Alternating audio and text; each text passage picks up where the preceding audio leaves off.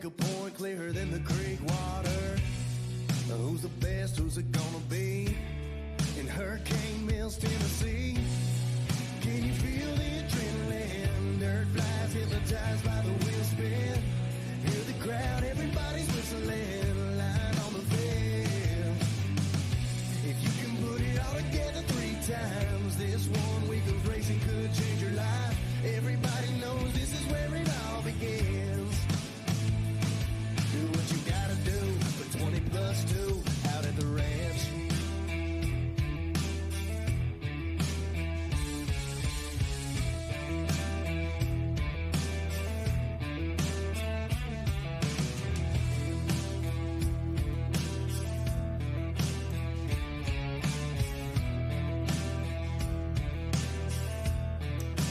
Hello, everybody, and welcome to the 43rd Annual Monster Energy Amateur National Motocross Championship at Loretta Lynn's, presented by AMSOIL. Zach Aaron here alongside Jackson Burrell to welcome you to day 2 of racing. We just wrapped up with our first race of the day, Supermini 1, and we're getting ready to kick off the second moto of the day. Looks like we've got bikes out on track for their sight lap. Jackson, I mean, we couldn't have asked for a better day of racing yesterday. I'm expecting more of the same today. Exactly, Zach. Day number 2, man. A big day here today. Got both of our Pro Sport classes, 250 Pro Sport, last race of the day here today, so they're going to get a rough track.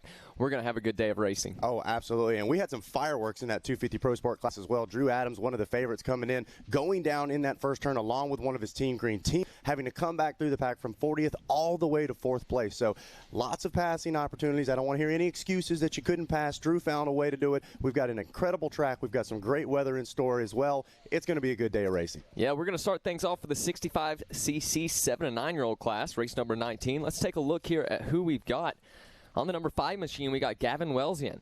On the number 7 is Beckham Smith. On the number 9 is Levi Letty. On the number 11 is Mason Dixon. On the number 13 is Wyatt Mutchison.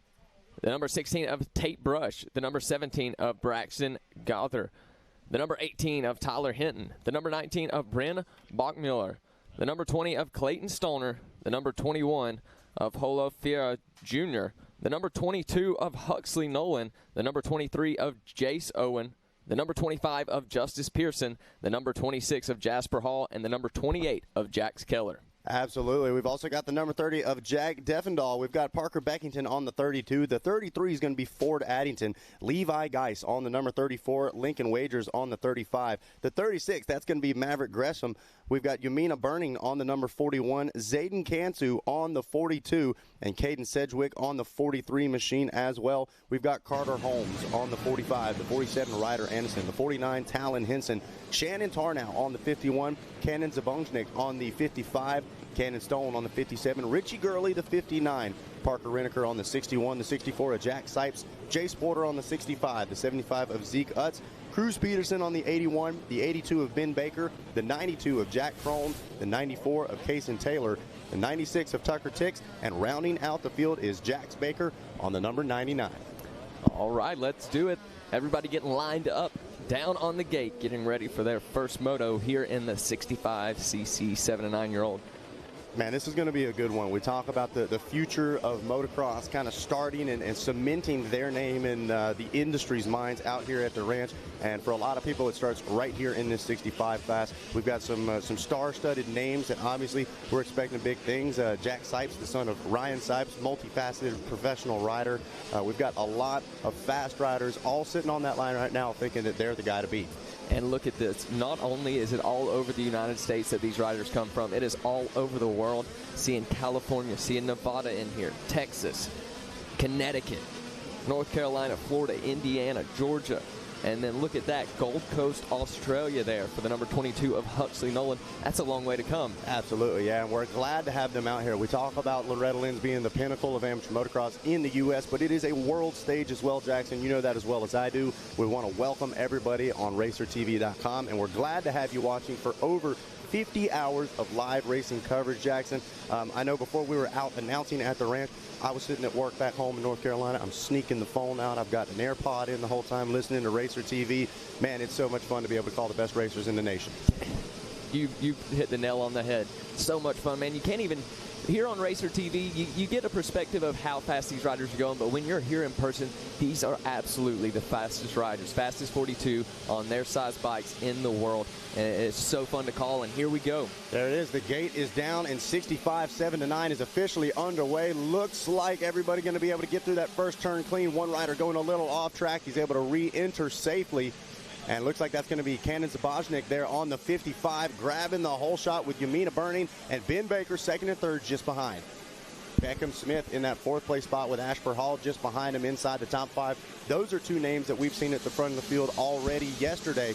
As look at this, riders absolutely launching their way through the 10 Commandments. Jackson, we talked about this on Monday during practice. For 65, one rider going down pretty big.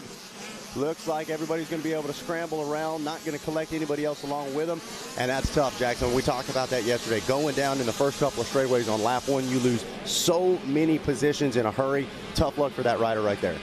Yeah, tough luck for him out for sure. And Zach, these riders out here that we're seeing, they might be 7 and 9 year olds, but they're veterans as far as riding goes. Seeing a lot of the names that we saw here several times at Loretta Lynn, so they know this course. Some of those being Ashford Hall there, Cannon Zabojnik as well.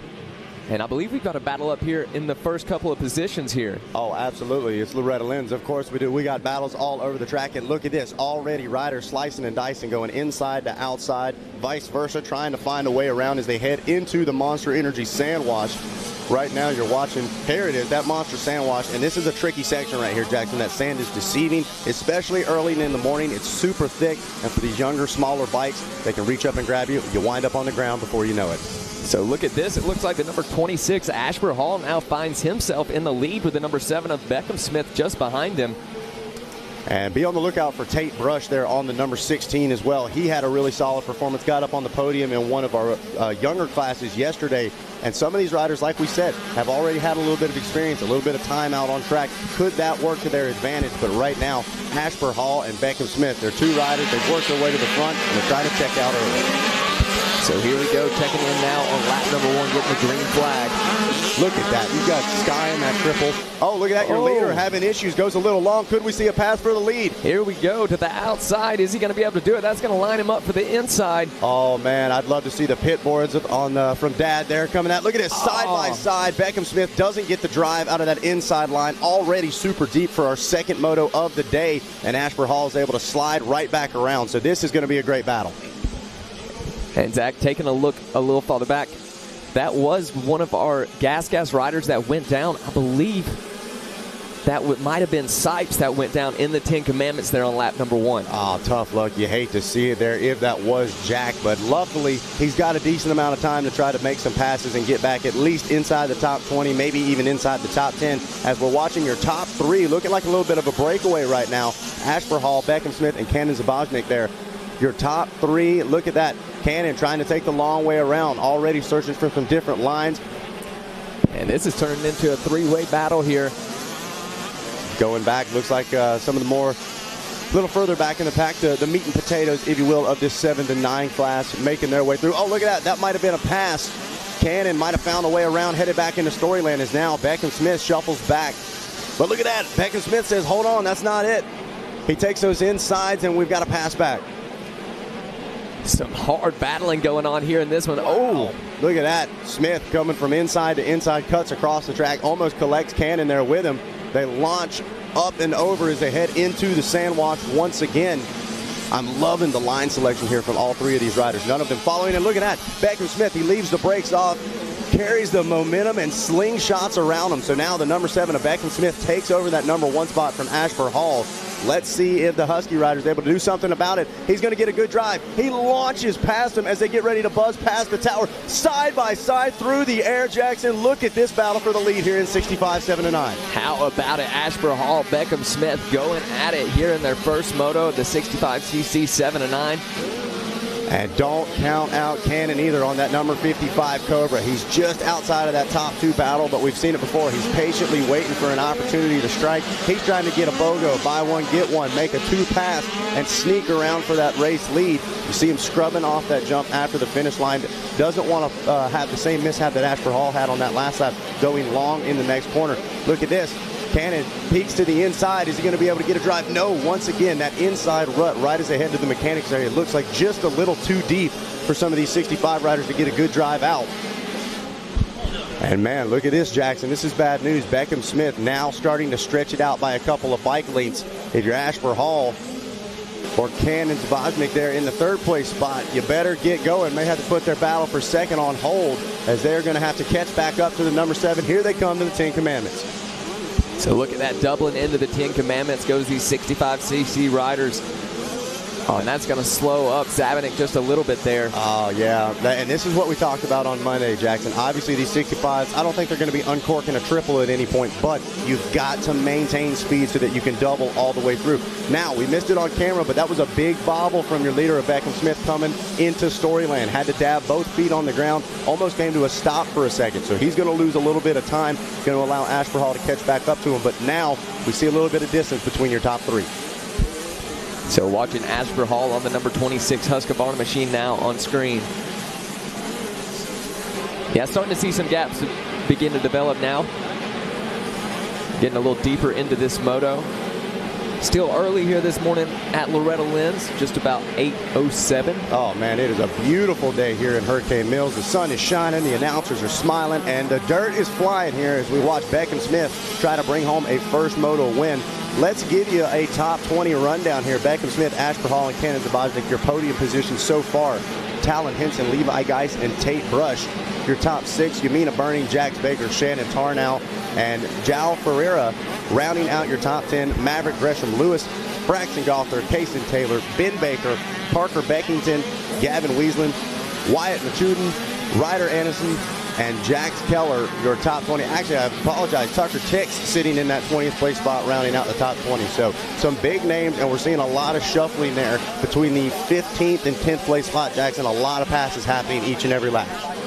Yeah, these riders battling it out. They know how important this first moto is here. Get a good score. You know, not everybody here, like we talk about, Zach, is going for that first. A lot of people just wanting that top 10, just wanting to establish themselves here at the ranch and in their class. We'll talk about it all week long, Jackson. The storylines that you see out here at Loretta Lynn's is what makes this race so special. You have some riders sitting on that starting line. They could care less whether they get 40th place or first place. The honor is being able to qualify and put that bib on. You made it out to the ranch. But on the other side of things, you've got some riders, probably like Beckham Smith, that know they've got the speed and the potential to be walking home with a national championship at the end of the week. So some riders bearing the burden of expectation, some riders just riding the high of being able to say they've raced at Loretta Lynn's. Man, look at that number 7 and the number 26, Beckham Smith and Ashford Hall, able to double their way through those 10 Commandments. So much more technical than what you would think. When you're here in person, you can understand. What you can't see from our camera shot there is just how rough those facings are there in the 10 Commandments. These riders really making it look easy. Yeah, it's such a good point you bring up. Obviously, a great camera shot there from Racer TV as the riders are approaching you through the 10 Commandments, but you can't see the ruts that are already developed on the faces of each and every one of those commandments. So, like we said yesterday, the second commandment, thou shalt not cross rut. Easier said than done, especially on these smaller bikes as we're watching on screen. Ashford Hall still trying to chase down your leader, Beckham Smith. So we'll wait and see exactly what happens here. Looking through, look at these riders patiently making their way through. Obviously, they're on the left-hand side of your screen. Some of these riders shuffling to the inside, having to run that single, maybe be able to pull out a double there. But you can see just how much quicker it is to be able to double all the way through that section. Yeah, and Zach, to do that, you've got to hit that first one perfect. You've got to hit the second one perfect. If you mess up on any of them, you're going to lose that momentum, not be able to double, especially here on these small wheelbases that the 65cc's have. Absolutely, and just like you said earlier, Jackson, these might be kids. Your average 7 to 9-year-old that you see, you probably don't think anything about them being an extreme athlete, but nonetheless, these guys are veterans. Only in motocross can you look at the 7 to 9 class and say that they've got a decent amount of experience out here racing. And so people like Beckham Smith, Ashford Hall, really have got the skills to pay the bills, and this is also probably the start of that Stasic generation as well, Jackson. We talk about how it has changed the racecraft of the younger riders, and we're seeing it right now. Yeah, no doubt. I guarantee every one of these little rippers have had a Stasic at one point in their life or another. They might still be on Stasics. Stasic have a bigger wheelbase there on some of their bikes as well, but on screen we see the number 7, Beckham Smith, your leader, making his way through. Just about to round out into the 10 Commandments now. Yep, absolutely. Going through that long, short shoot and starting to catch up to the tail end of the pack as well. So we'll see how that's going to shake things up for your leader. Is he going to be able to double all the way through the section because of the riders in front of him? We've seen some leaders yesterday get collected due to lap traffic. Maybe that'll be an opportunity for Asper Hall to catch back up and get in the fight for the win. And take a look at that drone shot, able to get some of those ruts, see exactly what these riders are having to deal with. Yeah, I got to give a huge shout out to our man Gabe Scholl there. He is the man with a plan when it comes to the drone coverage. And like we were talking about yesterday, even Kevin Winham absolutely blown away with the different perspective that drone gives us, being able to have an eagle eye view of not only the track but the riders as well. So right now we are watching the number 7 of Beckham Smith make his way through Storyland, and we'll see if he can head back through this sand wash, continue to stretch the lead out.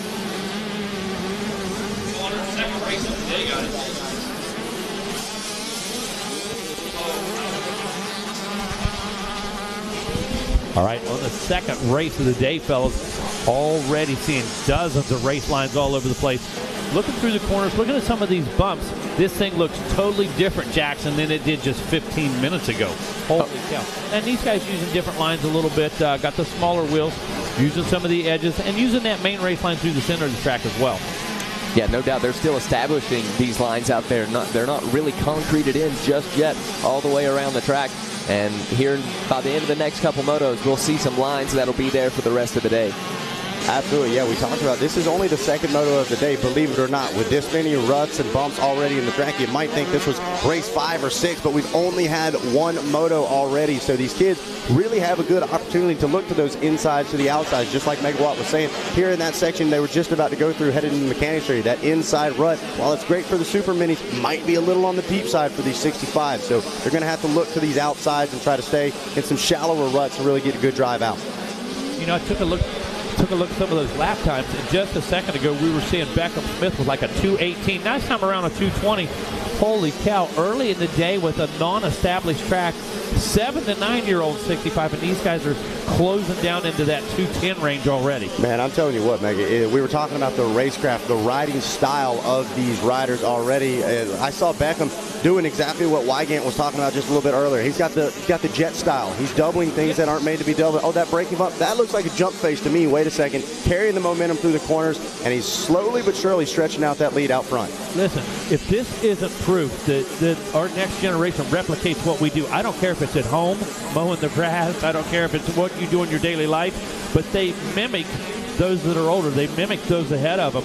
And the living proof is the way these kids are riding these mini bikes now are similar to the way Justin Cooper, Jet Lawrence, Hunter Lawrence are riding. So we need to have the Lawrence brothers doing chores around the house. Absolutely. What I need is Jet. Get on it, Dazzy. Get on it, Emma. Do some chores. Absolutely. Video that, and these kids will follow it. This is how Jet Lawrence mows the front lawn. Jump on that zero This is how you turn. fold your clothes and put them in the dresser. Hey, they do have Honda mowers, so it would make sense. Honda mowers. Yeah. What's funny, Mikey will tell you, we had that lesson at my cabin the other night, how to fold clothes, didn't we, Mikey?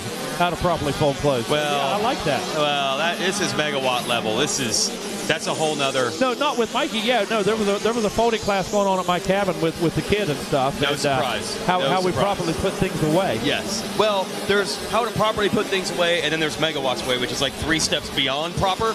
It's like, I mean, that folding. Man, you guys make me feel so Hey, Megawatt says why be good when you can be great, right? He just wants the best out of us. There's some baseball card collector out there whose baseball cards are not in the condition of his T-shirts. Oh, exactly. Yeah. Items. Well, I have to grade my T-shirts. Great. Just like the cards. I grade them. When they get to a grade 3, they're out. Okay, they're history. Mine are heathered, pillared, pilled, whatever they call it. It's true. I've seen them. Yeah, same ones for 7 years. There's a battle going on right now. Trying to see, it looks like Beckham Smith has checked through. I believe that's lap traffic that he's trying to make his way around, and that just shows how even further back in the pack, these riders are still quick. That's surprising, actually, how close they were on pace. Absolutely. I mean, it looks like a real battle right there. Believe that. Yeah, as Asper Hall just now comes across the stripe 13 seconds back from Beckham Smith. So, maybe breathing a little life into one of those lap riders. He's like, I promised Dad I wasn't going to get lapped. I went 3 laps. 3 turns. I stayed with him. I did it. Yeah, Beckham Smith still has that big lead. I was wondering what had happened there, but he's fine as we go into the 10 Commandments. And look at this, talking about those runs. Oh, hang on to it, Beckham. He goes a little long on that one double, able to move back over. And even that, he was jumping to the side, closing the door as he heads into that slightly off-camber turn after the 10 Commandments. See him center himself up on the bike right there. See him center that weight up and put the pressure on those. That's advanced move right there. It is, okay, man. That normally comes in the 85, maybe Supermini. This kid just like a pro, man. Smith looking good out there. Absher Hall got a good ride going on. Zabornik, listen, that guy's always in the hunt. He's going to race to the checker flag every time, dude. Well, these 65 classes also, man, the 3-moto format, you never know. Third place in that first moto might make all the difference. Yeah. Consistency. The last couple of years, I feel like it's gotten better for some reason, but we've seen some wild moto scores win these titles. So if you're Zabinik there in third, Jax Baker fourth, Maverick, Gresham, Lewis fifth, they still got a shot. What's also funny is see how many of these names are already 50cc legends. Oh, yeah. Wellesley in there in seventh. Tate Brush, who was really fast yesterday. Oh, fell over yesterday, had a little incident, but man, that guy's on fire. Shout out to Alex Ray. Says Tate Brush is his guy. He showed me some videos of Tate Brush absolutely ripping on a 50, preparing for this. So yeah, he won a 50 moto yesterday, 9th right now in 65, 7 to 9. This is like that transition age where you are old enough to race both. And Beckham Smith, Absher Hall. Look at that cutting across the ruts for Smith. Again, on a 65. Yeah, those are some small wheels. That's big risk to cut across that rut like that. Hey, let's take a look a little further back in the pack. In that 11th spot, we got Ben Baker, Braxton Gaither in that number 12 spot. It's going to be Clayton Stoner riding 13th. Huxley Nolan sits in the 14th position. The 15th spot belongs to Carter Holmes. Caden Sedgwick in the 16th spot. 17th position, that's Tucker Tix. Jace Owen rides in 18th. Levi Letty not having the ride he wants right now, putting in some good laps, though, in the 19th spot. And Zeke Utz rounding out our top 20. And Megan, you know as well as I do, no shame in that top 20. That is hard to get into, and that's what makes Loretta so special. The battle for the lead sometimes is just as intense as the battle for 32nd, the battle for 21st. There are battles all the way through this pack. We even saw your leader, Beckham Smith, trying to make his way around some lap traffic, and the lap traffic's giving him some fits because these guys are so quick and they want to battle whoever's next to them. And you know, that's early track position that determines that, you know, where you start, where you get your drive at. And you might be turning the same lap as the leader, but you're in ninth. Yep.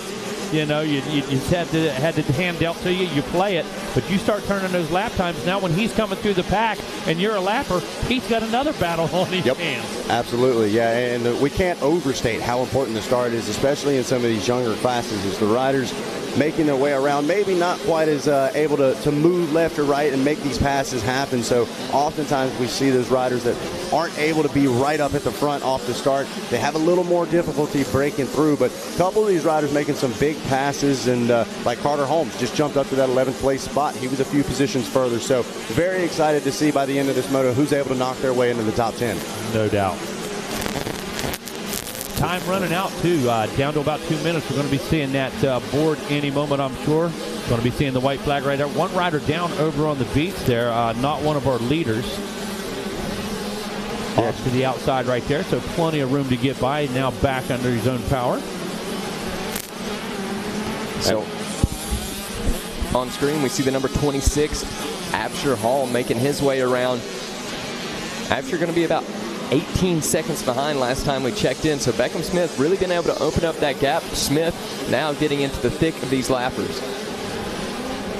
Zabinik still in great position in that third spot as we move in through the rest of the motos. White flag is out now, fellas, so less than a lap to go here. Absher Hall has some work to do. Has a bit of a gap right there. Beckham Smith, he needs to hit his marks. Just make sure he puts in less than one good lap here, and he's going to take home a gold medal. Less than a lap remains as the white flag is waving. And once again, if you guys did order bibs, they are now available to here on site. So make sure you guys pick that up at the MX Sports office. So once again, if you did order those bibs, they have arrived. You can go to the MX Sports office or behind the stage in the arena to get those bibs. So make sure you guys grab those as quickly as possible. I want to get them in your hands before your next gate drop. Man, that thing, that is the trophy. That thing is so sweet. Oh, I tell you what, mine's hanging on my wall right now. Absolutely. Yeah, absolutely, man. That would be a cherished prize for me, I will promise. Absolutely. Oh, and look at that. Whoa, Beckham Smith almost tossed it away at the end. And you know, one second, make a correction here real quick. The MX Sports Office, that is where you will get the bibs. It is not in the arena. The MX Sports Office is the one-stop shop for those bibs that were pre-ordered. They have arrived, so you can head over there to get those. Well, like you said, Beckham Smith, man, just got into the soft stuff right there. Almost gave that front end away. That's why you have to race to the finish line. You have to keep that intensity level. I understand throttling back just a bit and all that, you know. But a lot of times, as you know, Zach, Jackie, you do the same thing. You ride as well. Sometimes it's harder to go slow. Yeah, that's exactly what happened there as well.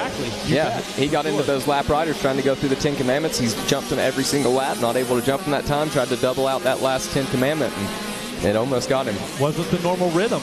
No. Wasn't what he was supposed to do. You know what I mean? It makes it's a little easier when somebody says give 100%, right? You give everything you got. But when they're like, hey, back it down to 85%. Okay, well, what's 85%? What is that? You know, it's hard to gauge that. And so we talk about riders, they're so accustomed to riding on the racer's edge and pushing that envelope that when they stop, sometimes that's when things go awry. But right now, your leader buzzing past us in the tower, headed into the Thor Sand Sweeper for the final time, back in, kicking to the left, kicking to the right, but the throttle hand's wide open. He's headed to the Bermuda Triangle for the final time. Yeah, we've seen so many races decided there, but it won't be this one today. Absolutely, yeah. He put in the work early, got the damage done, and now he's ready to take a checkered flag. There it is, coming across the line and grabbing the first moto win in 65-7-9. Beckham Smith with the hands in the air, and the celebrations begin. I got to tell you, you can see Beckham's body position there. He worked hard. Absolutely. You can see the deep breath right there, the sigh of relief. Evan, that guy put out the effort there. Absolutely fantastic ride by the number 7. AMSOIL working his way through. Looks like he's going to secure that second position right now. There you can see him working right back through. Yep. There it is, yep. How about that? We'll see if Maverick Gresham Lewis is able to secure that final podium spot. He was, I believe, outside the top 5 just a couple of laps ago. So making some quick moves when it counts towards the tail end of the race. And as soon as we have time and scoring update, there it is. So he does secure that final podium spot. And that could be the difference between a championship fight and overall podium right there. That one lap, those last few passes. Yeah, we preach it all week long. You got to be in it to win it, and that's from the first moto, and that's exactly what these guys did. You see Zabanek, he comes in the number 4 ride. Jack Baker does check in at 5th. And I'll be quite honest with you, to me, that's the cutoff at that 5. Yep. That's the cut. You know, you can still get in there and make it happen. Before you have a little better chance. The top 3, well, you guys go top 3. It's going to be a battle of the last moto. Without a doubt, and with the impressive performance that we had there, you got to believe that this one's going to be a fight all 3 motos all the way to the very end. So taking a look at your unofficial top 10, Beckham Smith, Ashford Hall, Maverick Gresham Lewis, Kenan Zabnik, Jax Baker, Gavin Wilson, Levi Geist, Tate Rush, Carter Holmes, and Yamina Burning, your top 10 in Moto 1 of 65-7-9. We're going to sign off from up here at the tower and send it down to Jason Wygant waiting on the podium.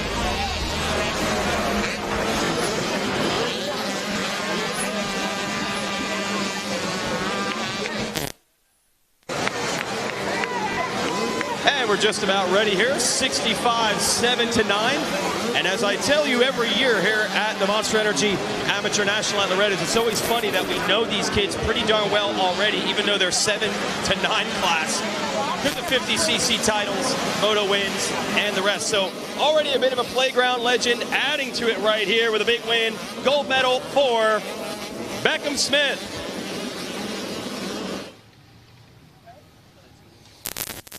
How was that moto, man? Tell me about it. It was good. I got a good start. The track was it was slipped some places, like sloppy. But I made it work, and I tried to ride my own race, so the check flag waved. Cool. Who do you want to thank, Beckham? My mom, my dad, my brother, Jesus Christ for keeping me safe, Orange Brigade, KTM, Maddie, Daniel, Robert Pierce, Team Dunlop Rob Fox, Game Moto, Greg Albertson, Bees Moto Lab, Twisted, Fox, Matt Mora, EVS, T-Rex Throttle, and my brother that lost his race yesterday, and I wanted to win this moto for him. Hey, that's cool. All right, making it good for the family. Let's hear it for Beckham Smith.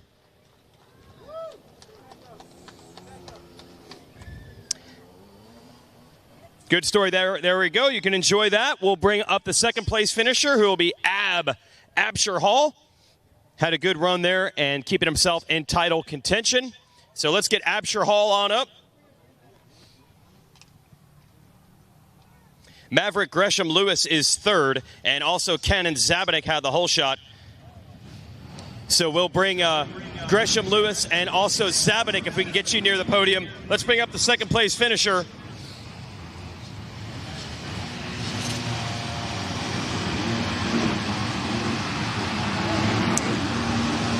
Here we go.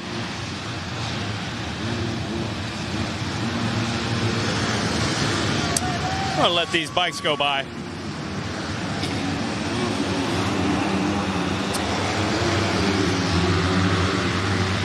Good enough. All right, out of North Carolina, let's hear for the second place finisher, Abshire Hall. All right, Ab, how was that moto for you? Good. Tell me about it. I got a good start. I got in the first real quick. I was trying to hold off Beckham, but he got a better line than me and just got past me. All right, you held on for a silver. You're still in title contention. Who do you want to thank, Ab? God for keeping me safe. Husqvarna, Daniel, Kyle, Ayot, Dunlop, T-Rex, PR2, Micah, Private Tier Connection, Chuck for making a bike for me that could run. That helps. Anybody else? Not that I can think of. All right, here we go. Let's hear it for Abshire Hall, second place. Good job, Ab. Third place goes to Maverick Gresham Lewis.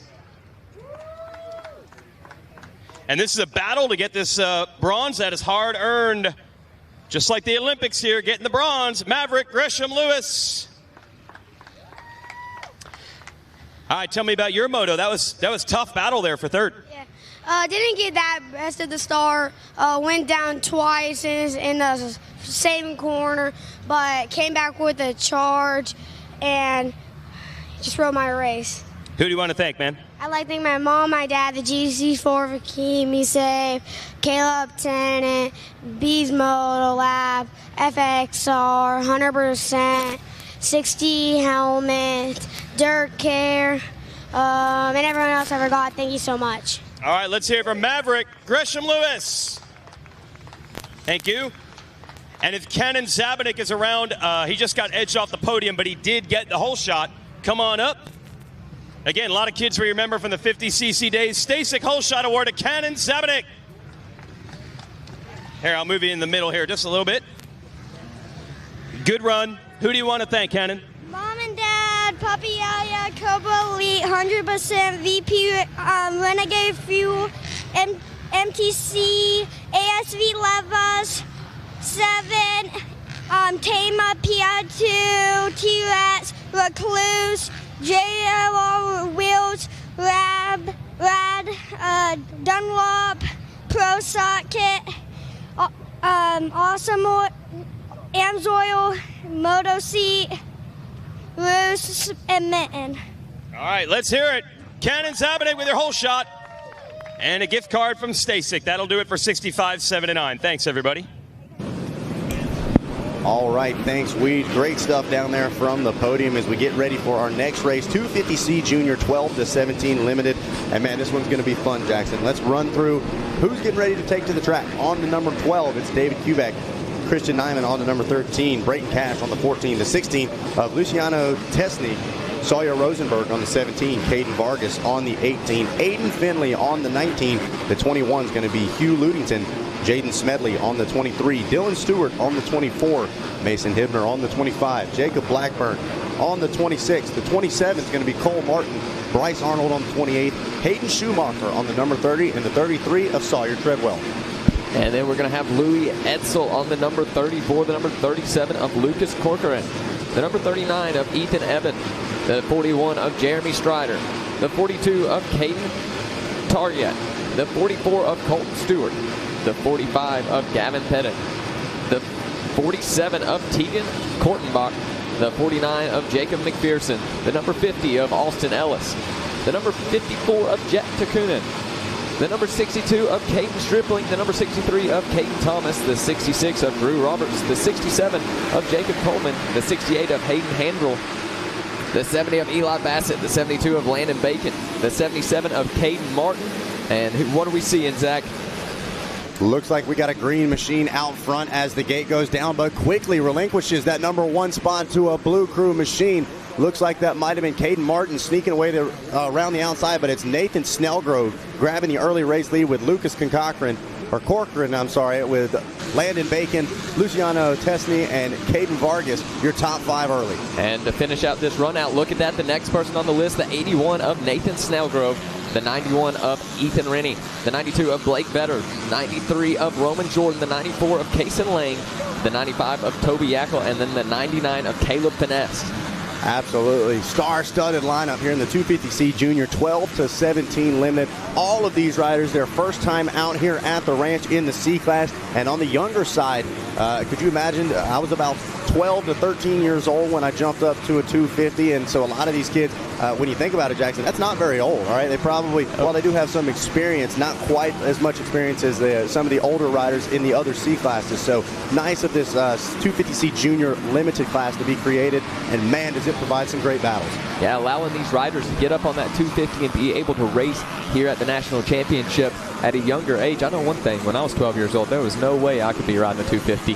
Hey, man, growth spurt happens differently for everybody, right? As look at that, we have another battle. Look like Nathan Snellgrove getting some company from one of the orange bikes as they make their way through. No, that was actually a Honda applying some pressure. I believe that was Caden Vargas on the number 18 making some moves. He was in about the 6th or 7th place spot early.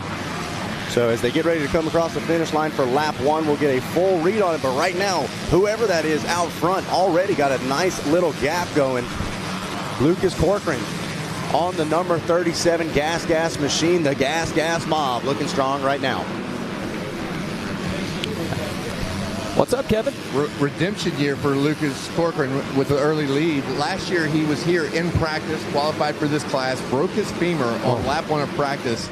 Literally the first thing he asked is, will I be eligible for next year? So great start to a week for Lucas, and what could be a redemption year. Absolutely. Tough go last year and looking great right now. Talk about that racer's mindset, and no sooner been scooped up off the track than already thinking about next year. But absolutely, yeah, huge opportunity, and he's making the most of it right now. Is not only is he out front, but almost the entire straightaway or section ahead of the rest of the field right now. Caden Vargas making some quick moves up to the 2nd place spot as Nathan Snellgrove rounds out your top 3. Austin Ellis and Luciano Tesney, your top 5. Oh, and look at that, one of our front runners goes down. That looks like it's the number 50 machine. That is Austin Ellis going down. Tough break for him. Going to allow quite a few riders by.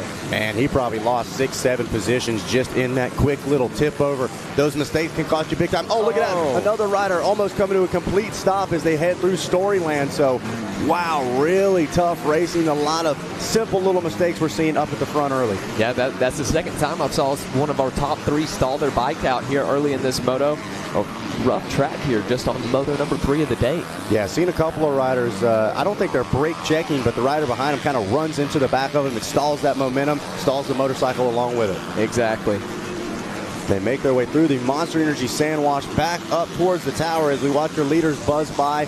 Now look at the ruts all the way through that corner. 6-7 different options. They hang off the back of the machines and get ready to head back towards the tower. There's that Thor sand sweeper already getting roofed out inside, outside, having to be very careful which lines you select. And seeing those riders make their way through that sand, man, getting through all over the place here this morning. Now on screen we see the number 37. That is your leader, Lucas Corcoran. Checks in with a 2:04.2. Caden Vargas now comes across the line in a 2:04.7, only 3 seconds back. So right now your top 2 running a very solid lap time as Nathan Snellgrove comes across the line 5 seconds slower at a 2:09. Landon Bacon going to advance up into that 4th place position. Luciano Tesney in the 5th place position. Caden Tarvart holding on to 6th. Toby Yackel in the 7th place position. Colton Stewart in 8th. Caden Thomas in the 9th place position. Kason Lang holding on to 10th. Drew Roberts in the 11th place position. Sawyer Rosenberg in 12th. Austin Ellis in 13th. Bryce Arnold holding on to 14th. And Caden Stripling back there in the 15th position, Zach. Man, how about that? Austin Ellis shuffles back from the 5th place spot all the way back to position number 13. Oh, look at that. More problems. That's the number 42. That's Caden Verjak there. He was in the 6th place spot. Something about that position number 6 just seems to have some bad luck in it. But he scoops it back up and is going to get back rolling. There is the number 18 of Vargas. He is trying to chase down your leader, Lucas Corcoran, and he's got his work cut out for him. It does look like he's tracked him down just a little bit, though. It was 3.7 seconds when they came across the stripe the last time. They get ready to head in that Monster Energy sand wash, and he can see him, Jackson. We say it all the time. If he can see him, he can catch him. Yeah, that's what I was just about to say, Zach. Once those riders get out of sight, it's so hard to get the pace down, to catch back up to him. But when you get that glimpse, when you can see him, when you start feeling a little bit of root from him, you know you've caught him, and it's go time. Hey, absolutely, man. All kinds of chaos and controversy around the C-Class, but nonetheless, they've qualified, they meet the credentials, and they are ready to do battle. Incredible skill that we're seeing as they were launching off of that huge sand roller. Now they head into the Bermuda Triangle. Look at that. Your leader goes inside. Vargas going to swing wide to the outside. Didn't quite work out for him. A quick little shuffle, almost threw the front end away. They check in for another lap. And we'll take a look at those lap times. It was 2:04 is the last lap around. Now Corcoran checks in with a 2:06. Caden Vargas going to try to match that and betters it with a 2:05.8. So able to cut that gap down by about 0.2 of a second. He's going to need more than that if he wants to make a pass for this lead. There we go, seeing a little bit. The number 18 on the Honda going full Jet Lawrence style, jumping those braking bumps, trying to take notes. Maybe he thought if he ran that number, it would just transfer over. You never know, right? But absolutely great stuff right now. And while it is rough and we do have some lines developed, Jackson, this is a beautiful racetrack right now. Not incredibly beat up. Riders still able to go inside or outside in almost all of these corners. So really got a full set of options when it comes to trying to make passes. But right now, Vargas just trying to chase him down. Corcoran really doing a good job. But look at this battle a little further back. This is what we need to stay on right here. The battle between Nathan Snellgrove, Toby Yeckel. I don't even know where he came from. I don't think we've said his name yet. And he jumps inside the top 5, makes a pass around Kaysen Lang, who's in the 5th place spot. Look at this, Jackson. That's 6, 7 riders all within the same corner. Yackel able to jump up there, man, and get himself into some clear ground and away from that battle going on behind him. Riders side by side through the air. We have a battle back there in that 5th place position. This is what Megawatt talks about a lot. Sometimes the battle isn't up there in those top few positions. It's back in the 4th, 5th, 15th places. Oh, I guarantee you. Yeah, right now watching the battle for those final podium spots and the rest of the top 5, but I guarantee you there's just as tough of a battle for the 33rd spot at the moment. So doing a great job. Taking a look now, actually in the 33rd spot is Jaden Smedley. He got a whole shot yesterday in one of our classes. So just goes to show how quickly things can change out here at the ranch. Yeah, that's something we see a lot here at the ranch here, especially in our C classes. It's not quite as consistent as far as the moto finishes go. Right now, Landon Bacon, he's having some bad luck. Shuffles back down to that 26th spot. Definitely not what he was looking for. As look at this, we got a battle coming through the Thor Sand Sweeper. The number 17, he's got company with Drew Roberts. They're side by side. Look at that, slams the door, does the number 17 of Rosenberg. That was a great defensive riding right there. Didn't do anything crazy, but held his line, made sure that the blue machine was going to have to take the long way around. They launch up and over that triple past the finish line, and the battle rages on there for the backside of the top 5. Toby Yackel now checks in the number 3 spot, so he makes his pass around the number 81. Snellgrove, a bad lap there. He lost 3 or 4 spots. Drew Roberts now jumps into the 5th place position. Sawyer Rosenberg, they're headed towards the front, Jackson. Look at those lap times. Rosenberg with a 2:06. That's 2 seconds faster than your leader. And still plenty more racing to go here in this one, just right at 6 minutes left to go. The lap times returning. That's just about 3 laps for these riders. So still plenty of time to make some moves. Yeah, absolutely. Probably without question one of the longer races these guys have dealt with. Not only is the time long, but the intensity of the racing. It's probably more than they're accustomed to. And Zach, we talk about pressure here at Loretta Lynn's. This is one of the classes that probably feels as much pressure as anybody. they're old enough. They understand the pressure. They understand this event. This is their first time here. They're trying to figure out the track. 15 minutes of practice, then straight into Moto number 1. Oh, I'm telling you what, as a guy that's been that C-Class rider sitting on the line, all right, I'm a C-Class hero. I got no shame in it. I knew Mitch Payton wasn't going to be waiting with a pro contract at the end of the week, but best believe I was taking it serious. I worked hard to get out there, and you hit the nail on the head, Jackson. You were able to really capture the full intensity of this race as we're watching. Look at this. We got a battle on our hands. So taking a look now at Toby Yackel there on the number 95 on screen there on the Kawasaki machine. Want to check back in with our leaders. I believe Vargas has tracked down Corcoran. I think they just came through the Thor Sand Sweeper, headed towards the finish line. I saw the number 18, but couldn't quite see who was right in front of them. Yeah, they're within probably 1 to 2 seconds as they make their way past the finish line. We got a battle for the lead on our hands as Corcoran checks in with another 208.3. Let's see what Vargas is able to match it with. It was 3.1, the gap between first and second. Look at that, now 1.3, Jackson. We got a battle for the lead. We sure do, and that last time around, Vargas 2 seconds faster than Corcoran. Look at this, Jackson. I know it's not on screen at the moment, but pulling alongside that long short chute, getting ready to head into the 10 Commandments. Vargas trying to go around the outside and make a pass for the lead. And taking a look here, Vargas to the outside. That's going to line him up for the inside. He's going to go very far inside. Not going to be quite enough as of right now. Got them on screen here now with Racer TV. Look at that. Vargas not getting a great drive into the 10 Commandments. That's going to open things up by a couple of bike lanes. Corcoran able to take a little breather, try to regroup, find a way to shake the Honda off the back of him. And the 2-lap card is out, so this next time around, they'll be getting a white flag. And that is going to let Vargas know he needs to go if he is not already. It is go time. They triple back into Storyland, making their way around some lap traffic as well. Could that play into the hands of the Honda rider? Maybe Corcoran's able to get a lap rider between the two of them. Not going to be able to fit anything between the two of them now. They're side by side. They almost touch tires. Here they go, getting ready to head through the waterworks, back towards that Monster Energy sand wash. We've seen a lot of passes right there yesterday. Jackson, could this be the opportunity for Vargas? Let's take a look. Here they go through the sand, up and over the Rocky Mountain here in just a second. They both shuffle to the inside. Corcoran uncorks it, launches out of the sand. He's going to get the inside in that next line. Could it be enough? Almost side by side as they come up and over the jump. Look at that. Hanging off the back of that Honda was Vargas. He's doing everything he can. The Thor Sand Sweeper, he goes a little bit wide. He's going to try to carry that momentum. He's up on the pegs. And here we go. This time around, they're going to be getting a white flag. It is go time right now for Vargas. Corcoran hanging on for dear life. He's done a great job of riding a wide bike right now. You know the hard road. Oh, look at that. Vargas comes up just a little short on that triple. Able to keep it on course. Doesn't really lose a whole lot of time. They get ready to head into the mechanics area for the final time. That last little bit of motivation. Oh, problems for your leader. He bobbles. He tries to close the door, and that's going to do it. Caden Vargas able to slip around and make the pass for the lead here on the final lap. And there it is. Corcoran with a bobble, and that's all it's going to take for Vargas to get around. Could we see Corcoran make a comeback here? Oh, you best believe it. He dives right back to the inside through that long, short chute. They're getting ready to head to the 10 Commandments. He's led for the entire race here. He saw the white flag. He doesn't want to lose it now. They both go to the inside. How's it going to happen through the 10 Commandments? And here we go.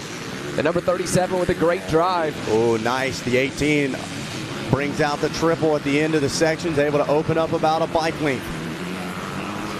Getting ready to head back into Storyland. Both of these riders hitting that full triple.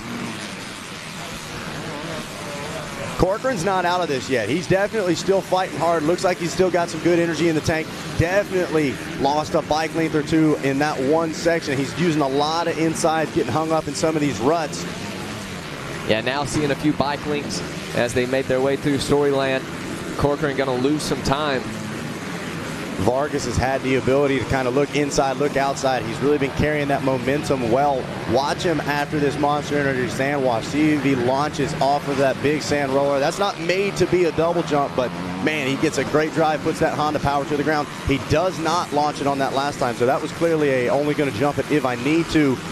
Protects the inside, and he's getting ready to buzz the tower for the final time. So here we go, final lap here for the 250C Junior Limited class. Could we see something here in these last few turns? Only a couple bike lanes separating these two riders. Well, they're headed to the Bermuda Triangle. If something could happen, that would be the place to do it. Here we go. Corcoran tries to peek back to the inside. Vargas has got to get a good drive. They're within a bike length or two, but it's too little, too late, and the number 18 of Caden Vargas is going to grab the first moto win in 250C Junior 12-17 Limited. They both shoot a thumbs up to one another. Lucas Corcoran going to cross the line in second. Got to give a huge shout out to Toby Hackle, running a 2:07 on that last lap. Absolutely flying, but just a little too late to get to the front to be able to battle for that top two position. He does come across the line in third, definitely still within this title fight, as Sawyer Rosenberg and Kason Lane round out your top five. So fantastic racing there to kick off today's action, our second moto of the day here on Racer TV. And this is what we were talking about. Jason was talking about it. We were talking about it, Jackson. These riders are absolutely spent. And this is not because they're C riders. Trust me, I was watching Avery Long and Drew Adams and all the best of the best do the exact same thing yesterday. They are giving each and every moto all they've got. And they are completely spent as they head to that Monster Energy cool-off area. Let's give you the unofficial top 10 here for 250C Junior. Caden Vargas grabbing the win with Lucas Corcoran and Toby Apple, your top three. Sawyer Rosenberg and Kason Lang, your top five, with Luciano Tesny, Christian Neiman, Jacob McPherson, Drew Roberts, and David Kubek, your top 10. Got to give a shout out to Kubek right there. Last time I saw him, he was in the 26th position, so making a ton of passes at the tail end of that race. Well, that's going to do it for us down here from the tower. We're going to send things down to Jason Wygant, getting stuff together and getting ready to talk to our riders on the podium.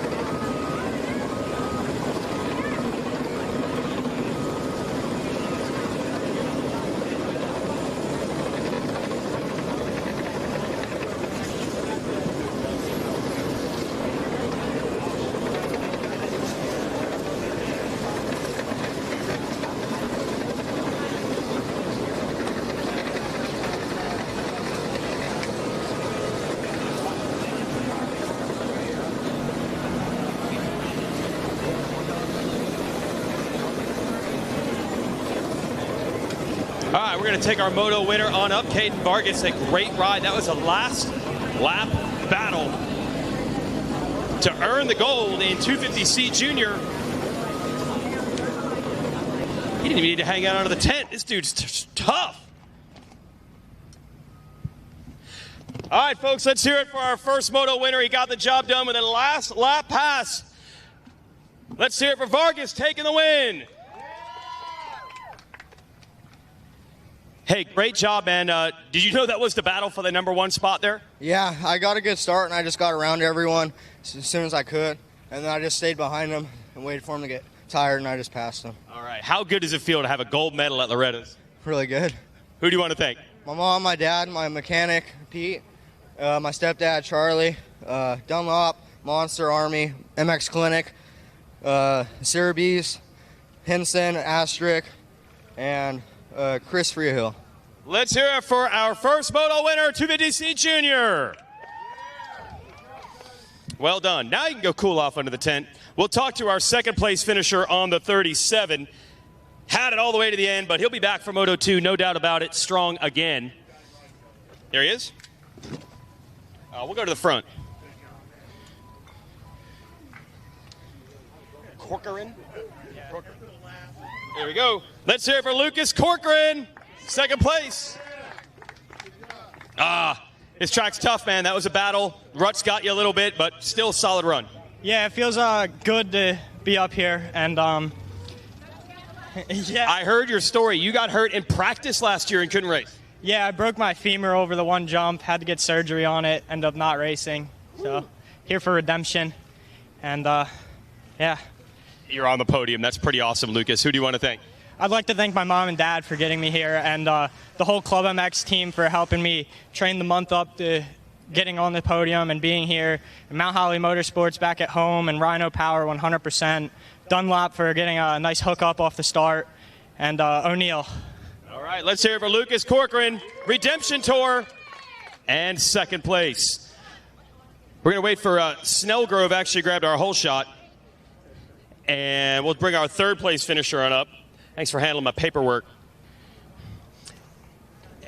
The 95 will finish third in this one, and that's a solid run for the bronze. Let's bring Toby on up.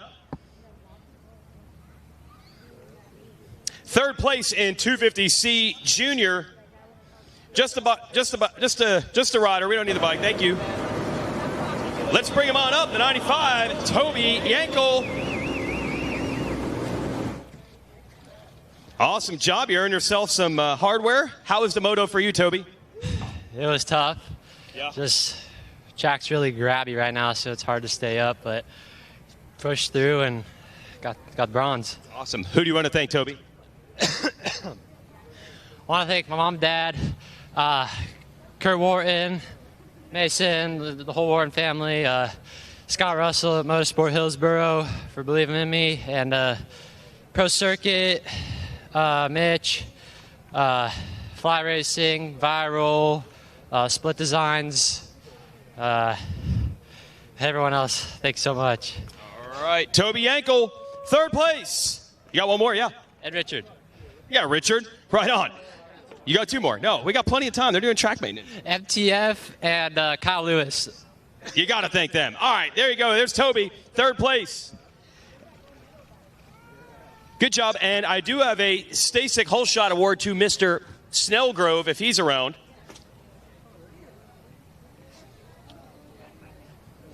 Stasic Whole Shot gift card goes to Nathan Snellgrove. Man, what's it like to grab a start like that at this race? It's so exciting. It determines your race so much, and I don't know. It's cool having all the bikes behind you. Who do you want to thank, Nathan? OGs, HMX, Walton Kawasaki, TCD, Hall Race Fuel, Hudson's Motorsports, DND, EVS, and I think that's all. And everyone back home in Canada watching and supporting me. Thank you. That's awesome. Let's hear it for Nathan Snellgrove with the whole shot. Thanks, folks. And that's going to do it for our 250C podium. You can hold on to that, and we'll have a little track maintenance, and I'll send it back up. It's all brought to you by Monster Energy and presented by AMSOIL. All right, thanks for that, Jason. Back up here in the tower as, just like you said, a little bit of track maintenance going down, throwing down a little bit of water. It's like we always say, Jackson, these guys, they're never chasing, right? They're never chasing the weather, anything like that. They're prepared ahead of time. So go ahead, throwing down just a little bit of moisture before we drop the gate on this next class, 450B Limited. And man, if the 450B Limited class is half as exciting as the 450B class was yesterday, this is going to be a fun race. It's going to be great out there. 450B Limited riders out there. The number 7 of JJ Concannon out there. 13 of Thor Power, looking for big things from him. The 14 of Brandon E. The 16 of Lance Geis. 17 didn't have a good run yesterday, but a respectable run. We're looking for him to get up on that box. 17 ride of Cade Johnson. 18 of Devin Cook. Number 21, Wyatt Bass. 22 of Mason Nettleton. 24 of Wyatt Harrington. 27, Carson Fields. 28, Nathan Hummel. 29, Grayson Townsend went wire to wire yesterday. We'll see if we can back that up again today. The 30 ride of Lorenzo Benjamin Pasquale de Villa. 31, Connor Mowry. The 32 of Miles Monty. The 33 of Kai Gentry. 37 of Logan Mortberg. 38 of Wyatt McGrath. 39, Trent Salisbury. Also got our good man out there, the 41 of Philip Marte Costa.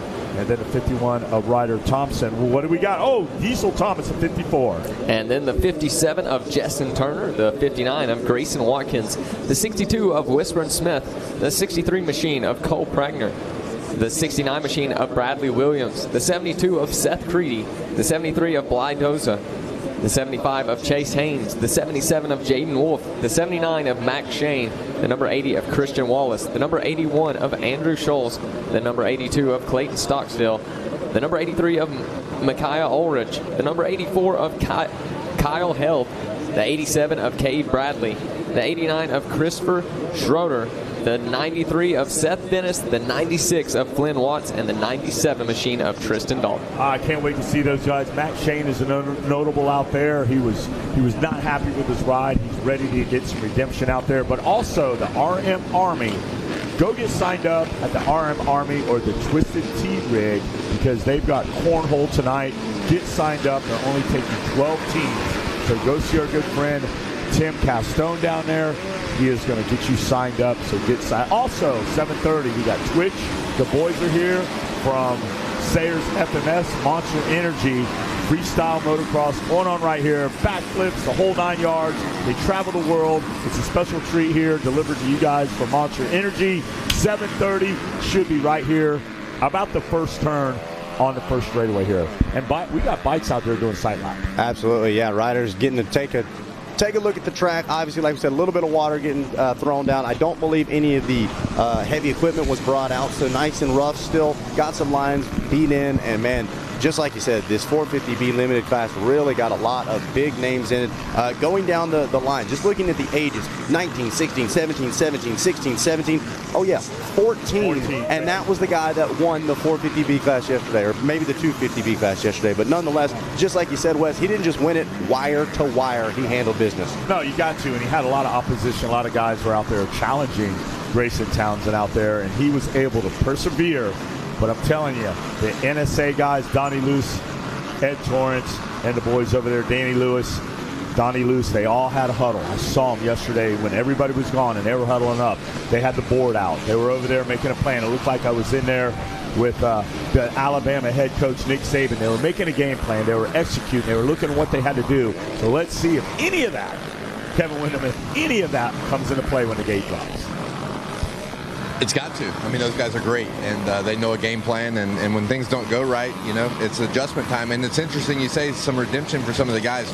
You know, we're getting into a little bit deep into Moto 1s. A lot of the guys have had that first opportunity. You know, maybe they dropped the ball, and they're in their second class here. And it's still in Moto 1, right? But their second opportunity to race at Loretta Lynn. So, you know, adjust the game plan. Figure out where the X's and O's need to go, and having all the guys you mentioned on your team, that's what they're there for, and they want to win as much as the riders. So if adjustments need to be made, I trust those guys to make them. Absolutely, and they're also riders. They also have different goals they need to fulfill. You've got some riders here, their first time, they're entry-level C-class. They're looking for that 50% discount. They're looking to get locked in somewhere. They're over there meeting the OEMs. Then you've got some guys with a little better ride that are looking, hey, maybe I can get a few bikes if I do a little better. Then you got a few, maybe Drew Adams, maybe a couple of them, Cole Davies, are looking for that next pro contract. Maybe somebody's here that's going to say, hey, I got you.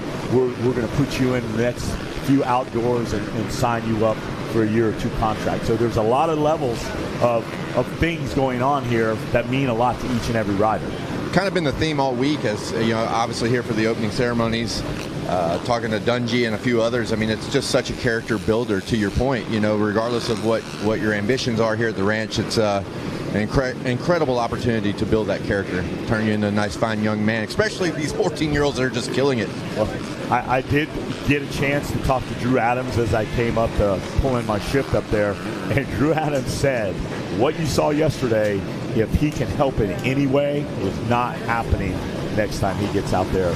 He said Luke Davies is going to have to fight and have to earn that next way. Oh, absolutely. And you know, and even being down in the impound area, that cool down area post-race, listening to some of the coaches, whether it's a mental coach, whether it's the parent, talking to these riders that did not have the showing they were looking for. They're a little disappointed in their results. I was hearing a lot of, hey, find out what we did wrong. Let's dissect it. And then once we have, put it behind you, all right? Don't sit there and reflect on it all night. This is still a Moto 1 right here, Wes, all right? So the slate is clean. These guys have got an opportunity to still go after a national title, even if they had a bad Moto 1 in a different class. Well, the whole irony of it is you're supposed to progress and do, like, if you win one, bang, let's go back it up and win another one. Kevin knows, win Moto 1. Try to win every moto you're in. But if you do have a little bad luck, the idea of it is as the week goes on, you're supposed to get better. Get better scores. You're rolling in 10, hey, your dad told you, hey, let's just try to get a top 10, and then you bang out a top 5. You're showing progression. Yep. You're showing that, hey, these tools that we did. It's not fair to compare him to other people, though. That dude reeled off 18 motos in a row. Well, let's just say he's a testament of what happened. Yeah. And goals are set. You know, hey, you can't tell your 5-year-old, I need you to be like Kevin Windham. No. That's impossible. Be like Jet. Well, here Jet we go, Kevin. Gate is down. Who you got out front? A couple of KTMs, looks like. Seth Dennis going to grab the whole shot on the 93. Now that's what he's talking about. He's probably one of the kids that wasn't super pumped on his ride yesterday. I see a couple of Kawasaki riders. There's some Yamaha guys. A lot of talent here. You got to let them get sorted out, though. In the 10 Commandments, there he goes right there. Looks like Seth Dennis is pulling the trigger and want to get us a sun right away. Hey, absolutely. He shook off that last moto yesterday, just like Kevin was saying. Not a bad result by any means, but obviously a little more expectation for the 93. He's showing what he's made of right now as he's out front with J.J. Kincannon and Nathan Hummel just behind him. A little rough out there, Kevin Kelly. I see some of the Yamaha guys did not get off. God, Kate Johnson, man. If he could give you $100 to get a start, he would do it. He would buy a start right now. Here, the Heat, Grayson Townsend went wire to wire yesterday. 19. 19. But you know what it shows? See what he's made of. It gets to show you what you're made of exactly, and if you have the grit to come from the back. There's a lot of ingredients that we look for. Is he just a guy that can win, or he throws it all away? Or can he be, I call the junk man, salvage something, try to pull something out of there, and we saw that yesterday as well with a lot of the junk man. The junk man. Fred Sanford out there. There's Nathan Hummel. We said his name a few times yesterday. He is in 3rd. Diesel Thomas, Seth Creedy is 5th. Grayson Watkins 6th. Jaden Wolf, Justin Turner, Wyatt McGrath, and Cade Bradley round out your top 10. But it is all smiles right now for Seth Dennis. Nathan Hummel looks like he's going to make the pass and move into 2nd. He'll click over on the board out there. Diesel Thomas. Oh, big get off there. Brett Ryder got pummeled by his motorcycle. But look at that. These guys are so tough. He hops right back up.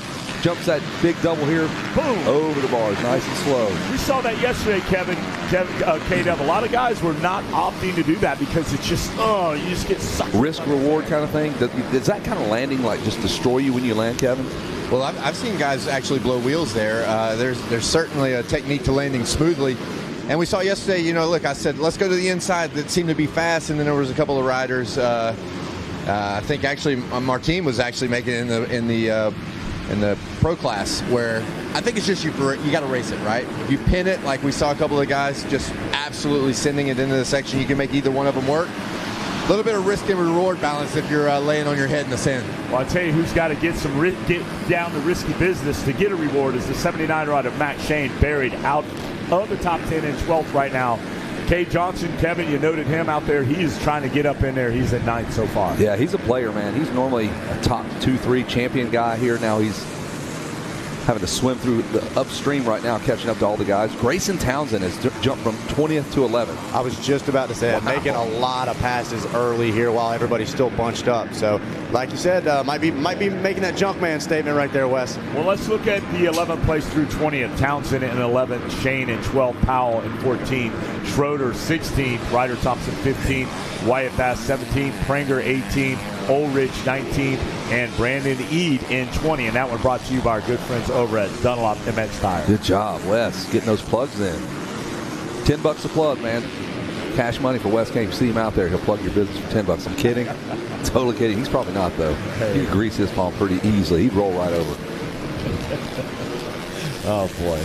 All right, here we go. Seth Dennis out there. Looks like he's going to need another one, Kevin. What do you see over there out the side window? I mean, he's getting some attention up front by Hummel and Diesel Thomas. Things might have shaken up here. Look for these guys to come across the tunnel of love, and we are working on lap number 2. 155 is still Seth Dennis. Getting some heat, though. There's some other racing on screen.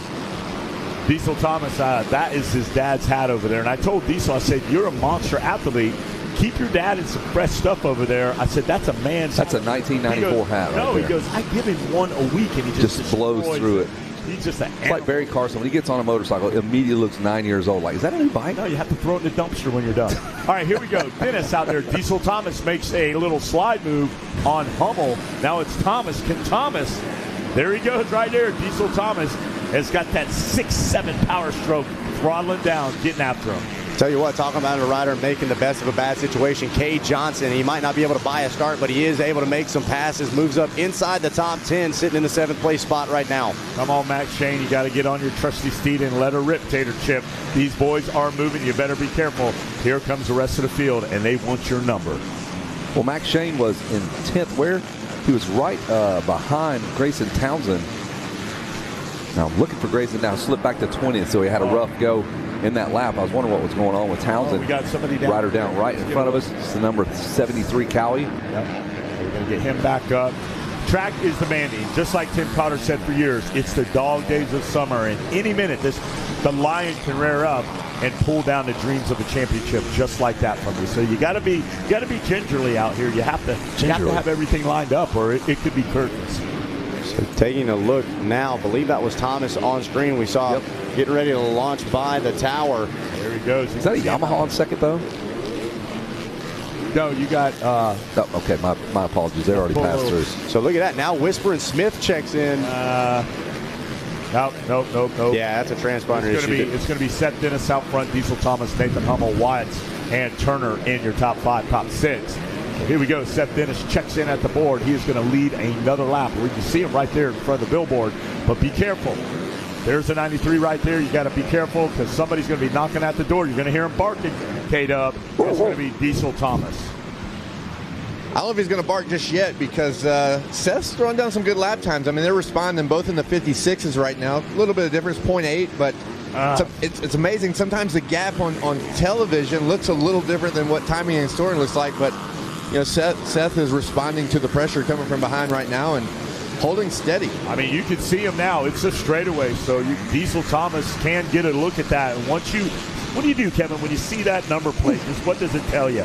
Like that you're getting hungry, right? You're getting Yeah, well, you're hungry if you're in second. You're trying to make adjustments and seeing like, okay, he's stretched out a little bit coming out of Storyland or going in the Storyland as we see him entering now. You know, you have the ability to make a little bit of adjustments as they get in the lappers. They know you're coming, so you have a small advantage. But if you're in the lead right now, you just have to stay present, stay on your bike, and not check your 6 too much because the race is ahead of you. You got to keep moving forward. That's how he reeled off 18 motos. I'm still reeling over that. He cranked out 18 straight moto wins here. Oh, rider down. Oh, look out. Is that Seth Dennis? Let's take a peek at him. No, that looks like Nathan Hummel right there. Nope, not Nathan Hummel. It is Nathan Hummel. 28. 28, yep. So Hummel takes a digger right there. Look at that. They just attacked him, man. He gets right into the middle of a battle. Bogeys left and right. He goes right into 5 riders. Like, can't even catch his breath. No, you don't even have time. Shoot. Pop Curry says, if you dab your leg too much, you look out. It's like when you get the shoot. It's too quick. All right, Seth Dennis out there. Thomas still going at it. I'm watching the 96 ride of Glenn Watts. Get some. Here we go. Jessen Turner up to 4th. He's got Hummel just behind him, and Kay Johnson probably will get around Hummel here just in that crazy fracas of a group of riders there. 4 or 5 guys when he went down just surrounded him. Matt Shane over there hovering about 9th. You know, when you get up about there, K-Dub, those guys are running like 157, 159. Every 10th of a second is going to count somewhere out there on this track. Talent's deep. Yes. Like I said yesterday, you can be having your best ride ever and people not even know you're out there. Mom and Dad do, but might not be in the position you want it to be, but that doesn't mean you can't respond in Moto 2. Yeah, the talent is deep and the lap times are tight. Well, here we go. You see Seth Dennis clicking off a 1.575. Diesel Thomas right about there, just a few tenths faster. I don't know if it's enough. We got 11 minutes, almost 12 minutes, Kevin. Is there enough for Diesel Thomas to put the koala bear move on Seth? The koala bear move, the patented, everybody knows what we're talking about, koala bear move for sure. He's got time, yeah. You'll see it. He's got 11 minutes. Man, Grayson Townsend, if you were to do a chart of his lap, it was here, there. He's back to 23rd, back to 20th. He's back in 23rd now, so. 3 races in one. Yes. It's like get up, go, back, no, come back a little bit. Probably past 85 guys. 80. The same guys 3 times for sure back in 20th. Guys, hey, we are wishing him luck. keep it on two wheels and keep going to the front. Good thing is he could stay in this class for a few years. He's 14. No rush there. Just do what you do. He's a little outgrew the Supermini. Skipped a year, I believe, and now he's out here and doing. Yeah, he's a young 14. I talked to Gary Bruff from the RMX series. He says he'll turn 15 in November. Not the best AMA age. You know what I mean? Like the very last you turn. You want to be early in the year. Well, there you go. We're watching our guys out there. Seth Dennis still looking good. There's Diesel Thomas. Thomas, a big, tall guy. Big name says it all too. Fills out Diesel. that frame. Yeah. They knew he was going to be big. Like when she's about 6 months, she goes, "We're going to call this boy Diesel."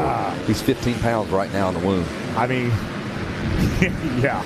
Came out with a full head of hair, sleeve tattoo, said "Mom." First words were, "What's up?" He was eating solid food the first day, eating burgers. Yeah. 6.7 power stroke, fully deleted, full exhaust. It's a 7.3, dude. Yeah. Everybody says it. 6.7. Keep going. You're going to stay the course. There is Seth Dennis, man. What a boring moto for Seth Dennis, and that's exactly what he wanted. There is Thomas trying to make a run at him, and Watts. And now they clicked it both down to a 1.56. Halfway through the moto, 9 minutes to go. The boards are working out there. The boards are saying he's coming, pick it up, and both of them drop that lap time down out there. But I'll run down the guys, the action probably 11th through 20th. Let's keep an eye on those guys. Ryder Thompson, you pull in there 11th. Wyatt Bass 12th. Nathan Hummel drop back after a little crash over there 13th, up and running. Maikai Ulrich 14th. Kai Gentry 15th. Lance Guy 16th. Mortberg 17th. Schroeder 18th. Wallace 20th. And Eid 21st. And we're going to shout out to 21st would be Townsend out there still trying to make something happen. Eid is probably going, what is going on? This guy's passed me 4 times in this moto. What's the deal here? Yeah. Grayson Townsend has zigzagged all over the leaderboard here. Kay Johnson creeping up in 4th. He's 8 seconds behind Flynn Watt. So your top 3 are gone. They had that breakaway early in the moto. Everybody else had to percolate to the top here. We saw Seth Dennis in at least 13th. Well, that's why they always try to say keys or start. Keys are how many percents of the race? They say like there's a good percent. 70. Let's go with a little higher than that. But who knows? You know, I mean, it's 20 minutes. You know, you were talking earlier, can he get it done? We have 11 minutes left. And we've seen some great battles go all the way down to the Bermuda Triangle and even beyond. And on a track as treacherous as this, I don't think any lead's really safe here. Nobody's safe. No, we've seen lots of front flips in motos here, and they still won. Yeah. Full flips, man. I got judo chopped by my own bike, and I still won the moto. They're just in that Olympic theme here, I guess. I've seen more front flips this week with great landings. The German judge has been tough on some of the 50 riders, but other than that, it's been fun watching them. They all got up. They walked away. Yeah, Landon Gordon escaped a good one yesterday when he launched that into the sand sweeper. That picture told the story, and you're like, if somebody shows you that picture, like, hey, is he okay? No, he kept going. He won. Yeah, he won. Never hit the dirt. Well, when you talk about riders being able to take those scary moments, those mistakes, and put them behind them almost immediately. As we were talking about, the next lap and the rest of the moto, Gordon was still launching that jump each and every lap. So these guys really able to shake it off no matter how scary things get. Watching on screen right now. Kate Johnson and Justin Turner, maybe? I believe the 57 of Powell and Justin Turner. That is for 5th. Justin Turner on the 57. Thor Powell coming out of the trees, straight, literally lives in the trees and comes out, just migrates out of the GNCC trees here and jumps in and races with the boys. He's like a throwback to Aaron Plessinger. Well, Seth Dennis still holding court out there. Court, Thomas, Watts, Johnson, Turner, and then Thor Powell trying to respectable lap time out there with Powell, 1.58. Yeah, and he's been working forward too. He was at 13th at one point, worked his way inside the top 10, so making a lot of good passes. Back to your leader, Seth Dennis, heading by the finish line once again. Been watching Dennis out some of these windows here, really staying on the pegs a lot, standing up deep into the corner to avoid those ruts. Seems to be working out for him. Is once again drops back just a little bit though. 158 that last lap to Diesel Thomas's 157 too. So Thomas, 3 seconds back, Kevin, with 6 minutes to go. He could drop that down a little bit more and get back to that 1.56. He could get in the mix for sure. Definitely. We've seen guys dig in deep. Those last 3 laps, they know it. They know where their fitness is. You can just tell if that's your rider. Like I could tell my brother when he was feeling it, you could just tell the form was like you could see them being aggressive late in the moto. They're relying on their fitness. So Mom and Dad or their guy boarding them knows exactly what they got in the tank right now. As we continue to watch the 57 of Jessen Turner out of Texas on that Yamaha ride. Turner did not have a good day yesterday either, so a good turnaround for him. Needed a solid result and sitting solid inside that top 5 at the moment. I'm watching Townsend now back, Kevin, to the 16. 15-16. Good Lord. Guy is putting it down. 14 years old, but he's got that much in the tank. A lot of upside for sure. Logan Morberg was way down the roster. He's coming back up in the top 16. Lance Guy, Harrington. There's Costa, Stockstill, Creedy. Devin Cook back there. We'll holler at him back in 35th. Hey, you're having a great day, dude. Just keep your chin up and keep soldiering on, man. Keep those dukes up.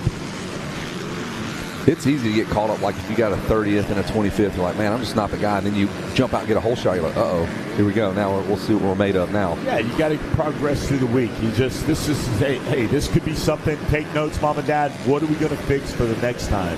You know, you can't hardly, you make adjustments, but you can't fix something drastic here, you know. Yeah, there's a certain level of preparation you got to come in with. Yeah, and if you don't, then you need to take notes. Well, now's about the time we'll show lack of preparation deep into the Moto. There's the 93. He has been preparing for this for about 8 years now. Shit. Every year he comes to the ranch, he is ready to go. Seth Dennis. And he's grown a lot. He's got that, almost like that Travis Pastrana frame when Travis was like lanky, 13, this tall, and then all of a sudden you start filling out. And Drew Adams looks you square in the eye now, like 6'2". He just got off that thing. He looked down at me. He looked down at me. Do you have any sunblock? Is what he asked you on the podium, right? Yeah. Well, there he is right there. There's your guy right there, the man with the plan. Tough break. Matt Shane must have had a few issues out there, rolling at about 13th right now. But all these. Oh, look at that. Thomas, a bad entry into the 10 Commandments. Oh, boy. He's got it to 3.5 seconds. He, again, was just a hair quicker than our leader, Seth Dennis, but Dennis may just be managing this, keeping it about 3 seconds out of range. Very dangerous. Like you said, Kevin, these guys been coming down. It's about his 7th or 8th trip down here. By about your 3rd trip, you start to figure it out, what it's going to take. How do we make our adjustments for the dance up here? You already know. He's been a player early, too. It's going to be rough. So you have to pick your notes. Don't pick your nose, pick your notes. Yeah, you got Daniel Blair over there, and he's been around the world a few times, so he's going to also pick his nose. You got Nate Ramsey. No, he's not going to. He is going to fine-tune the product. You know how you stand up here, button your shirt, get cleaned up. You need a little hair. Right. Rob Fox says to me every morning, he goes, hey, you got hair sticking out of your glasses. He pulls my glasses off and pulls that. He goes, how does this get in here? I don't So Rob Fox from Dunlop. Every morning. He grooms you like an ape. Every morning. He makes sure my button's up. Come here. He's got a little mirror, a little Barbasol, dips that comb in there, runs that thing through that greasy head of hair. Over to the tower. Yeah, you got to look respectable. Yes, sir, Dad. Like, sends you off the first day. He takes his, what's it, first day of Loretta Lynn for little Wesley Kane, his little picture. There's the white flag out there, Kevin. One more to go, man. He's looking like he's going to be another one like Townsend yesterday. He's going to go flawless wire to wire. Townsend, well, he's got a few guys to try to catch, but he just turned a 159 in 14th place, which that is the 3rd fastest lap on the racetrack. That's 3rd or 4th. And he's run eight motos in this one. I mean, he's been back. He's been 4. up. I mean, it's like your stock portfolio, man. Hey, up, down. Hey, we're doing good. We're doing good. I lost it all. 2008 hit. Now I'm coming back. Here we go. 450 speed limited. 9 laps in the books. This is your final lap. Seth Dennis on his way to sending it right to the podium. See if he can bring this bad boy home. Diesel Thomas made a go of it in second, now 4 seconds back. He is absolutely in the championship hunt. Second place is awesome. He won a moto yesterday. There you go. Right out of the bat. So now you're looking at Diesel Thomas. A 1 and a 2. I got a 1 and a 2. I'm feeling good. If I didn't think I was a player, you are now. I am a player. And he's another guy that grew and like, I saw him yesterday telling me about his dad's hat. He is just an animal of a kid. And we are watching Seth Dennis here on the last lap. Last night, Jason Wygant and I snuck into the AMA Promoters Dinner. Of course, there's free food, so we're going to go up there. All the promoters getting their awards. About 88 degrees with 0 breeze last night. So about 90 minutes of listening to Mike Burkeen. I'm sweating like I don't know, whatever. But just sweating like Travis Pastrana was yesterday. But we did get that free food, so we sweated it out. Watch Pat get his award, Matt Walker get his award, Lincoln Trail got their award, Lazy River. I mean, you name it. Clayton Miller and those folks were there. So Ponca City got him an award. Yep. Hey, they're major this year. They should be. They're all great partners here at Loretta Lynn's, and they invite them all out. The AMA hands out the awards. So we're about to hand out some awards to this young man, the number 93. Unfortunately, has to talk to Jason Wygant. We'll get through that nice and quick and then get him on to celebrate. You'll see his face. There it is. Kevin, bring us in. Checker flag for your winner, D. That is Seth Dennis. And he's like, no. Did you see that? He says, shh. Did you see that? Yeah. Quiet down the haters. Is there haters in amateur motocross in the B class? Absolutely. All right. Look at old Ben Riddle right there. He's one hit there. Ben Riddle has got Diesel Thomas to watch the eye. There's Jason Wygant looking for a free Gatorade before he makes his way up to the podium. Diesel Thomas will finish second. Flynn Watts will be third. Don't hit the flagger. And that'll do it from up here in the tower as we get ready for Jason Wygant to say hello to Seth Dennis, Thomas Watts. That is it from us.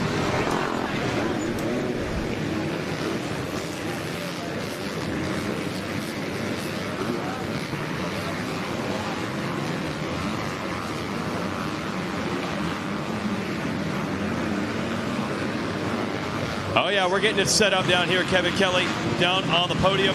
And it is amazing how quickly time passes here at Loretta's. We all remember Seth Dennis as a 50 rider, and now he's on a 450 and taking a moto win in the B class. Next year, probably a 550, maybe a 650, maybe a 950. Just going to keep on making the bikes bigger and bigger. Same thing, Diesel Thomas. I remember him in the 50cc division. And now he's on a 450 as well, taking second. And Flynn Watts, a solid ride on that Yamaha, the 96. He saw on screen quite a bit in that moto, taking third.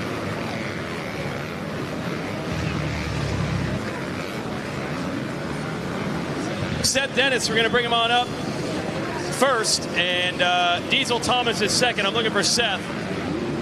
There's Seth. We'll get you in a second. I got to get him. There we go. So we got second place ready. Let's bring our winner on up. I cannot believe how quickly it changes. I remember talking to Seth Dennis on this very podium when he was probably 7 and 8 years old on a 50. Now he's winning on a 450. Let's hear it for Send It, Seth Dennis. Is Send It Seth still in play, or have we moved on? Is that still cool?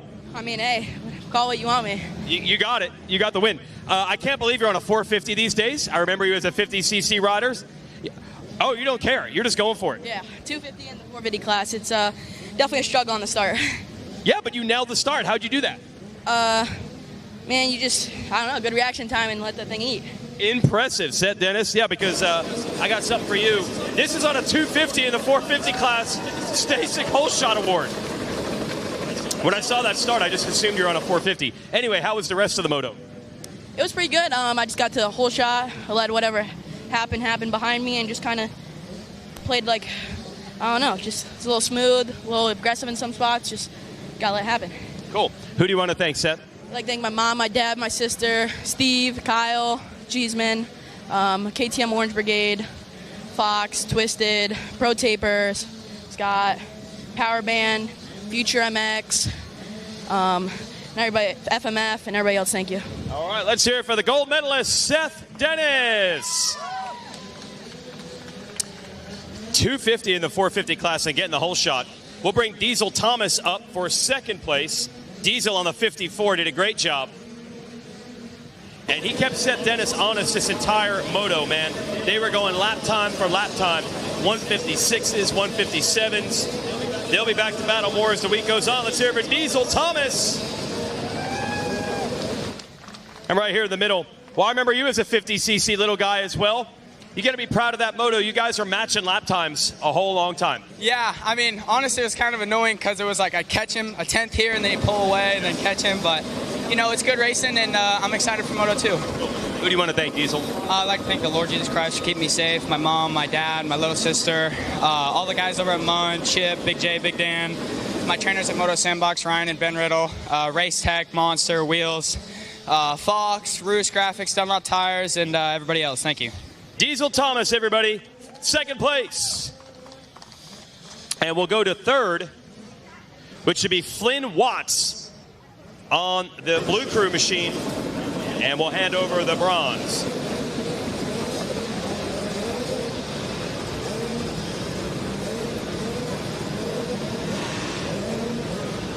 Looking for our third place finisher, Flynn Watts. I don't know if they can always hear us under that tent. So this is a hard-earned ride. Had to work his way through some battles and traffic to end up in that number 3 spot. Earns himself a bronze medal. Let's hear it for Flynn Watts.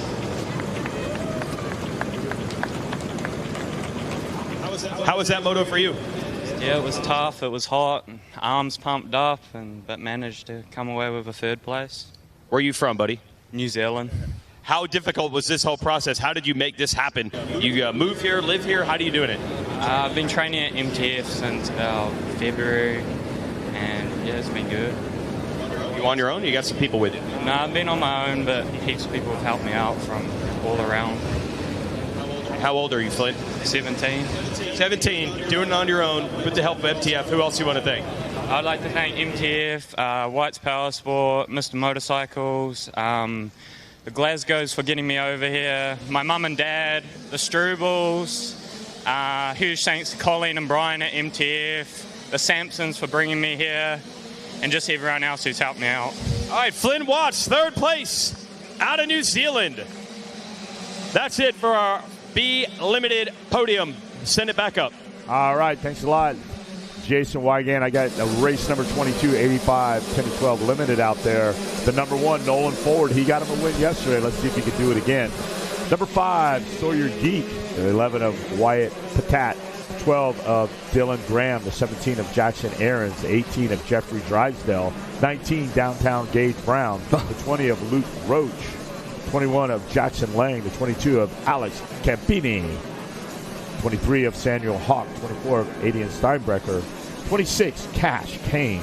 27, Braylon Harden. 28, Miles Milstrom. 31, Easton Graves. 34, Colt Whitaker. The number 35 machine of Carson Whitman. Braden Wills rides the 37 ride. 38 of Hayden Dupas. 44 of Braxton Bladdock. And the 46, Gabriel Dolskan. And the 47, the reason he crashed yesterday, didn't get him up there. Cole Martin had a flat, went down, got it pumped up, went and saw Rob Fox, and now Cole Martin's back in the fracas.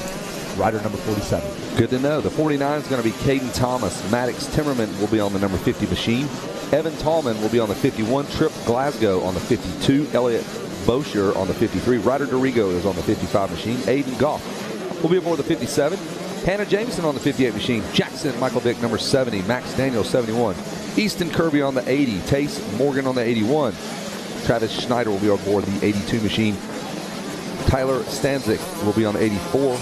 Tucker Kuet on the 86 machine. Waylon Bollinger, 89. Trent Lloyd, 95. Gavin Abode, 96. And Braxton Zeitner on the 99 machine. Wes, we are just about locked in. The 85 10-12 with their sight lap underway. Can Nolan Ford pull another hat trick and go in here and in both his classes have a pair of pocket 8s? Have we seen anybody double up yet? Like win 2 motos right out of the box like Kevin Windham, because he won 18 in a row, and we're not keeping up with that. Not yet. He literally tells me every 2 minutes, like, I just mentioned the 18. Moto Street 18. That's monumental. I'm just kidding. I'm rolling him under the bus. He's like, me? He's looking at me. You talking about me? It's much respect and it's as much as we know what this hollow ground puts out. That is monumental.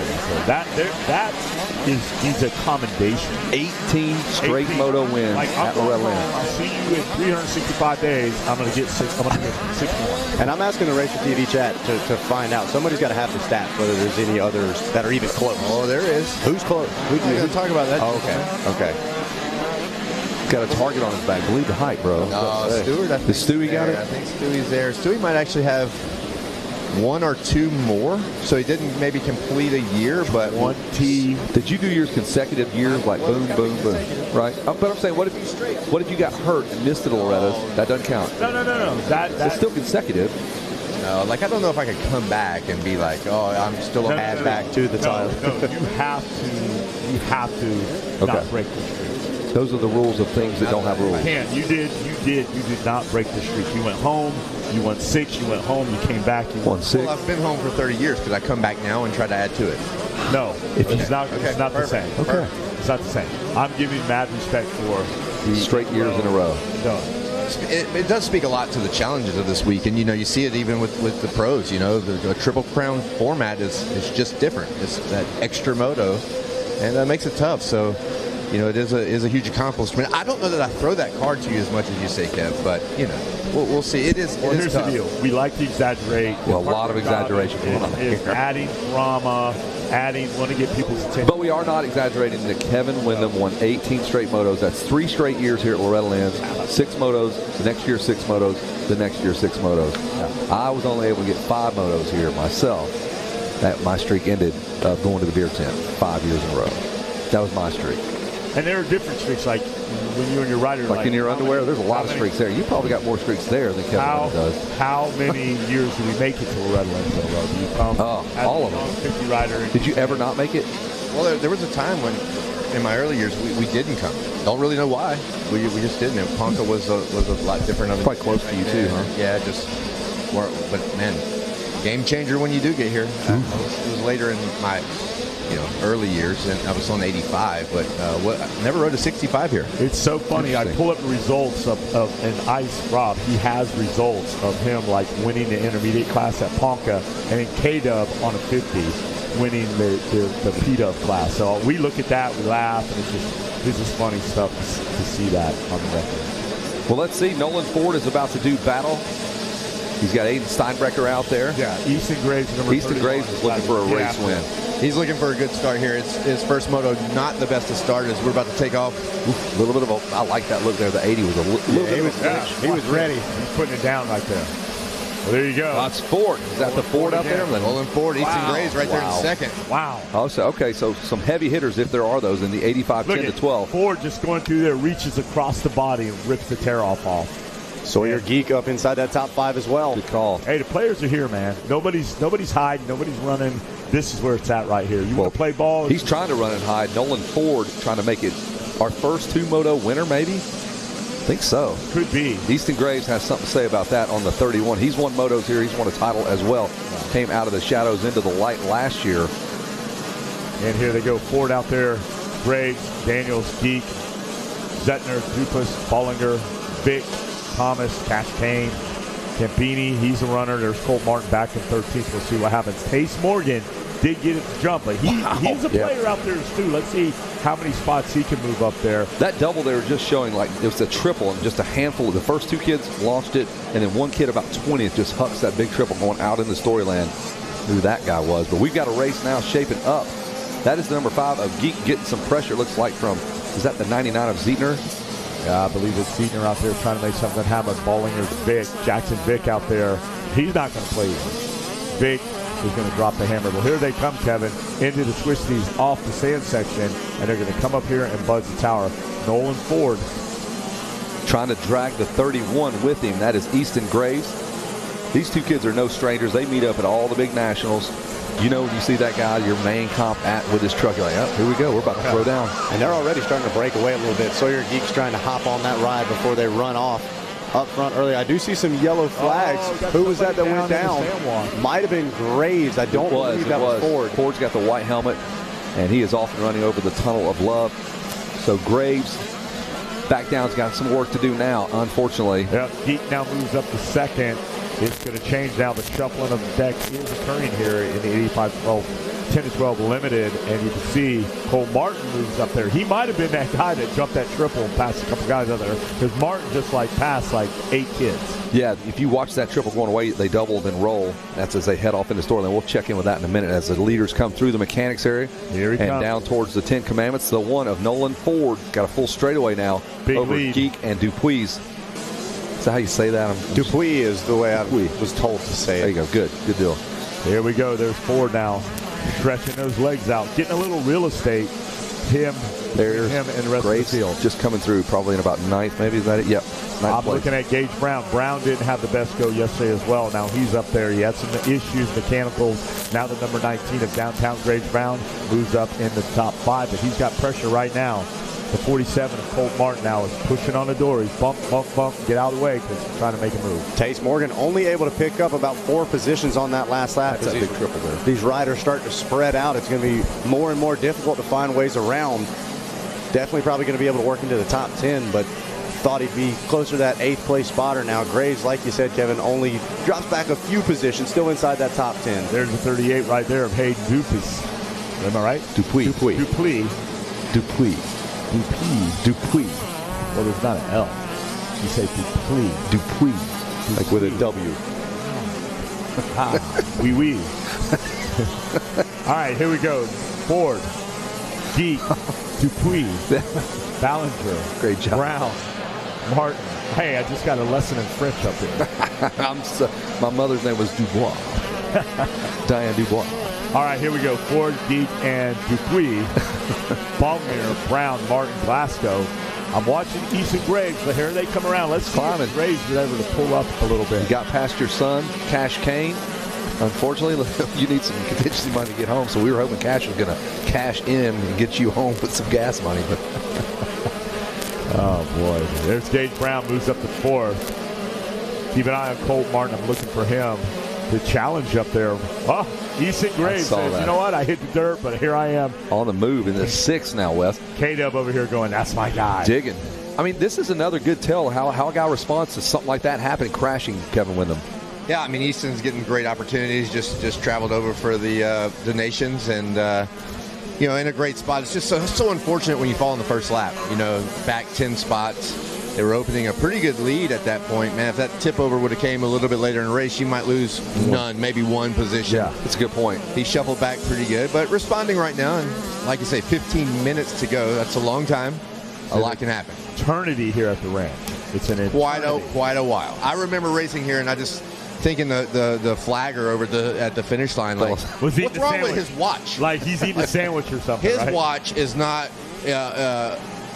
matching up with my internal clock. Like, I've been out here for 35 minutes and I haven't even got the halfway mark yet. What's going on? And that was the captain that was over there with the big handlebar mustache. He knew what he was doing. It's not on him. That's certainly on me, but it can feel like an eternity, a 20-minute photo at Loretta Lynn. It could have been Doc Holliday over there. Could have been. He was over there. How do you sell, write her down in the 10 Commandments, how do you sell or talk to your kids and say, look, something happens, don't freak out. These are long motos. You beat that in their head or they just know, man, I got time.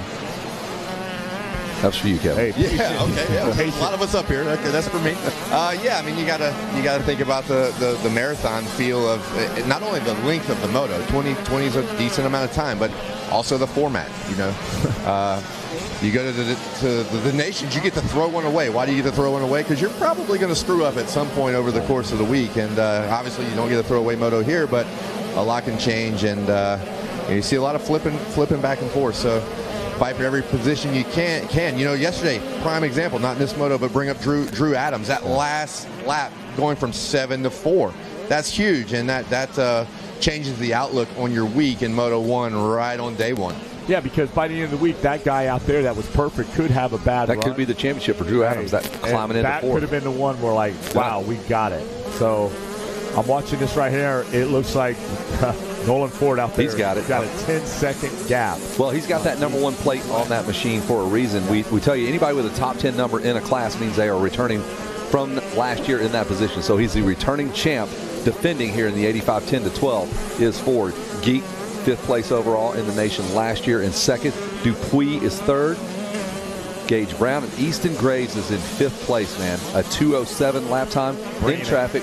2 seconds behind Gage Brown. We might catch up with those kids. The number 19 and the 31 are going to be thrown down here in a minute. 11th right there is Alex Stampini. 11th, there's Colt Martin at 12th. Cash Kane at 13th. Elliott Bowser 14th.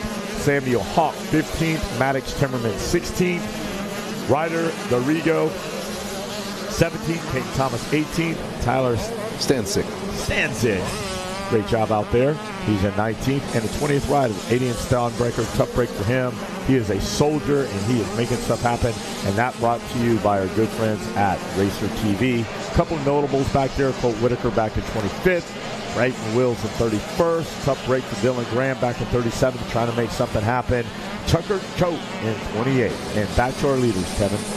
Zach, what are you seeing right now? You've been kind of quiet here. What do you got for us? Yeah, I've been peeking out of the windows trying to see who's taking some different lines. Tace Morgan slowly but surely starting to work his way through. Jackson Vick, I believe, shuffled back a couple of positions. He's in the 10th place spot. And then Trip Glasgow, he's making some quick moves. I was just taking a look, though, at Aiden Steinbrecher. We were able to catch up with him yesterday on the podium, had a solid ride. Now, unfortunately, seeing the flip side of things, he's stuck right in the middle of the pack. Just hasn't seemed to be able to find a way around, even though he's running 4 seconds faster a lap than the riders in front of him. So it just goes to show some of these guys, even though they've got the speed, the ability to slice and dice and find ways around doesn't always fall into play. And think about this, like in these 65s and 85s, there's no 250, a 450, a Schoolboy to kind of split all the dudes up. Right. All the dudes, if you're 10 to 12, you're in this class. You don't run and hide on a 450 or a 250 or a Schoolboy. So running up through the top 10, when you split this thing apart, there's Bs and Schoolboys and all kind of champions that are going to come out of these age divisions here. And back in the earlier days here at the ranch, it was like 12, 13 stock and mod. 7, 11, 12, 13, 14, 15. Yep. It was narrow. Now you have 10 to 12 limited. Those classes were a little bit like, if you're 14 and 15, depending on your birthday, you are going to race. The boys. There's no 12 to 15. It's there. It's all narrowed like down. That dude. So basically, Kevin Wyndham once they all got on the big bikes, he went to A. You might go to B or you might go to C, but because there was no ABC in those classes. Nah, he didn't. Hey, notable out there. Danny Lewis got to be happy right there. I am watching. Where did he go? Tace Morgan now back in the top 6. He was another rider way back in the teens. And soldiering on. I got one rider now doing a little tip over. The number 50, Maddox Timmerman, running 16th. And, hey, he's a tough guy, man. He just picks that bike up in the 10 Commandments. Thou shalt not dip the front end. And he broke that one, but he was back up on his trusty steed and back in the fracas. I tell you what, downtown Gage Brown, as you like to say, he's running a solid lap time, a 2:05 compared to Sawyer Geek's 2:08, and he was only 2.8 seconds back. So they should be relatively close, if not side by side. There. And the 19 just behind him, and then you have Graves. So they're just a tad bit spread out, but you're right, he is on the hunt for a podium finish. Luke Roche out there, number 20, doing a little tip over, but back up on his bike. I tell you what, 10 Commandments are getting a little, angry out there. Oh yeah, they're grabbing some of these guys down. You know, you mess up the rhythm today for some reason, it's starting to pull a couple of these guys down. Well, they're not the 10 suggestions. They are commandments. They get aggressive with you, and you will learn the lesson. I guarantee you. I'm looking at this Thor sand sweeper and watching the way these lines are developing. The very inside and outside are completely whooped out, looking like a GP track. But then a couple of riders, Hayden Dupuis, took that middle line, really able to carry a lot of speed. So they're inside the back into the top 5. We're seeing a lot of riders looking for different lines, trying to find a way around the rider in front of them, which should be the 31 of Easton Graves. And we've got something cooking going into the 10 Commandments. There is problem for him, and our third place rider, Gage Brown, is right there with him. That is absolutely happening right now. He might have made the pass right there. Just did, Kevin. He makes the pass. So now Brown's going to go to second. Sawyer Geek with a little miscue right there, and Brown able to capitalize and take over the position. Well, the only thing worse than making a bobble in the 10 Commandments is doing it early in the 10 Commandments, because it messes up that entire section, and you can lose so much time. Exactly. Look, he's having a single almost all the way through. The rest of that section loses a ton of time, just like we saw the mistake from Geek. Oh, it's all about momentum when you get to those commandments. Thou shalt not break the momentum of getting through there. And Geek did drop that ball right there, but able to, he's in third right now, still in position for podium. This is game time now. It's 8 minutes left for our leader in the 85 10-12. He comes into view, the number 1, Nolan Ford, looking, I think, to be our first rider to win 2 back-to-back motos. Yeah. So Ford on his way. He's got the number 1 plate for a reason. And he says, y'all battled it out back here. And here's a look at the battle as they come into our view in the tower anyway. I mean, for second place, he's made it. He's in there. He's on the move, Gage Brown. Kevin, you're Nolan Ford. You won 2. What's going to go through your mind when you go back there and you settle in back at your camp with 2 good spots going into the next day of racing? Well, I'd have to cook my own food because my dad's not even here. And I'm staying in a tent, so it's going to be hot, so I got to figure out a way to hydrate. But you're talking about Nolan Ford. No, I was talking to Kevin Wyndham. Oh. When I said Kevin. Sorry. Sorry, Kev. Go ahead, man. I like your idea. But now we know, yeah. Look, man, 80. No, I really wasn't talking. No, I know that. You felt so good into it. I wanted to throw it, yeah. 85 10-12. I'm heading up the Stagecoach, grabbing me a nice ice cream cone. What? Maybe Treat yourself. across the way to get some sort of malt or shake. I prefer the Oreo Cookie Blast. Oh, classic. That's how I'm choice. celebrating. I got a number naming it. 1. I'm Looks like I'm going 2 for 2. Okay. In both of my classes. So you would tell Nolan Ford, you would personally go down there when this podium and say, I need you to go get ice cream tonight. Well, hey, that worked for Heath Harrison, right? He does the cherry snow cone at the end of every moto win, right? Yeah. I took Caden Dudney up there first day. He was in his gear 7 hours before his practice. I'm like, get out of your gear. He's like, no, I'm ready. I'm like, you're ready too early. You're ready to die. I'm like, get out of your gear. He's like, no. I said, I tell you what.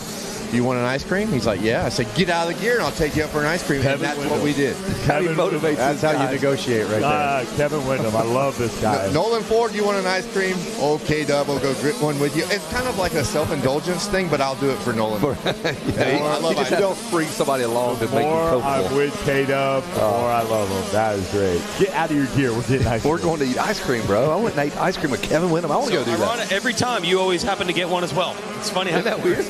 He took 9. He does it for the kids, though. It's for them. All right? Like, if we're going to win, I'm going to be there with you. And how many guys are you training? He took 18 people up there to get ice cream. There's a lot of ice cream.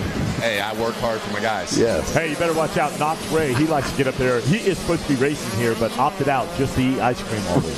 I like it. I've always heard that, like, Alden Baker goes on all the bike rides with his guys. Kevin's like, whatever ice cream you eat, I'm going to be right there with you, man. Pound for pound, dog. Literally. The point is, be a kid, kids. Good man. Gotcha. You're in the 10 to 12. All right, here we go. Nolan Ford out there. Brown. There's Geek. 16 seconds out, Kevin Kelly. That's a man's gap right there. He's handled this whole race, man. Is that the number 19? I was talking to Daniel Blair. How often do you see a number 1 plate in a 10 to 12 class? You don't see that very often. No, a defending champion. Wait a second. Was that the number 19? Yeah, I think there were problems for Gage Brown. He had the goggles off and everything, and now we're seeing him start to drop down time. Yeah, he's a lap down. He's a lap down. Oh, no. Tough race for Gage Brown. That's going to be Easton Graves all the way up to 3rd. That guy was buried. Hey, like Tim Cotter says, the dog days of summer will reach up, and that lion will claw you That's down. what he says. He talks about the lion and the dog days of summer, and that's really his go-to. Cats, we got dogs. Koala bear moves. The patented violence of a koala bear. You got to have cat-like reflexes for the dog days of summer. And if you get that koala bear move, it's like a bear on your back. Kevin Wyndham will take you for ice cream. The hair of the dog. Well, Ford out there, Geek, I'd love to know when we get a little report and somebody can find out what happened to easy Gage on my Brown. readers, guy. Yeah. We saw Brown with the goggles off. He was reaching up, pulling on the helmet visor, so it did look like he might have possibly gone down. And he was in that sand section, so we know it's real easy to get the sand caught up inside those goggles. And once that happens, basically no choice but to take them off. As we're watching your leader right now, Nolan Ford on a cruise, trying to bring things home here in 85, 10 to 12 limited. Put 19 seconds between himself and second place now. Sawyer Geek holding down the second place spot just in front of Easton Graves. When Wes Kane takes his glasses off, he looks like Helen Keller. Like he can't see. He sees like Helen Keller. Mr. Magoo. Wow. You have eyes under those glasses? Wait, the eyes are bigger when the glasses are on. When they're off, it's just a little squint. They're bulletproof. These eyes have never seen anyone like you. That's why you were reading. You know that song? You need reading glasses. All right, here we go. Nolan Ford out there. These eyes. Ford, Geek, Graves, top 3. And you need to take your pills. K-Dub, you got to be excited That's out just there. a reminder to everybody. Stayed in the fight. These eyes, if you know that song. Yeah, Graves looking good. That's Take your blood great comeback from the top 10. And, got to be pumped with that ride. Hey, I'm learning all the goodies. We were actually talking about air supply yesterday. Oh, my God. Count me in on that. Yeah. Well, it was interesting that the plus 50 class was going on, which are probably the only riders that know of air supply. Yeah. So 40, maybe? They're Yacht Rock City, baby. Yeah. Give me that. Yep. Lost in love and Idiot Steinbrecher back up there in 15th right now. Timmerman had a little tip over and back in 13th. A lot of these guys are going to look for a lot of redemption out there. Colt Martin rolling up in the top 5 from that flat tire yesterday. So Ford, Geek, Graves, Kevin, still 2 minutes and 30 seconds left in this 85 10-12 limited extravaganza. So that means 2-lap board should be out. Yep. There it is. So the white flag's going to come out. I mean, Easton Graves has 6 seconds to try to make up on Sawyer Geek. That's quite a big lead, but we know late in the moto a mistake could easily turn into 6 seconds. A little bobble, a little dab here. We have seen it. I mean, look how good Gage Brown was running. Looked like a solid performance up there. Then the next thing you know, where he's on screen. He's a lap down. Yeah. big notable out there. Gavin Abode Whitman out there, 34th, 35th. Max Daniels, 23rd. Caden Thomas, 21st. There's Colt Whitaker, 22nd. But the battle rages on. Like you said, Kevin, we got 2 laps to go. A lot can still happen here as this one winds down. Yeah, 8 laps, man. It's these kids are used to running 4 or 5 maybe back at their home track. So 8 2.5 minute, 2 minute, 10-second laps. It's a long time to be on your dirt bike. Oh, survival of the fittest out here. Nolan Ford out there with that number 1.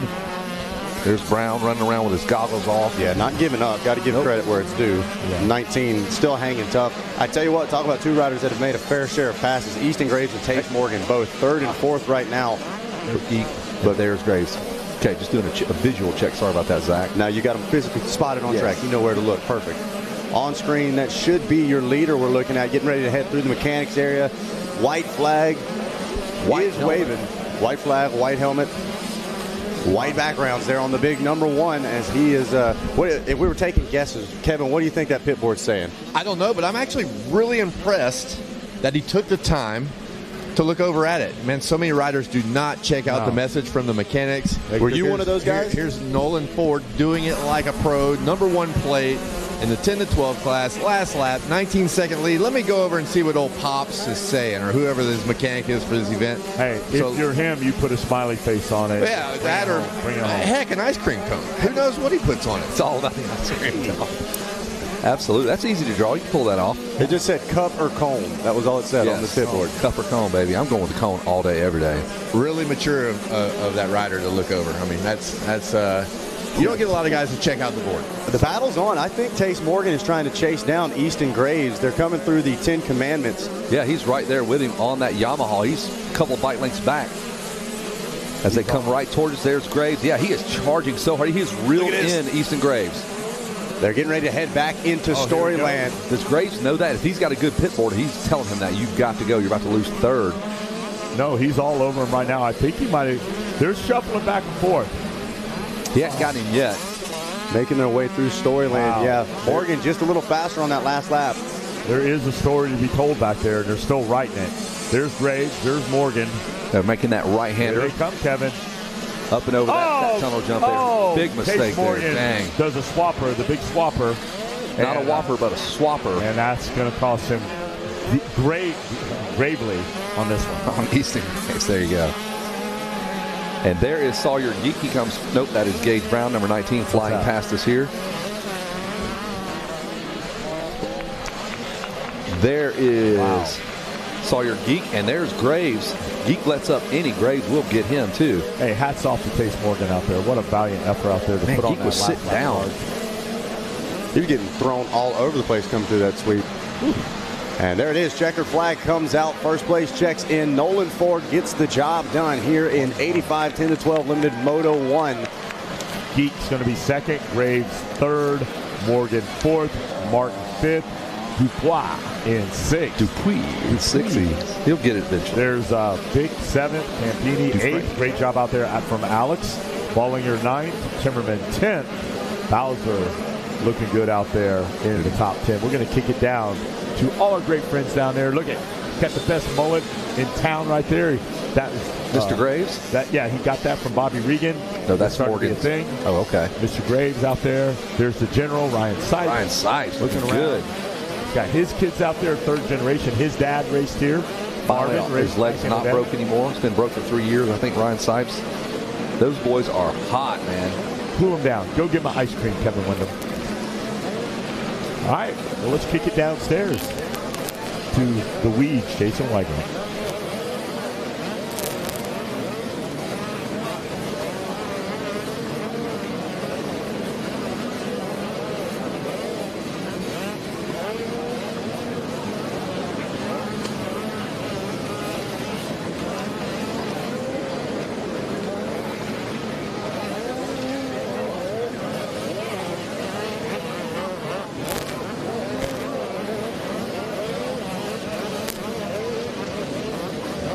Got to get that thing perfect. Got to get that thing straight.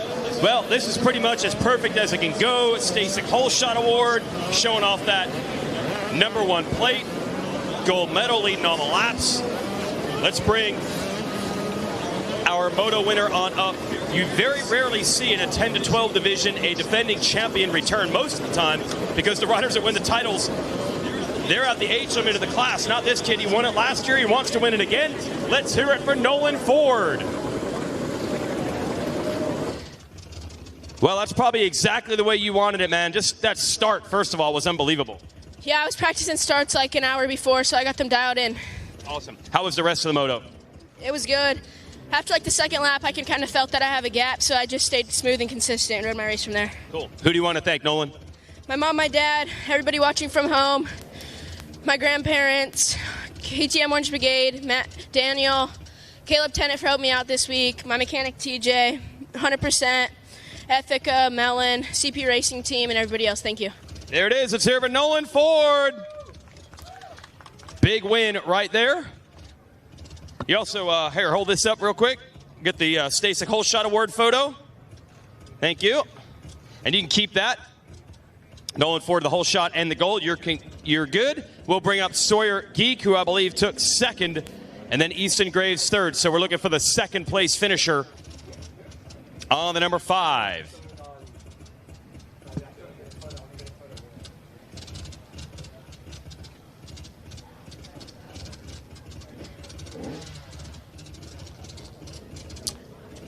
Sawyer Geek, there he is. And same thing, we were talking about the 450B limited class earlier. Remember a lot of those kids, that's 50cc riders. Same thing here at 85, 10 to 12. Come around the front. We'll get to see all your logos there. Let's hear it for Sawyer Geek. How was that moto, Sawyer? It was really good. I got a decent start and just rode my heart out. Cool. Who do you want to thank, Sawyer? I'd like to thank the Lord Jesus Christ for keeping me safe. It truly is Him. My mom, my dad, the whole KTM Orange Brigade team, Fly 100%, Alpine Star, PPS, DRS suspension, Moto Sandbox, and just everybody who got me up here. It truly is you guys. Thank you so much. Let's hear it for Sawyer Geek with the silver. Good job, Sawyer. And Easton Graves takes third. We'll talk to Easton. Man, was he on a comeback charge. Bring the number 31 to the podium.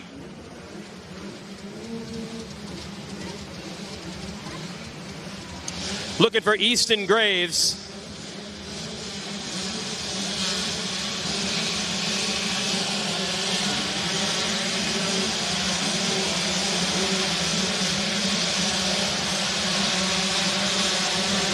And we're underway with a sight lap next. But Easton Graves, if you're around, come on up. There he is. Another one we remember from the littler bikes, moving on up. And a good come-from-behind ride to take third, Easton Graves. You had to pass a lot of riders in that one. Yeah, I was right behind Nolan on the start. Me and him were right there. We got a gap on third, and my shock kind of just rebounded, and it kind of flipped me in the sand. But after that, I got up, and I know I had to put my head down to charge to the front, and that's what I did. All right. You think you can get more in these next couple motos? Yeah, I just need to get my start style, and after that, I feel like I can get a start and run away with this. Cool. Who do you want to thank, Easton? My mom, my dad, my brother, my sister, my mechanic, Grizz, Georgie, the whole entire KTM Orange Brigade team, Daniel, Miss Jennifer, Seven, Bell, Scott, Dunlop, Lynx, Pro Taper, T-Rex, WP, Ethica, Mellon, Asterisk, Alpine Star, and everyone else that helps me out. Thank you so much. And Scott. All right. Let's hear it for the number 31, Easton Graves. And that'll do third place, and that'll be it for 85, 10 to 12. We'll send it back up. All right, thanks, Jason. Hey, some quick announcements for all of us here on site at the ranch. Make sure you guys stop by the Oakley tent and buy, of course, any sunglasses or goggles that they have, and you can receive a raffle ticket. Man, look at what they're giving away. You got a chance to win signed goggles from the Cowboy himself, Aaron Plessinger. That raffle is going to be picked at 1 p.m. here local time. So make sure if you guys haven't already, it's just about 10 o'clock. You can head over, purchase some sunglasses, some goggles, and you get the raffle ticket. You can win a set of AP goggles. That raffle is getting pulled at 1 p.m. or a Ryder D. Francisco jersey at 3 p.m. Also, we need Miguel Angel Rojas out of the Schoolboy 1 class to please go to the MX Sports office. Once again, Miguel Angel Rojas, please report to the MX Sports office. Big shout out coming in from Kim and Wynn Kearns over there. Big salute to our good friend Case Morgan out there. Happy birthday. They're listening down at Gatorback Cycle Park. Wish you guys were here, Wynn Kearns, Kim Kearns, and wishing the best for the whole week here for Tace Morgan. All right, Schoolboy won 12-17 BC. The number 2 of Owen Colville. The number 7 of Trinity Bachelor. 8 of Austin Schaefer. 11 of Colby Lesser. 13 Chase Anderson. The 14 of Mitch Pierce. 16 Joseph Shipley. The 18 of Davis Daniels. 19 Nico Serdan. The 20 of Franklin Bowser. The 22 of Juliano Salinas. 23 of Connor Rosiak. 24, my old buddy from New Berlin, Wisconsin, Riley Bussey. 27 of Alberto Netta. 29 of McCaden Fitch. 30 of Milo Moss. 34 of Gregory Jordan. 35 of Mason Pappas. 37 of Cannon Hargrove. 38 of Nicholas Stefanik. 39 of Benjamin Moya, and the 41 of Michael Pillows. And the 46 is Jesse Furtado. The 47, Heath Fisher. Brendan Harrison will be aboard the 49. The 50 is going to be Chase Lawton. Jonathan Yelton has 51s on the plate. Colin Steele is 54. Dustin Davis on the 58 machine. Noah Voss, number 60. Nolan Murphy, 64. Ryder Bedner, number 65. Ryder Reichert, 67. S.J. Jace Coy, that's James Coy's son, number 71. Sebastian Gonzalez, number 77. Max Bowling, 81. Ivan Venn, 82. Jaden Debo, number 83. Alessandro Carmignati on the 89. Oliver Camp, 91, 95. Braden Carpenter and Aiden Bailey rounds out your field as we get ready to rock and roll. Schoolboy won. It's 2 strokes. They got to be between the age of 12 and 17. One of the best classes every single year. Got a lot of good hitters in here. I mean, the list just goes on. Everybody on this day right here. Any one of these pilots, they're dangerous out there. Any one of them can win. That's right. Iceman, I am dangerous. Take the shot. Owen Colville will be ready to take the shot.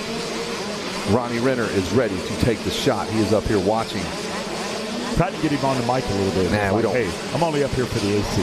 There's Rich Trevelise from Raceway Park, Englishtown. They have their big fall race. In fact, they have big races all the time, but Rich always up here hanging out at the promoter meeting last night as we get ready to rock and roll. Schoolboy won 12-17. There's the 64 of Murphy, the 95 of Darren Durham. Oh, wait, no, it's not. The 38. Yep. I know, I'm just kidding. We're getting ready to go. Get out of the camera shot, sir. Get that pit board out of the way. We got to see what's happening here. All gas. And we are rocking and rolling. There they go, Kevin Kelly. Oh, the 51 struggled off the gate, coming around. There. Who is it? The 47. It's not Jeff Emming. I saw him on that sight lap. Wow. And that is Heath Fisher out of Australia.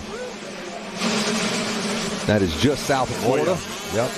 Pappas in there as well. He had a good run yesterday. His brother did. No, actually. Mason and Dane. You're right. Yeah. This is Mason out here in this one. The new leader on the number 19 machine. And that's going to be... Oh, look, a little carnage, Kevin. Going into the 10 Commandments. A lot of guys are getting caught up in there. Yeah, you got to watch out. He's trying to dodge motorcycles and people. 47. He was up there, too. And Kevin Wyndham made a great point. Like, he could go down right there and lose all 40 spots, or 3 laps in and lose 4 spots. And here we go out there. We're looking for our leader now out there. Fisher, Moya, Bachelor out there. Where is our guy? I think Serdan is now leading on the 19 Husqvarna. At least that's what I saw moments ago. There's Cannon Hargrove. Didn't get the jump he needed out there. Wow, Kevin. Yep, a lot of players. They got plenty of time. We'll see the cream start rising to the top here. And it is the number 19, perhaps, or the 39. Man, my eyes are not HD, I can tell you that. Take my glasses. You can see from here to Texas. You'll see through that 1080p 4K screen. Right outside. Right to the wall. Yeah. Right, Fisher, Moya, Serdan, Bachelor. Brennan Harrison keeping on that young speedster out there. A lot of good things coming out of here. McCaden Fitch doing work for the MTF brigade over there. So New York rider Nico Serdan out front. Oh, Nico, how you doing? It's been a while since we had a Nico out here. And the 47 off the racetrack. What a bummer, man. Ah, right there. Right in front of us. That was Heath Fisher from Australia. Now he's holding his wrist. That guy was out front. He was leading, and now he's pushing the bike off. Hey, real quick, guys, we do have an announcement here on site. We need a white F-250 with Kentucky farm tags that is parked near the beer tent. We need you to move your vehicle temporarily. We've got to get some equipment moved, and it's in the way. It's a Kentucky farm tag 2023JW. Once again, a white F-250 with Kentucky farm tag near the beer tent needs to be temporarily moved. Where is Ryan Sipes asleep in the back of it? Yeah. We'll just wake him up if he's in the bed of the truck. The 19 is getting some heat now. That's Serdan and Trinity Bachelor. He looks over like, who is that? So it is the number 7 of Trinity Bachelor right behind him. And keep an eye on that Brennan Harrison out there. Colby Lesher, a big runner out here. Owen Covell is going to get up on his horse and ride here in a minute. So we'll see if the New York native can fight off Trinity Bachelor. What about Furtado out there, Kevin, the 46 ride? Potato is Jesse Furtado. You're familiar with that? Yeah, yeah, he does a lot. He's out of, I think, the Lake Tahoe area. Long drive over here. Over there by Donner's Pass. You are 100% right. Way up there. Way up in the mountains there. Woo. Simi Valley Yamaha kid. Good dude. Mike Gilstrap and those boys took him under his wing. And the number 19 has been passed. The number 7 of Trinity Bachelor. Hey, will you accept this rose? He just gave it the rose. Said, here, I'm taking a pass. I made a pass. The rose, I'm taking the lead. He made a pass on Serdan. Gave him the rose. He gave him the rose. There you go. Yeah, we're stupid. We will try to tighten it up here as we watch middle part of the racetrack. The number 7. What do you... K-Dub gloves it. He just says, keep going. All right, Serdan out there. Bachelor now out front. Serdan second. Moya, Lesher, Harrison. And let's watch him, Kevin, has come through that sand section. Side by side, I am watching Owen Covell. He's making moves. Hey, he says no parking on the dance floor. Says nothing about if I pass you in that sand section. Wow. No parking on the dance floor. I'll park you in that sand section. All right, here we go. Bachelor, Serdan. Covell, I told you, moves up to third.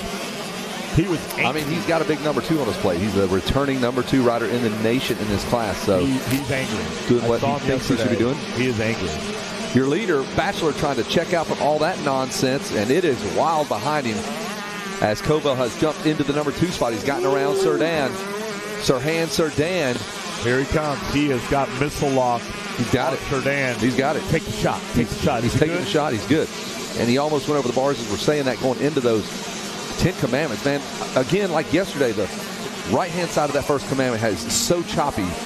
I would avoid that at all costs. In fact, I would just ride in the grass. It's way smoother in the grass. Well, this is part of that plan that we were talking about, Kevin Wyndham, where Danny Lewis had these guys on the board, and they were making a strategy move, and Covell was in the middle of that. It's like, hey, yesterday was okay, opener. You got this next class, put it down. Look around the racetrack, like Kevin said, what we're talking about. All the lines are changing now. That actual virtual reality goggles out there so they can actually take you and walk you around. Do a track walk from back there.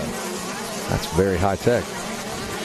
Is that mic on? Let's see it. Give me a test. Yeah, jump in there with us. Check. I am here.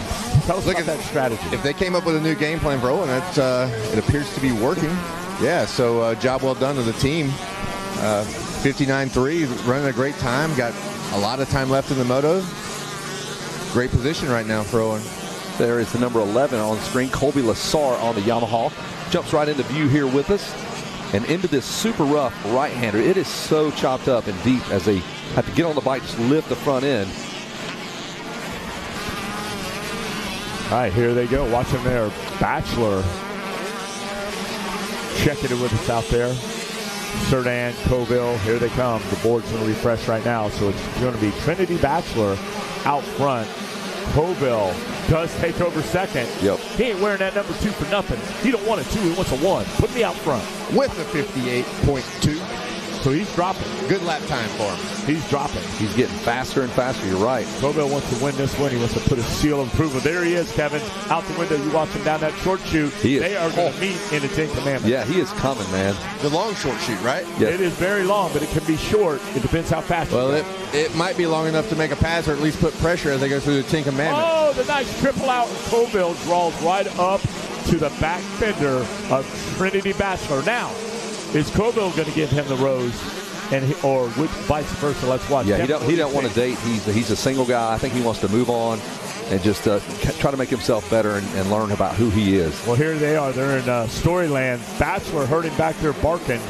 And here they go. Look at Covell. Wide wall line out there. So he gives up a little bit of the track. But then he drops to one of the mediocre turns. That's going to cost him a little bit. But he'll figure that out as we watch the number 7. Trinity Bachelor made the pass early on, and he's having his shot at leading this thing, but it's still early. Riding 125 out here on this racetrack is demanding. Well, here they come down the section, the sand section, K-Dub, and they're in the twists. Covell now makes up a little time, drops back in, and that was a costly mistake in Storyland, Kevin. I don't think he'll do that again. He's hucking that double. A little bit of a costly mistake, but with 12 minutes remaining plus in this moto, this is a great opportunity for Covell to start looking for opportunities. Plenty of time to make up if you have a little bit of mistake. Now, was it a poor line choice or just poor execution of a good line? He'll have to make that decision as a rider. But I like him finding positions and opportunities and not following the leader right now in Bachelor. Kevin Kelly, you're seeing something out there? Tell me about it. Yeah, I mean, the leaders are coming by the mechanics area, and they're about a bike length separating the two of them. So he's learned from his mistakes, and he is locked in to the number 7 of Bachelor. Kevin Windham, you got him right outside your screen there. Yeah, a little twitch going into the mechanics area there for Covell, but recovered nicely. Charging hard right now. I see him really pressing the issue. I love that line Here right they there. Come down the long short shoot. They're both trying to divide. They get that. Oh, he's right there. He's got the toggle line out. He found the good side by smooth line. side in the 10 Commandments. See if he triples out. Bachelor, Covell banks off the last one. Let's see what happens. Kevin Windham out your window. What I'm seeing is different lines. Look at this coming together. Oh, not enough to get it done. Man, he found that line. He did not run that line the lap before. See if he goes to school and cleans this one up. This is where he lost time last time after this big triple comes up short. Oh, hard case going in the Storyland on the triple. Oh, now, Covell, don't go outside. Stay line for line. There he is. Look at that. Stay close. Little rough coming out there. You got him. You got him in your sights. Kevin, he's got to take the shot. Yeah, as soon as he gets close enough, go for it. He's got a few different places where he's was able, it looked like he was almost ready to make a pass. So he's got some stuff, some bullets in the chamber, if you will, and he can use them anytime he wants. At this point of the race, it's a combination of what's the best line to make the pass, but also we got to have some goggle and tear-off protection right now, right? You can't start pulling them all off at the halfway mark. Yeah, see, not going to follow you here. They're coming side by side. The pass has been made. Oh, says, take some. The little scrub there, and he makes the pass. Can he hold on through this Lommel sand section here? And that will do it. What a pass. That was just sheer speed. That was not just... No, that was great momentum. He got dealt a bad hand back at Storyland the lap before. Look at him and go. Now he is on for vengeance out there. Dropped it down to 158. Bachelor's running a 2. It's going to refresh here in a minute. We're going to get a look at that. A 58 on a 125 is cooking. What is that? 5.93, where there's like a 3-second 2:01. So, yeah, he had the momentum. That pass was... That was time to go, right? That was threading the needle. There was not a huge margin for error. It looked like Bachelor was protecting the side of the track, and Covell said, oh, not right here. I got enough room. That pass was a definite statement out there. And here they come now. Covell now goes to the inside. Bachelor just a little shaken on that one as he is trying to answer back the vindictive pass. Vindictive? It was vindictive. Well, let's see if Trinity Bachelor has anything to give. Guys, he's out of roses right now. Guys, we've been focusing on the front too, but man, what about Harrison turning in a great lap time? Still in the mix. He's only 3 seconds back. He's right behind him. Good call. Let's go top 10 right there. Covell in on point. Bachelor second. Harrison third. Lesser fourth.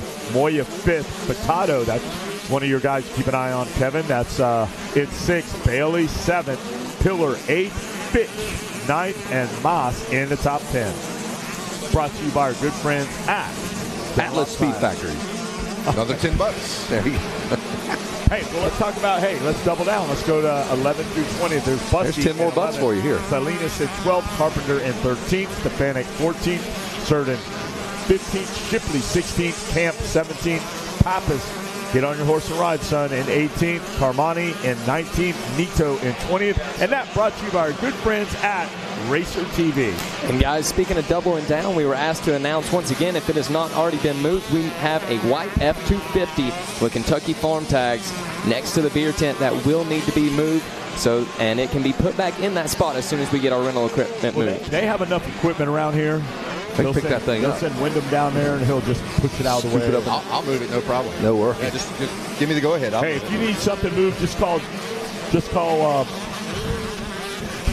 White F-250, get down there, man. Kentucky farm tags.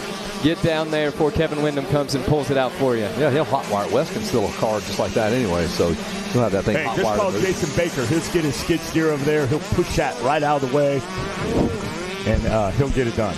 Here is the number 2. We are following along the progress of Owen Koval, ready to change that number 2 to a number 1 here in this Schoolboy 1, 12-17. He is opening things up. There's the 7 of Bachelor. And the 49 of Brennan Harris he's 3 commandments behind him right now. That is the 49. You're seeing him. He is tracking down Trinity Bachelor. He's got him on radar. He's going to take the shot. Pappas out there making some moves. Camp, Carmini. There's Chase Lawton out there. He's another one that went over to the Olympics over there. The Nations Junior out there with Jeff Cernick and the boys. Had a great time, and they are doing a good job out there. Check that lap time by your leader. A 1:57.9 for Owen Koval. He is just putting the hammer down. Going to try to put down a heater here, get away from the rest of this nonsense behind him. But Bachelor, and that's the nonsense we're talking about. There's Bachelor, and here comes Brennan Harrison on that 49, just out of the shot on the right of the screen there. There's your leader. There's Bachelor. There is Harrison just behind him right there on the number 7. He led this thing for a little bit. Then Koval got him. And Koval comes flashing past us here on the number 2 Yamaha. Lost the front wheel up through the roller section. And behind him is the battle for the number 2 spot. Could be the championship. Something happens here. You never know. That 1 point might do it for you. Look at that. That's a great shot of how rough that is, Wes. Oh, it's gnarly. And when you spoke of Le Mans, it is 2 minutes of that right there. All the way, yeah. There's no jumps. It's 2 minutes of that. Kevin Wynn, have you ever raced Lommel? No? Did you ever race Lommel? In Belgium? No. Stay away from that. Don't like it. Well, there you have it right there. We're watching Donnie Luce has got to have a little quiver in his knee right now. And the boys over at the NSA Yamaha, Owen Colville. Harrison hung up behind 14. That's a lap rider. The 14 of Mitch Pierce.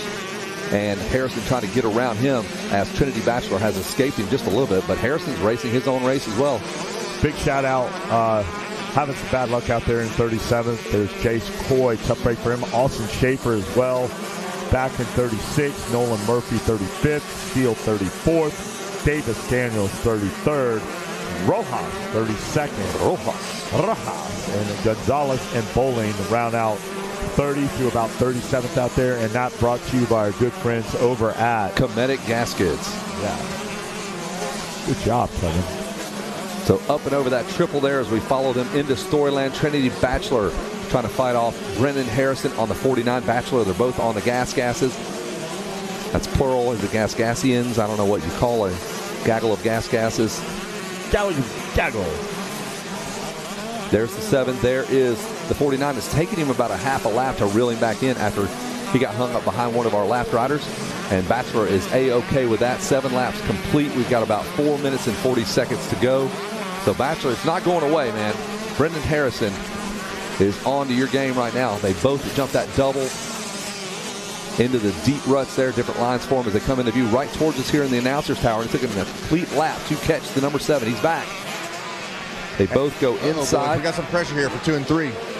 That's what we're watching here. The 7 trying to fight off Harrison. These guys are trying to get out there and get on that podium. They know every point here counts for a championship run. There's Colville again. Checks in 2 flat, Kevin. Deep in the moto. Yeah, he is about 6 seconds out, so I don't know if the board is going to tell him relax or it's just slowing down that. Their Bachelor runner 204 coming in. Let's check Harrison out. Definitely put pressure on Bachelor. A second and a half faster, or almost a full second. And these kids are so tired. We are 8 laps into this. It's hot. All they can think about is getting an ice cream with Kevin Windham, so they're trying to get a win out here. Man, kudos to Bachelor, though, man. He's had the pressure, and he has not folded. He's running up there. Top 3, top 2, winning.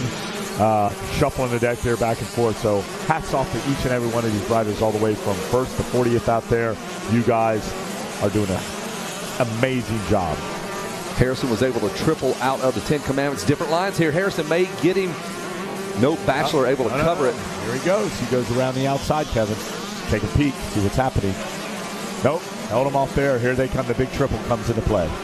They both were able to clear that one. So late mistake in Storyland here. Yeah, he gave up a lot of time on the inside. Can Harrison capitalize and swing around way around the outside, covering a lot of ground? Can he double past him? Way around. Now he's inside, though. Can he fight for that inside line? Bachelor. Oh, boy. Ow, he is still in that 2 spot. Harrison is taking the roughest, gnarliest line the long way around that he can. 8 laps complete. The 2-lap board should be out here. The white flag ready to come out for our leader, the number 2 of Owen Covell. And look at that. Bachelor wants it. He hucked that double to try and distance himself from Harrison, and it did work. These guys aren't done. They're fighting tooth and nail out there for that 2nd and 3rd spot on the podium. Kobe Lester back there, Moya, Furtado, Fitch, Bailey, Bussy, Stefanik in the top 10, brought to you by our good friends over at Dunlop Tire. That's what you want to see here coming up. The white flag. One more lap for Trinity Bachelor. Can he hold off the surging Harrison? He has made a few attempts, but has been unable to stick one of these passes on the number 7. So kudos to Bachelor for hanging tough. Oh, those pit boards are going wild over there. Somebody's saying, dig deep. Dig, go. Right now. Let's see if Harrison can pick it up. If he cleans it up a little bit back there in Storyland, that could be the factor. There's Bachelor way wide. Nice and smooth there.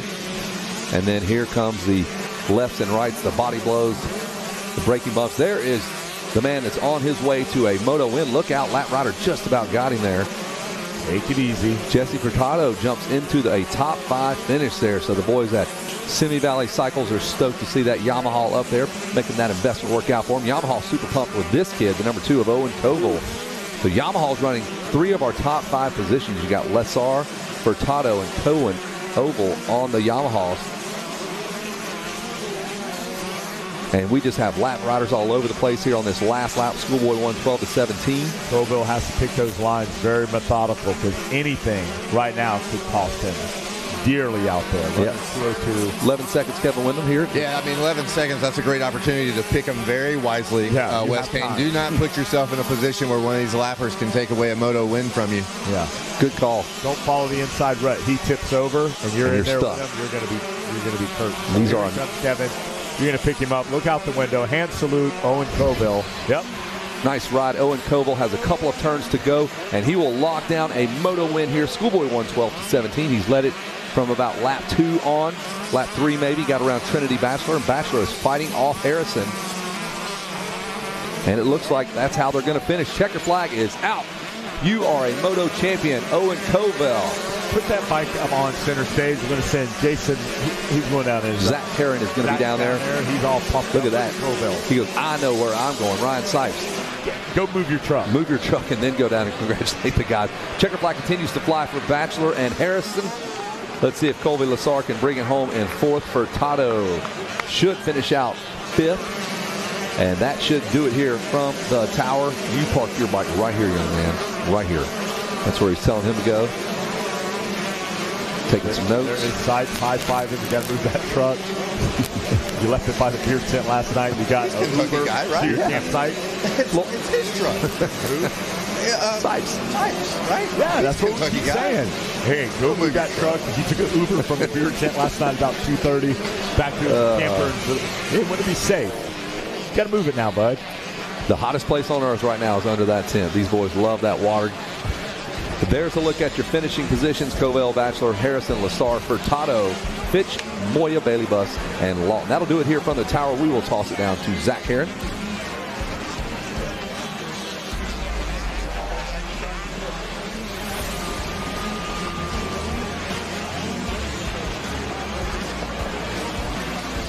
All right, ready to kick off this Schoolboy 1 podium. Owen Covell there holding on for the win, trying to take the jersey and chest protector off, get cooled off just a little bit. Trinity Bachelor and Brennan Harrison rounding out your top 3. We're going to catch a word from all of them, as well as your Stacy Coleshot Award winner.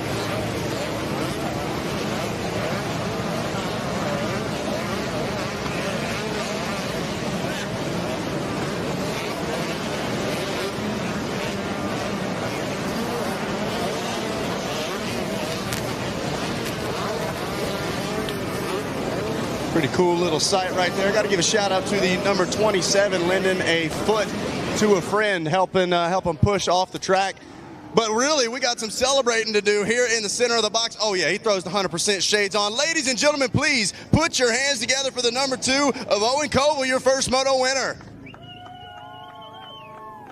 Oh, and man, what a ride. Certainly didn't come easy, but man, you put in the work early and it paid off on the tail end of the moto. Had a nice gap and was able to bring it home for an easy win. What'd you think out there? Yeah, it was good.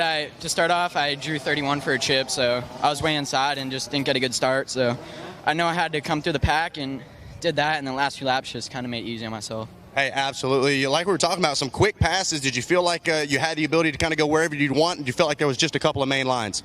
Yeah, we've been working really hard with the team, and we have this bike dialed, so anywhere the bike goes, I go. Hey, absolutely, man. You made it look good, and you put it on top of the box. Who do you want to thank for grabbing a first moto win? My mom, my dad, my mechanic Gavin, can't thank him enough, my brother, the whole NSA Yamaha team, Moose Elite, 100%, Bell, Dirt Care, Parts Unlimited, Monster Army, Alpine Star, and everyone else I forgot. Thank you so much. There it is. One more time, a round of applause for your first moto winner, Owen Koval. Holds up the big number 1. Coming up next to the stage, the number 7, grabbing second here to start off the week. Trinity Bachelor coming up next. Headed to the stage. Give a round of applause. Trinity grabbing second here in Moto 1. Man, a hard-fought effort. You were charging hard all the way to the checker flag. Take us through Moto 1 for you. It was good. I mean, you know, got off to a good start and kind of plateaued there at the middle, so figure that out. Hey, absolutely, man. And what did you think about the track out there? You guys, a relatively early moto. You had some good lines, but not too rough out there? It was pretty rough. Pretty rough. Deep ruts, choppy. Yeah, it was rough. Hey, absolutely, man. But you get up, you're still in the title fight for sure. You got those title hopes alive. Who do you want to thank for putting in a good performance in Moto 1? Hunter Racing, Fly, Lynx, Motorcycle Mall, Sandbox, Alpha Dynamics, Sport Support, Factory Connection, everybody else. Thank you. There it is. One more time, your silver medalist here in Moto 1, Trinity Bachelor. He looked over at me like, no, dude, it's rough out there, all right? I don't care what moto I am. It's rough. It's Loretta Lynn's. That's why it's so great. Brendan Harrison going to be your third-place finisher. He's got a bronze medal with his name on it. Please help me welcome him to the podium. Brendan Harrison rounding out the box here in Schoolboy 1. Brendan, a great performance there. You were charging hard, really trying to put in a fight towards the tail end of the moto. We're going to bring you center stage so everybody home on Racer TV can see you, get all those sponsors on the camera for you. Take us through things from your perspective, man. What'd you think about that first moto? Yeah, really good. Got up to a really good start. Had a lot of fun out there. Track is gnarly, but was able to keep it together and, yeah, had a lot of fun. Hey, absolutely, man. You limited those mistakes. You kept the title fight hopes alive. Who do you want to thank for getting on the box? Yeah, Jesus for keeping me safe. My mom, my dad, my mechanic, Club 57, FXR, the whole gas team, Ethica, FMF, Dunlop, and anyone else, Oakley, and anyone else. Thank you. There it is. One more time, rounding out the podium, Brendan Harrison on the 49 machine, and we've got that Stasic Whole Shot Award to give away as well. Heath Fisher, the first one around the first turn. So, Heath, if you're hanging out in Impound, come over. We got a check with your name on it. If he does come over, I'll cut in, but until then, we're going to send it back to you guys in the tower.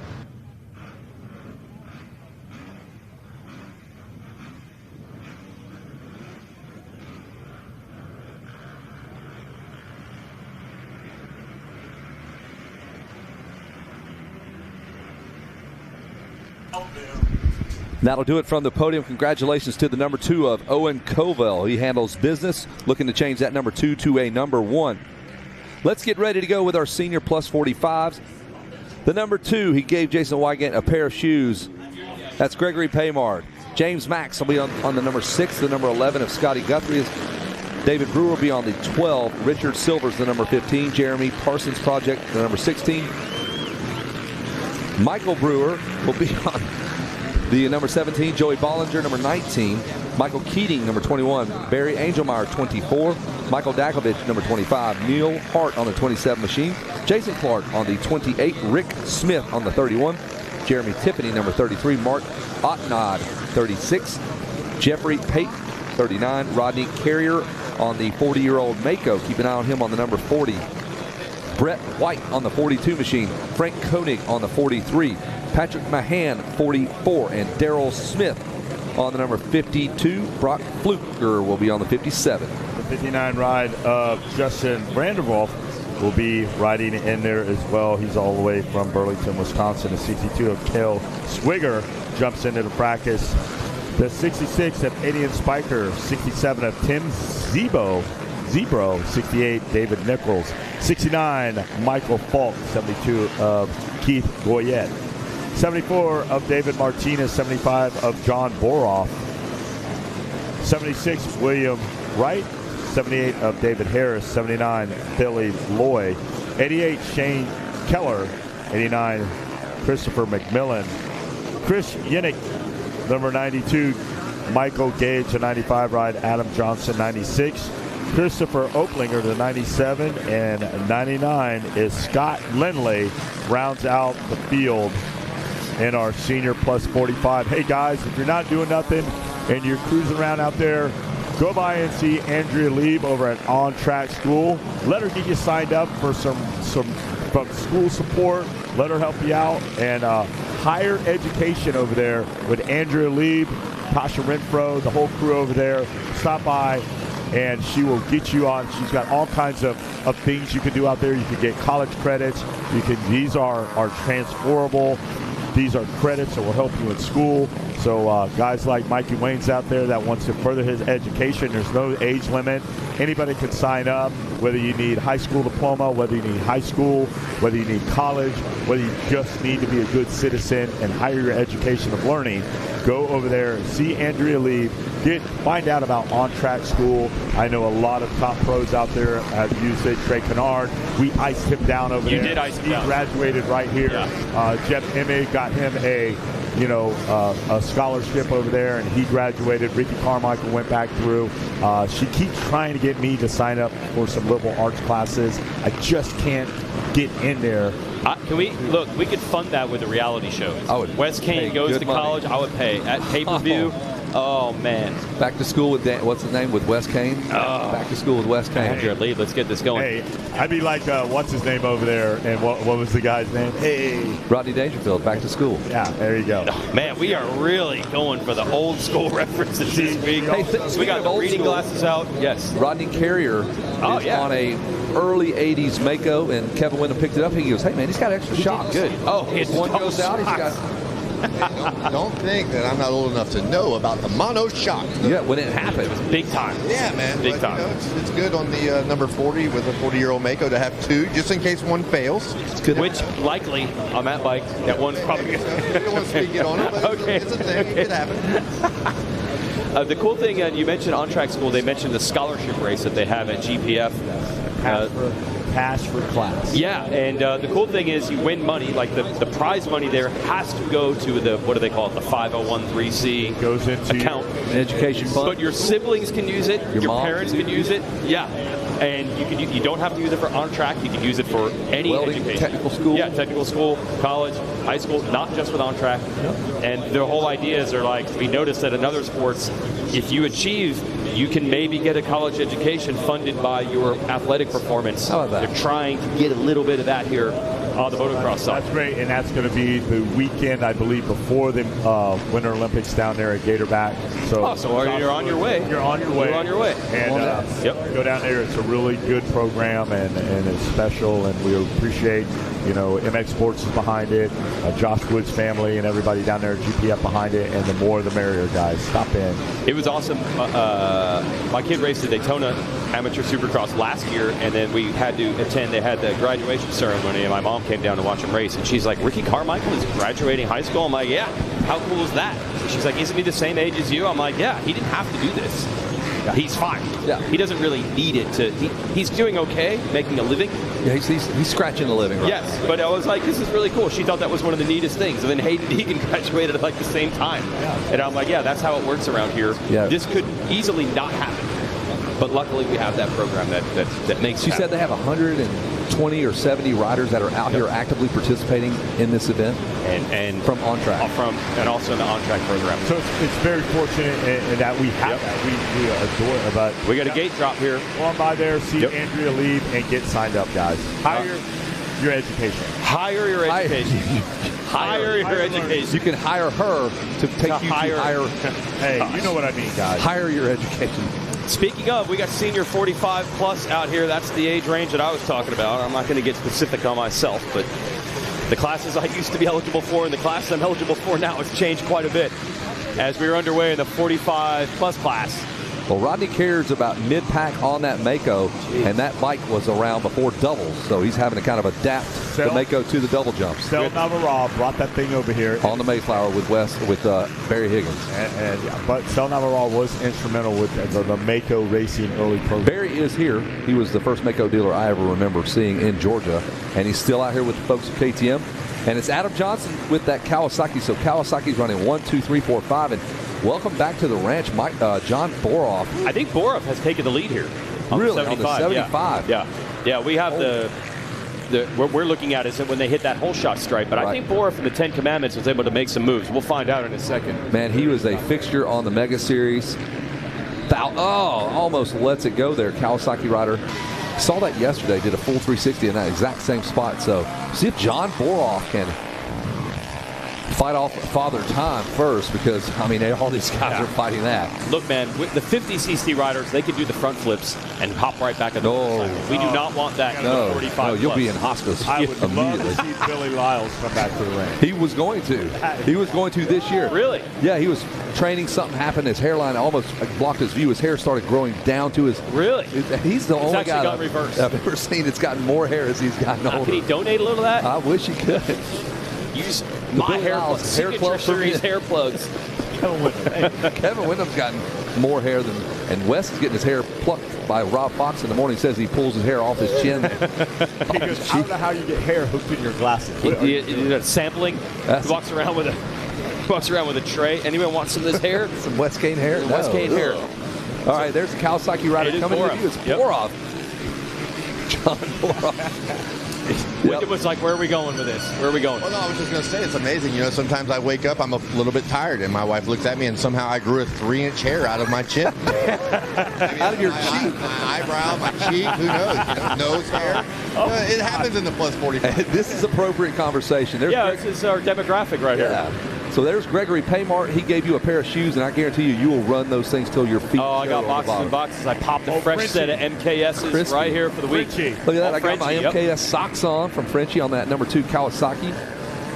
And scary guy, Shane Kelleher. I heard this is the one that they're all worried about this week. Coming out of the Southwick, Massachusetts area. Hey, Kelleher's up to 4th. Yeah, he did very well early. He's already been on the box once. Yep. And here he comes on that Honda in the 4th place. So this is a good battle here. Boroff trying to get away, but it's Parsons, Paymart, and Kelleher. Kelleher looking to make the pass for 3rd. On the outside. And John Boroff, it's time to go. Sam Gammon watching one of his pupils out there, one of his young 45-year-old pupils. It's all come through the ranks of that Mega Series there. There it is on the Look at that inside. inside. Is that scary guy? That's Kelleher on the Honda making moves. That's a big man, too. He is comfortable in the sand right there for sure. Whoa. Hucking that double. Frenchie says, not so fast in French. Paymart getting him back on the number 2. Here's the battle. And look at the leap from Kelleher making the pass. Oh, John Boroff, you've got company, my friend. Look at Scary Guy. This is unbelievable. He's looking to go 4th to 1st in one lap. Can he make the pass here in the Bermuda Triangle? He does. Good Lord. Just like that, Boroff said, what just happened? He just caught up in the vortex of Shane Kelleher. Wow. Okay, so take a breath here. See if Kelleher can ride this thing out now. 2 laps in the books now. And they're already looking for the white flag. If you're Kevin Wyndham, he goes, man, that flagger just, he went to sleep. He goes, it never lined up with what he thought the flag should be coming out. He wanted it to be. Please come out, especially here. You're used to those 4 and 5 lap motos back home, and now we're going to go 15 minutes. Well, the one thing Kelleher probably has on his side, they race in the New England area for sure. He's probably doing like 6 motos a day at those tracks up there in New England. Look at this battle for 2nd. Boroff, is that Boroff and Paymart? Yeah, Paymart going outside. Going to just send it down here. Oh, this is good stuff. They are a third the age of Barry Higgins out here. So Barry's watching these young men out here, these tiny little babies in his world. He's over 100 now. Yep. He's over 100. Congrats. Oh, wow. So good job by Boroff. I thought he was going to get past 2 or 3 times on that 75, but nope. Holding on to it. Wow, Paymart sending it over that triple, too. He is not afraid. And that was good enough for the pass. Paymart now will jump into the number 2 spot, and Boroff will slip back to 3rd. Let's have a look at the top 10. Your top 10 brought to you by Cometic Gaskets. Michael Keating is 10th. David Harris is 9th. Frank Koenig, 8th. Christopher McMillan 7th, Adam Johnson 6th. Here's your top 5. Rick Smith is 5th. Parsons Paymart now has flip-flopped with Boroff, so he's 2nd. Boroff 3rd. And Kelleher now your leader. A mountain of a man out front on that Honda. Shout out to our friends over at Kawasaki Team Green. For more than 4 decades, Team Green program has assisted Kawasaki riders, listen to this, in winning more AMA Amateur National Motocross Championships than any other brand. Wow. If you look around this tower, all the titles that all of us won together were won on Kawasaki's. It was all by Wyndham. Thank you, Kevin. But it was on Kawasaki's. Kawasaki Team Green provides unparalleled factory support to all riders, including industry-leading racer rewards, racer support programs to the local Kawasaki dealers, and of course for those here at the Monster Energy Amateur National Championship. Just go visit them at Greenville. Kawasaki Team Green technicians are on hand. Team Green's been part of this since day one. Yeah, they've been a big part of what made it go, in my opinion, man. Kind of driving the amateur customer right here, having that support at the racetrack that was unheard of at the time. You're kind of on your own, man. You better be a great mechanic back in the day. Now you have some top-flight mechanics here that will help you with bikes and parts. And they've got a whole fleet of riders out here in this one. And is that Kelleher getting some heat now from Paymart? What? Paymart wants some. Frenchie's got those shoes on. He is going after him. French do want some here. Normally they don't. We have to bail them out, and now Frenchie's going after Kelleher. Yeah, the guy from New England right there in the center of it all. We're breaking away. Wow. Yes, the Boston Tea Party right here in front of us here. Yep. Paymart's like, you could have all been speaking like they do in Quebec. You should have been speaking French as your first language. All right, there he is. He's taking over this Yeah. French step province right here. Take over the 5 acres here at Loretta Lynn. Jump in. What do you think about that analogy there? Yeah, it sounds like a very educated announcing crew. That's true. I don't know if you've gone to see Andrea Lee, but yeah, a little history class. He's getting his education's getting higher. Higher learning. We are projecting a higher edge of learning. What was that tagline? Get your education higher. Wow, that is great stuff. Straight out of Mad Men. That's why I get paid from the neck down. That covers everything. Straight out of Mad Men. Paid up here. Get your education higher. That's right. Do good. Yeah. James Max out there in A. I think Kelleher has responded a little bit. He did. Tried to. On the 88, getting away. He put pen to paper and wrote your national anthem, Francis Scott Kelleher. That's right. Wow, that's how old these guys are. What about the inspiration? Well, I mean, what was that? What battle was that? It was the over the Potomac. Nope, not 18. Go back another 100 years. 1776 is when all that went down. No, you're right. I think the national 1812. It was the War of 1812. That's right. That's when this guy was born, Kelleher. West Kane. Hey, Fort Sumter was being attacked. You are right. And Francis Scott Key. It was not the Revolutionary War. They were coming back through. They were coming through Canada, and they tried it again. What was it? 26 years later, right? Yeah. Right? Yep. Sure. And they got shut down, and the inspiration and the flag remained up. Absolutely. After a night of bombardment, yep, the sun rose and Old Glory was still there, and that inspired Francis Scott Key in 1812 to write the national anthem. Barry Higgins actually wrote it for him. I can't believe I got a lesson from West Kane. Go ahead, Kevin. Thank you, Weege, for the plug for Team Green being here for 4 decades. Yeah, yeah. And now we're in the 1800s. We went all over the place. Yeah, nice segue. Yeah, exactly. These 45-plus classes, we tend to over-exaggerate the years just a tad. I want to give you a little history lesson while we're up here. Only in motocross. Just got schooled by West Kane. 45 extremely old, like old folks level old in motocross terms. We act like these dudes are 75.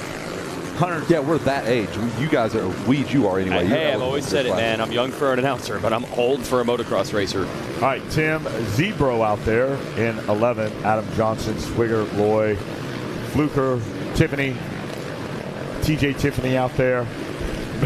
Nichols, Falk, Silvers, all out there trying to make something happen. Well, let's just saying random names. How about we assign a position so that folks back home can kind of track along with where they're actually in. They're out there. Keller on point there in the senior plus 45. Keller still out front. The attack still coming from Paymart. Boroff, Parsons in Boroff in third. The number 4 ride of Parsons. 5th is Smith. 6th is McMillan. 7th Max. 8th is Harris. 9th is Keating. Koenig, Frank Koenig out there. This guy's great out there from the Charlotte area. He's doing a good job in the top 10. Brought to you by our good friends over at Dunlop MX Tire. Nice work.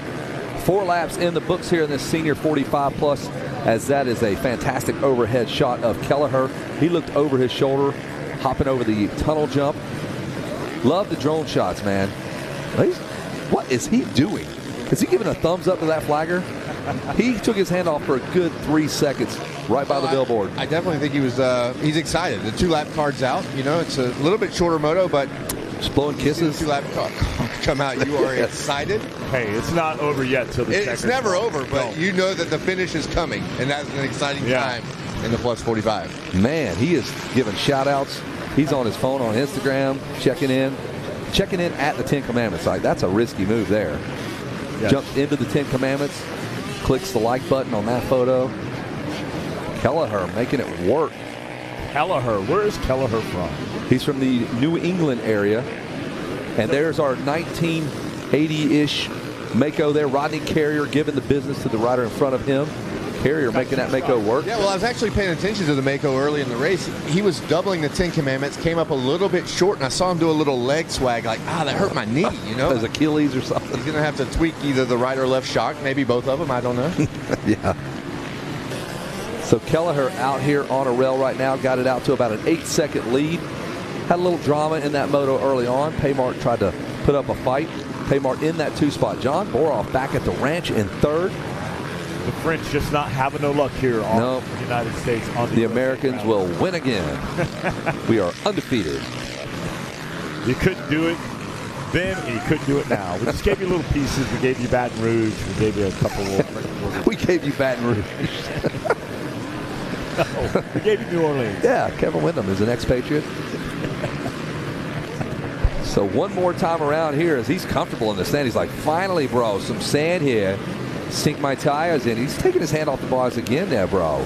Into the left curve. It takes him to the finish line there, Wes. He takes it on in. Let's go. Let's see what's going to happen. Do it here. That white flag out. There it is. White flag is out. He's probably been to Winchester Speed Park, probably over there, the richest spot over there in Jersey. What's that guy that owns a junkyard up there? Jimmy Weiner. No, the wild man up there that used to come here to Loretta's. Oh, Jack Camillo. Mad Jack Camillo. That guy was crazy.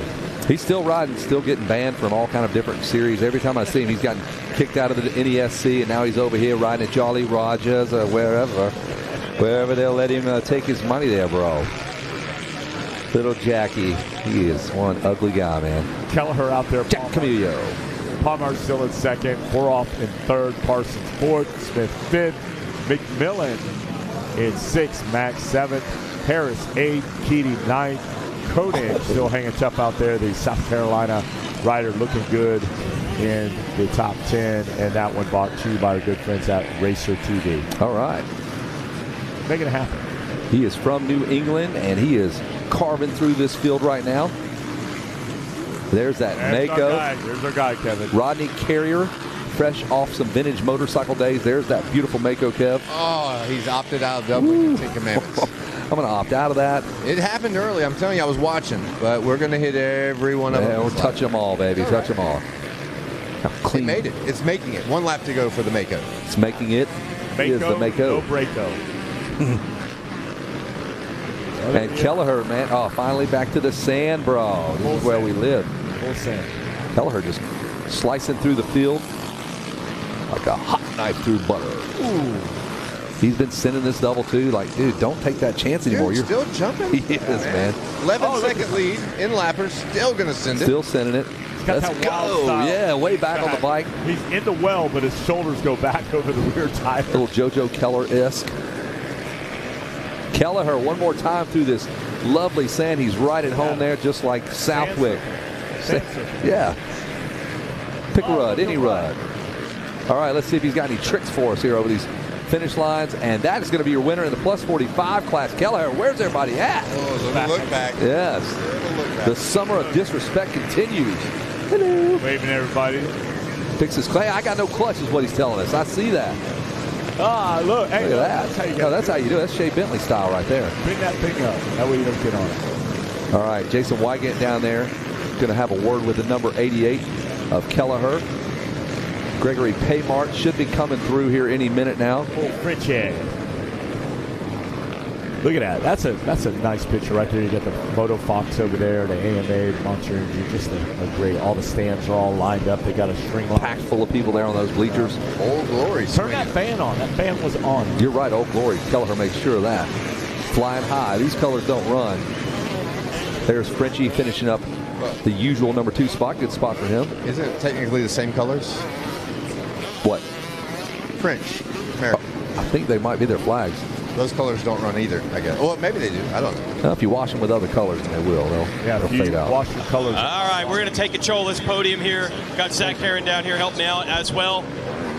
Scary guy, getting it done, and had to make some passes too. We're also looking, by the way, for Adam Johnson, who grabbed the hole shot. We'll give him the State Sync Hole Shot Award. Well, representing New England, a legend up there, all my scouts up there said you got to watch out for scary guy Shane Kelleher, a big first moto win. You went from 4th to 1st in one lap, buddy. Yep, we pushed hard, got around those guys, and just kept it steady, even though I lost a couple bolts in my clutch. Really had no clutch about the whole moto. I was signaling to my mechanic, give me 2 more laps, I should have enough of a lead, I'm going to pull over and get it. He says, you got the 1 lap, go for it. Put the head down and kept going. Yeah, that is wild. Look at this. The clutch came completely loose. Wow, that's like something I would do. Are you racing all the time up there, or how's your program to get ready for this? I race on the weekends only. Yeah. Like I said in 21, 22, literally no training, no bicycle. I eat whatever I want. I just show up and race on the weekends. Get in your gate drops, everybody. That's all you need. Shane, who else you want to thank, man? It was a good run. You know, I actually want to go back in time.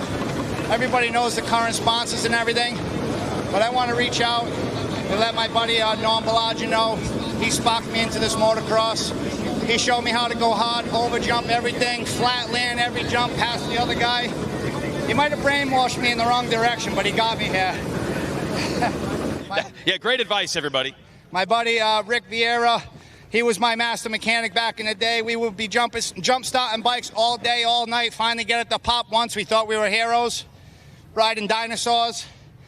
My mom and dad, they always supported it. Even though we had no money, man, they tried to do the best they could. And I really owe it to those guys early on. That is really cool. Throwing it back to how it all started. Let's hear it for the gold medalist, scary guy, Shane Kelleher. Love the personalities in this class. Good job, Shane. Go cool off over there. And we'll bring up the 2nd place finisher. We call him Frenchie, Greg Paymart. Solid run, and he was not letting Shane go. And still enough to run up to the podium. How about that? Let's hear it for Greg Paymart.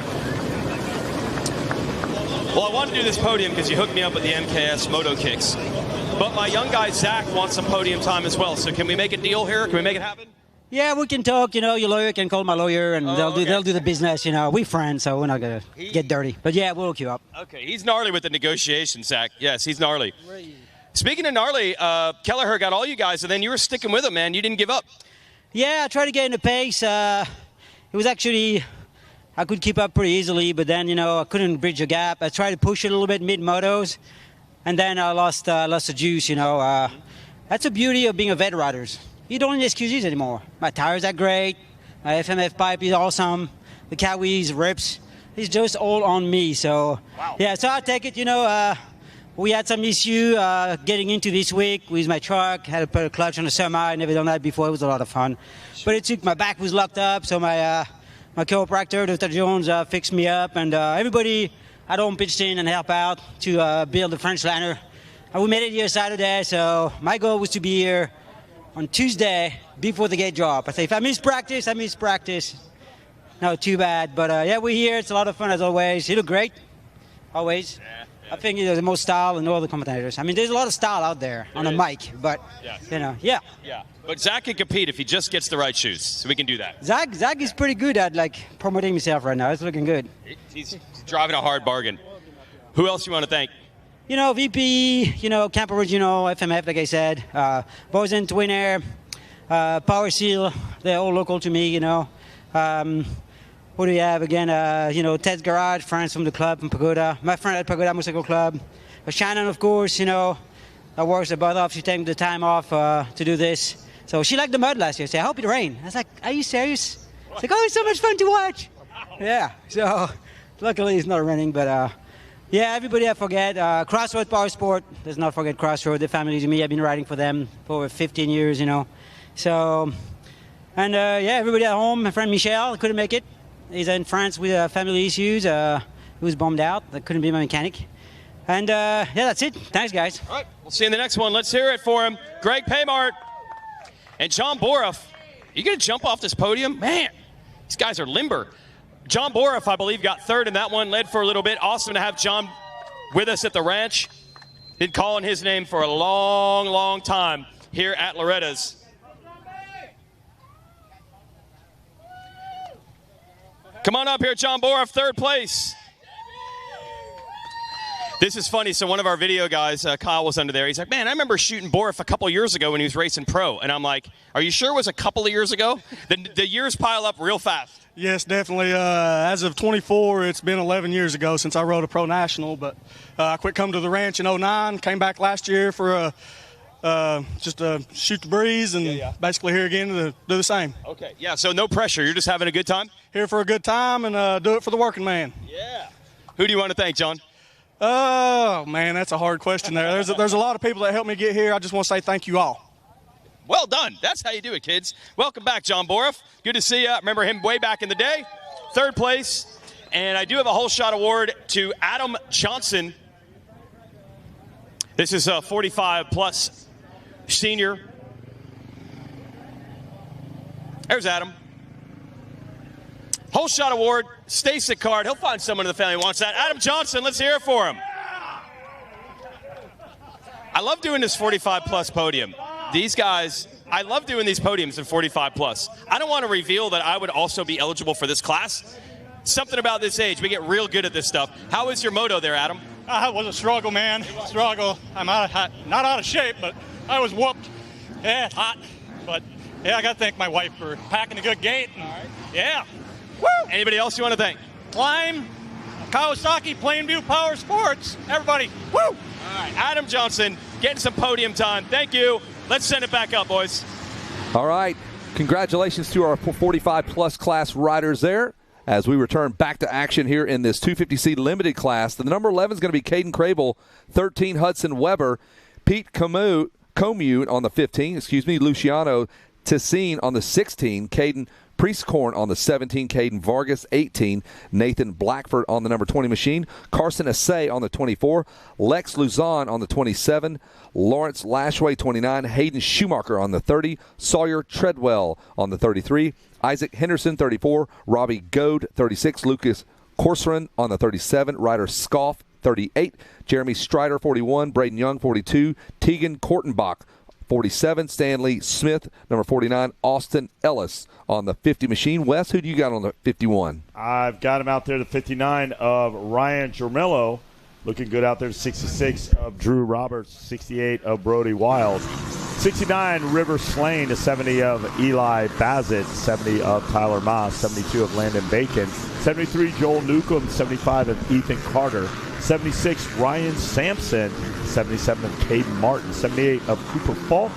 There he is out there, 81 of Nathan Snellgrove, 83 of Henry McMillican, 85, Grayson Mayfield, 87, David Harris, and 88, Eli Griffin, 94, Troy Lanaro, and the 99 of Lane Redding out here make up the field in our 250C Limited Race 25, Kevin.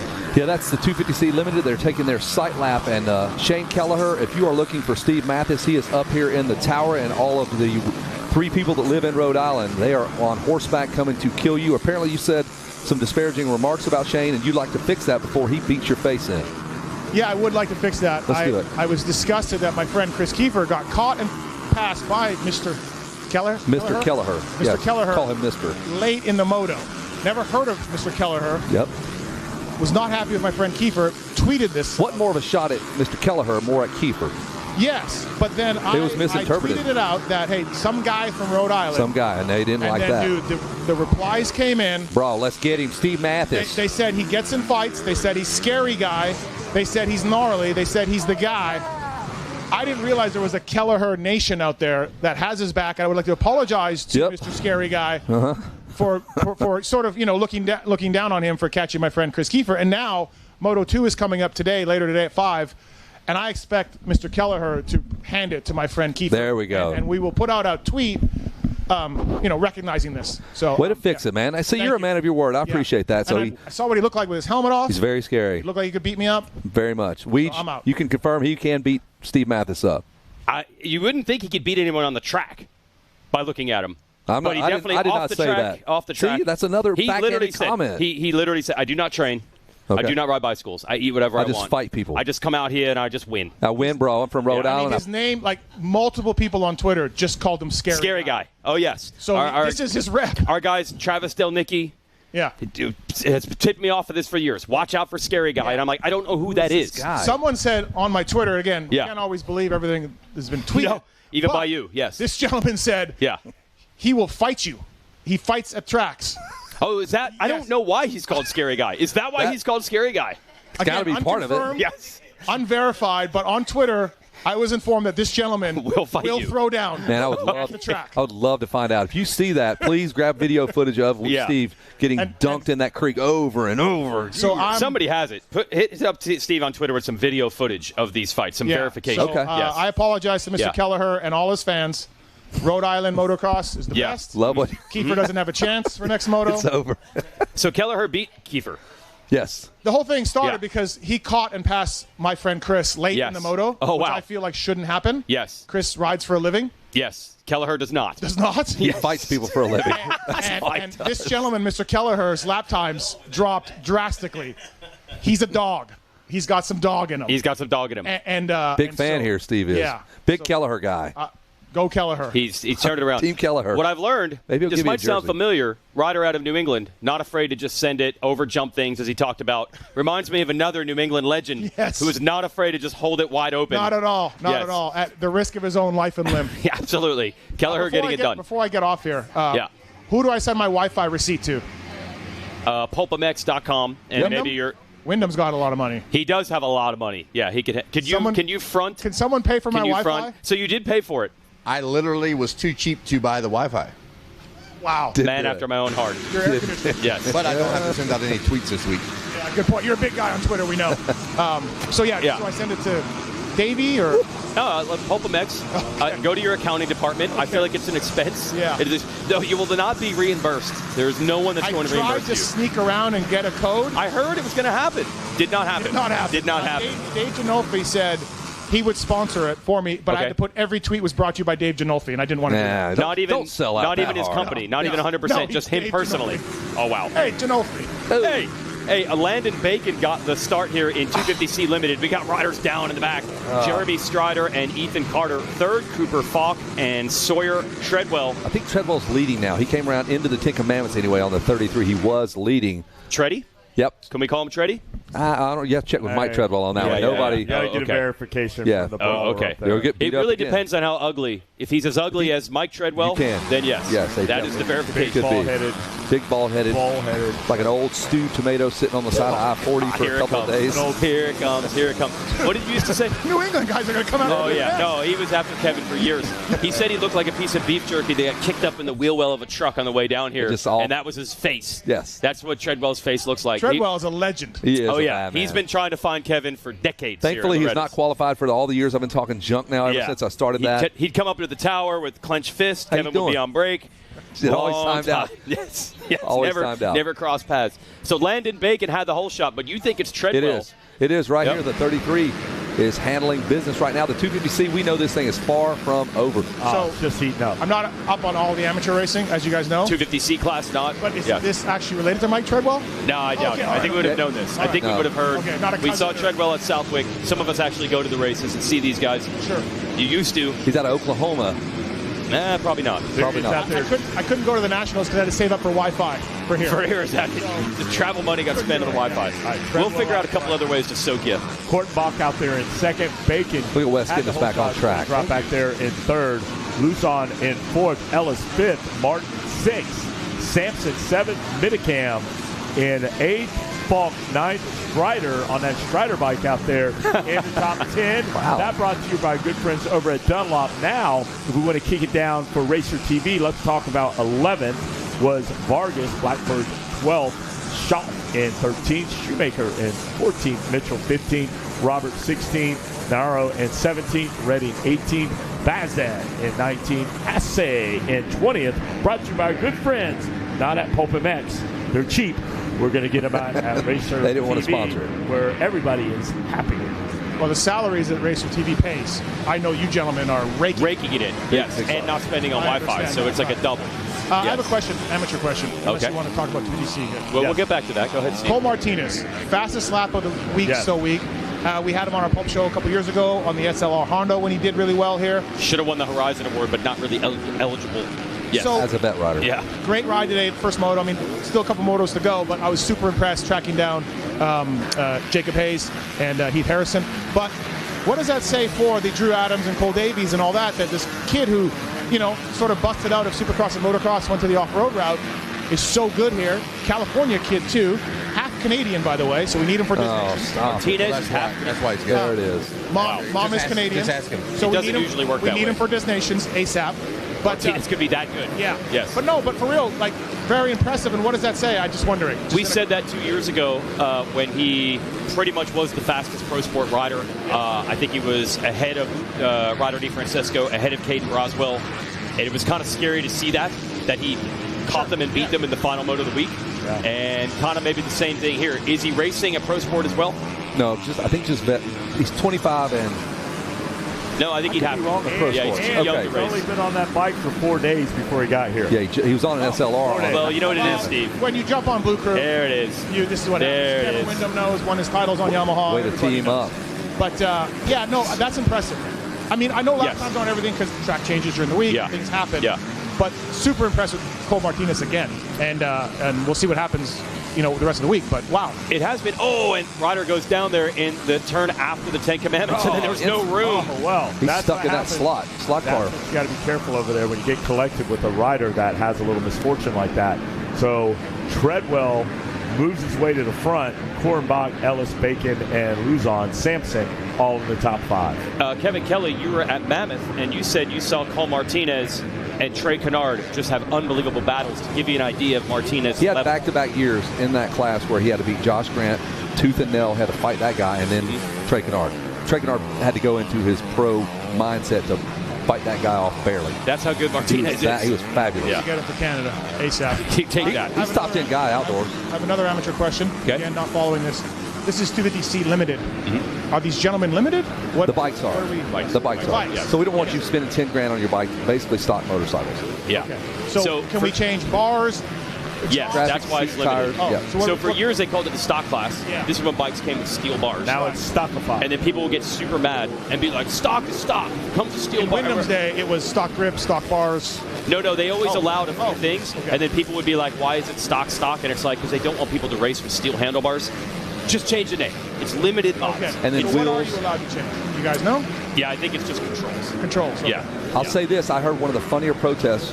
The AMA said that you could not use gripper seats.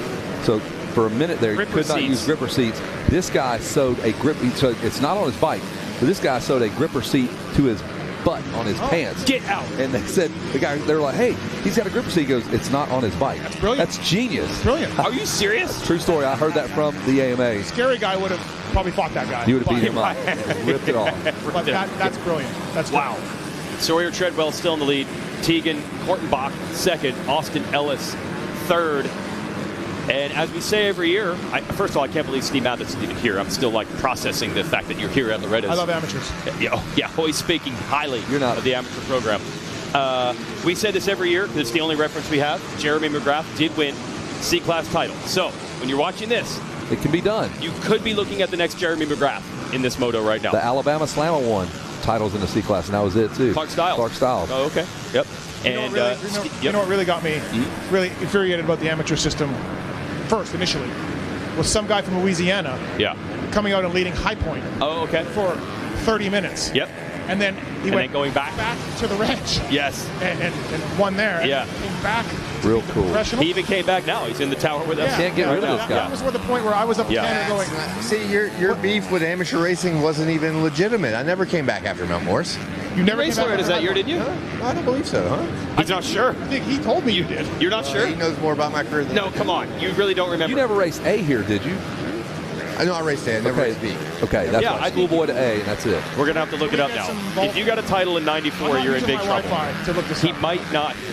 He We- might not remember. We need to not give Mathis the Wi-Fi password because it seems like his tweets make everyone mad. Like, Yeah, you're No, gonna that's get beat true. up. I remember being up in Canada being like, wait, this guy almost won High Point, and now he's back racing amateurs. He seems like he's pretty good. Long-standing tradition. Wyndham guy is really Going good. on forever. We're going to do some fact checking here. Kevin says no. We just looking up to get the We facts. see titles in 94, you're in trouble because that high point was 94, correct? Did you pay for that program or? No, I did Your not. last title was in I got all 95 in the A sorts of class. hookups. Pulp MX right? was not. 94 here. 94 was your last title? Okay. Yeah, I think you're caught. I think you're caught in the web. Did he not just say 94 was his last year title here? It's all coming back. Okay. High Point's in May. Yep. This race is August. Kortenbach second and Ellis third. Ryan Sampson fourth. Henry Millicam. We're watching the 33. He almost gave it Treadwell. away 2 minutes ago or two turns ago. The wheels are coming off now. Here comes Kortenbach.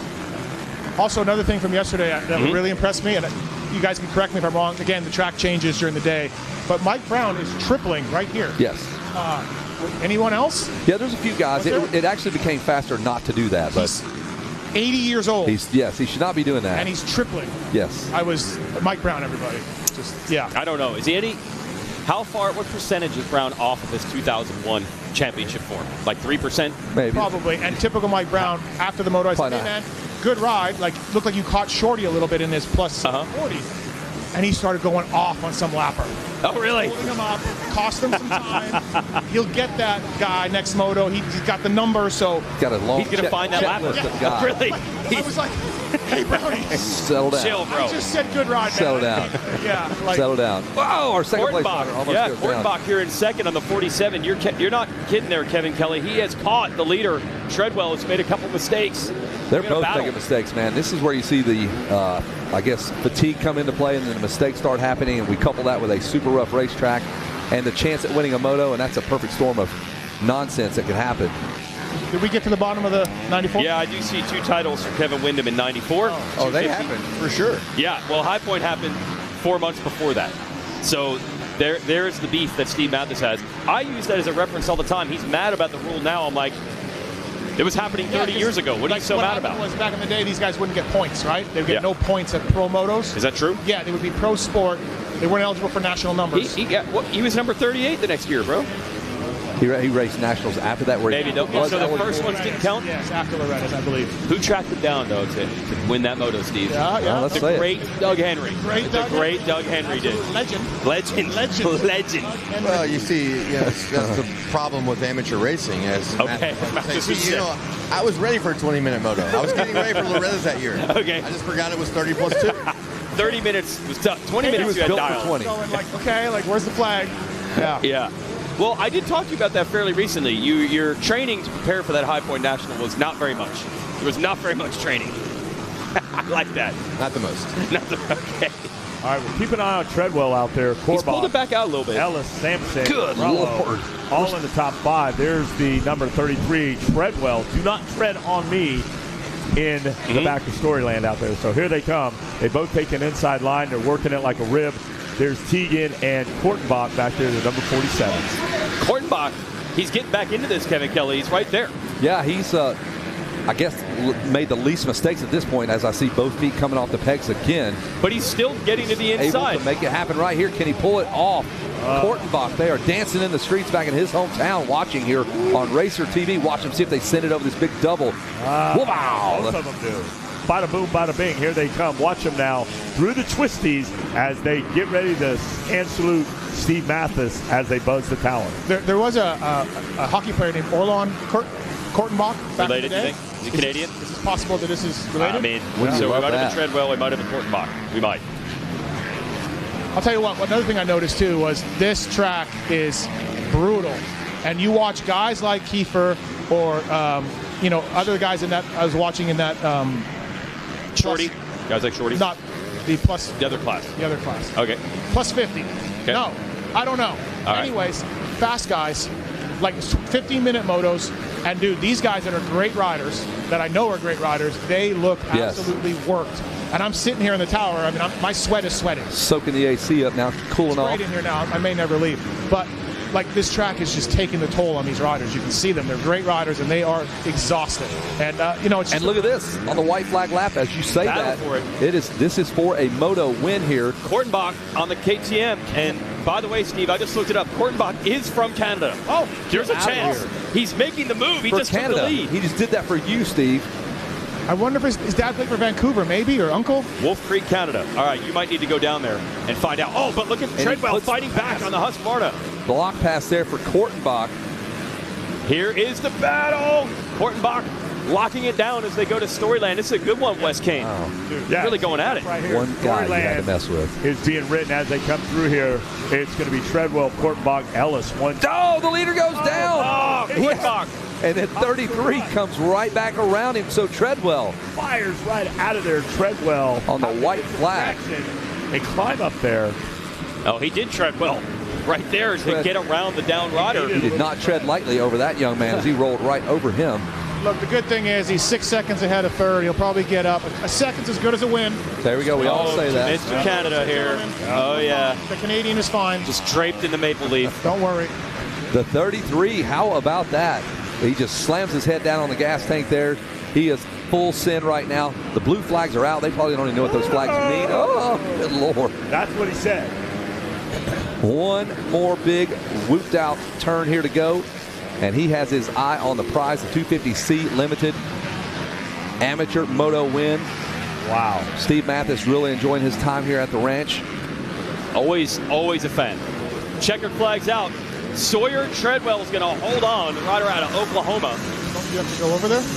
We got Zach Heron on the podium. We're good. I just worked that previous one because I got free shoes from the second place finisher, and I just wanted to verify with him that I was wearing them. It's all coming together. Yeah. And then Zach was disappointed because he's like, I wanted to do the podium because I wanted to get free shoes out of it. So we negotiated a deal down there. One shoe each? Yeah, one shoe. We're the same size, Zach and I. So it's perfect. Yeah, one shoe each. You told me I got to run back to there, and then I'm not making out. Shoes. No, I don't mean just with the humidity. I'm not making it. But you could verify if Kortenbach is the son or nephew of a former NHL Steve, player. I don't think you need to go anywhere unsupervised because Kelleher is just walking around sweating, thinking about you, jogging. He's just literally shadow boxing, waiting for you to punch you square in your face. I need to put out I rescinded it already, but I'll put out a tweet maybe apologizing to. You should, yeah. Follow up with that, and I think you'll be good. Scary. So it's Treadwell, Sampson, Ellis, Kortenbach finishes up fourth after almost taking the win there. Jeremio, Bacon, Milliken, Schumacher. The asterisk in Canada. Because it doesn't really count. It doesn't really count. Yeah. It's a great catch there. Yeah. And that's it from the tower here as we get ready to say hello to our podium. In the 250C Limited, it's Treadwell, Sampson, and Ellis. Steve Mathis, go get beat up. Give it a shot.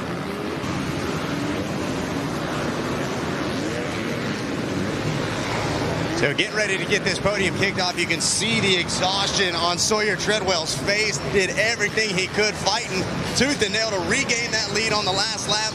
And we're going to try to get him up on the podium and chat it up with him here in just a second.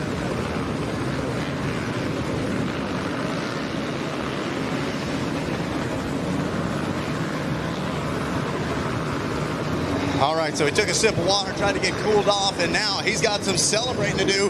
He's got a gold medal with his name on it. Please help me welcome Sawyer Treadwell to the podium.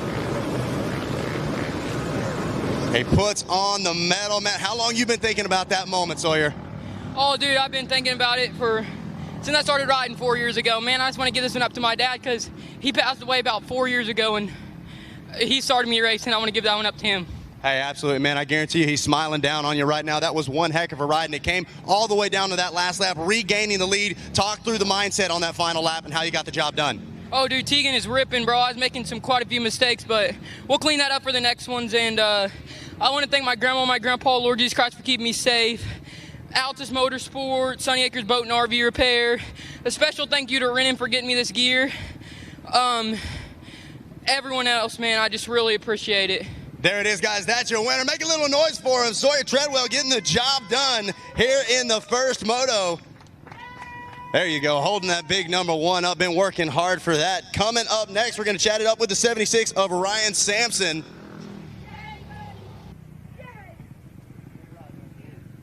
Going to see if we can go track him down. All of these riders absolutely spent after the moto.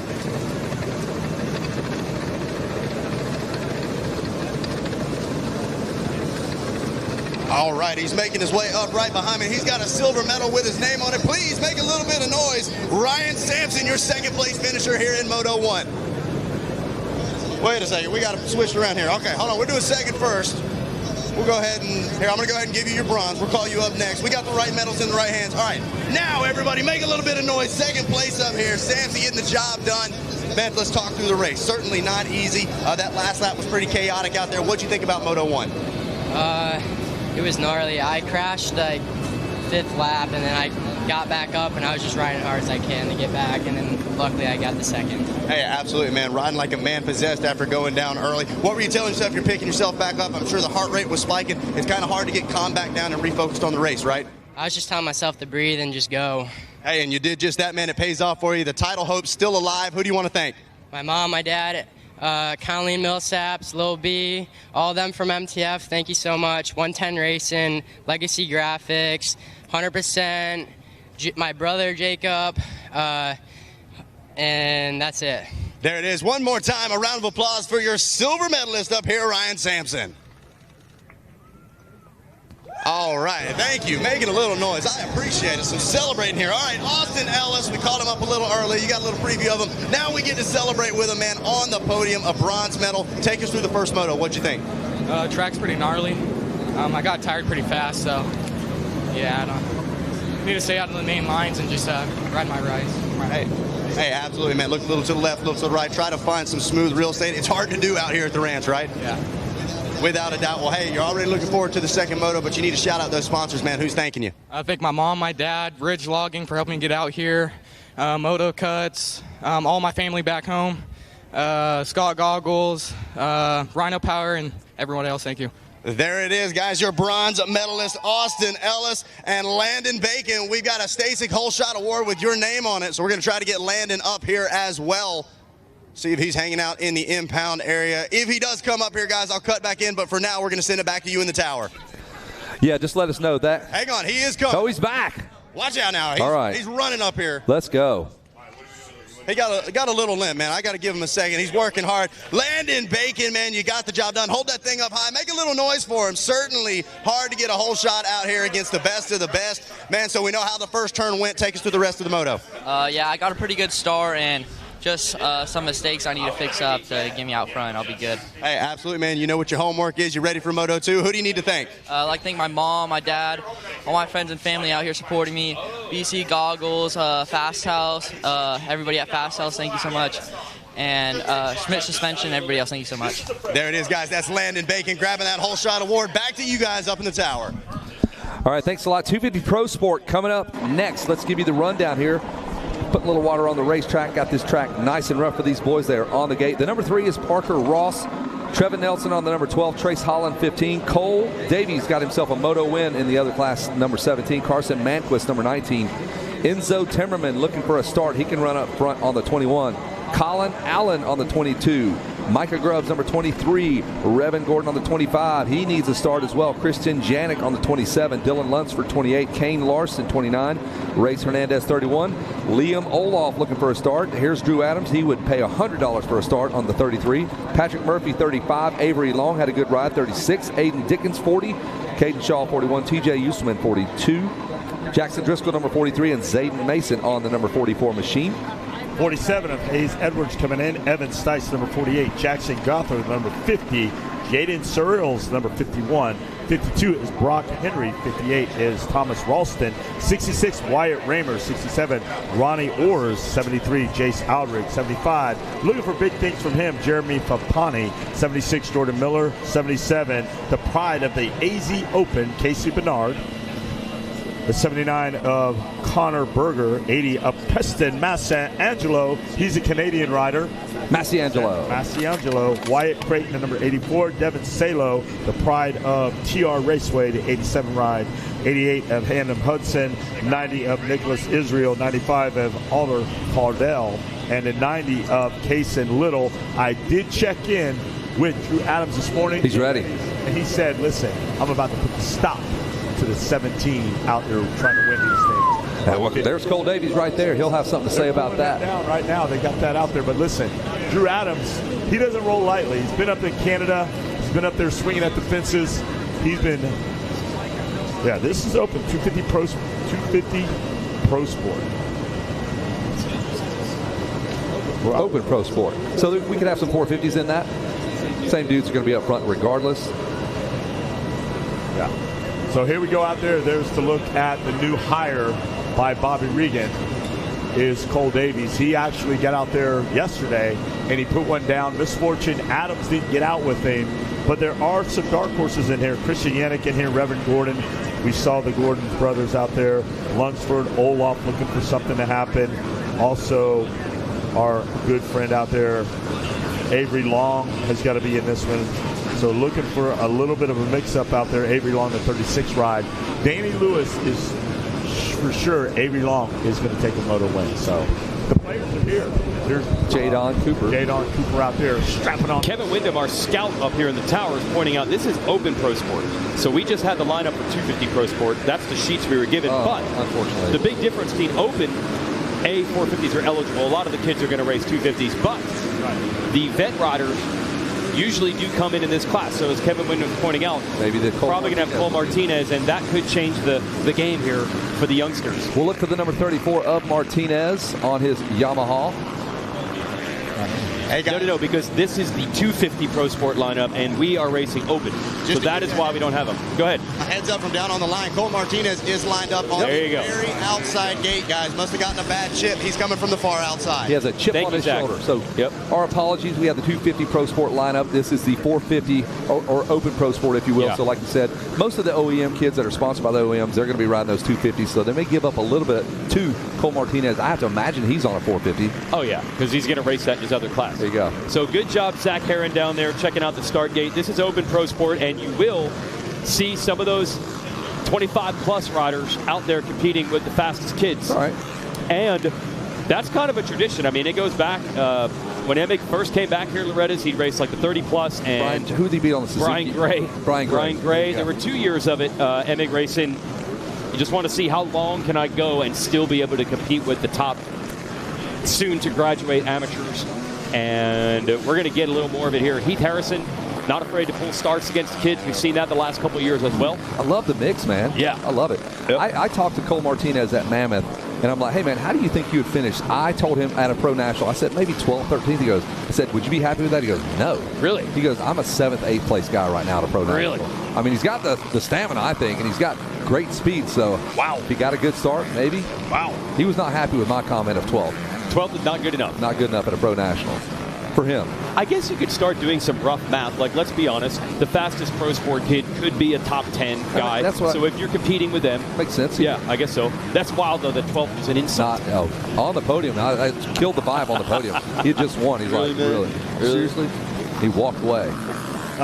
And he didn't. He was super nice. Well, here we go. K-Dub wants to make a bet on who's going to finish better, Adams or Davies. And, hey, he's now on that Fast House program now. He jumped ship on the gear, so he's a Fast House rider, which tells me he's probably going to start showing up these Day in the Dirts, and then we get to see him race Grant again, Zach Osborne, all these guys show up, Marvin Muscan. So the Day in the Dirt's happening at High Point, I think, in a few months in October, and maybe we'll see him there. There is the 32. Set your own hole shot device. Yeah, it's a pro move right there. There's the 17 of Cole Davies, looking factory as they get. There's Jason Anderson on the 21. That is not him. Enzo Timmerman right there. There's the 44. Bernard, nope. Yep. He's 88, I think. Bernard's coming in I think he's 66. Man, we need those sheets. We're gonna roll this thing out. There's a 96 coming in. There's Jordan Renfro. Got a good gate pit right next to the box. Right by the box there. He is trained down there with Josh Woods and company. Seen him at a few arena cross. That guy says, I'm signing up. I'm going on tour. You should. There's Pascal over there. Packing in that dirt. Yeah, he's a big burly guy. I love to look at this. This is a great aerial shot right Yeah, there's the start, and right behind them is where all your OEMs are. That's Kawasaki Greenville just behind the starting line. They have been there in that exact spot, that same footprint for 40 years. And Yamaha across the street there's FMF, there's 100%. Down along here, you got Monster down there, MTF, all the FC Mike, yep. The creek is just to your left there for those of you at home. So literally where you see the tree line, that's about where the creek starts and the fun begins, folks. It's nice and cool. See the creek all running along in here? Yep. That's where Willie Browning used to jump off the Travis Pastrana used to do it as well. Yeah, we all used to get in trouble. You had to come here and jump now off. That's done. Yeah, they took that tree out of play here. So we're getting ready for the Open Pro Sport class here. They're kind of waving down the line. Riders are doing their last-minute prep, setting the whole shot. Dad's already packed the gate. Harold Martin's over there. On the far outside, just barely see him in your screen. That's going to be Cole Martinez. Yeah. We'll see if he can sweep around way out there. Bad chip. That's what Zach Herron told us, that Cole Martinez is lined up to the far right on your screen, far left. I don't think there's a problem with that. I think Cole Martinez is crafty enough. There's Casey Bernard. Yeah, he could pull something off up there. Bernard out there. Oh, easy. 51. Fires out of that gate. Now we got to reset the whole shot device there, the 51. Damage gate. Take it easy. We saw yesterday the gate, the guy in the C-Class blew right through the gate and stopped, and then he just took off. And I don't know how that landed him later on in the Moto. A lot of heavy hitters on the outside. Bad chips in Moto 1. All right, let's get down to business here. The card is up, and we will take a look. And we're going to go racing here. There they go. So you're going to see Martinez get pushed by the number 2 of Parker Ross. I saw that firsthand. Ross had him on his peripheral. And that is Martinez back. He got around Parker Ross. They are literally side by side at about 15th. Here we go, Kevin Kelly. It's Noah Stevens, Liam Olaf with a great start. Timmerman got a good jump as well on that 21. Olaf leading it.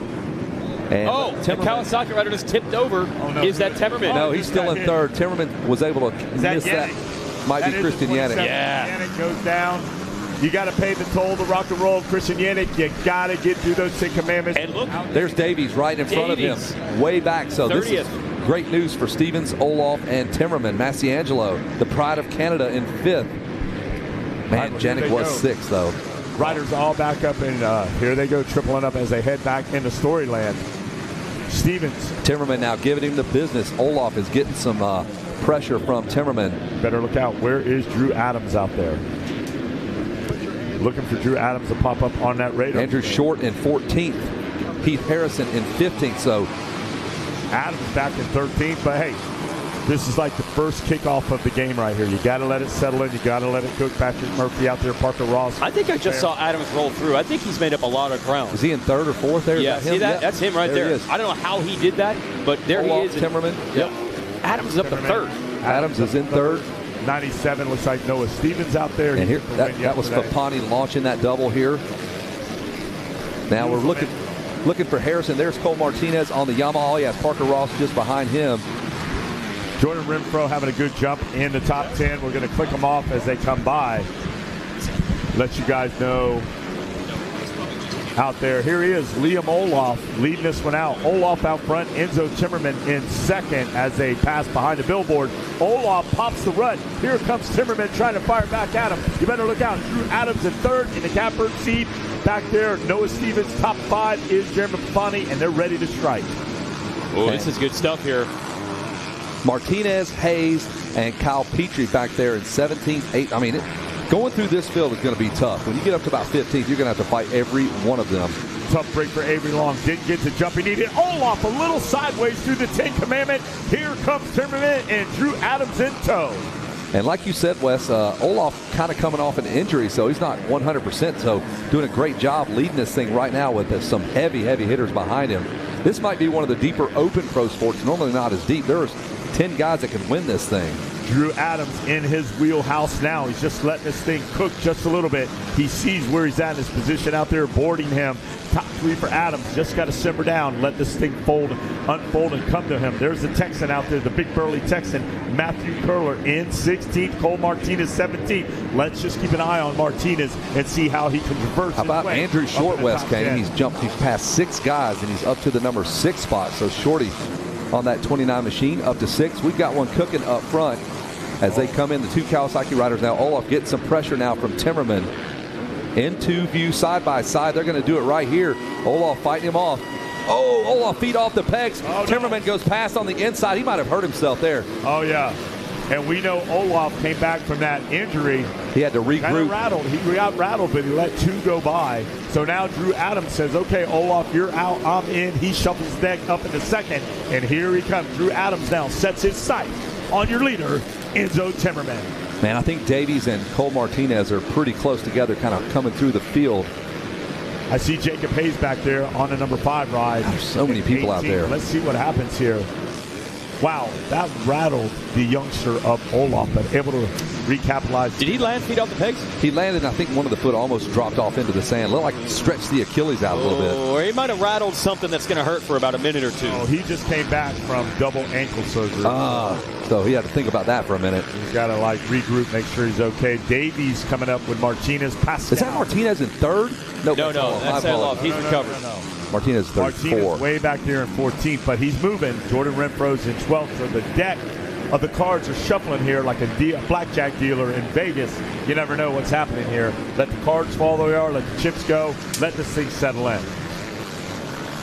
There's Drew Adams now coming through that triple up, coming through the storyline right there. So it's going to be Timmerman, Adams, then Olaf. Yeah, we're going to go 20 minutes with these guys. So we've got more than 20 minutes left in this race. We've gone a couple laps, so going 25 minutes apparently in our open pro sport.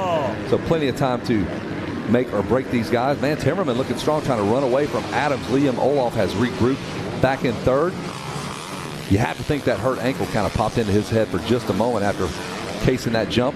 Notable out there, Avery Long picks up about 3 spots, moves up in striking distance in the top 5. Yeah, Avery Long's been good. He's coming off an injury. We talked about him having some knee problems. So a couple of those guys with injuries fighting through them. Keith Harrison out there, the number 6 ride in 11. Let's watch that scrappy veteran. But look at Noah Stevens. He won the College Boy and now backs it up in the Open Pro, running up there with some of the heavy hitters. All right, well, here we go. We're watching Kevin Kelly's peering out the window. Ryan Holiday's got a little quiver in his knee. His guys are up there, Timmerman, Adams. And there is the young Olaf. So Olaf looks good. 3-bike breakaway. They're dropping him down 156, 155. But the fastest lap time was set yesterday for the Oakley Goggle Award Fast lap award. Cole Davies with a quick 157 in traffic. Oh, this bike is smoking like you did last night, Wes Kane, the number 70, having some problems there. Oh, we got another rider down. Looks like, what was that, 87, tough break. Got to dodge him in the sand section. But here comes your leader again, Timmerman, Adams, and Olaf in the 10 Commandments. Adams able to triple about midway through. Olaf does the same thing. So your top 3 all pretty solid out front. There he comes. I'm watching Martinez now. Martinez. He's got, man, him and Davies are side by side through the 10 Commandments. So Davies on the move with that 157 that time around. Martinez with a 156 in traffic. Davies with a 156 as well. So those guys are pushing mid-pack top 10 finishes now up for grabs as they work their way away from us. Big shout out to Patrick Murphy back there in 9th right there. We're going to go down and let you know who's in 11th. Martinez, Davies hooked up 11th and 12th. Pascal 13th. Massangelo in 14th. Hayes 15th. Curler 16th. Yannick had to pick the bike up dead last going to 10 Commandments on lap 1 up to 17th. Bernard, Allen, Mason, all round out your top 20. Brought to you by our good friends at Racer TV. Jason, Drew Adams being patient back there in 2nd. Yeah, the 25-minute moto, I think they did that because Wyndham was up here saying he only had to train for 20 when he was an amateur. Changed it on the fly. Yeah, we're going to add 5. They're all trying to make it a little more realistic to what the pro side is. So we'll see how Drew Adams plays it. I do agree. I almost wonder if he's waiting, and we'll see who gets tired as this race goes on. Temperman's actually stretched it. He just ran a 153. Fast lap right there. He is fastest lap time. Leaderboard right there, the 153. So Timmerman trying to break away and break Drew Adams' spirit. We'll see if Adams can go with him. Adams comes up with a 153.9, a couple of tenths, on the other side of it. But right now, the fastest lap is right there, 153.1. But they've been answering each other. Like the times have been kind of fluctuating a little bit, and Drew is answering the call with a 153. The phone has rung, and he has picked it up. And I think Drew's going to get better as the week goes on. I mean, an amazing schedule for the guy. We know how tough it was for him to get to practice, and the Canadian National last weekend, and looking in a great spot right now. Well, Dan Truman's got him dialed in. He's like, we are racing. Our practice is race mode. Hey, the push now coming from 3 different riders: Heath Harrison, Cole Martinez, and Cole Davies in 8th, 9th, and 10th. They are going to be a problem here late in this moto. They got plenty of time. You just saw him. 6 was Harrison. There's Davies on that Yamaha in center of the screen right now. Won the moto in 250 Pro Sport yesterday, going away, but terrible start. We saw him probably 34th or so in the 10 Commandments in this one. Davies, there he is, rider out of New Zealand. And then, yeah, Martinez is around there as well. Yeah, he's just in front of him. Yeah. So we might see Martinez. There's Martinez on that other blue Yamaha. Yeah. So this is going to be good. Martinez, Davies, and Heath Harrison all hooked up from the back. That's from 9th, 10th, and 11th. They've all kind of moved up a little bit now. So the push is coming on Trevor Nelson back in 8th, Papani 7th, and Andrew Short. Hopefully he don't come up too short and be able to hold himself. Just short, some would say. Don't come up short. Wow, hit right there. There's the 27 of Christian Yannick, who was dead last. And Adams now applying a little more pressure now to Timmerman. Looked like Timmerman was kind of skirting away, and now Adams is right back on him. Let's check the lap times, 1:54. How about that track, Matt Weed? What do you think about that? This is new. They are running a little experiment here in addition to the transponders with GPS. This is something they... Oh, what happened there? Fast lap, 152, Adams. Oh, Adams. Bringing That's the fastest lap of the week? Yes, the 53 was the lap before was the fastest lap. Now they're just dropping. Here comes Adams on the inside. Right here going down that long short chute. Here they come. Jason Wygant, look out the window. Oh, yeah, Adams tried to make the move on the inside. Timmerman hold them off. The long short chute. Outside line for the 33 of Adams. Let's see if he can triple here. There it is. Nice and clean. There it is. Kevin Kelly does the triple, doubles out. He'll skirt over and shut it down that inside line. Out front is Adams as he's going to head his way into Storyland. So we mentioned that track map you're looking at, the upper right. The folks at MyLap's have been doing this at a couple of events, 2 classes here. They ran it at the Scouting Moto Combine at Redbud. This is a GPS in addition to the transponder. They're hoping to eventually do this for all the pro races. It's cool to have this info of where the riders are, but the real goal here is they want to use this GPS to connect to the caution lights on the track. And if a bike stops, they'll automatically turn the red or yellow lights on for safety. So you won't have to rely on just flaggers visually seeing it. Very cool. If a bike stopped on a jump, the lights would turn on automatically. So we're using this as a bit of an experiment. We learned a little bit at an AMA dinner last night. It was free dinner, so of course I went, and then I learned something while I was at it. Kevin Windham wanted to show up, but you did not invite him. Don't have cell service. I would have. Totally would have hooked up Kevin. Yep. He was up here in the tower till we left. So Drew Adams trying to get away. You just saw Davies. How far can he go? Can he salvage a shot at the overall in this class? He has got a lot of work to do. We'll reset the field once they come through. Adams has reset himself into the #1 spot. This might be another back-to-back quick lap for Adams. He turned to 152 last time around, and we roll in with another back-to-back 152. So Drew Adams getting busy now. Colin Allen out there running inside the top 20, working hard out of Texas out there. Casey Bernard out of Arizona in 16th. There's Adian Dickens out there. Tough break. Jordan Renfro having some issues out there. He's going to slide back down into 27th. But here comes your leader. We got him out there. Leader is the 33 ride of Drew Adams. And you have to think that push from Harrison, Martinez, and Davies will start changing up the front of the field. There's Timmerman as he comes through, and this is the push now.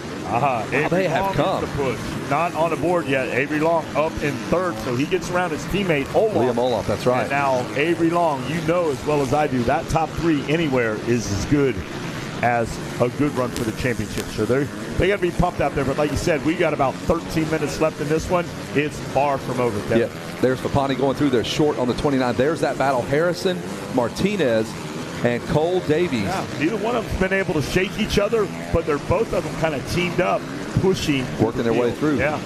There's Andrew Short. 7th. Looks like Papani. It gets around him. Noah Stevens, you got to give him some credit. Gets out there, wins a College Boy Moto, and says, you know what, I'm going in the Open Pro too. Let's do this. There's the leader. Adams and Temmerman, Long, Alof, Stevens. You saw Papani now ahead of Short. Trevin Nelson on the Club MX Yamaha is battling with Short, 7th and 8th. Then that freight train of Harrison, Martinez, and Davies coming through next. I feel like you got to try to get at least top 5 here, and that's going to be tough on any of those guys. Stevens has got it locked down. Oh, what are you seeing, Wes? Well, that rider right there almost took out our third-place rider, or second-place rider as they were coming through. So a little swapping through the sand section. He was able to clear him, and now Spoo's selling ahead. There's your leader right there. We're watching the 33 from Chattanooga, Tennessee. Right down the road, man. Yeah. Hometown race. Comes up here and rides a couple times a week. Brought the whole family down. Grandpa, Ronnie's over there hiding in the bushes. That is not true. No, it is I not just want to true. verify. Yes. Not He right. actually lives in Florida these days. Yeah, no one's riding this thing. Except if you want to come out on an ATV next week, have at it, boys. The only thing they're riding around here during the year is a lawnmower. And horses. And some horses. It is the Dude Ranch. I want to see you ride a horse. Let's all go down there. No, you don't want to see that. Let's go. All right, here we go. Jousting going on back in here. Jousting. There's Long coming through. There's Olaf going through the 10 Commandments. And then Fapani should be coming across here on the 75 in just a moment. Hey, I'm going to give some love to Christian Yannick. We saw him down on the first turn. He was 40th, now in the top 12. So Yannick doing a great job out there, raising the flag for the Polish community. They're short. He's got Harrison right behind him. And Davies has gotten around Cole Martinez on the 35. I don't think Martinez is done. He's not going to pay attention to Davies. He's just going to go after him like another rider. You don't get a free pass out here. When you're dealing with Martinez, it's all about business. So Nelson, he's made the move on short. And then Harrison is closing on short right now. They're all back in Storyland. So you got some crafty veterans out there going back and forth out there. Well, that's awesome. Thank you, Kevin Wyndham, for pointing out Open Pro Sport that we get Andrew Short, Heath Harrison, and Cole Martinez in with the fast amateur kids like Adams, Temmerman, Long, Alof, Stevens, Pani, and the rest. Nice to see how they all match up. Yeah, we called it. I mean, we're pretty much well when we introed every rider out there. Maybe left a couple of them out, but we basically covered the field out there. There's Bernard back in 15. Kevin, you're looking over there. What do you see? You look puzzled. I'm just looking at our leaders behind us heading towards the billboards, and Davies is just now coming through on the center part of the racetrack right here. Man, that is such a long gap there between first and even 6th or 7th. There's Timmerman as we watch on screen, but he's got a lot of work to do. I don't think a top five might be pushing it, Jason. But battle we're watching in Bermuda Triangle is Harrison versus Davies with Trevin Nelson, I think, right in front of them. So there's two positions right there he could capitalize that he could get. on. Yep. And Short is not going to roll over. It's not in his pedigree. It's not in his resume. You gotta fight Andrew Short. Trevin Nelson does get by him, so Nelson shovels up to 7th. Papani's still holding pretty good out there, top 6. And Davies looking to make the move on Andrew Short, side by side, headed to the long short shoot. I'm watching it right now out the window. Cole Davies makes the move, and Heath Harrison going to try to follow him around Shorty. Good to have Shorty back at the ranch. Things happening in a hurry now in Open Pro Sport for the number 29. And Harrison looking to make the move on short. You see them in the 10 Commandments. Harrison on that number 6. Harrison, a barroom brawler. Alabama Slammer. Yeah, he's in there. Dude, Christian Yannick is just behind Cole Martinez right here coming out of the 10 Commandments. What a ride for Yannick. Oh, yeah. He's got those guys right in front of him, Jason. Christian has an outside shot at catching that group of 5 guys directly in front of him. So, wow. I look for Yannick. What is he running out there? Yannick running a 1.56. I look for him to definitely be up in there. Harrison came by in a 2.02. Yannick is a contender to get that machine up in the top. Yeah, he's in that same predicament as Cole Davies, just trying to salvage as many passes here, do it deep and late in the moto with 8 minutes to go here in the Open Pro Sport. All the while, Drew Adams saying, you can have all of that. I don't want anything to do with that nonsense. Kind of helped himself with that good start. Some of those guys got a bad chip, so start was impacted by that. But they're still checking boxes over there to make sure your lap times. They'll go analyze all this stuff up here. They'll see what lap you were strong in, if you consistently stayed on the same lap out on the last lap of your first lap.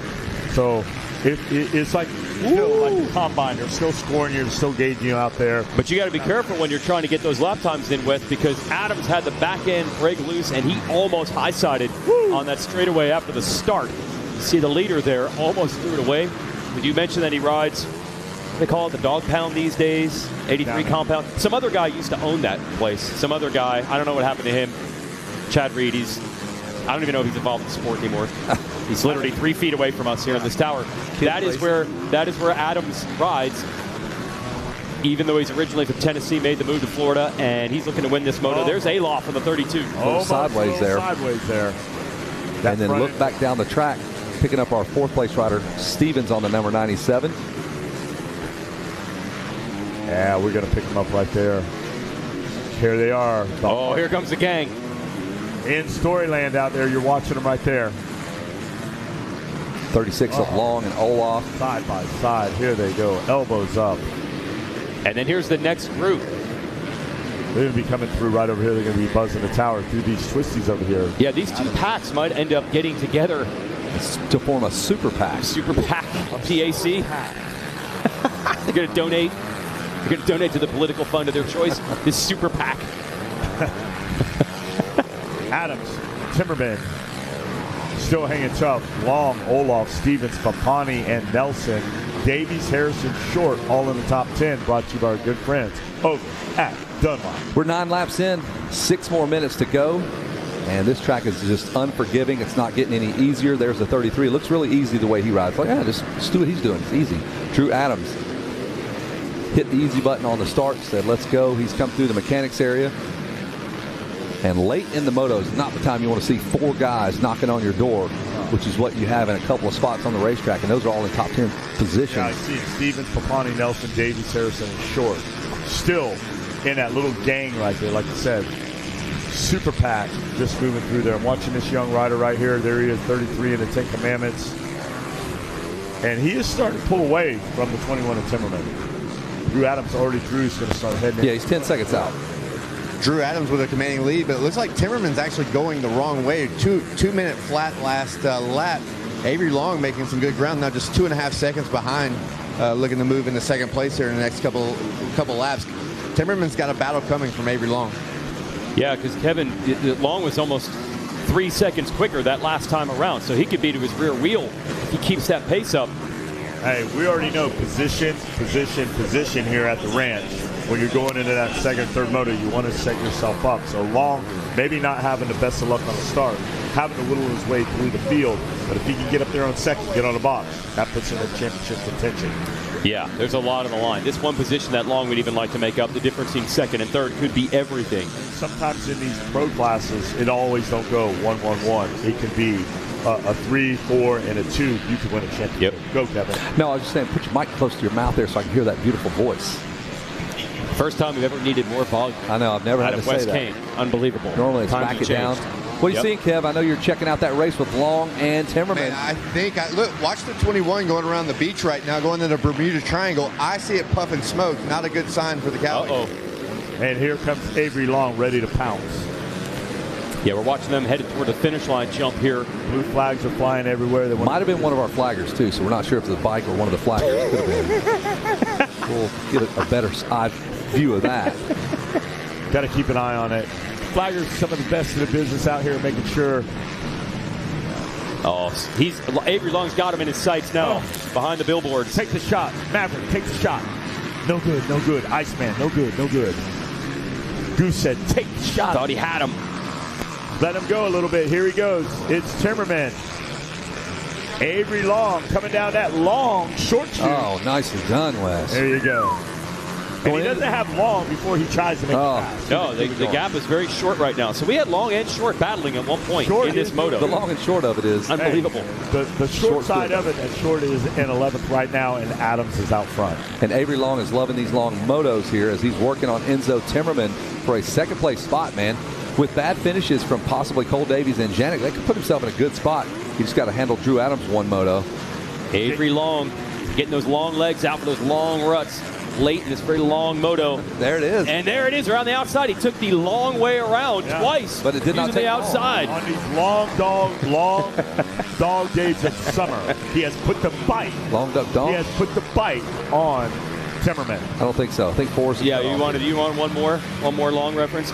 So Long moving up to second place. And it didn't take him long. No, it did not. It only took him almost 2 minutes to the end of the race. You know, it was just one bad lap for Timmerman because he had a 2-minute flat last time around, and then he answered with a 1:57 of his own. But by then the damage was done. Long had gotten to him and now has made the pass. We go back to the leader, Drew Adams, and time running out. White flag now out. Drew Adams, not the moto he wanted in the 250 class yesterday, and bouncing back today. Wes Kane, it's amazing the confidence. I mean, look, this guy is coming into his own with Drew Adams. I mean, the future is now, right, with this guy. And Moto 1 didn't go quite like he wanted to, right? I mean, 7th on the last lap. Yeah. Wound up coming home 4th, but you had a conversation with him. He said, hey, that's not happening again. He said, but my mistake was not making that $20 bet that Drew Adams was going to win this. I would like to take the money. I know you would, Wes Kane. Oh, not even ice cream on the line? Nothing. No, it's $20. No, but they didn't shake on it. Kevin was a little nervous. He likes to hold on to his money. He is in dire straits, man. I know. Man, that has just been on lock right there with Heath Harris, Davies, and Martinez. Janik right behind them. They have all just ascended to the top here. You know, Janik had that bad luck, Kevin, but I do think Janik's going to come back firing back. He's got the speed to be a contender up in the top 3. Harrison and Martinez are now ahead of Davies. So there you go, the 2 veteran riders. Davies had a bad lap. I'm not sure, a 2:03. He must have gone down. That's about 5 seconds off the race pace and the pace of Harrison and Martinez. So Davies going from 8th to 10th. And look at the gap between Davies and Christian Janik, 5/100ths of a second. So it looks like Janik is on the hunt to try to get around Davies. Wow. Get on him. You know, Jack, he's around here somewhere pacing at the tree line. Yelling cuss words in Polish and whatever language they speak in Poland.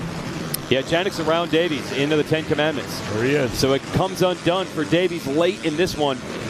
Dropping back out of the top 10. Terrible start. Out of the top 30 for sure. And looks like it might just be maybe a 10th place finish. We'll see how it turns out. Maybe even 11th.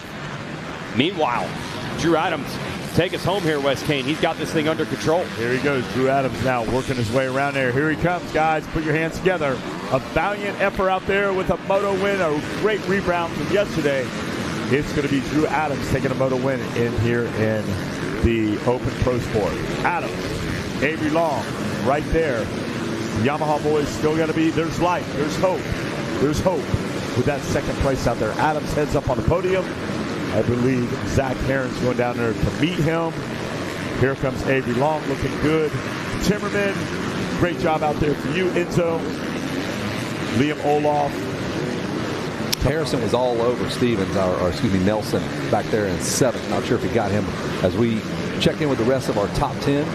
There's Olaf going to finish up 4th. I believe Noah Stevens in there. Kevin, great spot out there. Here they come. And it looks like Noah Stevens is able to hang on. Papani, Harrison, we got him coming in there. Hey, great job out there. Can't take nothing from Cole Martinez out there, just like. And as they came through, yeah, you did see Janik did make that move early on the final lap to get around Davies. That puts Christian Janik, who tipped over on lap 1, in 10th, and Davies going to finish 11th. So good luck, AMA, if you're trying to figure out the Nikki Hayden Horizon Award winner. You're looking at Adams with a not good moto and a moto win. You're looking at Davies with a not good moto and a moto win early this week. There he is. Look, hey, Avery Long. Yeah, hey. He's a player. Good job. Hey, big shout out Dave Derringer, came in all the way in from Chicago. He's hanging out with us this week. And we're going to bring him in. All right, you guys are up next. I'm out. You're in. It's lunchtime. The General's here. Did you move that truck, Ryan Sykes? Took an Uber from the beer tent last night. All right. We're out. Down to the tower. There's Drew Adams, cool, calm, and collected. And we're going to send it down to Zach Hearing and find out what's going on with these young men.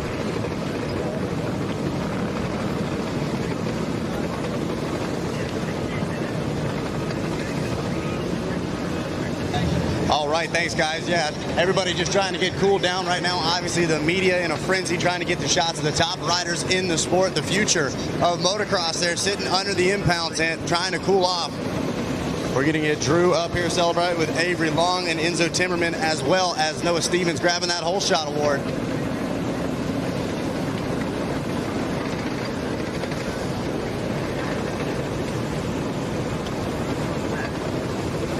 We watched him come from roughly around 40th to 4th yesterday. Today, he's stamping with a gold medal. Put your hands together for Drew Adams, your first moto winner here in Open Pro Sport. Holds the medal up high, throws the big number 1 up. That's what he was expecting yesterday. He said, I'm going to show you guys what I'm capable of today.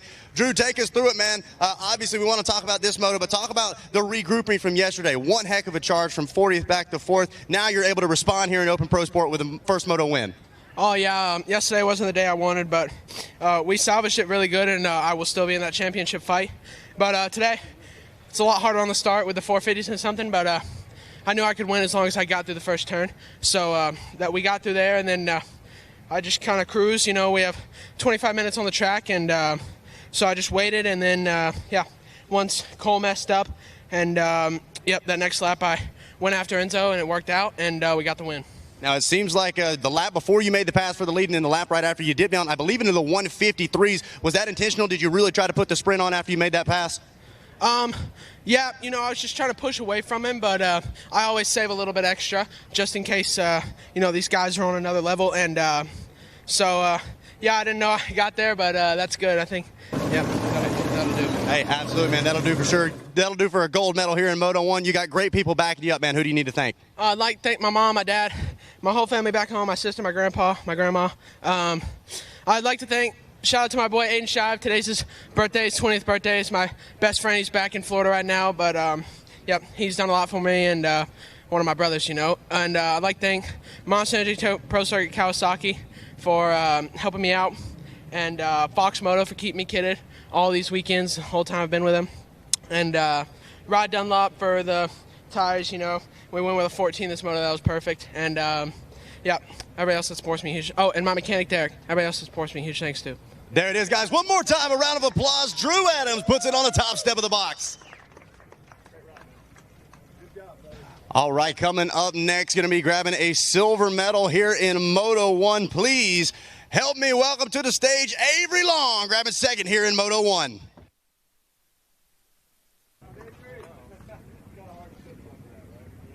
So the crowd goes wild up here at the podium. Avery, man, one heck of a race. You were up towards the front for a good portion of it. You were working hard. It's hot out here. Take us through it from your perspective. Yeah, didn't get a great gate pick. Was on the outside, like middle of the gate, and got a good jump. And some kid on the outside just slammed me from the outside. I went off the track and almost went down. So had to go slow off the side of the track and let a bunch of people by, and came out with a worse start than I was hoping, and just charged my way up to the front and got up to P2. So got a good gate pick going to the next motos, and yeah, ready to go do work in the next motos. Yeah, without a doubt, you're clearly ready for the fight for this title. Without a doubt, you got great people in your corner, man. Who do you want to thank?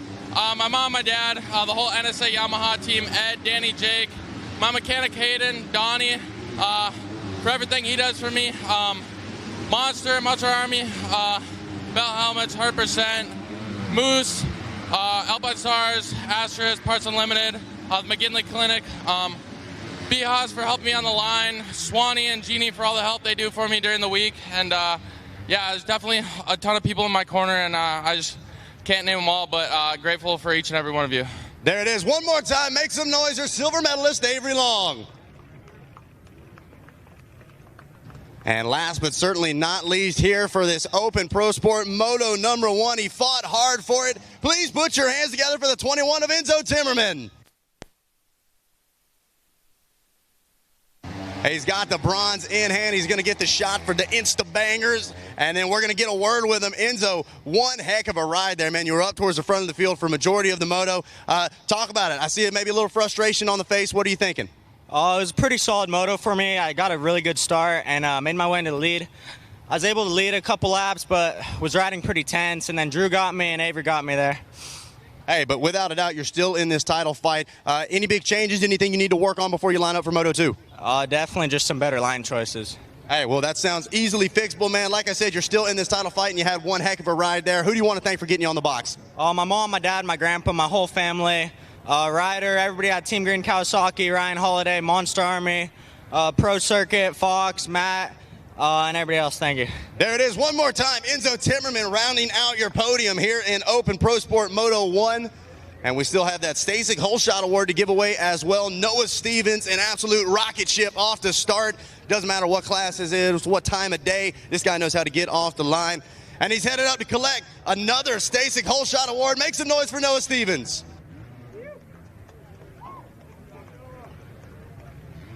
Noah, man, a great start for sure, and you turned it into a solid finish as well. What'd you think about Moto 1?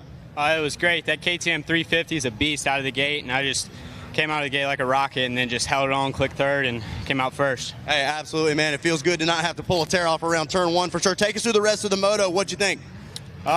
Triple through the 10 commandments and got pushed out, and then that turn I got shuffled back a few positions, and then just after that I tried to settle in. I guess got a little tight to begin with, and then loosened up, and then just tried to ride my own race from there. Hey, absolutely, man. You turned it into a solid result for sure. Who do you want to thank?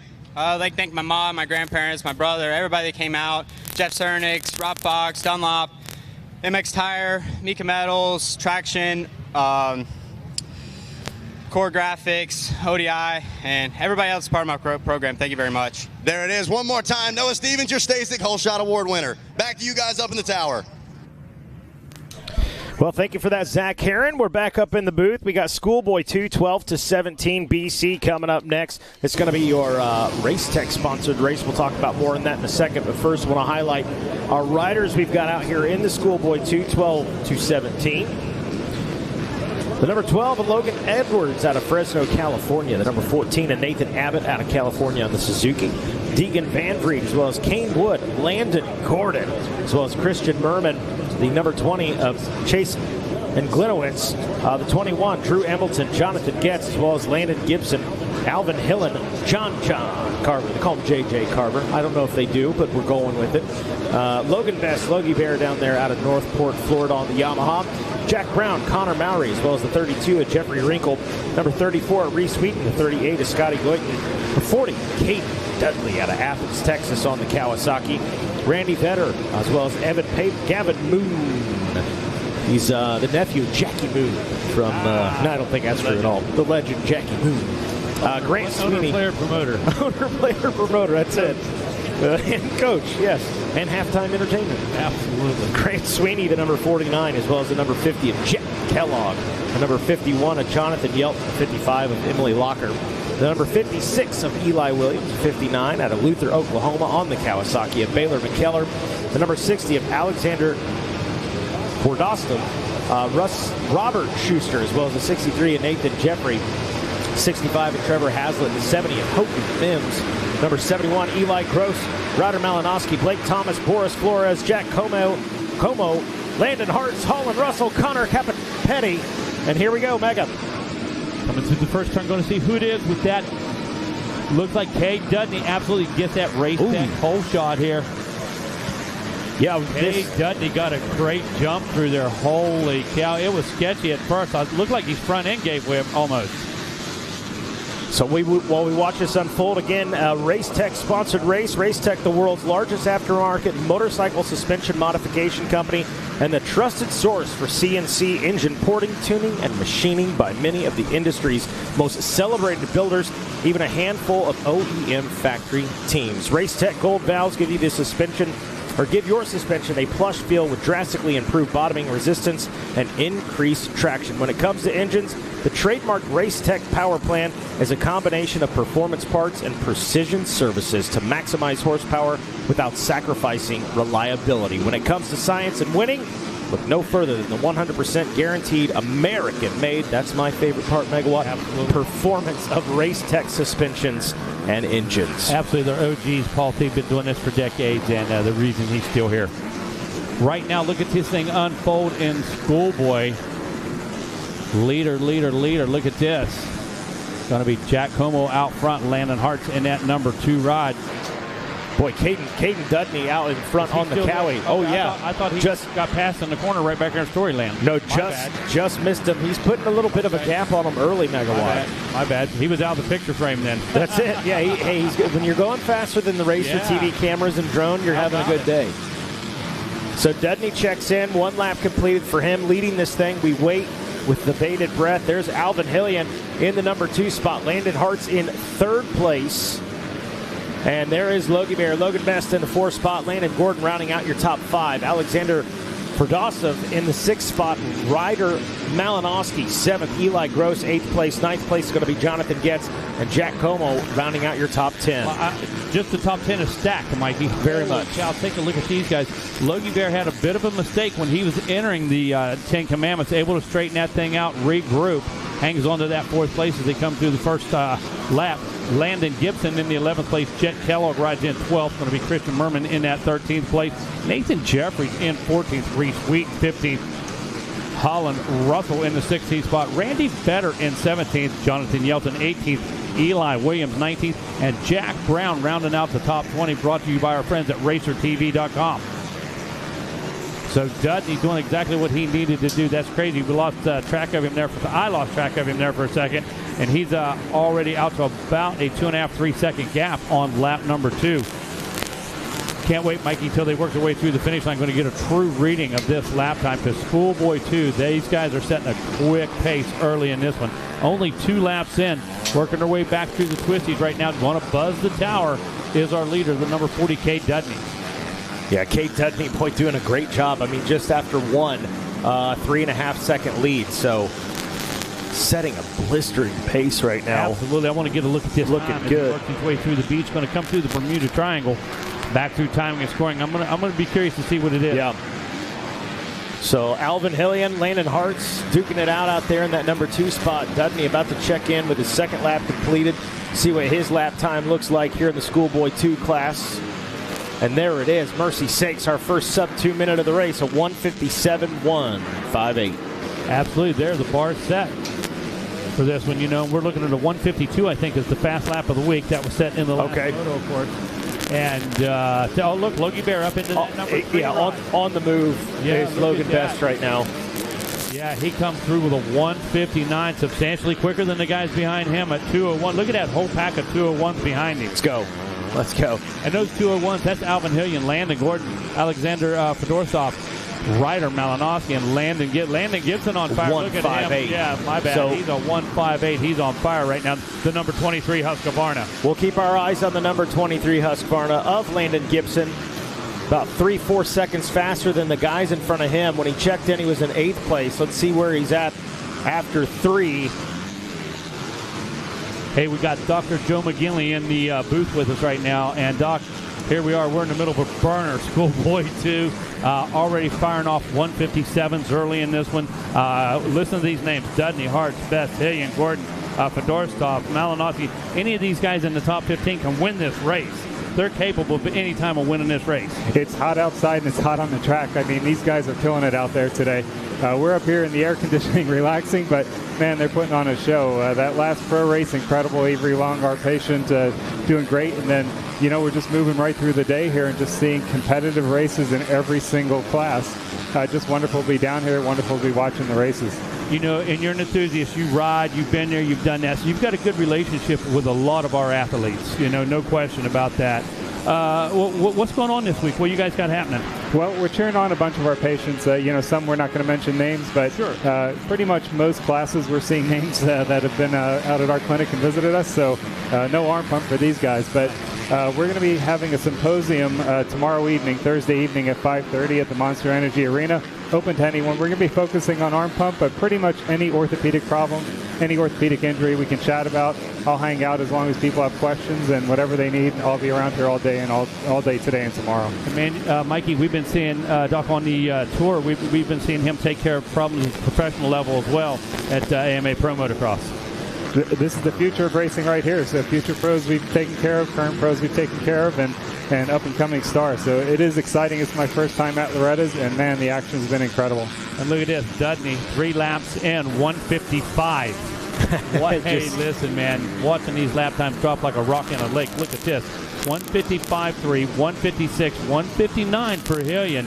All these guys running. But Landon Gordon still pulling that 1:58. He's passing people every lap. Both Landons. Landon Gibson on the Husky, the number 23 back there. He's picked up a couple of spots. He's still turning a 1:59. Now he's going to have the challenge 2 seconds back from Alexander Fedorsov. and they're running right at about that same pace. No doubt. So, Doc, when's the symposium tomorrow night? Tomorrow night, 5:30, Monster Energy Arena. I'll be here today and tomorrow if you can't make it. We're also going to live stream it for those watching on home. Oh, beautiful. We have a link. We're going to live stream it. We want to make sure everyone gets the info. And if you're dealing with arm pump, we can't help you today, but we'll help you for that next race. And hopefully see more riders up there on the podium joining Avery in the future. I love it. Well, you know we appreciate all the help from our friends at the McGinley Clinic, and you got a team out there, no question. You got a lot of support. It's always a team effort. Thanks, Megawatt. Fun to be up here. Appreciate you, man. So Schoolboy 2, 12-17, BC on the track. 3 laps completed. Knocking on the door of a 4th being completed. It has been the Caden Dudney show, and there it is, right on cue. Caden Dudney says, don't worry, Mikey, I'm going to keep turning and burning these lap times at 1:56.1. There's Landon Hart's now a 7-second gap between the 92 Yamaha of Landon Hart's and the number 40 Cowie of Caden Dudney. Alvin Hillian checks in. He has got some company. Logan Best, that's where the battle's at for that final podium position. Logan Best now within 0.82 seconds. How about that? Incredible. Absolutely incredible. And, you've heard me say it before. You watch this guy's social media. He puts it out there. You know what he's doing. You see him putting in the work. You see the mistake. He shows you the mistakes he makes during the week, too. Yeah. So watching that battle, I believe that's Landon Gibson there, the 23 machine, going to work on the number 60. Through the 10 commandments they go. Let's see what Gibson can do. Tucks in just behind him. Different line choice right up the gut, Megawatt. Oh, absolutely. Can't play for the leader right now at this point. About 11 minutes to go in this one. And when we're looking at these just at 2-minute lap times, that tells us we got a bit of racing to do. So have to be real careful right now with that line choice. Just under 11 minutes left in this one for your Schoolboy 2. Coming up next going to be the WMX. That'll be followed by race number 2865cc, and then we'll have our intermission.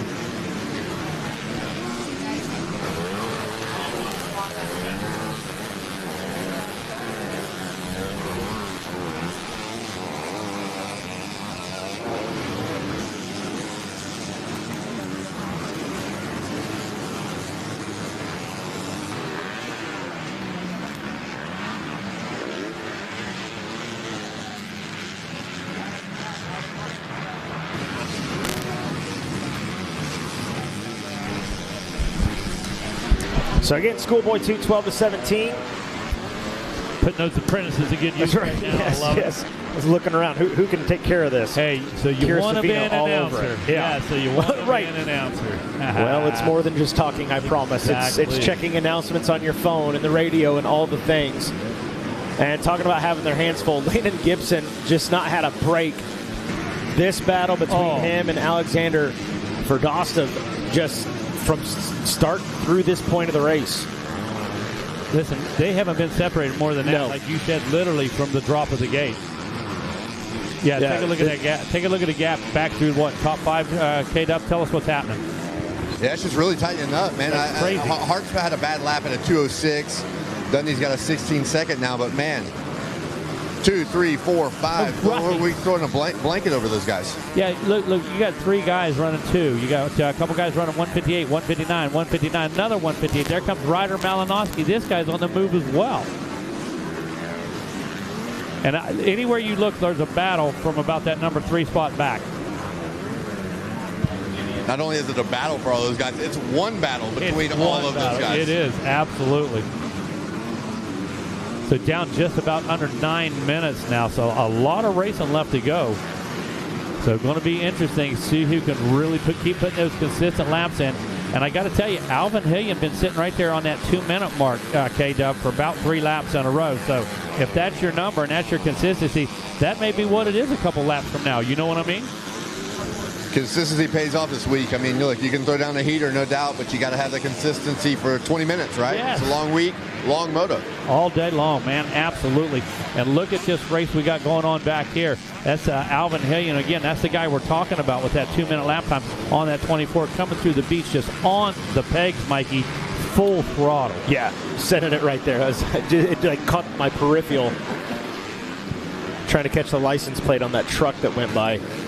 Dudney checks in, 6 completed. Landon Hartz, he's in second. Landon Gordon on the move, gets around. That was Alvin Hillian, so Alvin Hillian trying to make up for time.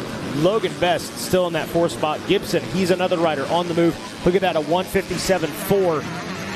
And I'm going to be all over Hillian here in a minute. Does Malinowski answer? Yeah, he does, because he turned a 157.9 to 158.8. He's still running consistent as well. And now we're getting deep. Now we're 6 laps in, Mikey.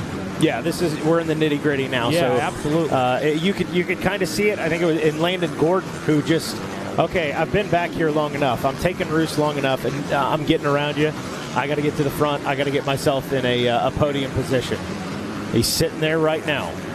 You know, we've all had that day where we had to push through. We were feeling it. We felt pretty good. You know, you're going to outwill that guy behind you. I don't care if it was a senior class or whatever. You were just going to do it that day, and you were able to, and it felt good to do it. That doesn't happen every day, okay? And that day's probably not the ranch. I can tell you that. So it's going to be interesting as we have these last 7 minutes go through, as we have these last 7 minutes roll through, how it plays out, because this is where the suffering starts. And if anybody knows about that, our next guest right now is Lindsay Shelton from our United States Motorcycle Coaches Association. Lindsay, what's up? Hello. Hello. I'm so excited to be here, guys. It sounded like a hello. Hello. Hello. No, it's good. We're doing great. I mean, I can't believe it's already Wednesday. Right. Yeah, well, see, now we're getting to the point in the week where everybody starts hesitating. It's, what day is this? Dude, it's so funny. Like my eyes. Now we're getting it. It's been happening every day, like all day today. Everyone's like, what day is it? We're there. Oh, man. No, it's great. This is great racing going on. The women are coming up next. My sister's going to be out there racing, so that's really exciting. But we're over here in the USMCA, the Coaches Tower, and, you know, we have so many coaches here this week. I think I mentioned yesterday over 70 coaches are here, and I've already been talking to 10 prospective new coaches that want to be involved with us after Loretta's is done, as he turns his head. But no, it's exciting. You know, we're trying to spread the word. We're trying to legitimize the sport. We're trying to set a standard in the industry, and that's what we're doing. And I think we're doing great. And actually, McGinley, Joseph McGinley actually is one of our newest partners of the USMCA. They saw the connection right away because they were like, man, these coaches are conduits to these riders, and they can help us spread the word. They can't do it all on themselves, and they saw the connection. So yeah, and when you understand the network, when you understand our network, you know, the industry network, and you have that good relationship, solid reputation, it can really just take things to the next level, and we see that all through the game. Absolutely. So I'm really excited. He's going to stop over to the Coaches Tower and start connecting with some of the coaches that are watching. And I just think that's such a benefit, especially when you're here this week. I mean, for him to be out here, this is the best place for him to network. Hey, and let me tell you something. When that guy goes in, he goes all in. He's committed, dude. I will tell you that. Yeah, well, we're super thankful for their support, and it's been really fun. I know you guys are part of the On Track School Apprentice Program, and I have an apprentice with me today. I have Savannah with me. Oh, you with her? Great. Fantastic. So it's been really exciting, and you know, it's all about connections in this industry, and I think what On Track is doing with this program is incredible, and it's how to get people connected. Listen, and the bottom line is, it's just like you watch football teams, and you watch all that. They've got their eye on a kid in 7th grade, okay, and they make sure that kid has some assistance, whether they're supposed to or not. You know, yeah. You take a look at the high school; they're taking care of that kid in middle school. And we're doing the same thing. We're raising our own talent. Exactly. You know, and at this level with the On Track, they can try 2 or 3 different things. You know, they can check it out, see what they really fit and where their place is. I think it's awesome. And I mean, she's getting to watch all the racing and interact with the people in the industry, and it's great. So I'm really excited that she's with me. And awesome. I mean, that's all I'm about, is making connections. I mean, I connect riders to certified coaches every day. Exactly. Well, that's awesome. You got some new prospective coaches. You've got an apprentice with you today. No baby today. No baby today. I was looking for our baby guy. So what's up? What's going on, Mike? We're just continuing to watch that battle out front. Caden Dudney doing his thing. 17-second gap, but the battle right here has been between Hartz and Gordon. So I'll write her down. That was not either of those guys. Hart's in the 2 spot. Landon Gordon has just been consistently applying the pressure. He is your Cowie rider, the number 18. And if you catch, just in front of him has been the number 92 of Landon Hartz. Kevin Wyndham, Cade Dudney, lap 8. Oh, 150. That's nice. I turn around and we got peanut butter. That's the old announcer trick right there. Yeah, as soon as you know you're getting to throw it to you, put a cracker in your mouth. What I was going to say is here we are on lap 8. 157. Kevin, I've been talking about these lap times, what it's going to take late in the race.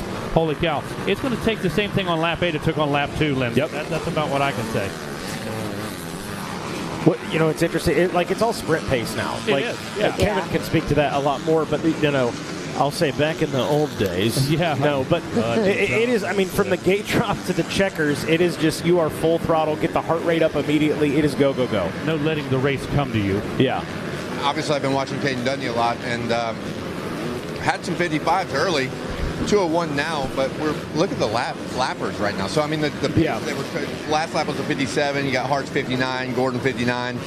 That's great lap times deep in this race with traffic everywhere. So not only the ruts they have to navigate, the roughness and all that, but now we're deep into lappers. And Hartz has been watching this one. Hartz has been using that to his advantage. It's almost like you can see it. If I can get a lapper in between me and Gordon, I'm in good shape. And then Gordon's got that frustration of, man, I got to get around this guy. So, well, this is the last lap sprint right here. 201. Yeah, that 201 comes at the white flag. That's right. I believe it.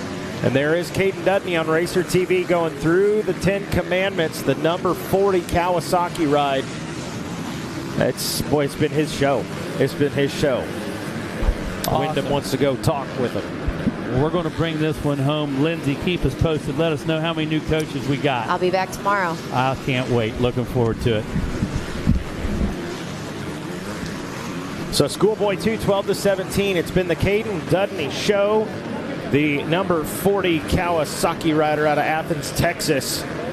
That Monster Energy Fox Moto Oakley-backed Kawasaki doing work out here. Yeah, and you know what? The proper term, Mike, people throw that around loosely. Yeah, no doubt. Let me tell you something. Man was doing work. He was. We talked about laps. The sprint pace. It ain't cold out there. Do you want to sprint in this? But this is everything. We talked with Seven Henderson's dad.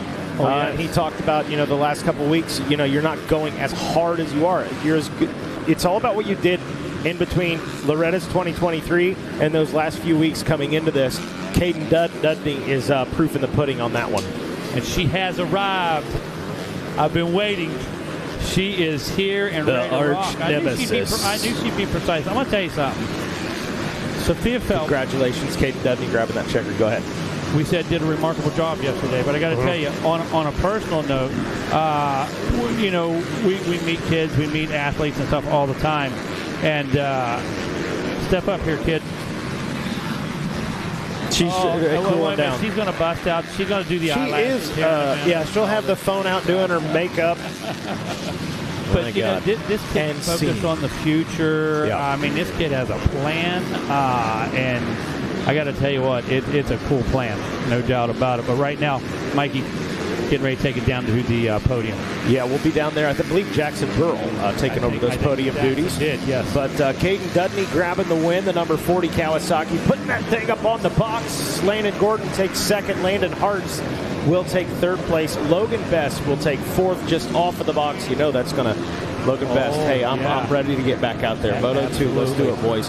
Yeah. Landon Gibson, sensational ride by him, rounding out that top 5. Alexander Ferdostov in 6th place. Ryder Malinowski, 7th. 8th place will be Alvin Hillian. Alvin Hillian got some things to work on. Great start by him. Had a few little mistakes back there. Cost him a few positions. Eli Gross, 9th, and Jonathan Getz going to round out your top 10 as our Schoolboy 2, 12-17 BC riders in the impound area, getting cooled down, getting themselves rehydrated. I tell you, a couple of those guys look worked right now. I'm here to tell you, dude. You're putting in the work when you are of the age where you have all of the energy in the world and you're sucking air. Yeah, those dudes right there. And when we take a look at those lap times all the way through the end, I can't stress, these are some of the most consistent times I've seen. It hasn't got cooler since 9 o'clock this morning. Right. By any means. And when I say these guys put in work in that last one, they absolutely did. Look at the gap. Half a second, 2.2 seconds are the gaps between these guys as they come through the finish line. Okay, that's not what the gap was on lap 6. That's tight on racing. Lap 7, yeah, it was tighter than that, believe it. So we wait on that podium to get set up here. WMX coming up next. We'll get Sophie Phelps in here to give us the race call with Megawatt, Matt Watson, myself, Mikey Waynes, Jackson Burl down on the podium, Kevin Kelly, Wes Kane on their standardized union break. Right now, the announcers union having a nice, maybe a sandwich, maybe some barbecue, a granola bar. Yeah, oh, absolutely. Rehydrating. Some trail mix. Yeah. And there you go. There's a look at your top 10. Just gave that rundown. But Dudney, Gordon, Hartz, Best, Gibson, Verdostov, Malinowski, Hillen, Gross, and Getz. Rounding out your top 10. Getz come up here, had some trivia for us yesterday. Oh, sounds like they're ready down on the podium. Take it away, Jackson Burl. We sure are. We've got some hardware to hand out. And first things first, a gold medal here for Mr. Caden Dudney here in Moto number 1 of Schoolboy 2. Caden, take us through your race here, man. I finally got a start. Well, it started with a good chip, so I got a good gate pick, and then I was up there on the start and just made a few passes for a few laps and was just charging. And I made a few mistakes towards the end. That was a little scary, but overall, I think it was good. Feeling good going into Moto 2? Yep. All right, who would you like to thank for getting you up here to the top spot? My mom, my dad, Monster Energy, and Team Green Kawasaki, Fox, Dunlop, Oakley, Hammer Nutrition, Farm 14, Kevin Wyndham, and everybody else that supports me. Thank you so much. All right, everybody, that is your first place, Caden Dudney. All right, next up, going to be our silver medalist, Landon Gordon. Making his way up here.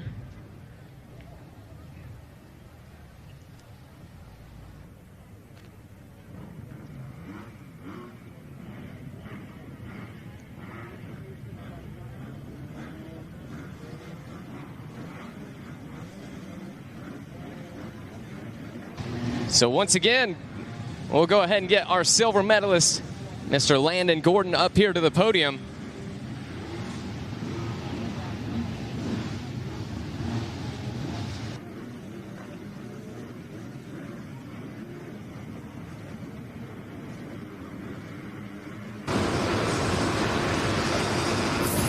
All right, here we go, everybody. Give it up for Landon Gordon, your silver medalist here in Moto number 1.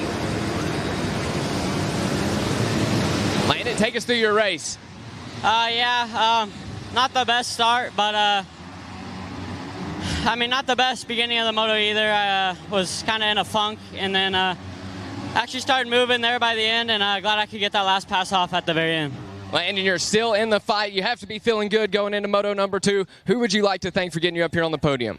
I'd like to thank Lord Jesus Christ, keep me safe, my whole family, Team Green Kawasaki, Mario for coming out, Derek, Donnie, Ryan, Monster, Alpine Star, 100%, Ethica, Throttle Syndicate, Ethica, or Toyota Redlands, everybody else, thank you so much. All right, everybody, let's hear it for your silver medalist, Landon Gordon. And up next, we're going to have our bronze medalist here in Moto number 1 of Schoolboy 2, Mr. Landon Hartz. All right, Landon, man, take us through getting this 3rd place here in Moto number 1. I got chip 6. It was pretty good, and then I got off the gate really good, but got pushed out a little bit. So I think I came out probably about 6, and then I think 2nd or 3rd lap I got my way into 2nd and had a really good gap going. Made a little mistake and had a little tip over, but we recovered and we were in 2nd. Landon got me in the last corner. Laffer got in the way a little bit, but no excuses. We'll be back. Who would you like to thank for getting you up here on the Loretta Lynn's podium? The whole EBR Performance Altus Motorsports team, Jordan and Josh over there, they really got everything dialed in with the bikes, my suspension, my motor. The Lord Jesus Christ for keeping me safe, my mom, my dad, Uni Filters, Bill's Pipes, SKDA Graphics, Dunlop. I couldn't have got that start without them. Rob Fox hooked me up with that scoop. And, I got One Industries and Heat Wave. Just everybody else, thank you so much. All right, everybody, let's hear it for your bronze medalist, Landon Hartz.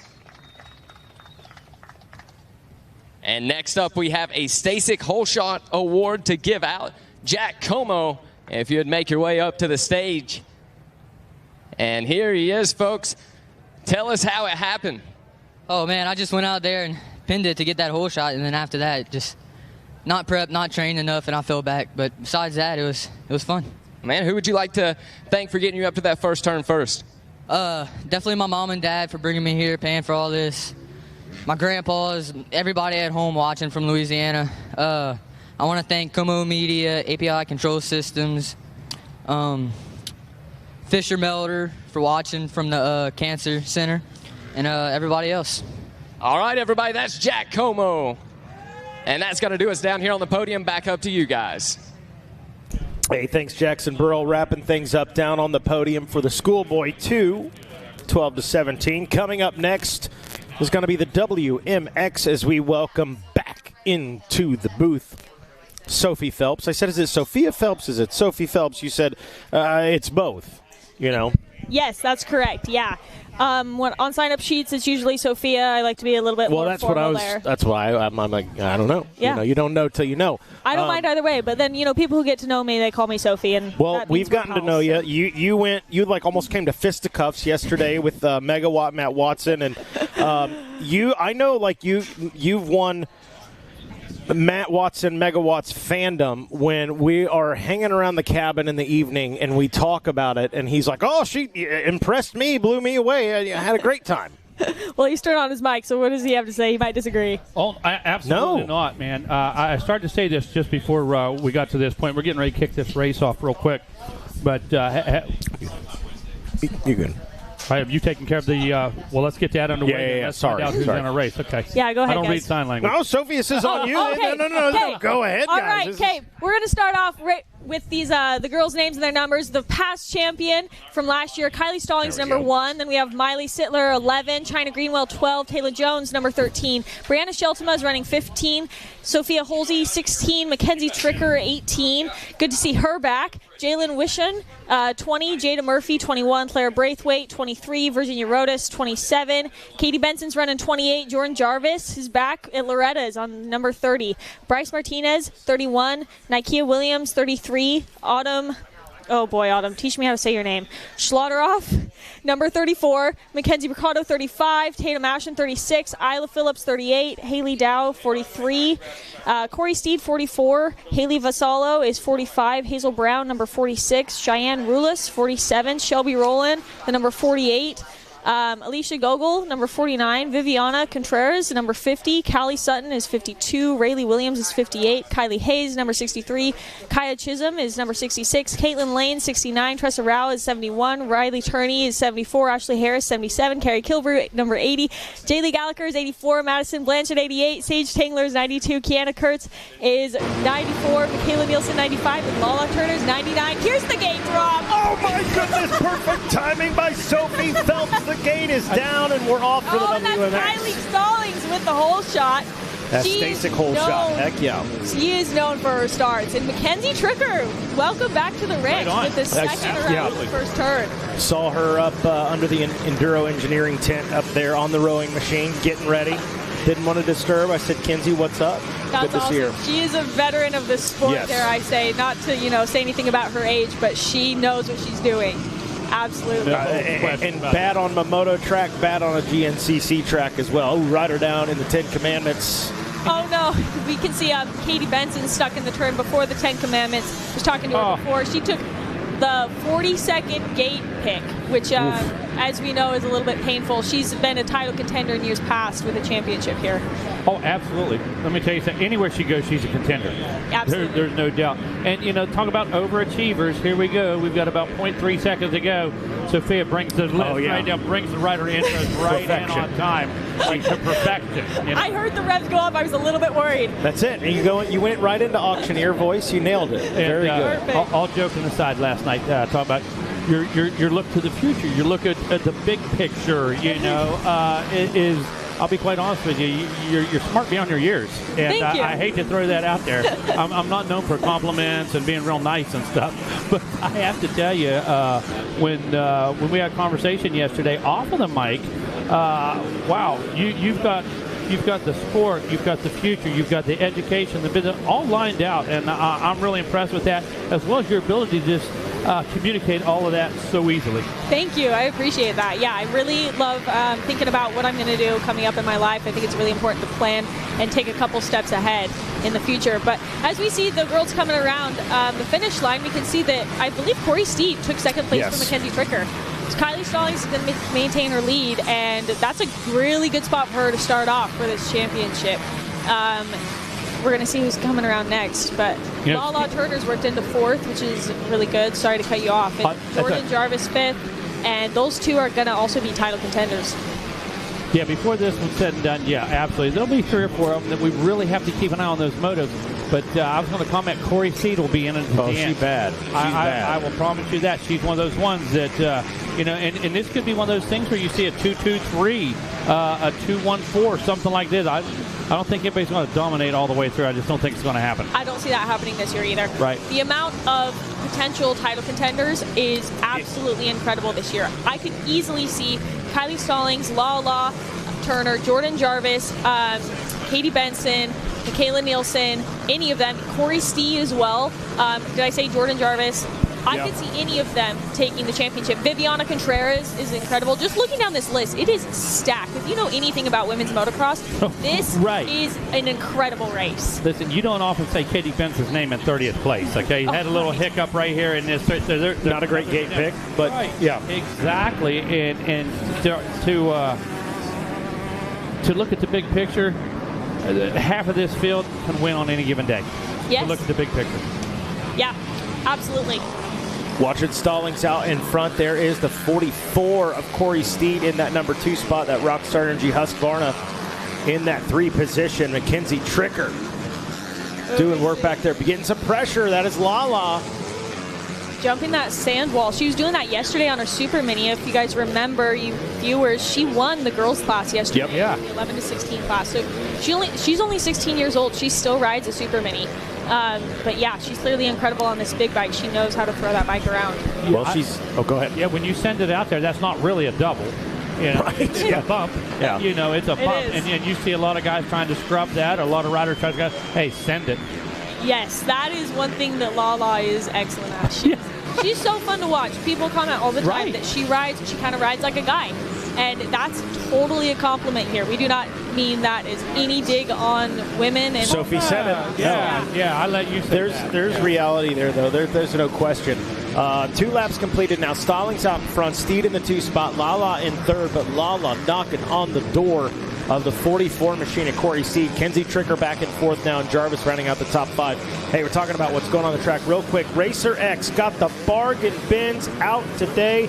Swing by Racer X. Take advantage of that. I think I saw some $5 for something, $10 for something else. I can't remember what it was exactly, but head down there. Say hello to Cam Cotter. I think Mel's still there, at least for a moment. Mel should be there for a little while longer. Dustin Williamson on his... Oh, okay, perfect. Shift change. Absolutely. Shift change at the factory, George. So, but yeah, swing over to Racer X and take advantage of the bargain bin. Kylie Stallings, sensational through 2. Yes, she's been putting on a good lead over Corey, and Lala picked off Corey actually, and now Lala's closing in on Kylie a little bit. I'm curious to see what this gap is going to be when they come around the finish. But Corey Steed, we missed it at least audibly while you were talking, but which is okay. But Corey made a mistake coming into the 10 Commandments, and that was a little bit scary. She pulled it off, though. It was a really good save by Corey, and she's still hanging in there in 3rd on that Rockstar Husqvarna. Last time she was here, she was not on that bike. And same thing for Lala, I might mention. She just recently, a couple weeks ago, had this bike changed to a Yamaha. And I talked to her just earlier today. I said, how are you feeling on it now that you've been on it for a couple weeks now? And she said, it is awesome. It just fits her riding style really well. As we can see right here, she's closing in on Kylie. This is going to be a good battle. I'm excited. Let's go. Coming down into that Bermuda Triangle, Mikey, I love it. All through the day, Sophia, the inside's going to be good. Then the middle's going to be good. The outside could be the ticket, but it won't be the same line all day long by any means. Everybody thinks, come in, cover that inside.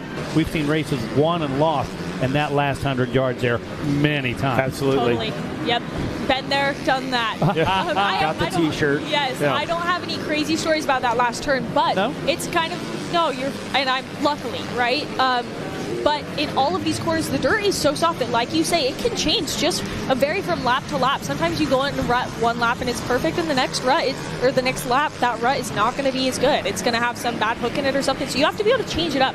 That's one thing about motocross that makes it so difficult. As we see these girls choosing lines here, you can see them going into this corner, and they have like 10 lines to choose from, give or take. And then they come out in these 10 Commandments, and they have lines all across the track. So you can see them coming in this corner, so many ruts across. Look at that right there. And they have to choose between those and remember which ones are good and which ones are bad. So mentally challenging. And the reason we see that, we have so many different levels of abilities out here, so many different sized bikes. That's why you see bumps everywhere. Some break clear back here, some break up here, some use different ruts. And when we look at this thing develop through the course of the day, unfortunately the rider gets the pick. The leader rather gets the pick. So if you're coming in on that white lap or white flag lap, you really have to pick it on the line, have faith in it, and go for it, because the bottom line is the one that's been working all day, only one person gets it. Absolutely. Yep. Lala in that number 2 spot right now, 17 years old. Kylie Stallings, 18 years old. The future of WMX, I think, in good hands, as these two absolutely sensational through this one. Lala had reeled her in a little bit. She had a small little bobble back there. Cost her a little bit of time. She's regrouped and back on the charge. Forget it. Throw it out the window. Right there battling for that lead. It's true. Look at those lap times. That last lap, Lala was a 205 flat and Kylie was a 208.2. So Kylie has got to pick up the speed a little bit if she wants to keep Lala off of her. Because, oh my goodness, look at Lala coming in really close. Wow. Right now, fender to fender. Now, there we're talking about, the inside line was obviously a good line, but if Lala want to make a move, had to go outside. Yep. Had to take a chance. Did it work? No, but you go keep fishing. Keep going to the well. Sooner or later, you're going to get a drink. Absolutely. Sorry about that. She's going to keep choosing lines. Yes. Just about dead even on the lap times, too. A 206.6 for Stallings, a 206.4. Oh! Lala lays it over. Hope she picks up that Yamaha quick. We want to see a good battle right here. Seemed like a little delayed reaction picking that, but no sense of urgency there to me. I don't know. I'm not sure. Is she maybe tweak something? Maybe, I don't know, but... I don't know. It looked like to me she was just trying to get out of the way of the bike so she didn't get stuck underneath it. I got you. But I don't really know. It's a little bit hard to tell. So. Oh, my goodness. Stallings, I believe, maybe heard the bike. Hey, it's suddenly not behind me. Saw her just look over the shoulder as she went into that turn past the mechanics area. So now Stallings can say, okay, now I can hit my marks, breathe a little bit, maybe try and stretch this out. Totally, and we can see that Jordan Jarvis moved into 3rd place amongst all of that chaos, and so Jordan's not far off of Lala, and she's been putting down good lap times as well, though not quite what Lala and Kylie have been doing. So we're going to see what happens here. Maybe Lala will be a little bit like a mouse if Jordan's the cat. We'll see if they can, if Jordan will be able to catch her. And Jordan, bless her heart, her program's been all over the place lately. She's done some GNCC racing. She was pro motocross outdoors. Continues to ride WMX. Not sure who that was. You have an idea, looks Sophia? like Alicia Gogol. Okay, there we go. Yes. But, so Jordan coming in, she said she wasn't 100% with her settings and that type of thing. Nursing, I think, a small injury. So we'll see how it plays out again. Long week of racing. Yes, absolutely. Looking good right now. She's in that battle for the 2 spot on Lala. She is very good, and we can see that 5th place is still holding Mackenzie Tricker, and 6th is Michaela Nielsen. Now, she didn't have a great start either. I don't remember exactly what she came around in that first lap, but it was somewhere, I would say, probably around 15th. She, like I was saying earlier, is a title contender, but she didn't have the greatest chip pick. That's one very fascinating thing about Loretta's, is that you have to pull a chip to determine in which order you get to choose your gate. So I remember just through walking up and talking to the girls up there, Kylie and Lala had great chip picks, and it's interesting that they're up front right now. Which, sometimes that makes a difference and sometimes it doesn't. But Jordan and Viviana and KK, to name a few, were further back. And like I was saying, those are some that I expected to be up front. So Viviana, Jordan, and Michaela, a.k.a. KK, are making their way up front. And then we got Mackenzie Tricker and Taylor Jones, who is a GNCC racer as well. So I'm sure you guys know all about her. Yeah, Kenzie Tricker, absolute podium regular back in the day. And then, Corey Steed, a title contender. Yeah, just Taylor Jones, another one. National champion in the WXC on the GNCC side. Yes, these are very incredible, very experienced riders, which is really, we've got quite the mix of women coming into this class. It's one very fascinating thing about the WMX class, is that on the young end, I mean, it's women's, it's a WMX is the title, but I believe it's 12 and up is the age group. So you could have girls as young as 12. Now, mostly, for the most part, I would say the youngest girl in here is probably in the 15-ish range. Miley Sittler, 13. Oh, hey, well, Miley's, she's impressing me at age 13. Mercy.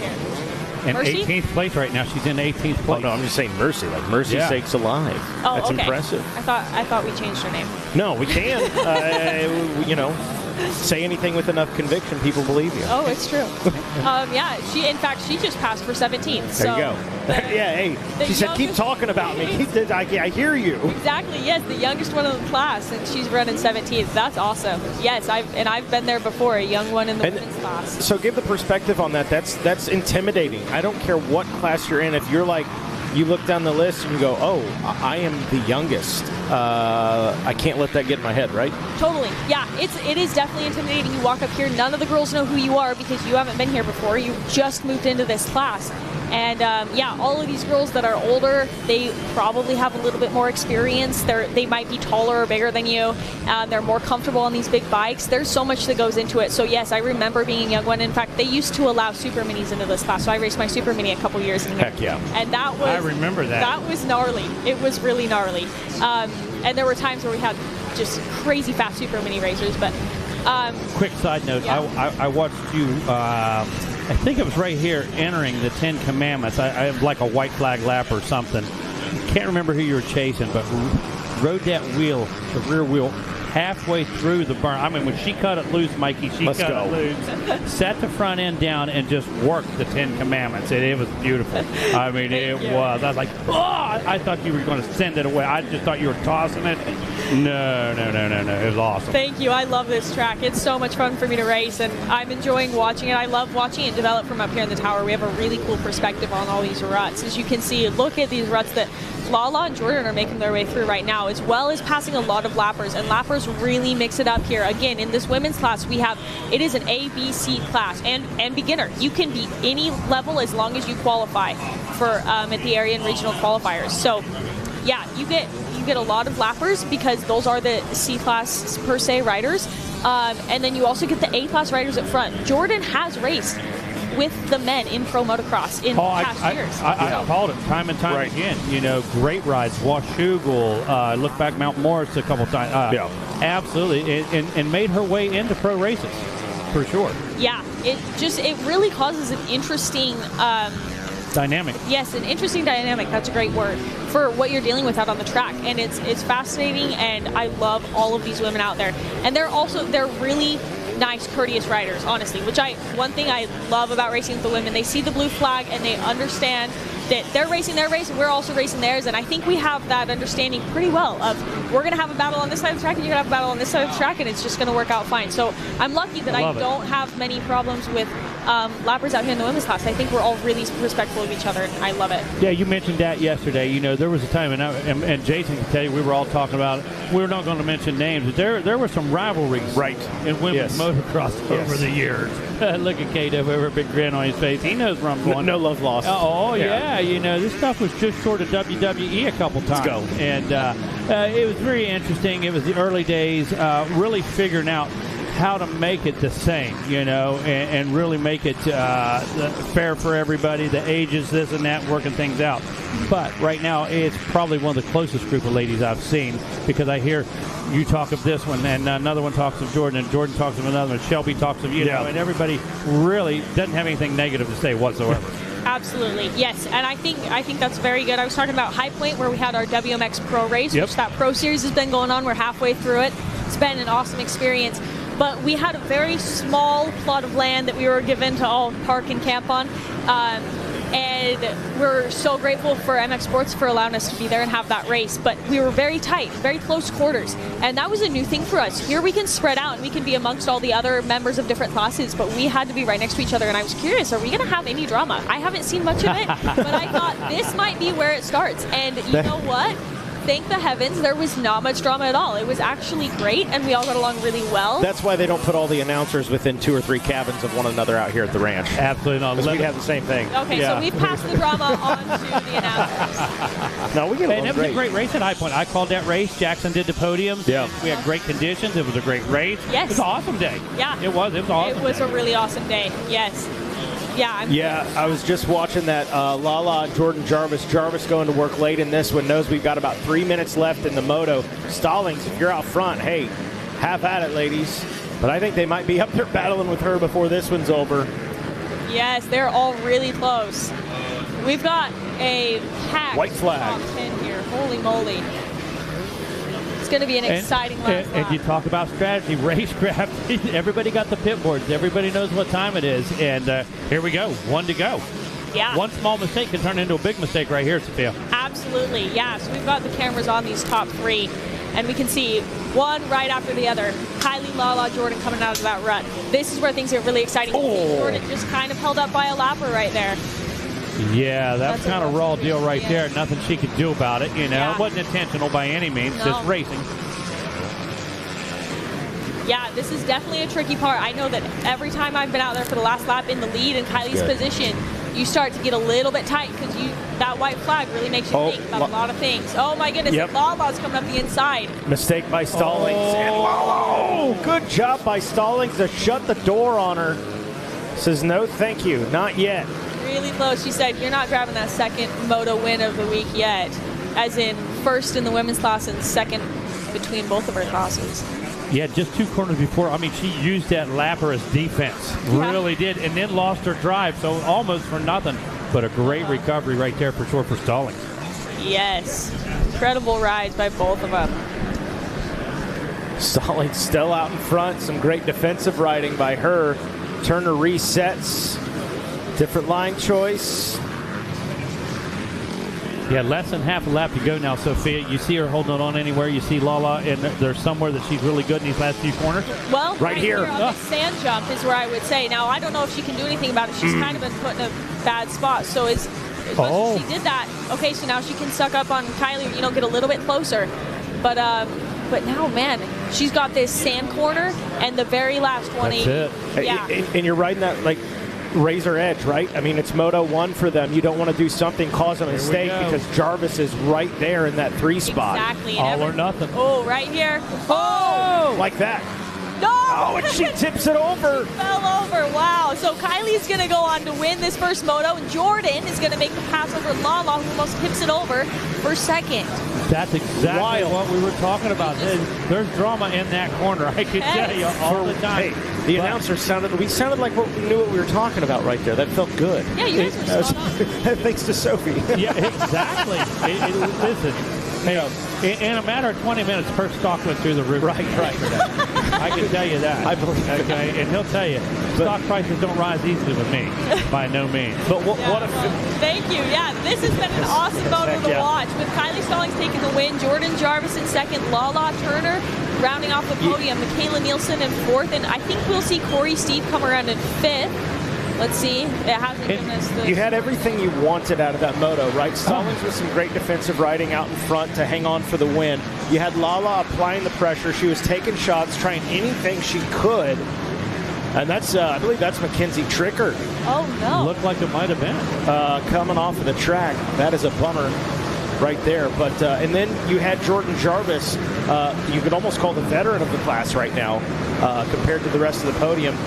Right place, right time. Lala makes a mistake. Jarvis gets around a second. And how big is it late in the moto for you to pick up an extra position as far as the championship is concerned? That is a really big deal. Now, everybody says that you can't win a championship in the first round, but you can absolutely lose it. And I'm not going to say that anybody lost a championship here. There's so much still up for grabs. But Jordan was in the right place. Like you said, you're just putting yourself in a good spot, in a good position. She probably could tell at this point, okay, I'm not in a position to come up and make this pass on these girls, but I'm going to stay right here, just real close. And if something happens, she capitalized on it, just like that.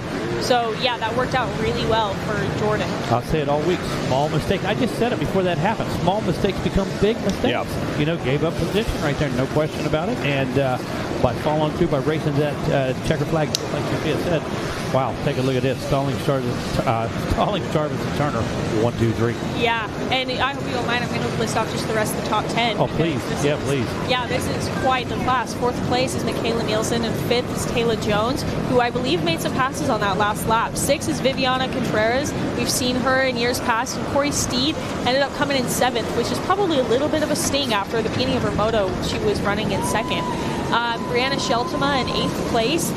Shelby Rowland ended up in 9th, and Katie Benson in 10th. So yeah, we have a really strong top 10. It's going to be an awesome week of racing here. It's unfortunate to see Mackenzie Tricker's name go down the line a little bit. That must have been her, like you guys said, off the side of the track. But yeah, just incredible riders all the way through. 11th, Jaylee Gallagher. 12th, Jada Murphy. 13th, Haley Dow. 14th, Mackenzie Capato, and that puts Mackenzie Tricker in 15th. So wow, just quite the race. I mean, looking down this line, I know almost all of these women, and they are all extremely good riders in their own right. Well, good question. We're familiar with all. Oh yeah, no, all familiar. I can tell you, and it's just until you put everybody together on the same gate, you don't say names like Tricker back in 15th. You don't say Benson back in 10th every week by any means.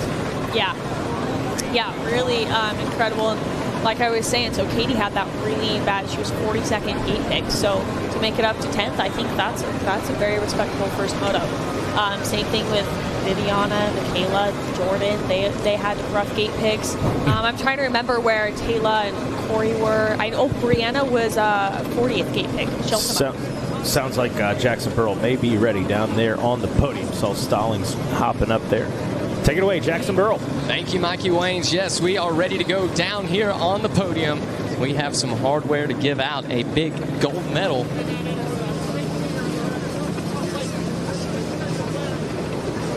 And she's getting ready. Give her 1 second, guys.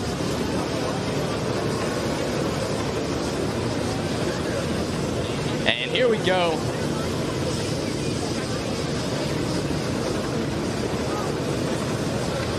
Your gold medalist here in Moto number 1, Kylie Stallings. Let's hear it, guys. Not only is she stepping away with a gold medal, she is also stepping away with a Stasic Whole Shot Award. Kylie, take us through your start. Take us through your race.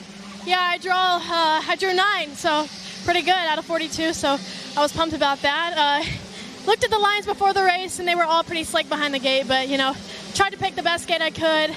Wheelied a little bit at the start, but, Dunlop tires hooked up, got me out of there pretty good. Came out with the whole shot, Yeah, wasn't pushing at the beginning, which is something that I struggle with, but, we're going to pick it up next moto and get a bigger gap. Ready to go for Moto 2? Yeah, absolutely. It's really hot out here. I need to stay on top of my hydrating, but, ready for Moto 2. Kylie, who would you like to thank for getting you up here on the Loretta Lynn's podium? Yeah, I'd like to thank my mom and dad, Mike Turner, Raynard, Fox, Monster Mike, Dunlop, Rob Fox from Dunlop, Bruce, Christina for helping me at the gate, Ajax, Ryan Holiday from Kawasaki, Renthal, Pro Circuit, really everybody that helps me get here. I couldn't thank you guys enough. All right, everybody, give it up for your gold medalist here in Moto number 1 in the WMX class, Kylie Stallings. And next up, we have a silver medal to give out. Jordan Jarvis will get you up here to the podium. And here she comes.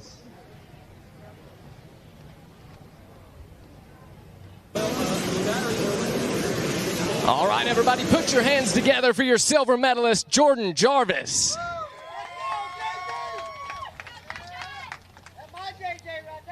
Jordan, step over here just a little bit and tell us how your race went. Yeah, I mean, the start wasn't great. I was pretty far out, so I got a good jump, but I was pinched off pretty bad. So first 2 laps, I was really playing makeup, trying to catch up as quick as I could. And unfortunately, Lachlan and Kylie already had a pretty big gap. So I just put my head down and tried to keep moving up. And it got a little tricky towards the end with the lappers. There was a lot of them. But no, it wasn't a bad race. It was definitely a good first moto. Second, in my opinion, is as good as the first in 3-moto format. So we're still good to go. Jordan, it takes a lot to get up here on the podium. Who would you like to thank? My mom, my dad, Donnie Luce, and Rusty from Triangle. They've made a really big push for me this year, as well as AMPRO. Dunlop, Scott, Shoei, everyone, thank you guys so much. I really couldn't do this without everybody. And it was weird being back here for the first time in 4 years, but it feels like home, so it's good to be back. All right, everybody, put your hands together for your silver medalist, Jordan Jarvis.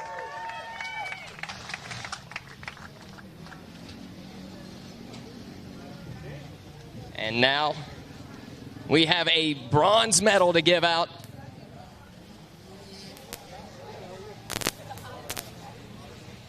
Getting the hat on, getting suited up, and here she comes. Your 3rd place here in Moto number 1, Lachlan Turner.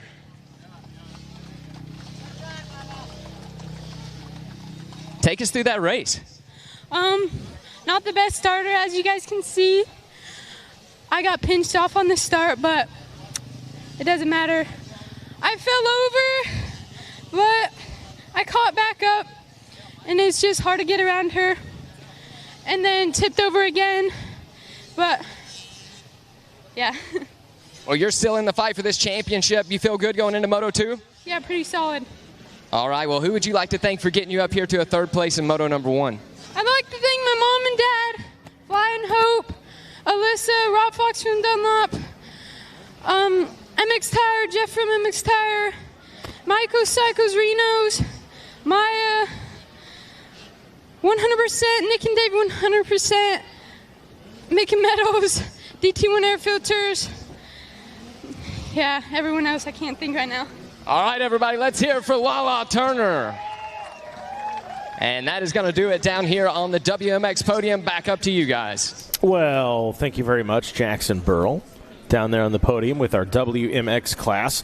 Coming up next, going to be our 65cc 10-11 as they are back and I believe getting loaded on the gate. Give you a quick rundown here of who is out there, and we've got our special guest. We'll talk about that in a moment.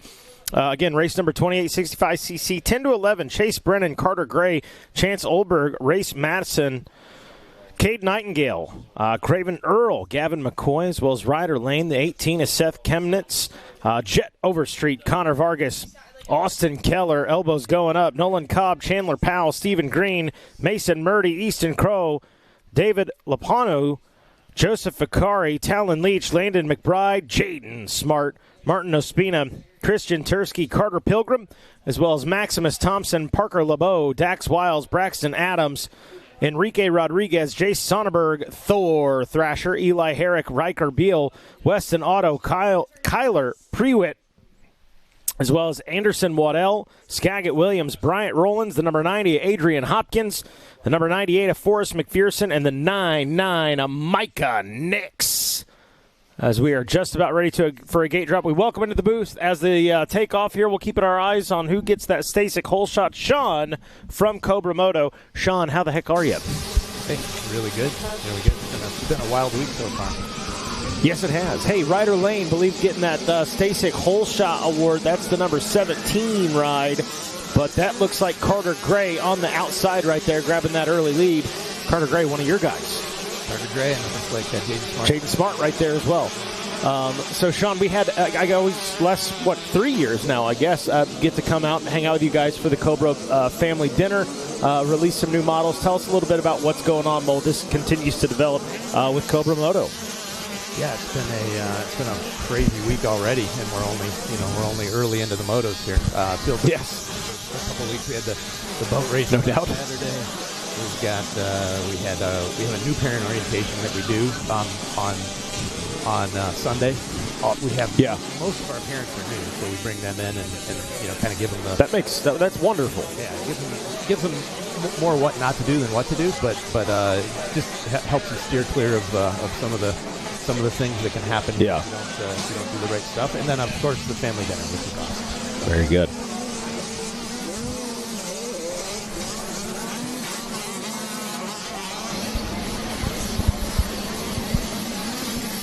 So again, this continuing to develop here, our 65cc 10-11, race number 28.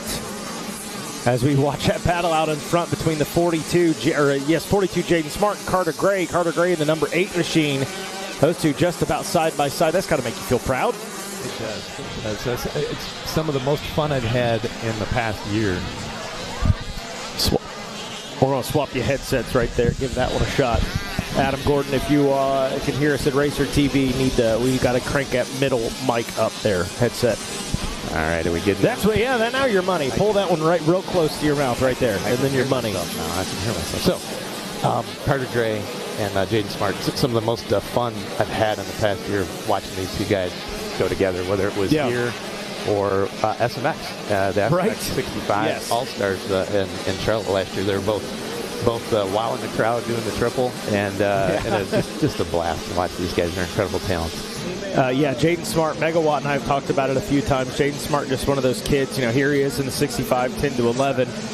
battling out front, and I feel like this kid should be 18 by now because he's been this good since he was like 4. Probably earlier than that. We just didn't know it yet. No, you're exactly right. He has been on a Cobra for 7 years now. He's 11 years old. That's crazy. Think about what that 7 years in the future from now is going to look like. He's going to be 18 or something like that. Good point. If everything goes to plan, he'll be well into his early part of his pro career. So that's a long time to be on one mark. Yeah, that is incredible. So Smart out in front, Gray behind him in the 2 spot, Chase Brennan third. Give you a quick rundown here. Joseph Vicari in the number 4 position with Gavin McCoy in 5th place. 6th place is Anderson Waddell with Race Madison in 7th. 8th place is Mason Murdy and Parker LeBeau in 9th. And rounding out your top 10 is going to be Stephen Green Jr. Give you a full top 20 rundown here. Austin Keller in the number 11 spot with the number 11 of Chase Olberg in 12th. Dax Wiles in 13th with Connor Vargas in 14th place. Adrian Hopkins 15th. Jay Sonnenberg 16th. 17th place is the 58 Gas of Enrique Rodriguez with Chandler Powell 18th place. Talon Leach in the number 19 spot, and Craven Earl rounding out your top 20. And that is your Dunlop Motorcycle Tires top 20 rundown here for your 65cc 10 to 11. So you like what you're seeing out of your guys right now out in front, Cobra Moto guys? Certainly we do. And this same pack of 3, Smart, Gray, and Brennan, were the ones that were going at it just a few months ago at Mammoth. Beautiful. They had a very similar battle there. So it's not a surprise that these 3 are at the top of the pack here. Cream rises to the top. 2 laps completed now, and now we'll get an idea what those lap times are going to look like for your leaders at least. Jaden Smart checks in with a 2:16.3. Carter Gray a 2:16.6. How about this? Chase Brennan, the man on the move, at 2:16.1, trying to get up into the pack of the 2 spot. Joseph Vicari 4th, Gavin McCoy 5th place. Anderson Waddell checks in 6th, and Mason Murdy on the move up into 7th. Race Madison 8th place. 9th place going to be Chance Olberg, picks up a couple spots. Stephen Green Jr. rounds out your top 10 as the battle ensues. Out in front, Smart, Gray, and Brennan, 1, 2, and 3. Brennan taking the long way around, trying to find some speed through the 10 Commandments. Oh, mistake right there by Carter Gray. In the 10 Commandments, loses some time. That's a tough one. You almost have to lose time there. Oh, right? yeah. You cannot gain at all, right? Or else that'll be it. So that was a good move by Carter. Heads up. So Brennan reels them in after the mistake by Gray in the 10 Commandments and resets. But now Brennan right in the fight with these guys. 65cc 10 to 11 on the track right now. Let's see, coming up next, I believe we've got our intermission, and then we will get into, so we'll do some track maintenance. We'll take a commercial break, then we'll be back with Supermini 2, 13 to 16. And then, boy, we will get into second motos. Vet 30 Plus, moto number 1, or race number 1, will be taking off here at, not long. Getting down to it.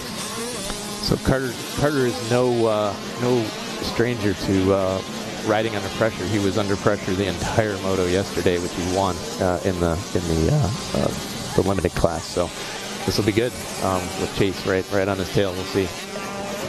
Carter Gray, just good on a motorcycle, right? GNCCs as well for Carter Gray. He won the GNCC title, the 65 title. Yeah, okay, that's what I thought, yes.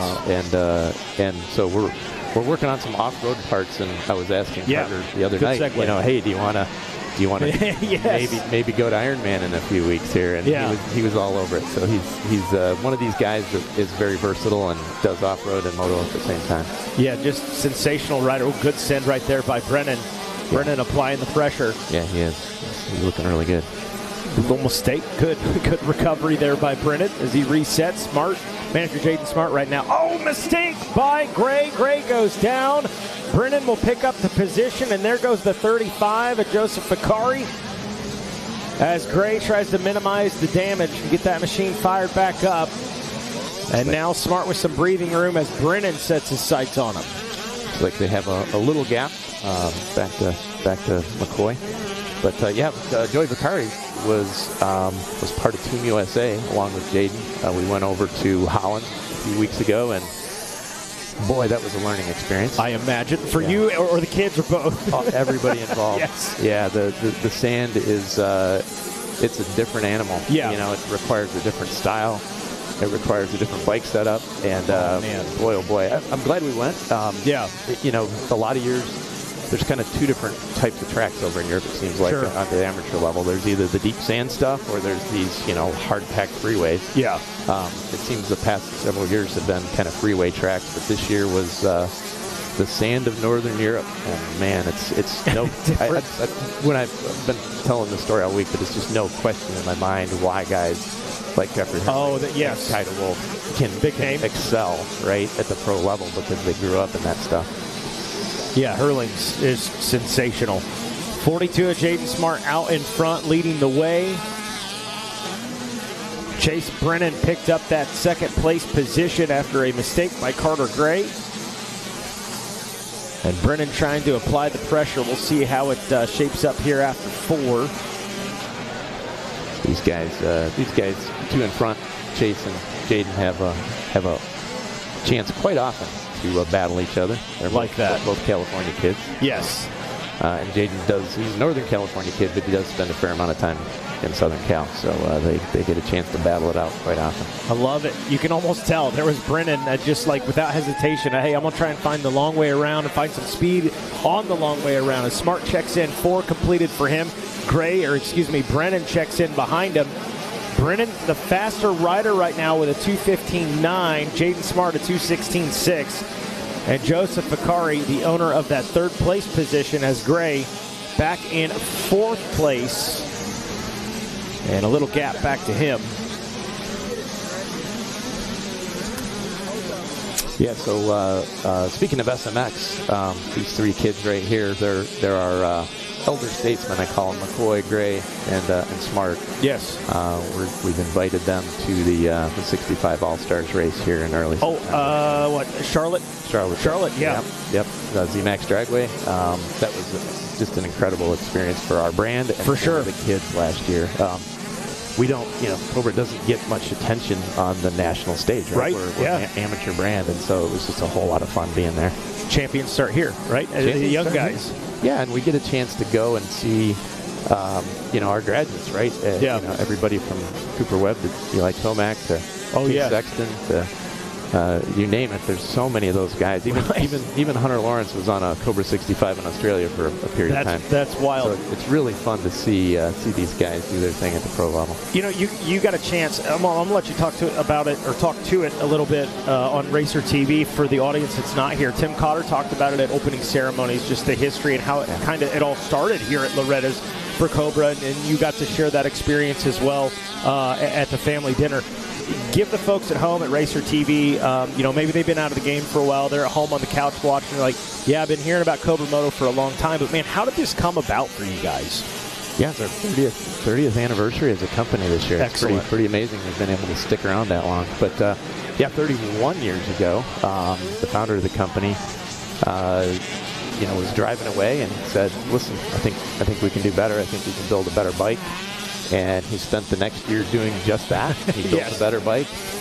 Came here. It was not without controversy. Right. There's a little bit. As you can imagine, when you literally bring a gun to a knife fight, there were a lot of people that didn't take so kindly to that. And so a little bit of controversy. The title, his son won the title that year. It got stripped temporarily, handed back to him. And the rest is history. The next year, literally the majority of the said, "Hey, we got to make these available to everybody." Basically, that's it, and that's been our mission since, is to make the world's finest youth competition motorcycles, and that's what we do. Very cool, very cool. Well, right now, Jaden Smart leading the way right here. Chase Brennan in that number 2 position. Those two have gone. Just knocking on the door. I got to hand it to Smart. He found his fastest lap time, that 2:14.6. That came in lap number 5. So Smart with plenty left on the throttle here late. Joseph Vicari, 3rd place. Carter Gray, 4th. 5th place is Gavin McCoy. Outside of that, in the number 6 spot, Anderson Waddell with Austin Keller in 7th. 8th place is Chance Olberg. Mason Murdy, 9th. And Race Madison rounding out that top 10. Show some love to the rest of our riders here in that top 20. Cade Nightingale, 11th. Connor Vargas, in the number 12 spot with Parker LeBeau, 13th. Jace Sonnenberg, 14th. Craven Earl, the number 15 spot with Seth Chemnitz checking in, 5 laps completed. Dax Wiles in the 17th spot. Kyler Prewitt in 18th. 19th place checking in right there is Stephen Green, and Carter Pilgrim up into the number 20 position as we watch on Racer TV. Is that the 42? Is that no? That was Carter Gray we were watching right there. Yep, Carter on the 8. Gavin McCoy picking it up a little bit. His fastest lap time, lap number 5 with a 2:21, puts him in the top 5. And that is Joseph Akari in that number 3 spot. That is who Carter Gray is trying to chase down right now.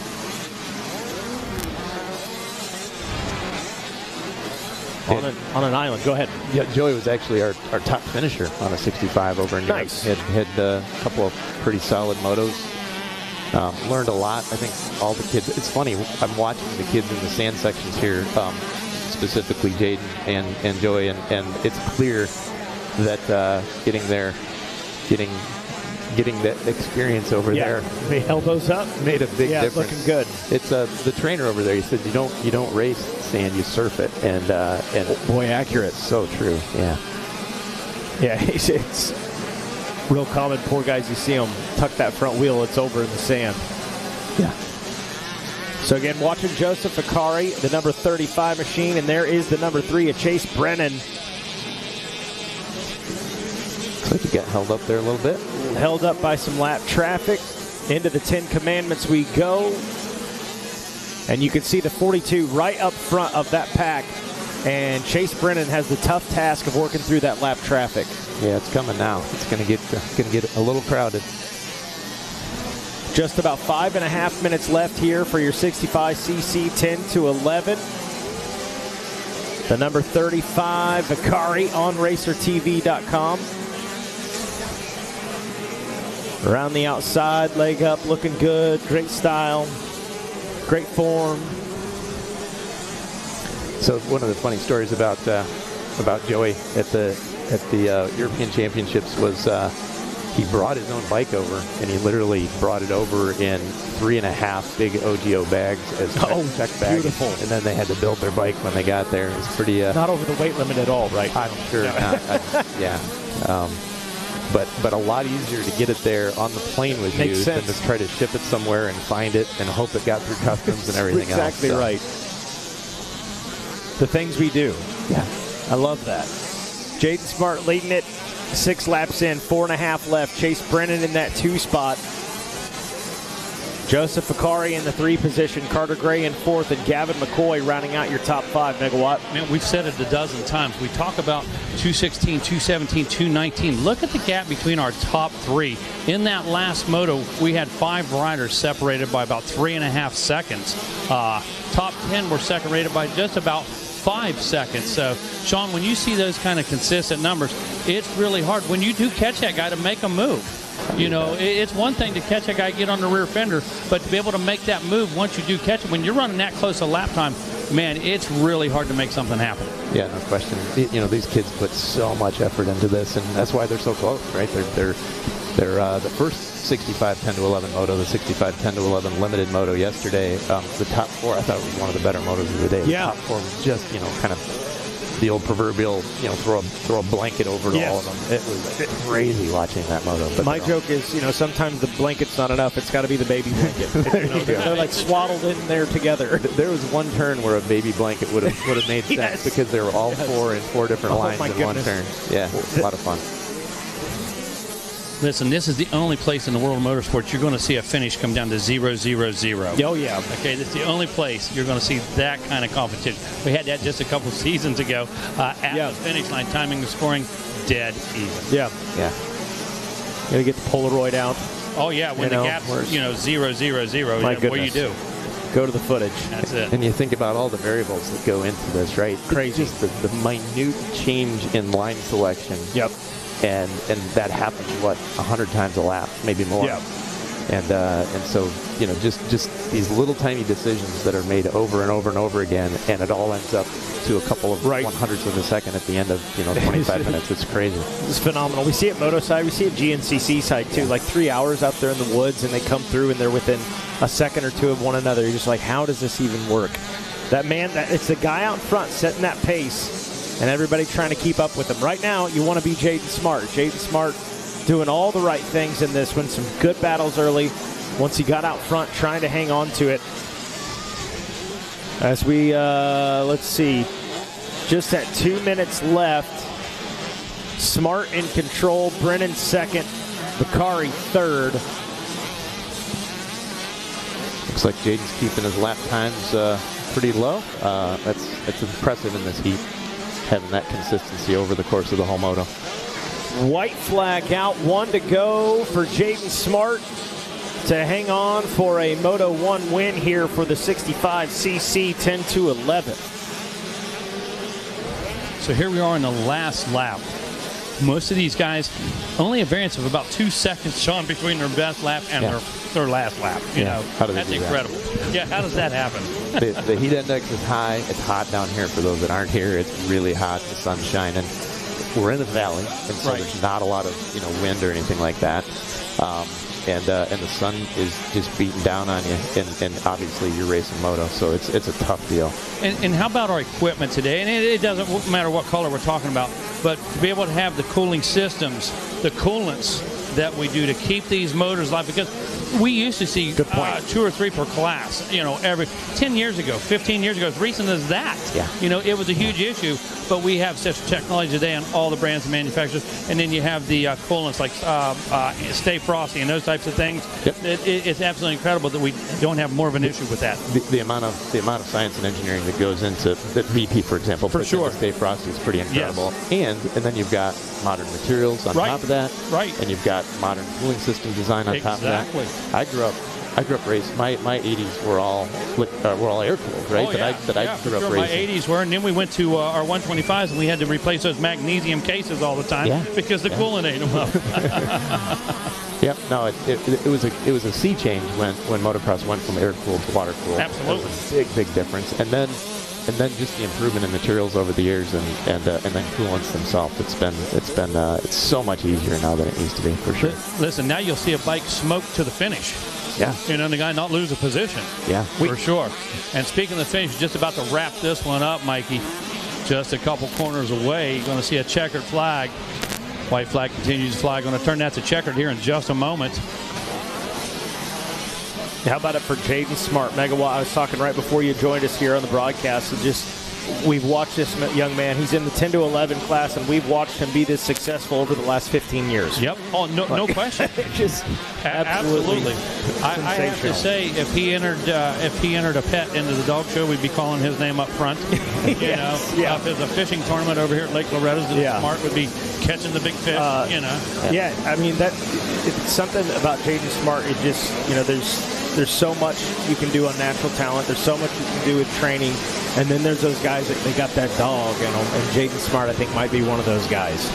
You got to have it all, right? You have natural talent. You have to have grit. You have to have luck. For sure. The beauty of our future, these 42 guys. Heck yeah. That's the beauty. These guys we saw right there, that's our future, Sean. 42 fire breathers. And I mean, the kids that are at this level, one of the parents one time told me that these 42 kids are incredible. The top 5 just aren't right. That's good. And we're stealing that one. For sure. Well, your top riders here, Jaden Smart obviously taking that first place finish. Second place will go to Chase Brennan. Sensational ride by him. Joseph Bakari making the pass for the third and final podium position. Carter Gray, a tough break for him, falls back to fourth, but still a solid first moto. Anderson Waddell rounding out your top 5. We'll highlight that full top 10. Give it a second here for those guys to check in. This guy tried to sneak out the tower on me here. He said, this is Chase Yenser. Him and Rod stopped up a minute ago. Man, I keep waiting on that release. When's it coming, man? When we riding again?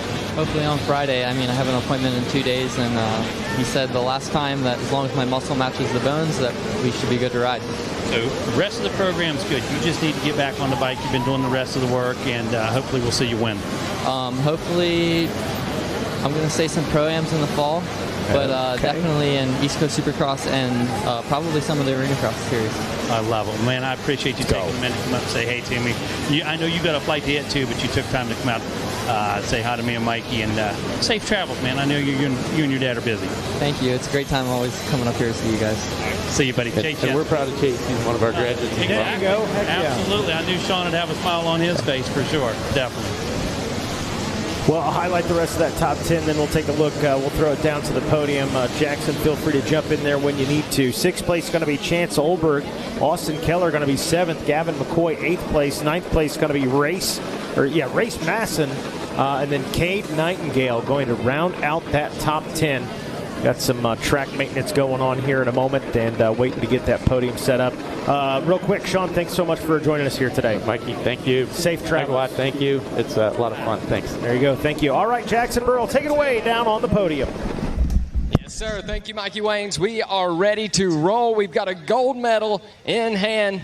Mr. Smart, if you want to step forward over to the front side of the bike, we'll get you front and center. Jaden Smart here with a gold medal. Everybody give it up for him.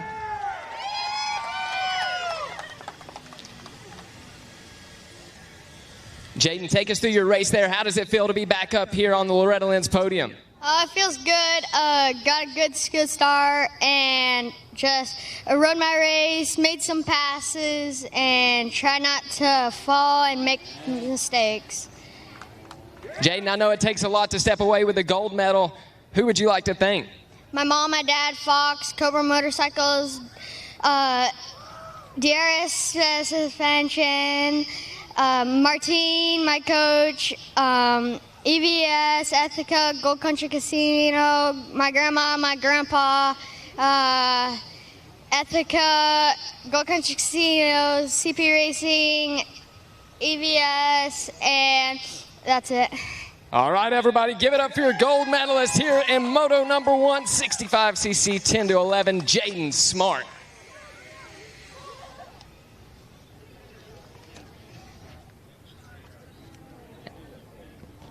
And next up, we have a silver medal to give out.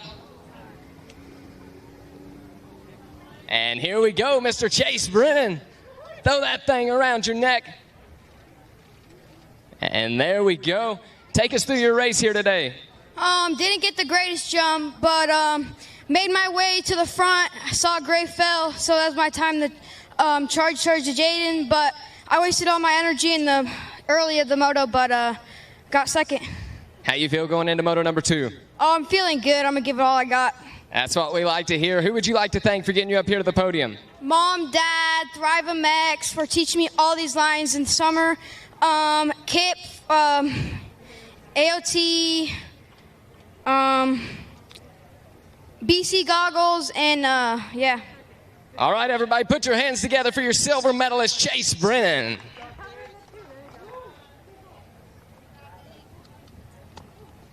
And next up, we have a bronze medal to give out.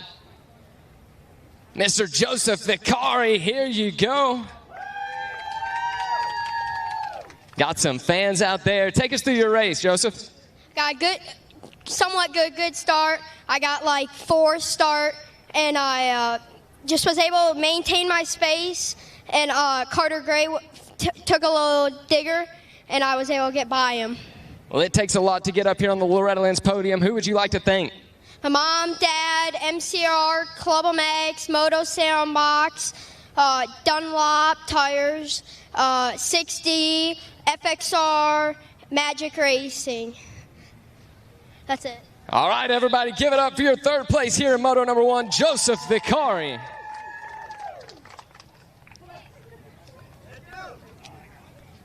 And next up, we have a Stasic Hole Shot Award to give out. Ryder Lane, if you are around, make your way up here to the podium. And here he is. Congratulations, our Stasic Hole Shot artist here in this one. Take us through getting that start. I just held it wide open, and then I held my hand up around the first corner and just ripped it. That's what I'm talking about. So take us through the rest of your race. I crashed into Tim Mammoths, and I hit the metal pole on the side of the track and just cried the whole entire race. I hear you, buddy. I hear you. Well, who would you like to thank for getting that hole shot? American Pie Pizzeria, Anchor Grip Tape, and that's it. All right, everybody, give it up for your hole shot artist, Mr. Ryder Lane, and that is going to do it up here on the podium. Back up to you guys. We'll take it away. All right, hey, thanks for that, Jackson Burrell. And, hey, just before we take a commercial break, and thanks some of the many fine sponsors out here, we have got Andrea Lieb up here in the tower at the booth with the on-track school apprentices. And, boy, it is trivia time. Yeah, we are super excited to be here and continue the trivia between the announcer tower and the on-track ambassadors. And I don't know, I think right now we're kicking butt.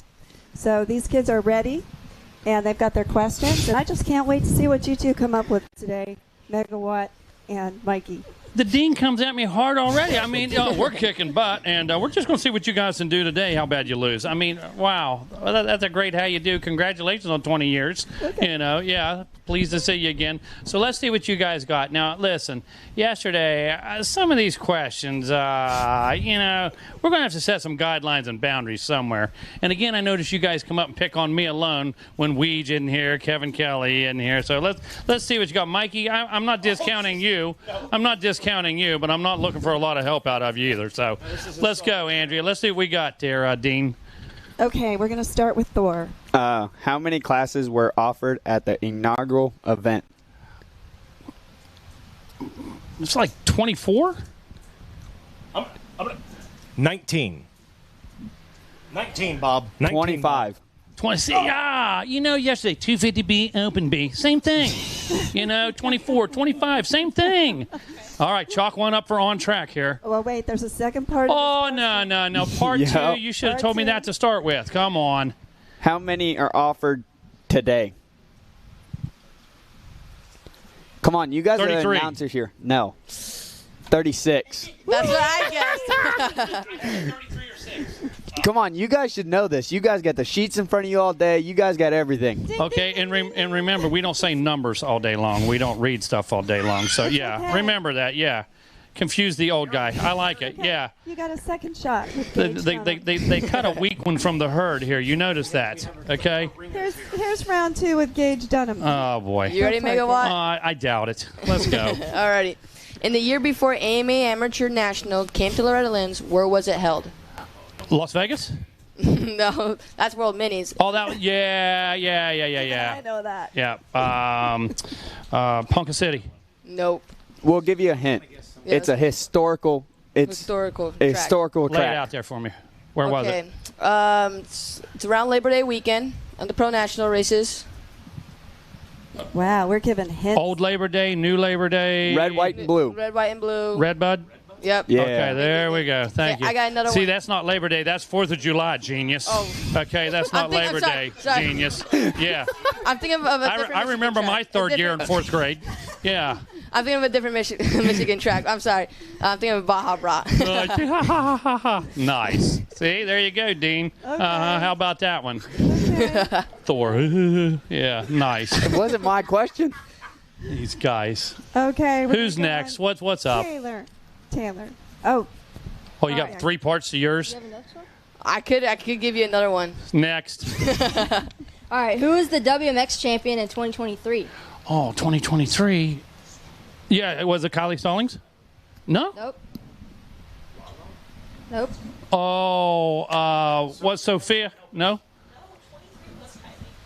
Yeah, there we go. It was Kylie Stallings. Yeah, it was. Yeah. Sophia Phelps. I was in 21 and 22. I'm right here. I'm out. Woo!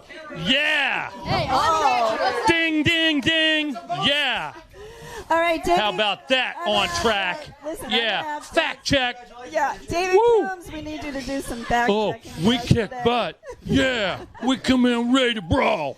Yeah. So now we need a good thing you make good hot dogs. Thank okay, God that's how we're going to take this right now. those hot Sophia, they try to slide one in on us. Yeah. No, I wish there is. Goodness. Awesome. Good stuff. What else we got? I have a second one. Oh, great. Let's hear it. All right. New Jersey's Jordan Jarvis is considered one of the fastest females of all time. How many LL championships does she have? Oh. Zach goes with 5. Nope. And you were so confident. I mean, you held that up there like, yeah, it's a fact. It's like a high five. Did they say 5 yesterday? She said That's 5. what I thought she said. What happened with Davey Coombs? Yeah, well, okay, wait a minute. Time out. Yeah, okay, hang on. So you guys just stood there and kind of got the answers and this and that. We dig into the vault. Okay, I'm going to have to dispute a couple here on this one. We're going to have to dig into the We're vault. going to go back into a private session. And Yeah, we're going to fact check some stuff here. On track. Let's slide them in quick. Let's confuse the old guy. You were one off. Nice. Shine a light in his eyes when you ask the question. Nice. Wow. On track, bringing the heat today, Mikey. I love it. I'm here for it. I'd stayed as far away from as I could. You guys got caught in the weeds. Thank God Sophie Phelps was here. My goodness. Well, Andrea, any more? Or are you done burning us? Did anybody have? I mean, we're cooked. Okay, I can give one back to Mega while are you, Mikey? All right. Dunham wants another. He wants another, Mega. I can throw one at you. He wants another. It's related to the question I gave you. With the first ever AMA National Championship, where was it originally held for the first one? AMA National Championship, Amateur National Championship. Correct. Sorry. Thank you for correcting me. First AMA National Championship, Amateur National Championship. Man, you want a hint? It was on the East Coast. You sure? It wasn't Ponca. No. I'm trying to remember where it was. No, I don't want a hint. I want the answer. Okay, Glen Helen. Oh, that doesn't count. All right, I got one You more. are right. Okay, you dig up another one. You look one up online real quick. This one is family, kinda. Who ran 170 before Michael Lieb in the pro ranking? I have no idea. I wouldn't have paid much attention to 170. No? No. Why not? It's a good deep number. for me. A little deep for me in the pack. So he's Hawaiian. Yeah, he's not here, but he scored pro points and he was number 170 before Michael Lieb. I have no idea. Phil Overland. Oh, really? And he's here very with me. Very interesting. Awesome. Yeah, very cool. Yeah, I remember who he is. Yeah, very cool. He was on the line with me today. Oh, nice. Yep. Nice. Very cool. Glad he's here, man. Shout out to Phil. Oh, yeah, Definitely. he's here. Yeah. He brought some... good role model for you. Really good. Absolutely. Hollywood. I love it. Yep, for sure. He comes out clean, stays clean. Yep.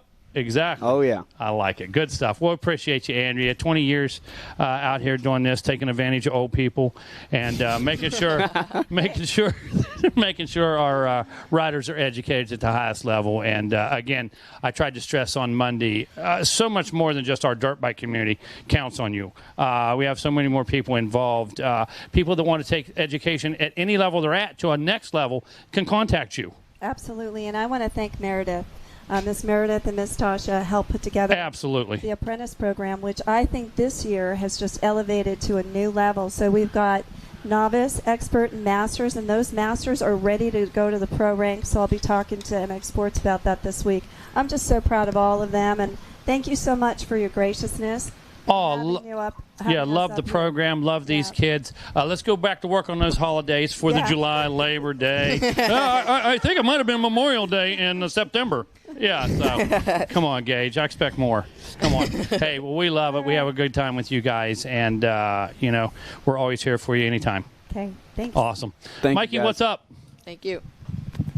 I think it's going to wrap things up for a moment. We've obviously got some track prep going on right now, so we will take this opportunity to take a short commercial break. We'll go radio silent here in the PA system. Well, no, we'll have audio from the commercials. Forget that. Forgive me. We'll hear from some sponsors, and we'll be right back with more from Loretta Lynn's after this.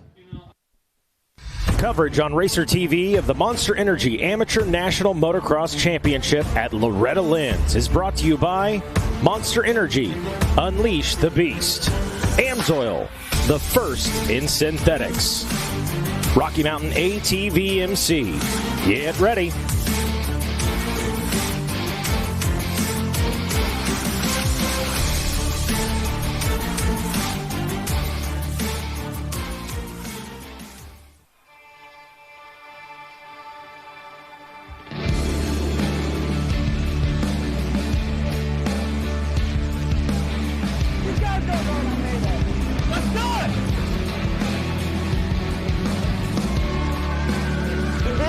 Oh my God!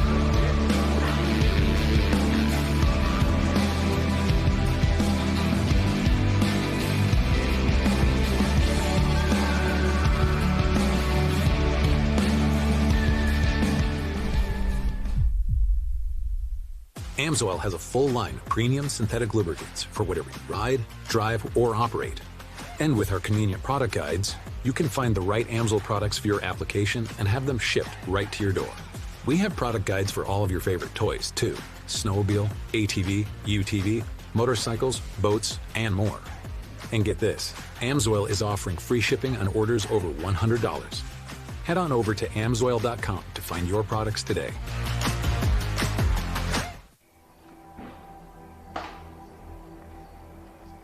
Every generation believes they've invented the best way. With age comes wisdom. We've come to realize that every piece of knowledge is learned, passed down from those generous and patient enough to teach.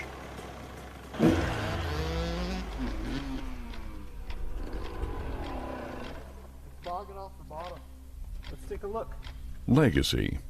It's not about leaving something behind to be remembered by. It's realizing that the future lies within the next generation. Let's call it a night. All right. The nature of true progress is humbly building something bigger than yourself. Rocky Mountain ATV MC. This is our legacy. You know, when I take the bike out like this, all my stresses just melt away. I hear that. This bad boy can fix anything. Yep, tough day at work. Nice cruiser sorts you right out. When I'm riding, I'm not even thinking about my painful cavity. Oh, you shouldn't ignore that. And every time I get stressed about having to pay my bills, I just hop on the bike, man. Oh, come on, man. You gotta pay your bills. You don't have to worry about anything when you're protected by America's #1 motorcycle insurer. Well, you definitely do. Those things aren't related, so... Oh, that is a vibrating pain. Born of family values and a homegrown work ethic, Cometic Gasket seals your machine so you can focus on the finish line. Cometic Gaskets are the competitive standard for racers who demand the very best inside their engine. Cometic Gaskets are always constructed from superior materials designed to perform in the most demanding environments. Whether it's a championship on the line or a day in the dirt with friends, professionals and enthusiasts alike depend on Cometic. Cometic Gasket, sealing championships since 1989.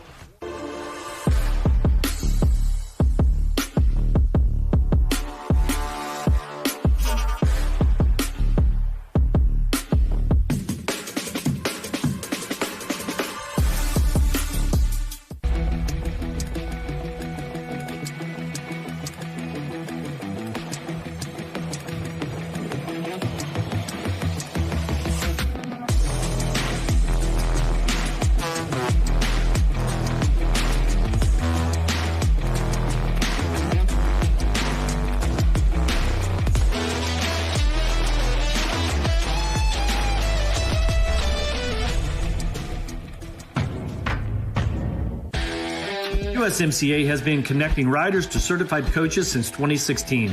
There are over 300 active certified coaches on motorcyclecoaching.org, and we recently launched our new mobile app, making it easy to connect with a coach and book your next training session.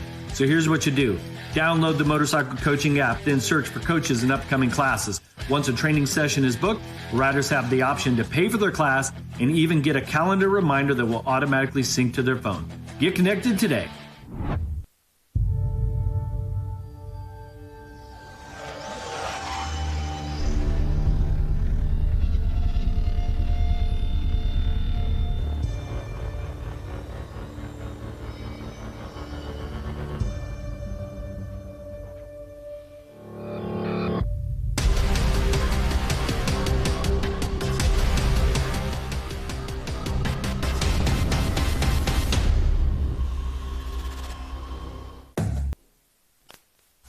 How would you like to go to a school where we take into consideration how students learn best?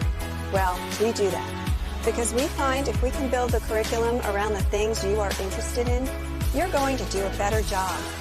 The mission at On Track School is that educational success is possible while chasing your dreams. Not only will our staff help students to achieve success, they will cheer you on to the finish line.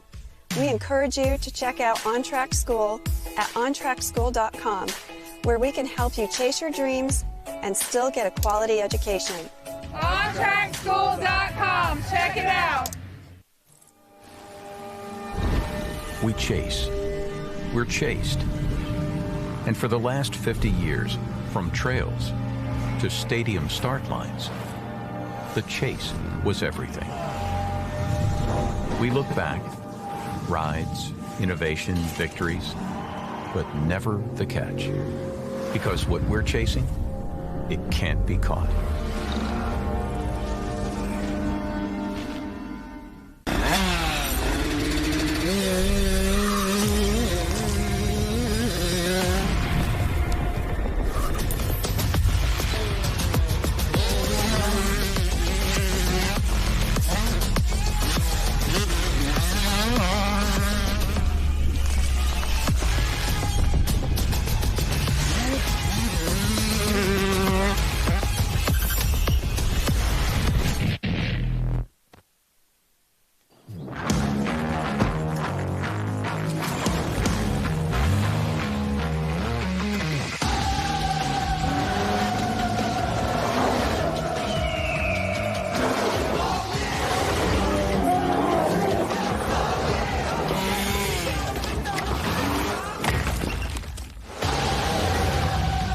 Thanks, fellas.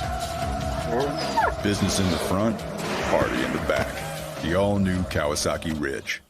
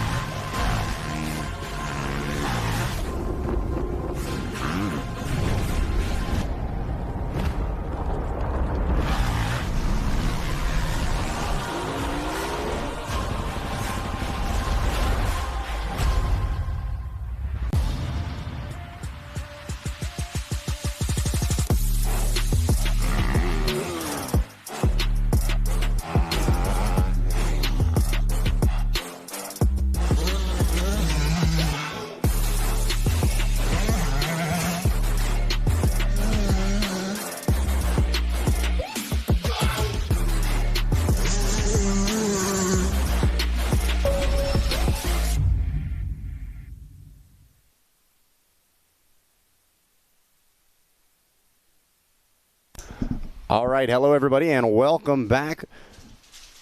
Finishing up a little bit of track prep as we get ready to release Supermini 2.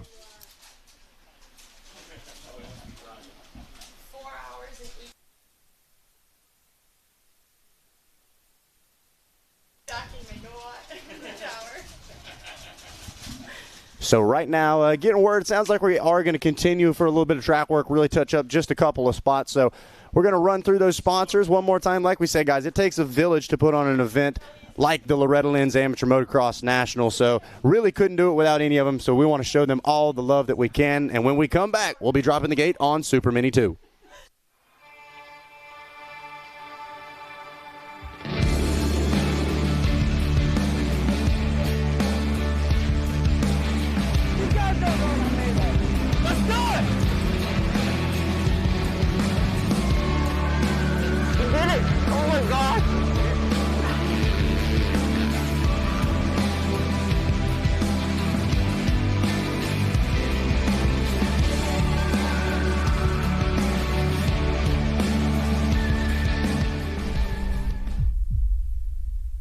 AMSOIL has a full line of premium synthetic lubricants for whatever you ride, drive, or operate. And with our convenient product guides, you can find the right AMSOIL products for your application and have them shipped right to your door.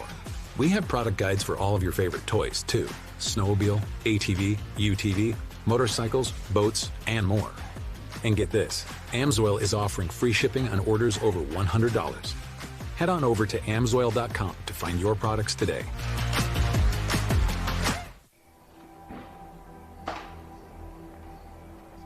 Every generation believes they've invented the best way.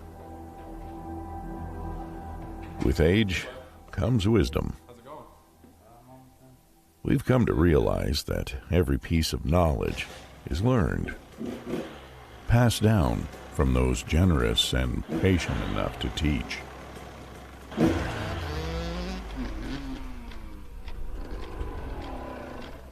Bog it off the bottom. Let's take a look. Legacy It's not about leaving something behind to be remembered by. It's realizing that the future lies within the next generation. Let's call them out. All right. The nature of true progress is humbly building something bigger than yourself. Rocky Mountain ATV MC. This is our legacy. You know, when I take the bike out like this, all my stresses just melt away. I hear that. This bad boy can fix anything. Yep, tough day at work. Nice cruiser sort you right out. When I'm riding, I'm not even thinking about my painful cavity. Oh, you shouldn't ignore that. And every time I get stressed about having to pay my bills, I just hop on the bike, man. Oh, come on, man. You gotta pay your bills. You don't have to worry about anything when you're protected by America's #1 motorcycle insurer. Well, you definitely do. Those things aren't related. So. Oh, that is a vibrating pain. Born of family values and a homegrown work ethic, Cometic Gasket seals your machine so you can focus on the finish line. Cometic Gaskets are the competitive standard for racers who demand the very best inside their engine. Cometic Gaskets are always constructed from superior materials designed to perform in the most demanding environments. Whether it's a championship on the line or a day in the dirt with friends, professionals and enthusiasts alike depend on Cometic. Cometic Gasket, sealing championships since 1989.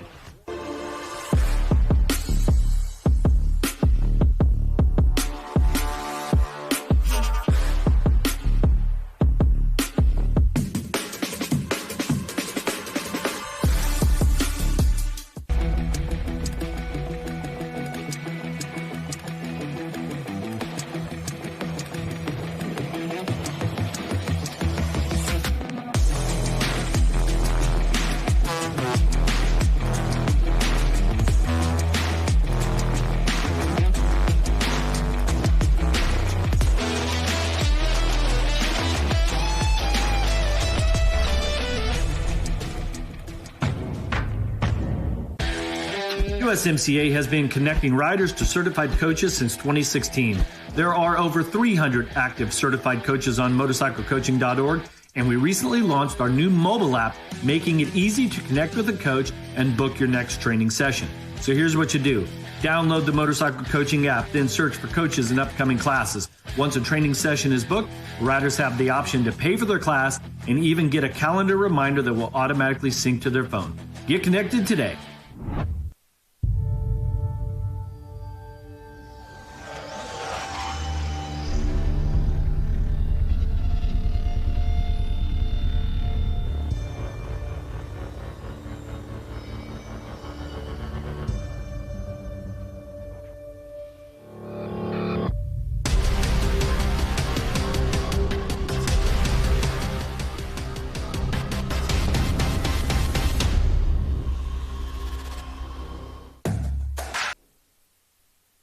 How would you like to go to a school where we take into consideration how students learn best? Well, we do that because we find if we can build the curriculum around the things you are interested in, you're going to do a better job. The mission at On Track School is that educational success is possible while chasing your dreams. Not only will our staff help students to achieve success, they will cheer you on to the finish line. We encourage you to check out On Track School at ontrackschool.com, where we can help you chase your dreams and still get a quality education. ontrackschool.com. Check it out. We chase. We're chased.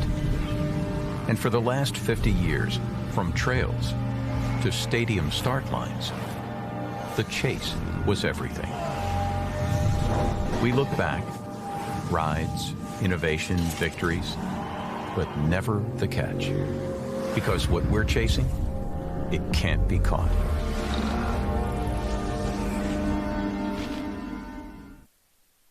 Coverage on Racer TV of the Monster Energy Amateur National Motocross Championship at Loretta Lynn's is brought to you by Monster Energy. Unleash the Beast. AMSOIL, the first in synthetics. Rocky Mountain ATV MC. Get ready. All right, hello everybody, and welcome back to the 43rd annual Monster Energy Amateur Motocross National Championship here at Loretta Lynn's, presented by AMSOIL. Supermini 2, 13-16 on the line right now, or actually on their sight lap as we speak. Laid down a little bit of water, did some track prep, and got the track back in tip-top shape for this group of arguably the next superstars of the sport. Let's run down and tell you who's getting ready to take to the track. On the number 12, it's going to be Alex Wadagno. Tyler Kirby on the 13, Brecken Moss on the 14. The 15, that's going to be Braden Baisley. Carson Wood on the number 16. Logan Crissell on the 18. Mason Brown going to be the number 20. 22 of Tate Reed. Briar Stesick on the 24. The 25 of Jackson McCarthy. Brody Barth on the 26. Vincent Way on the 27. The 28 of Zane Martin. The 29 of Jack Nunn. The 33 of Trayson Payne. Grant McDonald going to be on the number 34. The 35 going to be Cash Landry. The 37, Tristan Pruitt. Aiden Zing on the 39, and Caleb Wood on the 41. On the 44, that's going to be Dan and Reed. The 46 going to be Matthew Williams, and the 47, Kane Bolasina. And the number 48. Check. Okay, good. All right. Quiet. Number 48, Ethan Romero. The number 50 of Lincoln Bartholomew. The 53 of Logan Webb out of Pekin, Illinois. Number 54 of Ryder Scottgrass. The number 58, Darren Prine. Seen some sensational riding out of him so far this week. The number 59, Jacob Garcia. The 60 of Colton Waits. The number 61 of Colt Lackey. The 65 of Dakota Baker. That's out of my neck of the woods, Martinsville, Indiana, just south of the Ironman Raceway. I say just south, it's like an hour, but, you know, hey, still just south. 66, Connor Callan. The 67 of Levi Wilkins. The 71 of Alex Howard. The 74 of Wyatt Thurman. 78 of Jace Baker. The 84 of Jaden Struble. The 87 of Ryder Ellis. The 91 of Austin Meads. The number 95, Jevin Geiger. And the number 99 of Braden Comerford. And that is your starting gate for the Super Mini 2, 13-16. You want to talk about, we talk about pre-race prep talks from Dad. You want to talk about a guy that knows how to get the job done. That's a motivated Chad Reed right there, really laying the wisdom down to his son Tate. Tate getting in here, kind of wasn't sure whether he was going to be able to line up and race, found out he was going to make the cut, and we'll see what he's able to do here in this first moto of Super Mini 2. We've got some heavy hitters. That number 16 of Carson Wood, he had a very solid performance earlier in the day on that Team Green Kawasaki. Looking to try to repeat it this afternoon. Yeah, how's that? Dad's in your corner. His dad just happens to be the Chad Reed.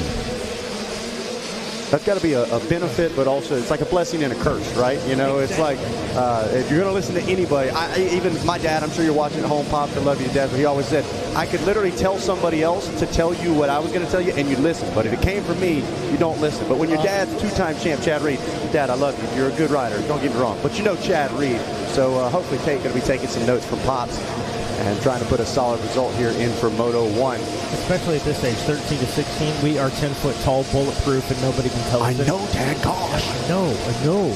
That's our favorite sentence at that age, Megawatt knows. He's going. Listen, absolutely. I'm facing it every day. But Wyndham was up here giving the positives, and Chad Reed was just throwing negative after negative. But here we go. Underway, 65, 10-11. Who was it? Not quite sure on the number, but we got some purple rims out front. Looks like Jace Baker grabbing the early race lead with Grant McDonald and Aiden Zing rounding out the top three. Snagging that Stasic Holshot award early. Grant McDonald in the 2 spot. Aiden Zing, Dan and Reed. Vincent Way in the fight. Brody Barth, Zane Martin, Matthew Williams, Tate Reed. Hey, there he is, Austin Meads. Running at that top 10 early, but we know that's going to shuffle quite a bit before the end of this first lap. It just did. Trying to get a make on it. I believe that might have been Reed making a move as he puts himself one more spot up. You were talking about this purple rim, but I believe we have a new leader right now. That might possibly be the 34. Going to have to get another camera shot here as they work their way back into Storyland. Who is it, Zach? Looks like that was Grant McDonald making the pass, but I am watching the 27 of Vincent Way. It looks like he should have strung some passes together as well. You know he wants to try to get up to the front early. Listen, there's another one. I complimented Vincent last year. I said, man, great body position, great throttle control. And the whole time Nick saying, no, bad. Don't listen to Megawatt.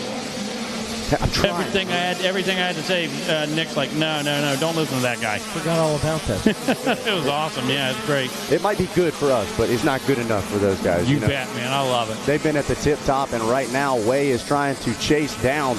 We do believe that is McDonald out front leading the way.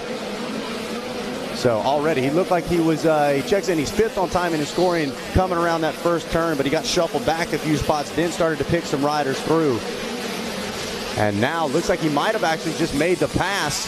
He's going to go wide there in the Bermuda Triangle. So side by side as they get ready to take the green flag. There it is. Vincent Way takes over the number 1 spot.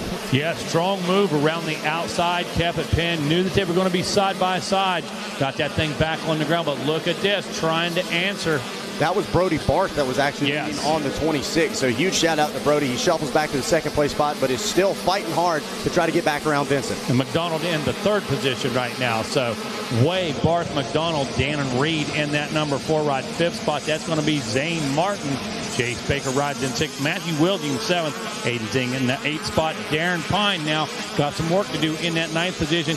Kane Bolasila finds himself rounding out the top 10. Absolutely. Now taking a look to the backside of the top 20. Alex Wadagno on the number 12 in 11th place spot. Mason Brown going to hold down 12th. Briar Stesic in the 13th spot with Brecken Moss. Logan Webb, Alex Howard, Wyatt Thurman, Caleb Wood, Ryder Skodras, and Braden Baisley, your top 20. That's your top 20 rundown brought to you by U.S. Air Force Special Warfare. So watching, look at Way, like we said, using those outsides early. He gets down to the backside of Storyland, looking for some smooth real estate, keeping that momentum alive. Meanwhile, that's either Barth or McDonald taking a complete opposite approach, slamming those inside ruts, throttles wide open, and right now they're holding about even, so both lines seem to be working well. They get ready to head down into the Monster Energy Sand Wash once again. So starting about getting into about the middle of the afternoon, we'll call it, just about 2 o'clock. Temp's going to max out here about 3:30, 4 o'clock. Some overcast coming in right now, Mikey. That's a great thing for both the bikes and the track. And the people. Oh, absolutely. Even if you're in the tower in the AC, right? That little overcast kind of helps out a little bit. Yeah, everybody comes in and they get, a little bit of cool breeze, and all of a sudden, oh, you guys living in there.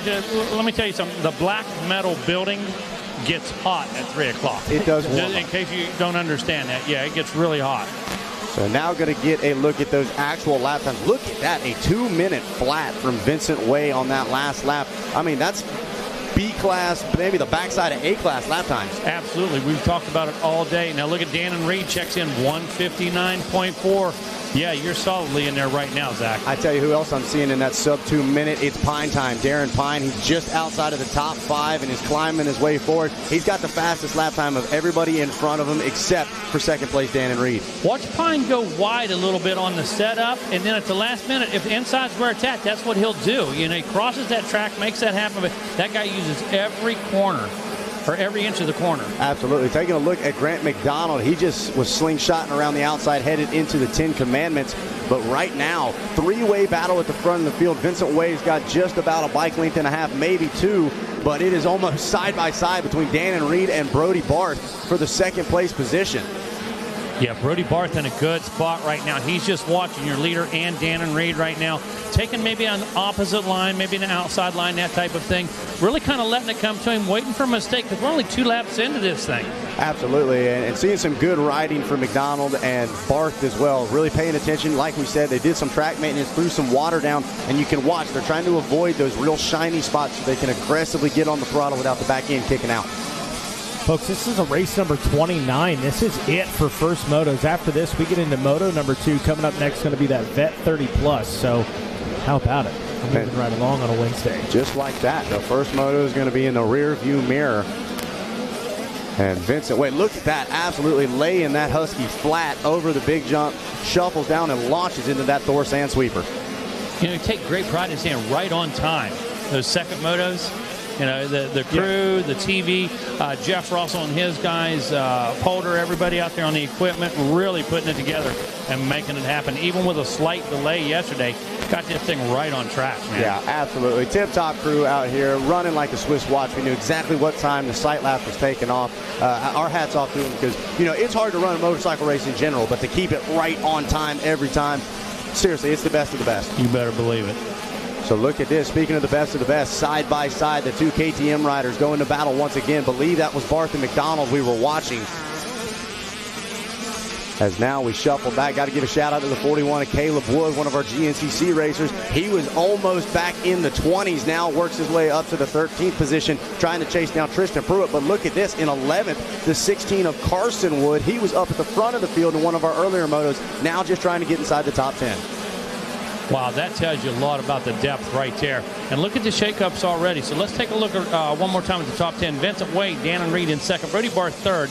McDonald now fourth. Pine in fifth, working his way up from behind. Bolasina now in sixth. Zing in the seventh position. That's going to be Jace Baker in eighth. Ryder Ellis in ninth. Zane Martin now rounding out your top 10. So a couple guys picking up some spots last time around. Yeah, absolutely. And you're able to see that as well. Guys like Ryder Ellis running a 2-minute flat. Aiden Zing a 2:01. So these riders may not be in this top 5 fight, but they were certainly running lap times comparable. You just got to make those passes and get up into the front of the pack. Look at that. It looks like Vincent Wade is actually taking advantage of this 4-rider battle. He says, you guys can fight all over second place. I'm going to try to run off with a gold medal. And look at that one rider launching past the 44 of Dan and Reed. So that might have been Barth. Had to be. Launched that thing there. He did. He sent that thing out there. That's not a double. That's like a bump that they're landing on out there. And that thing was incredible. Yeah, you try telling them that's not a double. Oh, yeah, it's a double to them. Lap after lap. Believe it. Sending it. Once again, side by side, probably the 4th or 5th time we've seen that.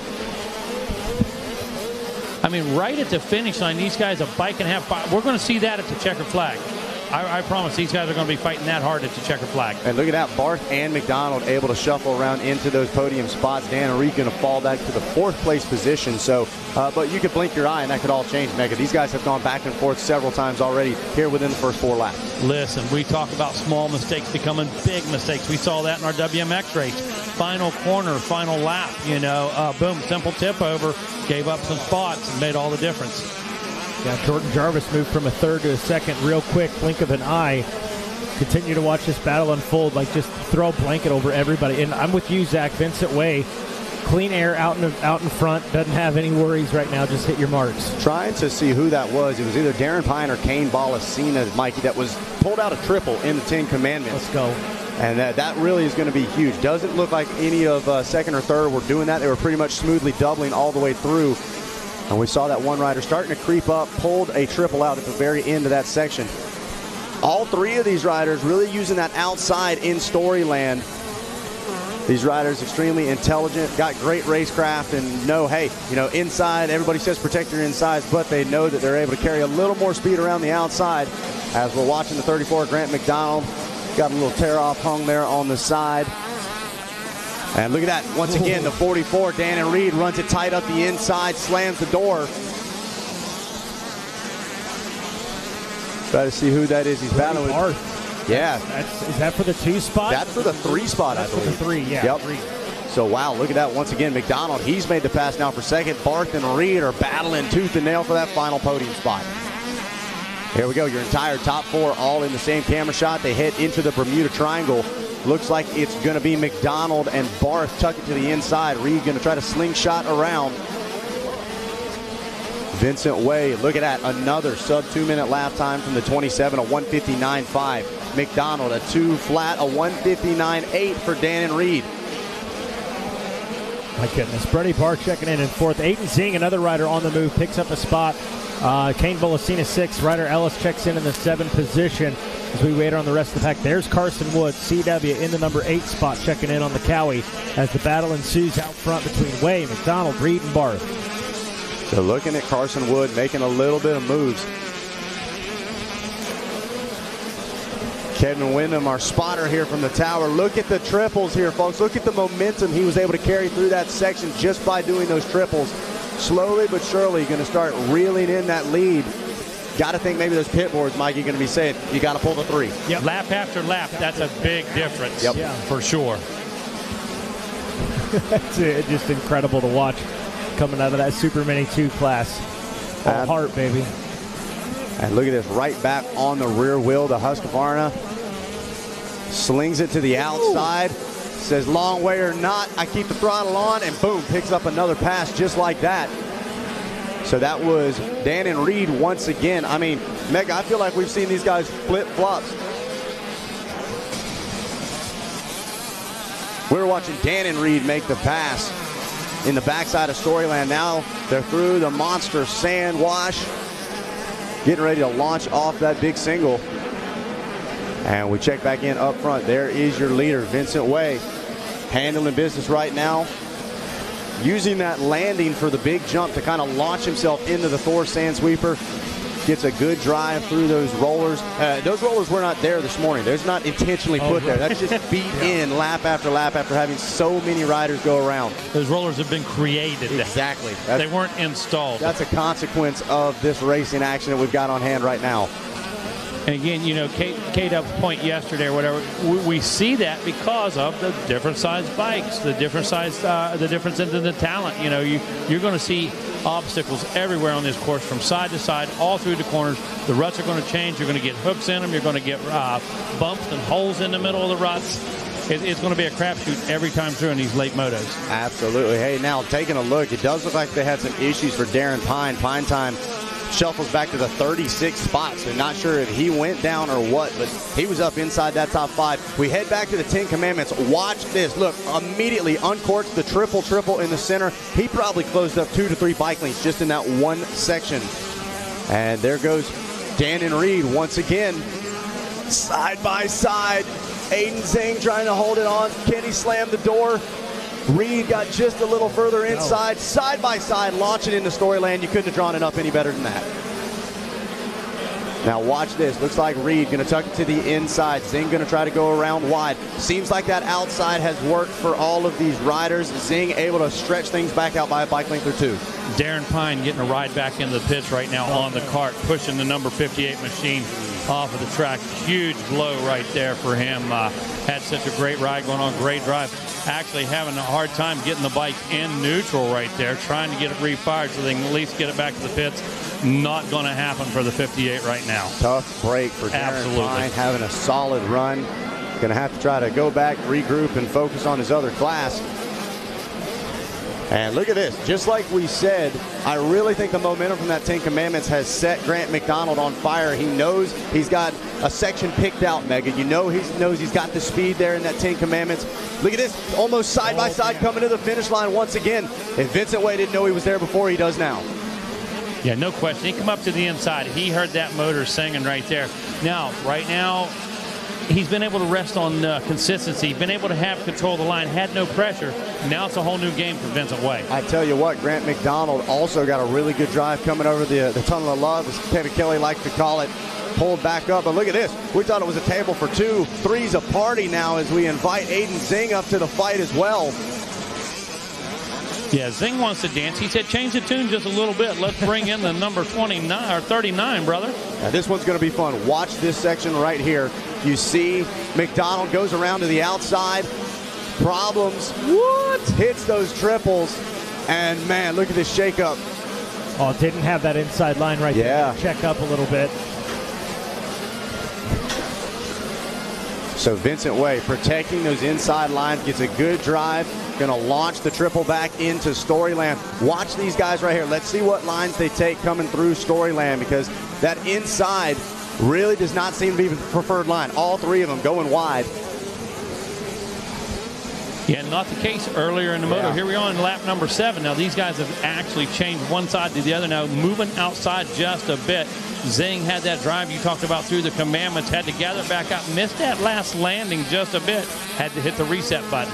Yeah, absolutely. He was getting thrown all over the place, and he did exactly what he needed to. Check up before it turned into a bigger mistake and throw the whole moto away. Look at this. One of the KTM riders, he sends the double that's not a double, and that was all it took to get around. So for the first time, Vincent Way not leading the moto, and it looks like that was going to be McDonald making the pass. That's Zing. Look at that. Running a 158 on that last lap. He said, I'm going to go from 3rd to 1st in 1 lap. He's able to do just that, and he puts a lap rider between himself and Vincent Way. Using the undouble to make it happen. Absolutely. He said, Zing, I'm going to the front. Not over. Coming through, another lap completed. Zing is going to be credited with the lead right there. Now 4 minutes left. This is going to come down to the wire. McDonald's Way, 2nd and 3rd. Yeah, listen, there's more passing going on. It's a party now, just like Zach said a minute ago. These guys studying each other. 3.5 minutes ago, a lot of racing. It's going to be at least a lap and a half. These guys are going to pick up the two-lap board. It looks like two-lap is out right now, so going to pick up the white flag. It's go time. I tell you what, I'm very curious, as it looks like that was Way able to just make the pass once again. Believe Vincent Way. No, I take that back. So he repassed for second place, but they are still chasing Zing, who is already halfway through the 10 Commandments. Curious to see if Vincent's able to pick up on some of those lines. Seems like just going a little further to the outside in a couple of these corners keeps the momentum up. Avoid a few of those big braking bumps. Yeah, it still looks like that's our running order, though. Still look like McDonald holding down the second position. Vincent Way kind of lost a little bit of drive there in the 10 Commandments. The inside didn't work, got a big kick. Yeah, and that's what they always say, right? Protect your insides, the shortest way around the track. But especially out here, it's late in the day. The track's chewed up. I know we did track maintenance, but we certainly did not smooth everything out. That's right. And a couple of those sections, you can see that inside line really reaching up and grabbing those smaller wheelbase bikes. And listen, at this point in the race, you know that white flag's coming. You know the checker flag's just about to fly. You're going to have to take a bad line sooner or later. You're going to have to take a chance. You're going to have to go with faith sooner or later. Aiden Zing out front, still absolutely sending it up and over the sand roller. He's getting ready to come by us here in the tower. Really putting together a good run. And I tell you what, it's like he made that pass and clicked an extra gear. Yeah, Zing did a great job of just being patient back there. I mean, he pretty much took this entire moto to figure it out. And once he got the clean air checking out his last lap where he took that lead, a 1:58.5, whereas McDonald a 2:01, Vincent Way a 2:02, and it's setting Zing up for success as the white flag comes out. Now 1 lap to go and about 2 minutes, give or take, and then bang, backs it up with a 159 megawatt. Yeah, Zing just staying with what works. Okay, he's not trying to slow up and preserve anything. He's riding his pace. He knows exactly where his lines are, what he wants to do for this final lap. So that 159.3 versus 2:01.1. Vincent Way at 2:05.3. Did exactly what he needed to do. Had the pit board, you know that, and used great racecraft, put himself in great position. All he has to do is bring this thing another half a lap and going to put a win in the books. Yeah, absolutely. Hitting all of his marks, and it's going to be the longest lap right here. He's out front. He knows those guys are behind him. Now it's just don't make a mistake. Don't lay it down. Don't do something simple that'll toss away such a good result. Man, he got a big kick right there. Zing. Hey. Go ahead, Doug. I was just saying he was hanging on for dear life right there. Got kicked right to the front of that KTM. And those are the things that happen late. The 2 lap. For some reason, that last lap, they get a little bigger. The ruts get a little deeper. For sure. It just had a little checkup from the neck up by Zing right there, and I think it was nothing more than just, hey, I've laid down 3 sub-2-minute laps here late. Where are these guys at? I want to make sure I'm in a good position. Not mad at them. Back down through the sand wash for the final time. Going to work his way up over the undouble and through the twisties. Okay, taking a little look over the shoulder. You see what he saw? He looked back, said, you know what? I don't have to jump it this time. Last thing I want to do is case that and break a wrist or something like that. So going to scrub it off. He gets ready to come by us in the tower for the final time. One more trip through the Thor Sand Sweeper. He gets through clean, and he has got one more corner to go before he grabs this first moto win in Supermini 2, 13-16. And there it is, checkered flag coming out. Aiden Zing going to force his way through, and he is pumped up too. You know he wanted that one bad. No question. Number 39 machine put in work, made it happen, used great racecraft, showed great physical effort at the end, and look at this, up on the podium he goes with our buddy Jackson Burrow. Absolutely. It does look like Grant McDonald going to cross the line in second place. A solid ride for the 34. Vincent Way going to round out the podium, definitely still in this title fight. Brody Barth and Carson Wood, your top 5. A good run for the number 16 coming from a little further back. We'll give you a rundown. Looks like it's going to be Ryder Ellis coming across in 6th. Kane Bolasina, Dan and Reed, Jace Baker, and Zane Martin, your top 10. When we wait on that podium to get set up, like almost a tale of 2 different races between Zing and Way. Way really great early, the fast laps early, but it was Zing who had those fast sub-2-minute lap times 3 in a row that put him in position to take the lead. And then his last lap turns at 2:01.9, able to kind of hit cruise control, hit his marks, and bring it home. Looks like...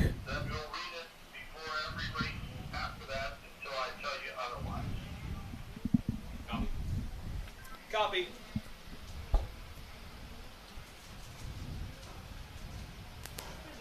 Wait. Is Yeah, so we're going to run down through, give you an unofficial top 10. Once again, just want to make sure everybody's aware. What we say up here in the tower is unofficial, so we will turn things over to the AMA to make sure everything is locked in. Everybody did exactly what they're supposed to. But right now, it looks like your top 10 is going to be Aiden Zing, Grant McDonald, and Vincent Way, your podium. Brody Barth and Carson Wood going to round out your top 5 with Ryder Ellis, Kane Balacina, Dan and Reed, Jace Baker, and Wyatt Thurman rounding out your top 10 here in Super Mini 2. That's going to do it for us down here, or up here from the tower. Now we're going to send it down to our man Jackson Burrell hanging out on the podium. Yes, sir. Thank you, Zach. We are ready to hand out some hardware, and we have a gold medal here for Aiden Zing, Moto number 1 of the Super Mini 2 class. Congratulations.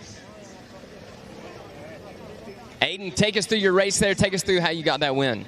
Got a 23rd gate pick. I didn't really start in a good position. I think I was like 10th by the end of the first lap. Then I just worked my way up, and I wasn't looking through the pit board. I was pretty locked in, and I didn't even know I was in the lead, and then I looked at the pit board, and I was there, and yeah. Congratulations on the gold medal. It takes a lot to get up here to the number 1 spot at Loretta Lynn's. Who would you like to thank? Lord Jesus Christ, my mom, my dad, my trainer Dimitri, T-Rex, DT1, Monster Army, Maxima, Lynx, Cypher Coatings, Boysen, Motorsport, 7, Rental, and everybody else. Thank you. All right, everybody, let's hear for your gold medalist, Aiden Zing. And we'll let Aiden go get cooled down straight from the track to the podium. And next up, we're going to go ahead and get our silver medalist.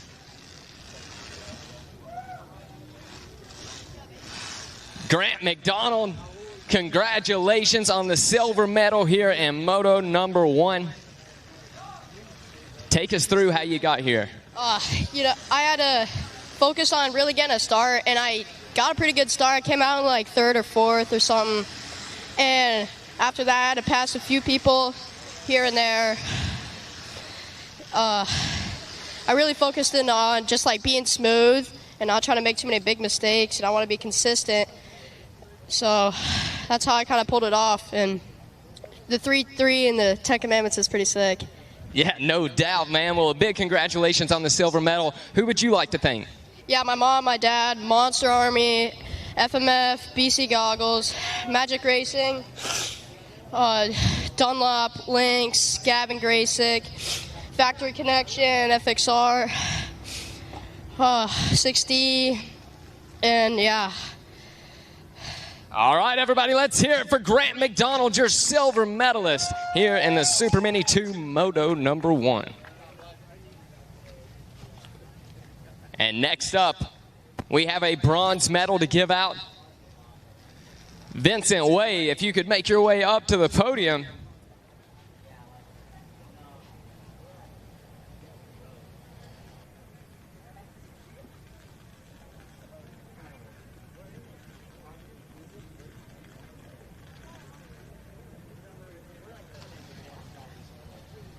And here he comes now, your 3rd place here in Moto number 1, Vincent Way. Vincent, take us through your moto here. Yeah, I got a decent start, pulled a better chip than last time.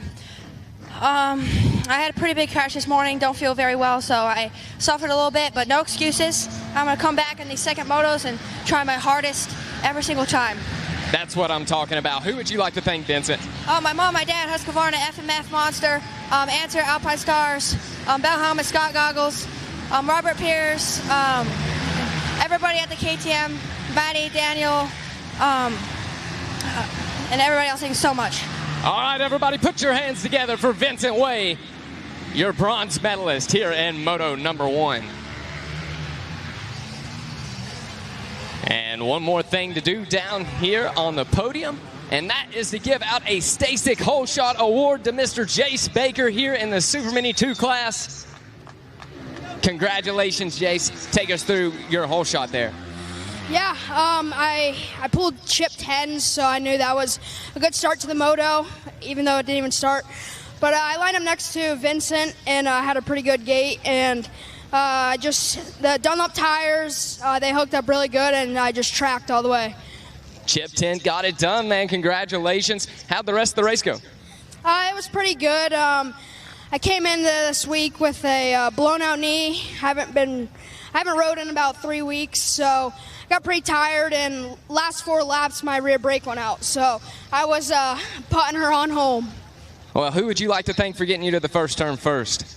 Yeah, my mom, my dad, my mechanic, Banjo, for probably having the sickest bike out there. Fox for always having the best kits. Renthal, DBK, and everyone else that supports me. Thank you. Let's hear it for Jace Baker, your whole shot artist here in the Supermini 2 Moto number 1. Back up to you guys. All right, thanks, Jackson. We appreciate it. Hey, ladies and gentlemen, attention in the pits, attention in the pits. We do have a message from the MX Sports Race Operations as well as the AMA. We are continuing to monitor the heat index, and out of an overabundance of caution, we will be reducing the moto time of this race by 2 minutes. So once again, we are continuously throughout the day monitoring the heat index, and obviously safety, caution, that's top priority out here. So we are going to reduce this time, or moto time, by 2 minutes, and we will continue to let you guys know with each passing moto exactly what the situation is going to be, whether it'll be the full 20+2 or whether it will be abbreviated as well. But right now, we are getting ready to kick off the first of our second motos. And we're going to welcome Jason Wygant back in the booth, along with one of our apprentices, returning apprentice, Kira Savino. Kira, we had a great race in Moto 1, expecting more of the same in Moto 2. Who do we got getting ready to take the track? All right, we got number 1 of Brock Peterson out of Delta, Ohio. Number 2, Jeff Loop. The number 4, Tracy Cloy. The number 10 of James M. McNeil. The number 11 of Kyle Kellett. Number 12 of Joshua Olin. Number 13, Daniel Jarmarillo. 14, Brandon Hawes. The 15 of Jared Trepiner. 16, Wilfredo Guzman. 17, Henry Wiles. 18, Kalen Fitzpatrick. The 22 of Josh Emmy. 23 of Jake Lowry. 24 of Travis Delnicki.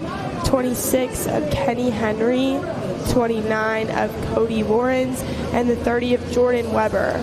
On the 33, it's going to be Ivan Hayes. We've got Riley Kroon on the 37, Tucker Snyder on the 38, with Michael Fowler on the 39, Riley Bruff on the number 40, Nick Galpin on the 41, Jacob Patterson the 43. The 46, that's going to be Reese Miller. Steven Simino on the 47, the 49 of Billy Lay, Matthew Hogentogel on the 54, Dustin Jensen on the 58, Michael Mitchell on the 61, Jamie Disher on the 62, Philip Harris the 66, the 67 of Mason Moss, Craig Royce on the 84, Nick Ramey on the 86, the 87 of Alec Fort, Dakota Garner on the 88, Will Hall on the 91, Nicholas Nees on the 92, Dan Petrie on the 94, and rounding out the field will be the 96 of Josh Smith. And the rider to watch in this one is Brandon Haas, who won the first moto. He is the owner of Club MX. He won the title 2 years ago. Last year, I think he broke his collarbone in his qualifiers. He didn't get to race here and try to defend the title. Brock Peterson is the defending champ. He finished 4th in Moto 1 and 2nd in the first moto. I'll give you the whole top 5. So Peterson, I mentioned, was 4th. James McNeil was 5th. Kenny Henry, the dirt master. I believe Kenny actually works for Dirtworks and helps build the tracks in Supercross. He finished 3rd. So for all y'all who say, oh, the Supercross track field, does they even ride? Yes, Kenny Henry got 3rd in this moto. They ride, and they ride well. They do. And the gate is down for moto number 2 of Vet 30. And like you said, that's the second moto of the week. And it looks like that's James McNeil grabbing the early race lead, coming off of 5th in Moto 1. Look at that, though, slingshotting around the outside. That's the number 4 with a little look over, not quite going to be able to pass for the lead. Also, you got to watch out for Riley Ruff on the 2nd place finish and the number 40 in Moto 1. So those are some of the players as we head to the long short shoot. That's the 14. Brandon Haas making quick moves already in that long short shoot and was leading the way when they made their way through the 10 commandments here on lap 1, and that's bad news for the rest of the field.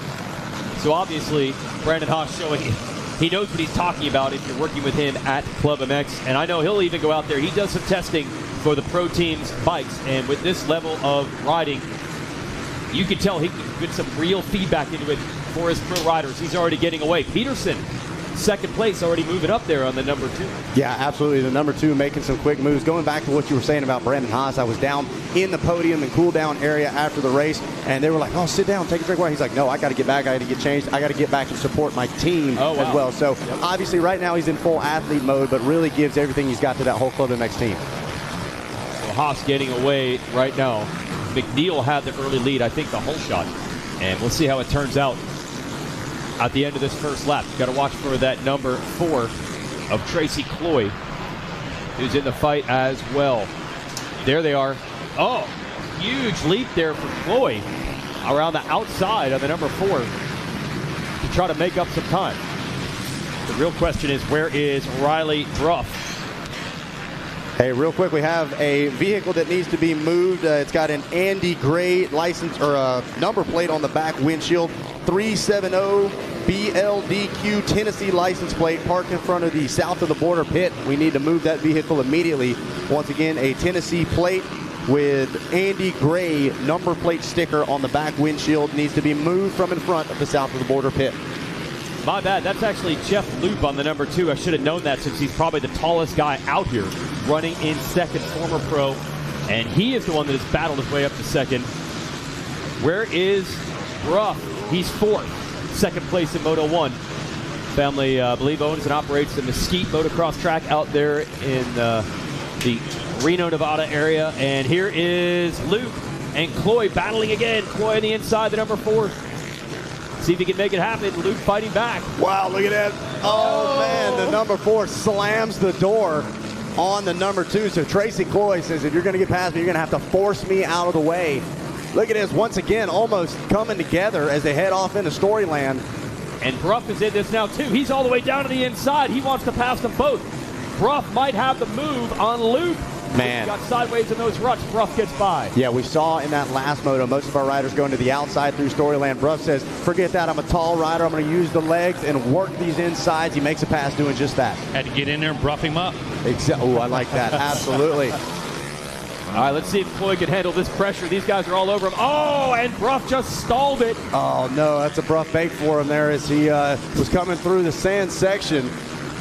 And look at this, the number 4 resetting and coming back on the number 2 here, Jeff Loop. Yeah, that's a product to drive right there. I mean, Cloy's been all over. I mean, he's been relentless. He's been one side of the track to the other. He's going to find the line. He's going to keep that pace. And I got to tell you, hats off to the number 4. He's bringing it right now. All right, we got another challenger here. I think that could be Kenny Henry, rider on the Husqvarna coming through. As this battle rages, Loop has repassed Cloy. And here's Henry. Wow, look at that. Henry trying to run that far right side, coming over the tunnel. Once again, getting the door slammed on him by the number 4, Cloy. Cloy really going from way outside and cutting over, avoiding a lot of those braking bumps. Yeah, that's a big risk when you do that, because that's a lot of distance, I'll tell you that, and you're not going forward, you're going sideways. Exactly. He opens that door real wide, and that's why we've seen several riders try to sneak up the inside of him. But when he starts coming over, good luck to everybody else. Just want to remind everyone again, we are shortening all the motos for the meantime by 2 minutes. We'll let you know if we're going to change that, but all upcoming motos as of now will be shortened by 2 minutes due to the heat.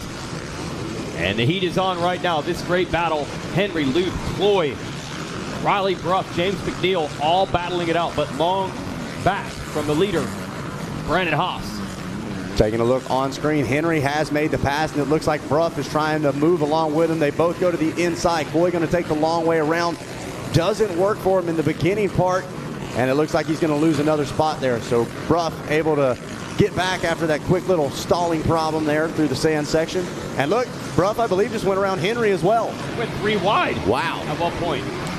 Here comes Kenny Henry on the inside on the Husqvarna, dancing down to the inside. Can he make it stick? He does. Man, that was a beautiful move. He went as far left as you could, and you saw right there in the very end, there wasn't a lot of braking bumps there. Actually finding some smooth real estate. He kept the momentum going and made the pass happen. Kenny Henry, as we said, part of the track builders there for Supercross. He's kind of the expert on the dirt conditions for them. And he's got to figure it out here. You got some sand. You got some black loam here in this corner. Kenny Henry going after Luke as they put another lap in the books. And don't give up on Bruff. He's still back there.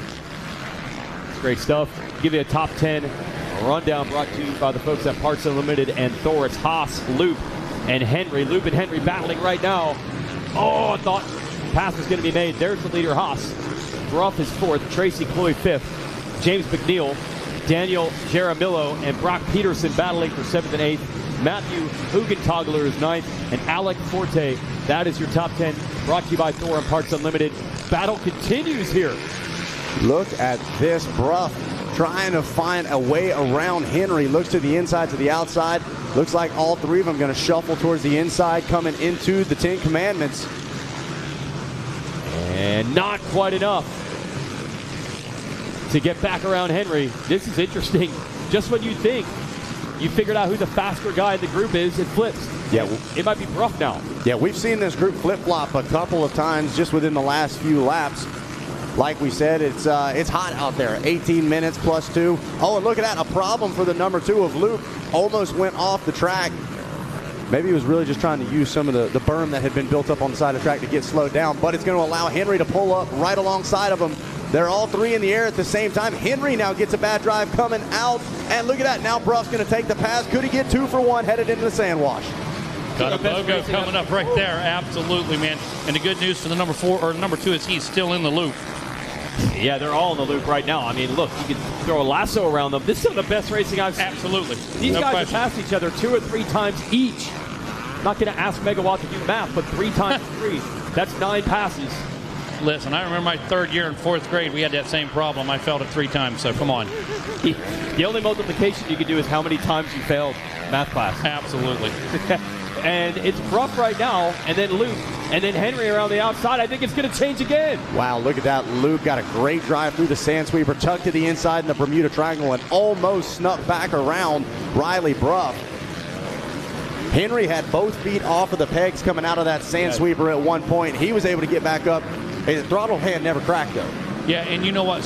Well, there we see another mistake. I was just getting ready to say, when you see this kind of racing, when you see it like this, that's where the cracks start to show. That's where the pressure shows. That's where you're going to see small mistakes from each one of these guys. It's who makes the smallest mistake right now. Well, and going back to what Sophia Phelps was talking about yesterday, it's kind of deceiving how hard-packed the base is out on this track. And now you're starting to get down to that. You can see these riders really aggressive on the throttle, exiting the corners, and the back end starts to step out. It's exactly what happened there, come through the mechanics area. You see Henry get a little slideways coming up the face, headed into the 10 Commandments. And somehow, using that inside, was able to close up a little bit anyway. So it's still close between Luke and Henry. And look at that. Oh, Henry motors around the outside. Luke was not clean getting out of that corner. Let's see if Henry on the White Husqvarna can make the move, and he does. He's back to 3rd. Goes inside to inside, closes that door, and makes his way around Jeff Loop. Jeff got hung up in the exit of that corner. Looks like maybe a foot peg grabbed a rut or something. I wasn't sure if it was wheel spin or he snagged or what, but sure enough, that's all it took, and that opened the door and the move was made. Well, it's going to be interesting from here on out because these guys were going at it for 3 or 4 laps. How much do they have in the tank? And you can see now it's starting to settle just a bit. Yeah, the needle's going to move here in just a minute, Weeges. How far for who? That's going to be the question. Yeah, and Bruff did the job. He stalled. He went back to about 5th. He got his way to 2nd, and this might be it. I don't know how many attacks Luke, Henry, Floyd, Peterson, do they have anything left in them to go back after him? Yeah, you can only hit the reset button so many times. The bottom line is you can really gather it up 1 or 2 times, really put that effort back into it. But listen, right now, these guys have to answer lap after lap after lap. Yeah, sometimes you're just too tired to do that. So we're going to find out here in the final half of this moto. I mean, this track is... Yeah, I'm glad. I'm hearing people actually use that word now. It's been a long time since I've heard someone actually admit this. It's starting to come back around. Have you noticed? Absolutely. Yeah. That Supermini 2 group, they come off there, pulled them helmets up. They were gassed, bro. And it is what it is. And that's 110% effort. And is what it is. Right now between the 13 and the 10. Daniel Jaramillo on the 13. One of the nicest guys you'll ever meet out here at Loretta's. This guy's always pumped to be here, and he is battling it out with James McNeil on the 10. Those are the riders watching behind the billboards. Look at McNeil on the Honda. And just to add some clarification here, it is Jaramillo. I was corrected yesterday about the last name, so got to give a shout out there. Daniel doing a great job. Jaramillo on the number 13, running solid inside the top 10. Yeah, and McNeil all over him. Jaramillo and McNeil right now on the long short shoot. Oh, who's going to get the edge? And ahead of the Matthew Hugenthaler on that Kawasaki. You see the number 10. He took that inside, but then started to fade over towards the left side of the track, kind of blocking the line of Jaramillo. And now, coming back at you. Jaramillo, I thought, had the pass made. Couldn't quite make it stick. And he'll attack again. And that battle we're looking at right now. That's what's killing me. That's Nicky on the 24. As many passes have sticked, we've had twice as many didn't stick. Yeah. I mean, these guys have literally side by side. I don't know if you call a pass that doesn't stick still a pass. I do. You know, when somebody answers and responds, I don't even know how many lead changes and passes total we've had. Sometimes they do get them back, yes. Del Nicky here, I believe it's his first run at Loretta's, rider out of New England. Up to 11th, you see him on the number 24 Yamaha right there, center of the screen, trying to make some passes and get in that top 10. There's Del Nicky, 24. Going to give you a rundown here through the rest of your top 20. Travis Del Nicky in the 11th place spot. Wilfredo Guzman in 12th. Jacob Patterson, Alec Ford, and Jake Lowry, your top 15. Mason Moss, Will Hall, Jared Treppener, Dan Petrie, and Steven Simoneau, your top 20, brought to you by the RM Army over there at Suzuki. So it's the 58 of Jensen that you're watching. Justin Jensen battling with Del Nicky. This is for top 10, 10th and 11th. Del Nicky started way back and has managed to claw his way forward. Wilfredo Guzman is the next. He'd be 12th on the number 16 Honda. And looks like Jensen trying to get away from Del Nicky now. And Del Nicky, believe it or not, I was his mechanic once in a Moto.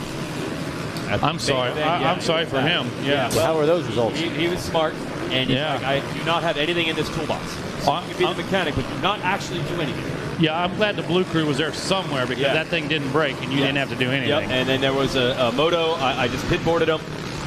It's not very positive. I'm not experienced as a mechanic, so most of the pit board messages were negative. I didn't know enough.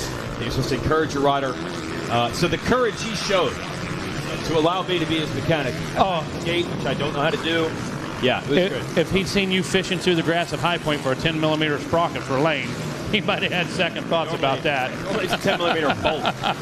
10mm bolt that already fell out. And he came up to me and you're like, why are you changing in the grass? Put a mat down. And I'm like, that's a good idea. I mean, you know. That's a good idea. Oh, my gosh. Well, I just thought you guys were perfect and nothing ever fell.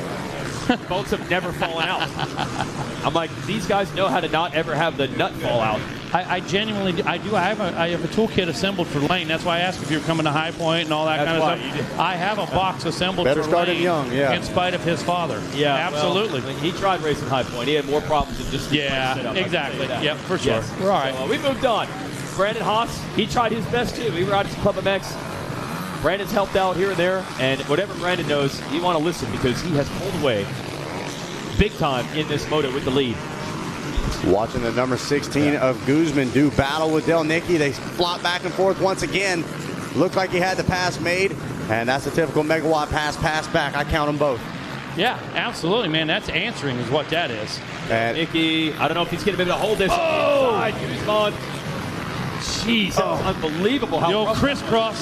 Now they switch inside to outside, out to in. How's it going to play out? Exit in the Bermuda Triangle. Side by side, Guzman outside. And the 16 goes for it. Sends it up and over the triple. And that is going to make the pass stick. Almost immediately puts about a bike length between himself and the Yamaha as well. You want to know how important it is to be top 10 in the Moto at Loretta's? You're seeing it right now. I mean, this is a battle for 10th, 11th, 12th you're watching right now. These guys want it bad. Yeah, 2-lap cards out right now, so we're going to find out, Weech, who has something left in the tank right now, because the needle's already moved. We can see now up into 204s, 206s, 205s, back there in 3rd, 4th, 5th place. But leader, look at Haas, man, still turning consistent 2s and 159s. And it looks like we were seeing Tracy Cloy pick that KTM off the ground after the 10 Commandments, so we'll have to wait and find out whether he lost any positions. It looked like the Kawasaki of Hogentogler there was just behind him, so maybe Brock Peterson able to slip around and get inside the top 5. Yeah, tough situation right there this late in the race. Cloy has been charging, been bringing it the whole race, and you know he had to pick that thing up. He was tired. He was already gassed. Absolutely. Taking a look right now, there is your leader, Brandon Haas, taking the white flag. 1 lap left to go for that Club MX FXR Muck-Off back Yamaha.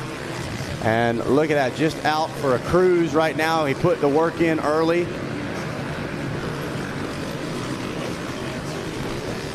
And goes past the mechanics area. I don't even know if he took a look over. He said, I've been handling business. I know what to do. I'm the guy giving advice, okay? And watching a master at work here. Haas picking and choosing his way around lap traffic. Now we see Riley Bruff and Kenny Henry have crossed the line, checking in. A 2:03 for Bruff, a 2:02.9 for Henry. So almost identical lap times for second and third. Jeff Loop does come across the line, still in that fourth place spot. Brock Peterson did sneak around for fifth from that mistake from Cloy.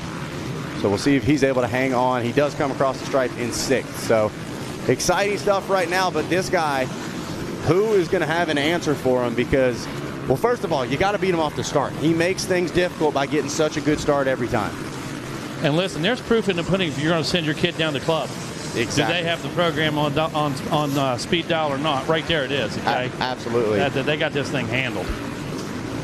Yeah, you're literally seeing exactly what they're teaching out at Club MX. Watching through this Thor Sandwash section, just up on the pegs, got that Blue Crew machine feeling good, set up great, and he is less than half a lap away from getting a second moto win. Looking at a 1-1 so far in Vet 30 Plus if he can get through these final few corners. Zach already in these second motos, man. Crazy. I mean, rolling through. You know, we look back already, you know, Friday, we're kind of casual. Saturday, getting rolling. Sunday, registration, opening ceremonies. Yesterday, we got racing.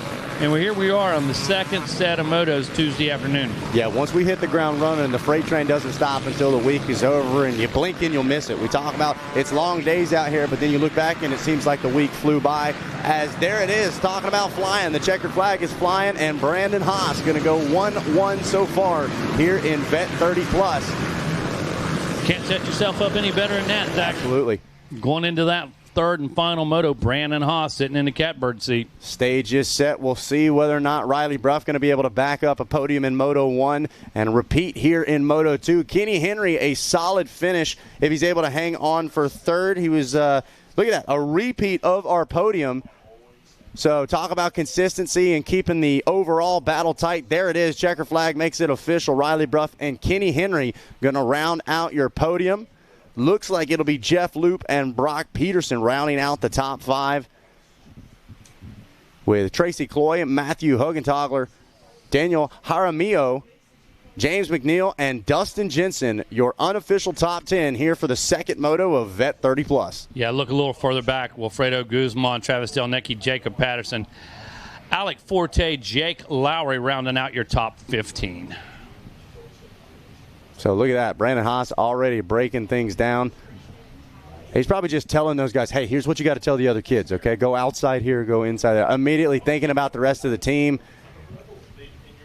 Like, aim before he gets a drink, runs his hand through the hair, make sure that's proper. Oh, you notice he had to sit in front of the fan. He gets the dramatic wind blowing. Absolutely, got to get that Fabio going on, man. Looking good right there. Dude didn't even look gassed. Feels like every time you look at him. That dude didn't even look like he'd ridden. That's bad news for everybody else, because he, honestly, no joking, he looked fresh right there. Well, and just like we were talking about, this is a guy that's accustomed to riding with the likes of Phil Nicoletti and the rest of the Club MX Pro team.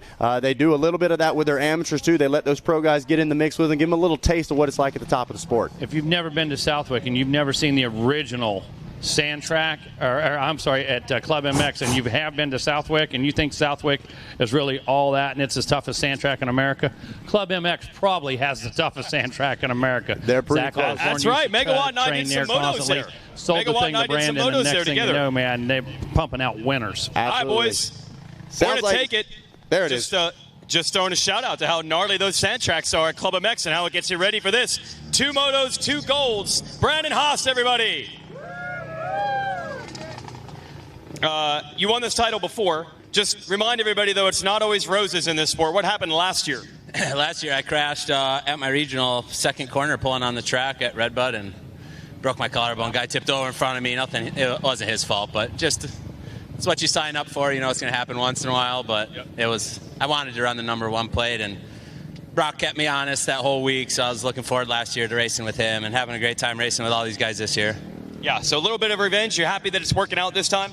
I am, yeah. That moto I felt more like myself than the other motos. It's not that easy just going racing when you don't really race very often. And just been tight all week. But that one I felt more like myself, so I want to carry that momentum into 25 plus. That's a insane class, and I'd be pumped just to hang in there with those guys for a little bit and call it a day. So we'll see. Okay, cool. Who do you want to thank, Brandon? Oh, man, everybody that supports Club MX, all the families and members that train there. We have a really loyal group of people. Same with our race program. It's growing year after year. If it wasn't for FXR starting with us in the beginning, we definitely wouldn't be where we're at right now. Key partners make everything build momentum, and that's kind of what we're doing every year, a little bit at a time. And I don't know, I'm just very fortunate I got a good enough group of guys that I can still dabble on the bike a little bit and kind of keep that passion alive inside myself. I hope I can do this for years to come. There's an inspiring group of guys in all these vet classes that keep me eager to want to keep riding, and Justin Brayton and those guys that carried on longer than most. It's really motivating. A lot of those guys don't even realize it. So yeah, I'm very grateful to even be here. Really shouldn't be. None of us really should be. We should all have a humble gratitude moment at some point through this week, and I'm having it right now. The guys tell me that you'll fly red-eye home from a national or a supercross and then go ride when you get home on Sunday, and not even at clubs sometimes. You'll load up and go ride. Yeah, I really enjoy riding with the local crowd, and the support that the local community has given the race team just makes it so enjoyable just to go support the local tracks and just stay grounded. You know, it's easy to drift away from the grassroots of the sport as we get further along this pro racing, road. And it's been really gratifying just keeping in touch with the guys that are paying attention when you feel like you're just kind of a small grain of sand in the grand scheme of things. So, yeah, I love riding. I have passion. All the partners of the race team are just passionate about racing, and I hope I never lose that. That's pretty cool. All right, let's hear it for Brandon Haas with the Moto win. And from one person very familiar with the racetrack to another, we will bring Riley Bruff up. Hard-fought battle for second. Brandon Haas took off with that one, but behind him we had about 5 or 6 guys. Riley Bruff is going to take the silver, and man, did he work for that one. I'm going to see if we got enough room here in the front. Can you make it over here? I know. You definitely left it all out there on the racetrack. Let's hear it for Riley Bruff. Dude.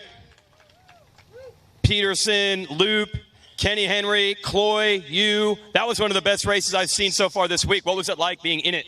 It was hectic, dude. First moto of the week, I ripped a start, and I was like telling myself, just do that again. Completely botched the start, kind of messed up Brock. And then I was just in a battle from there. I was like, dude, this is not the moto I want to be doing this. But, yeah, man, just tried to put in some solid laps to get ahead of those guys, and then just tried to maintain, man. And I thought Henry was going to get me, and then luckily he kind of caved before I did. I hate to say it, but I hung on a little bit longer and what came home with another second, so it feels good. That's cool. Oh, yeah, so you're in title contention here. Yeah, I mean, if Brandon's beatable, I mean, a 2-2 and a 1-1, it's going to take some chaos on his end, but you never know. So, no, it feels cool. My goal coming up here was to get on the podium, and so far we've done that. Cool. Talk about your track, by the way, your family's track. Yeah, we've got a bunch of tracks out west, Mesquite, Nevada, Preston, Idaho, Delta, Utah. We run the RMX series, and our whole MO is prepping soft and deep, even though we're on the West Coast. So I have good opportunities to get ready, and it's fun to see. We have, I think, 30-some-odd kids here from the series qualified. I trained 5 of them at my RMX Academy to get ready for this place, and it's just fun, man. We're just a whole moto community out west, and it's cool to see it grow. That's awesome. Who else do you want to thank? I got to give a huge shout-out to the RMX series, Grassroots MX. Pocatello Power Sports, Chris Hymas has my Honda tuned perfectly. Fast Company for the bars, 891 suspension, MSR gear, Rocky Mountain ATV, Flow Vision goggles. Man, I'm dropping the ball somewhere, but thank you to everybody that helps me. I got to give a huge shout out to my wife and my 2 little girls for letting me do this every year. So, Riley Bruff, everybody. I'm going to bring up 3rd place, Kenny Henry. And also James McNeil, I'm going to bring to the front. James McNeil grabbed the whole shot. If James McNeil wants to come up. Let's hear for Kenny Henry, taking 3rd. So we got 2 guys that own tracks. Tell everybody what your day job is. Just work for Supercross a little bit. Don't do much with them, though. No, not with dirt. No, you don't build tracks, nothing? I don't know anything about it. I didn't. Yeah, exactly. There's some real credibility when the Supercross track builders are up here getting podiums at Loretta's. How was the moto for you? The battle was crazy. It was. Rough start, probably 10th or so, I think, and made a couple good first lap passes there, and Riley stalled it in the first or second lap, and I got around him, and he had a good line in the back section. He passed me twice through there, and I tried getting him at the end there, but I just went for it, and with 1 lap to go and just blew up and kind of gave up. Like he said, I choked at the end and just didn't have enough in me. I don't think Money had much in them at the end. Who do you want to thank, Kenny? Yeah, my whole family, my mom, my wife, Emery, my daughter, Ryan, doing all the bike work and packing gates and all the mechanic stuff, man. It's a hot job out here for us, but even probably worse for them after the race and everything. O'Neill, Next Level 101 over in South Carolina, man. I've been over there for a couple months now trying to get ready for this. My job for letting me work remote, so I've been long days riding and then working out and everything else. So O'Neill, Dunlop, Dave Ginolfi, 100%. Suspension Solutions, they've been helping me out a bunch in South Carolina. And everyone else, man, I appreciate it. All right. Kenny Henry, everybody, 3rd place. And let me get our whole shot award. James McNeil, come on up. Yeah, let's hear it for James McNeil. Awesome. That's got to feel pretty good. Oh, yeah. Been trying to get on this podium for a long time. About 4 years in the making. Been working my butt off this past year. Me and my brother Charlie Mack ripping all the hole shots back home. All the practice for right here. I didn't quite get the medal I wanted to, but I still got 3 more motos. There you go. Who do you want to thank? I want to thank Todd at HVNY Imports, DC3 Suspension, Wax Racing, Reckless Goggles, my wife Ashley, my son Matthew, my daughter Liliana, especially my dad. I couldn't do it without him. He's a hell of a mechanic. And everyone else, 60 helmets, Dunlop tires. Thank you, everyone, so much. All right, let's hear it for him. James McNeil, your whole shot. That's going to do it for Vet 30 Plus. I'll send it back up. All right, thanks, Jason. Yeah, great stuff down there from the podium as we get ready to get our second moto of 450B locked and loaded. We're going to turn it over to our apprentices to give us through a top 10 rundown. All right, so top 10 from Moto 1 was, in first we have the number 54 of Diesel Thomas out of Raymond, Nebraska on a Husqvarna. In second, we had the number 67 out of Elizabeth, Colorado on a KTM, Carter McCullum. In third, we had the number 34 out of Irwin, Pennsylvania, Reese Wheaton on a Kawasaki. In fourth, we had the number 38 out of Glenville, Wisconsin, Wyatt McGrath on the Husqvarna. In fifth, we had the number 89 of Dakota Allredge out of Noonan, Georgia on the Kawasaki. Coming in at sixth, we've got number 59 from Luther, Oklahoma. Ajax Kawasaki, Baylor McKellar, sorry about that. And seventh, we have Logan Edwards on the Yamaha. Number 8, coming in at 8th on number 50, we got Cole C. Forbes. In 9th place, we've got Jaden Riley on the 48 from Canada. On the 36 machine, coming in at 10th, we got JJ Cannon. And that'll do it for our top 10 rundown here out of 450B. Getting a look at Kyle Paleologos and some of the other riders locked, loaded, and getting ready to go racing. Card is sideways. And boom, 450B Moto 2 officially off and rolling. Here we go. Let's see who it's going to be, and could that be the Diesel? Oh. Diesel Thomas grabbing the whole shot. Couple of riders getting slung off the side of the track. Yo, that was a gnarly crash right there. Look at the 21s coming in. Right out of turn number 1, Diesel Thomas grabbing that Stasic hole shot. Robert Thomas in the mix, as well as Devin Ruth and Cole Forbes and Carter Malcolm rounding out that top 5. Taking a look now at the back of Kevin Kelly as we watch our entire field make their way through the 10 Commandments. Diesel Thomas, he had the glow plugs warmed up, and man, he came out of that start like a rocket ship. This is exactly what you want. You want to back up that first moto with a early good position, and now we'll see what he's able to do with it as he's already trying to stretch things out by a couple of bike lanes. Hey, our on-track ambassador, I almost said ambassador. You are ambassadors, apprentices. You guys familiar with the number 54 Diesel Thomas? I know I sure am. Coming out of the I sure am. My brother's number was also 524, so that's how we got connected through my brother, Tucker Reeves. So it's just amazing to see how far this kid's gone. He really is a bullet. Look at him go. Like, it's just awesome to see him take that number so far. So it's just awesome. He's on the number 54 today, obviously, the national number. So here we go. Yeah, showing what he's made of. I was lucky enough to announce Diesel's regional. Had a very solid performance out there as well. And he's got company, though. He's trying to run away, but Robert Thomas, Devin Ruth, and Cole Forbes hot on his heels. You see him making their way into the Thor Sand Sweeper and absolutely just getting beaten up through the inside of that corner, Kira. This track is breaking down in a hurry. It definitely is breaking down in a hurry, and it's getting rougher and rougher, I think, every moto that goes out.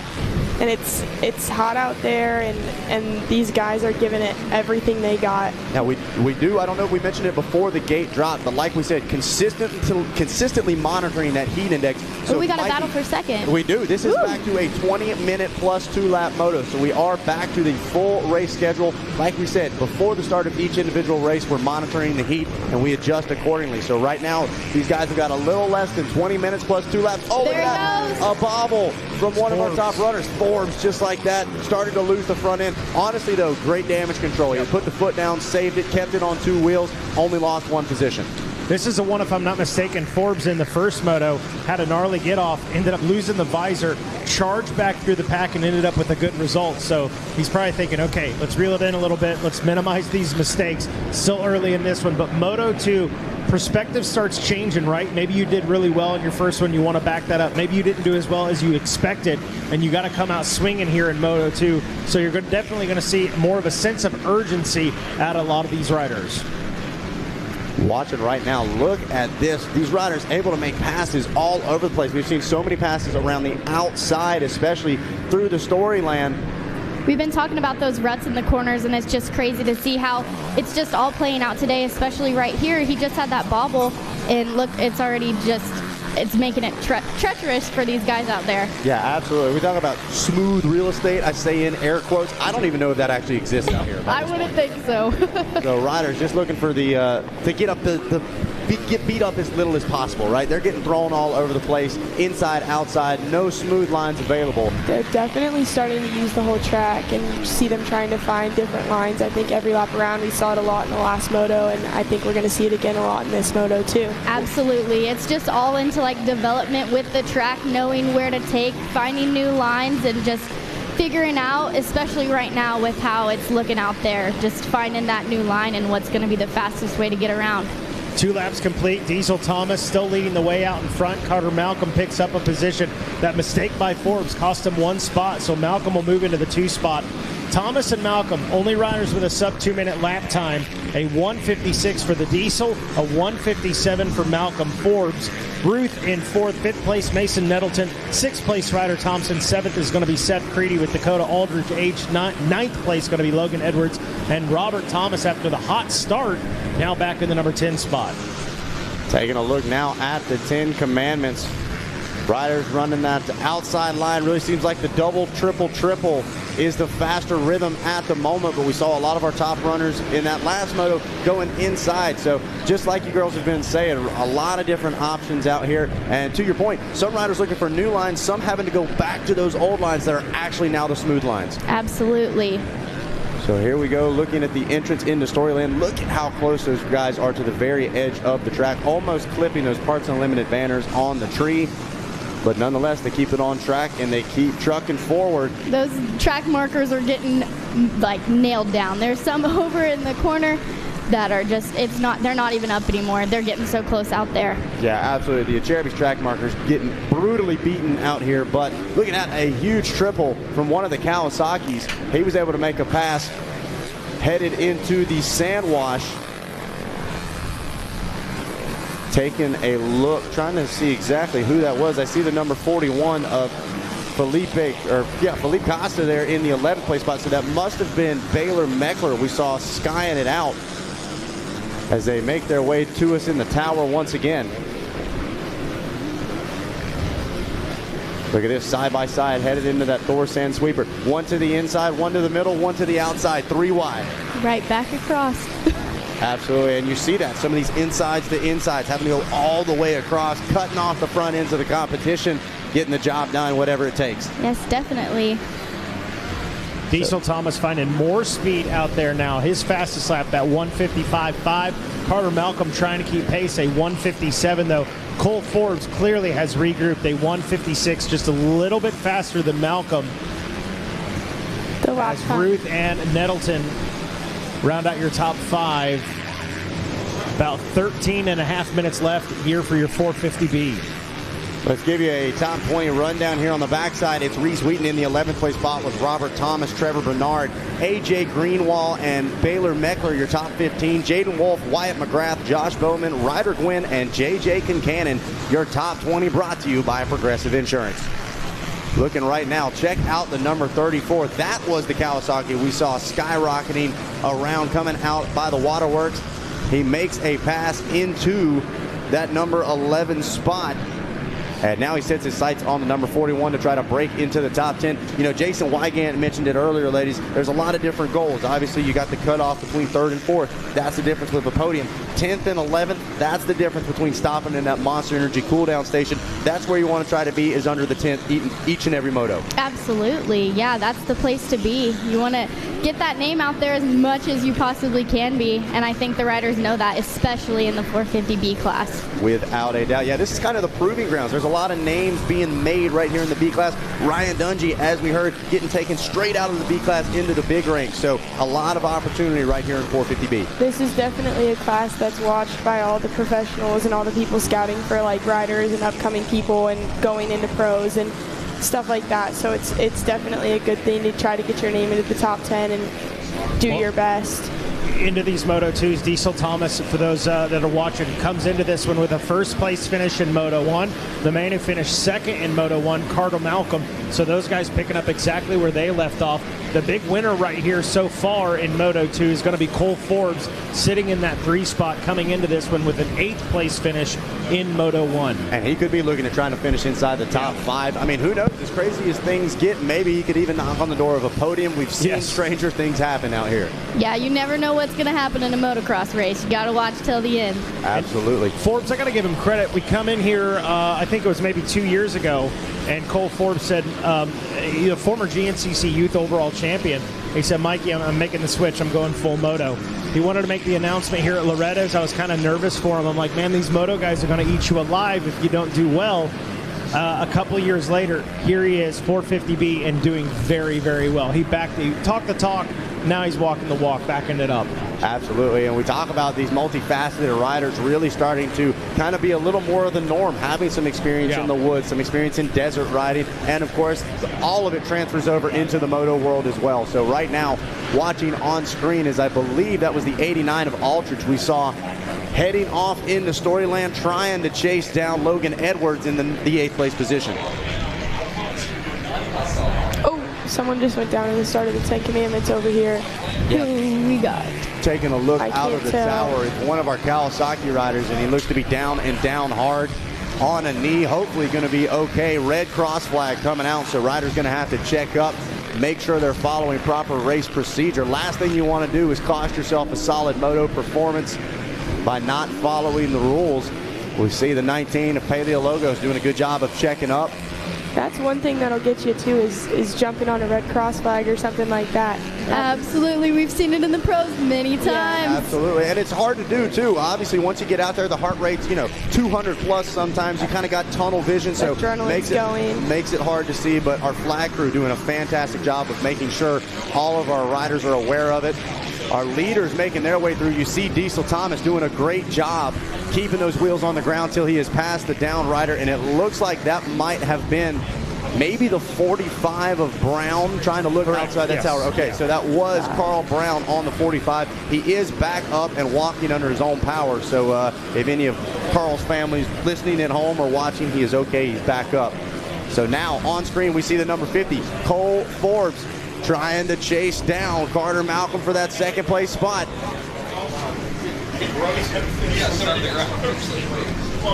And look at that, using those outsides, really slingshotting around. But right there, a perfect example. We talk about the outside to inside. He came all the way across the track using every square inch of it. Every square inch of the track. And that's not something that's easy to do either, because like Megan said, you're going sideways, you're not going just straight forward. So. And a lot of people think that. They think it's just a straight line up that jump, and it's not. Without a doubt. And you saw the back end kicking out, still launching up and over that double that's not a double. I don't know if we've got an official name for that quite yet. We'll come up with something. It's been nicknamed that this week, there's no doubt. And a little different, especially compared to what we saw last year, as a lot of these riders not doing the big jump beside the tower. It seems like for some reason this fourth sand sweeper incredibly brutal this week in particular, and riders using that what's normally a landing as a launching pad to launch into that corner. They were trying to clear that last year, I remember, because we would stand over here and just watch them. Oh yeah, we anything had to make up time. Yeah, there were anything to make up time. The 65s were launching it last year. Well, when we talk about the small changes of this Loretta Lynn's course year to year, sometimes the sand goes a little further out. We're taking a look out the window, and the landing of that jump a little thicker sand compared to last year. So we saw in practice some riders land over the front of the bike. They went front flipping off into the sand themselves. So right now riders adjusting on the fly, just like you guys were talking about, watching the other races, checking up, figuring out exactly what they can and can't do out on the track. Definitely finding their pace and just making sure, because you know this is out in that heat. It's brutal that time out there on the track. Without just keeping that pace and understanding not to ride over your head, but find my line. If I have to switch it, just keep a cool head and know what you're doing. And these boys do. Absolutely. Had a great look there on that last drone shot at the ruts all the way across the faces in those 10 Commandments. If you're saying, these are B riders, the best in the nation, why are they getting kicked to the side coming through that? That's why. There are foot peg deep ruts all the way across each face. Riders having to adjust on the fly, not to mention you got lap riders going sideways in front of you. Kevin Windham made a great point earlier. You know, obviously different size machines out there, different abilities of riders out there makes for such a unique track here at the Amateur National at Loretta Lynn's, and seeing that take place right now. Some of those lines that you see, if you're a novice rider, you're like, why aren't these 450B guys taking those worn-in lines? Well, that's because they're the 450B guys. That just because that's the worn-in line doesn't mean it's the best line for them. Absolutely. Well, and there's a difference between worn in and worn out, right? At some point, what was good has you know. Ask Wes Kane. Oh, that was Mikey Wayne that said that, just to clarify. But nonetheless, as we head back into Storyland, and you see the face of that triple headed into Storyland a little different, a little more hard packed. It's getting faced by the sun. It doesn't quite have those deep ruts. So Sophia Phelps, I go back to it, she really gave a great description as to the difference in this track throughout the day. Here later in the afternoon, about 3 o'clock here local time, starting to dry out a little bit, getting that hard base, kind of leaving these guys thrown for a loop. Yeah, and a line that could be fast for one guy could slow another guy down. So it's really just finding what fits you as a rider. Taking a look back at that big, long sand sweeper, trying to see exactly who that was on the inside. Trying to make a pass up there. Might have been the 37. Taking a look now, seeing one of those riders not able to get all the way up and over that first jump.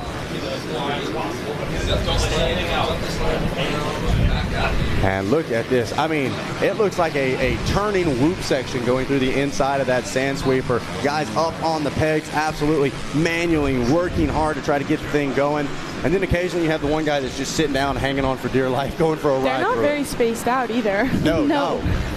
I don't know, Kira, if you were watching that yesterday, but I sure was watching that spot. And I'm just like, every time it just keeps getting more worn in. Oh, yeah. Especially in those deep sand sections. You want to talk about changing rider to rider, lap after lap. These guys may have to go inside one lap. They come over the jump next lap. Whoa, wait a second. Yep. I got to adjust. Need a different line. Exactly. So watching right now, to your point, ladies, absolutely no space between these riders. Maybe a knobby separating them as one tries to take the long way around, headed to the 10 Commandments. Back down the long, short chute, dips to the inside. He's right on him. Now let's see how this plays out. We got two riders going inside, double, maybe going to triple out. Man, these jump faces must be chewed up, because this B class, you're not seeing a lot of triples. What are we seeing? Getting caught up with the number 36, I think it was. And watching a good drive front end gets picked up as they head towards that big triple heading into Storyland. It was JJ Concannon who got caught up there in that turn. Man, so tough luck for Concannon, especially after a solid start. He was in that 20th position the last time around. Seeing some big moves. Wyatt McGrath working his way up inside the top 10. Seth Creedy, he's knocking on the door of a top 5 as well. So like we talked about, the heat, it's brutal, but it's brutal for everybody. So how are you going to be able to take that difficulty and use it as an advantage? Some of these riders, like we said, riding in sweatshirts, doing the 30+2s to really be prepared for this brutal heat. But that's synonymous with Loretta Lynn's. You know it's going to be hot. You know it's going to be sticky. Yeah, it's all about what you've been doing between Loretta Lynn's 2023 and the last couple of weeks coming in here to today. We've heard that guys mention that a few times. You're not going to get faster in the last 24 hours. Like whatever you put into this, you're going to get out of it when you get here to the ranch. Without question. Who's been doing the homework? Can't cram before the test, right? Right. That was how I tried to get through high school. And you see how it worked out for me. So now we're here. Exactly. That training both off and on the bike, though, is so important. Well, and especially here in this B class, this is when you start to get some of the factory support, like you guys talked about. Not only are the riders watching, the industry is watching as well. They're looking to the future, saying, who's going to be the next guy that I want to put my faith in with my team? Right. That's what this whole week's all about, I feel like, too, for every class. Absolutely. Even. Yeah, it's creating opportunities. We talk about that. There's nothing guaranteed coming out of Loretta's for any of us, or any of the riders, rather, but opportunity is This should be the Disneyland of motocross. Oh, it is. Absolutely. Greatest motocross vacation in the world. Diesel Thomas taking the white flag. 1 lap left to go.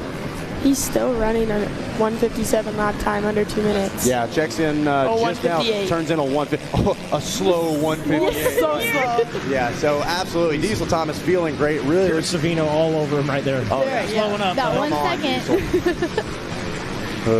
But yeah, absolutely. His best time of 155, so really barely dipped into those 2-minute lap times at all as we watch him head into the 10 Commandments for the final time. Going to just run that inside, try to keep it smooth, double all the way through, and then a big triple out.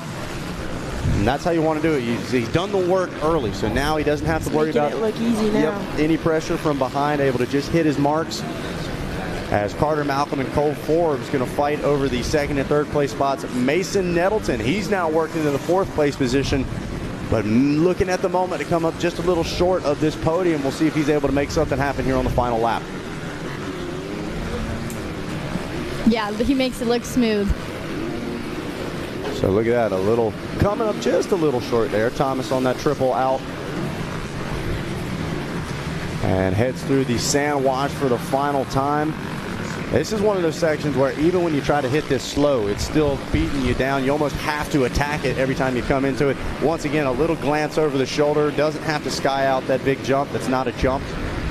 Hits it. Double, that's not a double. Hits it like it was made to be hit, but okay.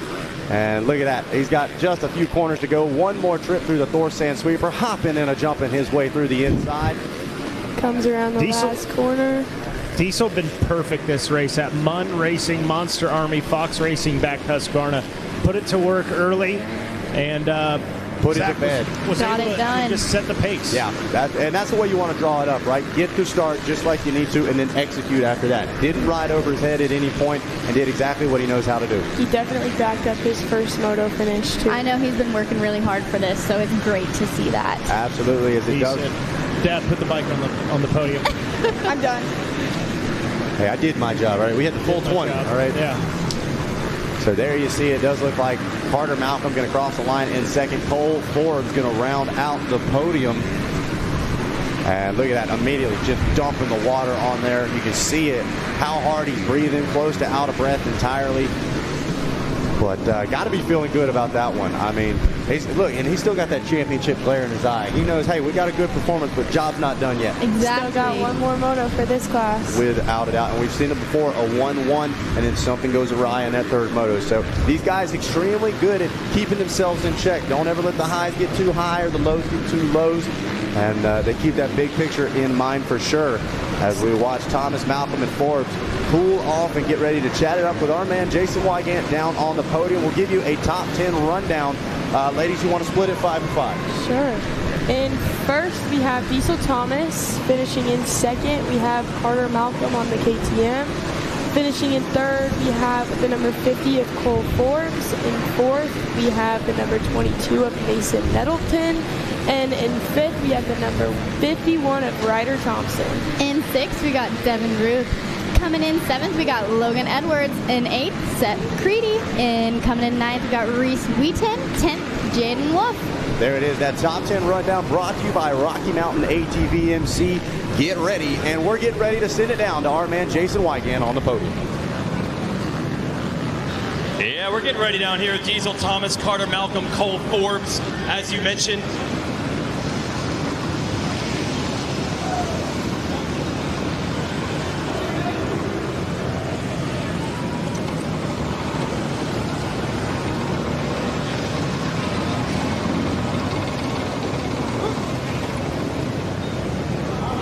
Diesel Thomas, we'll bring him on up.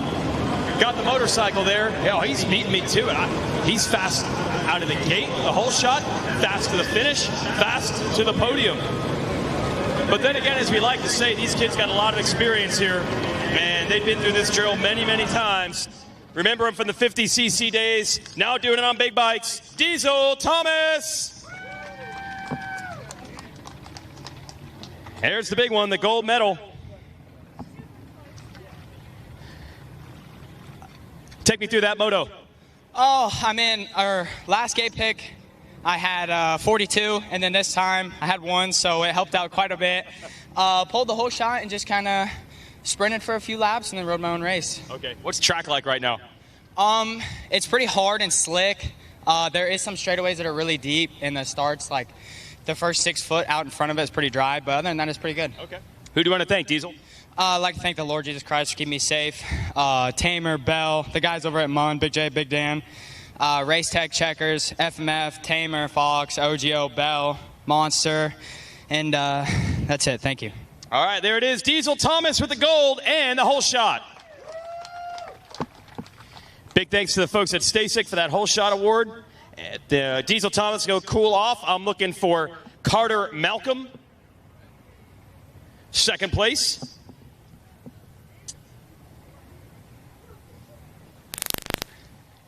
Let's hand out the silver to Carter Malcolm. How was that moto, Carter? Oh, it was good. Got off to another decent start, which was really big. Yeah, tried to get up front early. Diesel's riding really good. Tried to make a little push at him, but yeah, he managed the gap really well, so props to him. Yeah, excited for the third moto. Try to stop that 1-1. See if you can stop it. Who do you want to thank? Big thanks to all my friends and family here. Pops and Grandma Sue for coming out. Grandma Connie back home watching. Gavin Graysick at Next Level. I've been grinding since November now. I love it there. So, yeah, thank you to him. Money Inc., Steve Street's got the engine really feeling good. Willie Manning, suspension, Elite KTM, Easy Motoco Graphics, Ride Engineering, 60, Fast House, Ryan Fetzer, and Owen Fitzsimon. Everyone else in my corner, thank you. All right, let's hear it for him. Carter Malcolm. And we'll bring Mr. Forbes on up. Third. Cole Forbes taking third. First of all, it's about as hot as we've had here at Loretta's in about 5 years, man. What is it like out there on the track? Yeah, man, it was fun out there. First year out here on the big bike, so it's a little tough figuring out the lines and everything. But towards the end, I started figuring out a little bit. I kind of wanted to push a little bit earlier, but definitely next moto get them for sure. Okay. Who do you want to thank, Cole? I just want to thank Moose Gear, 100%, Dunlop, Singe Graphics, Pod Active, and my mom and my sister, and Cole and Kayla out there watching, and all the rest of my family watching me. Thank you. All right. Cole Forbes taking third.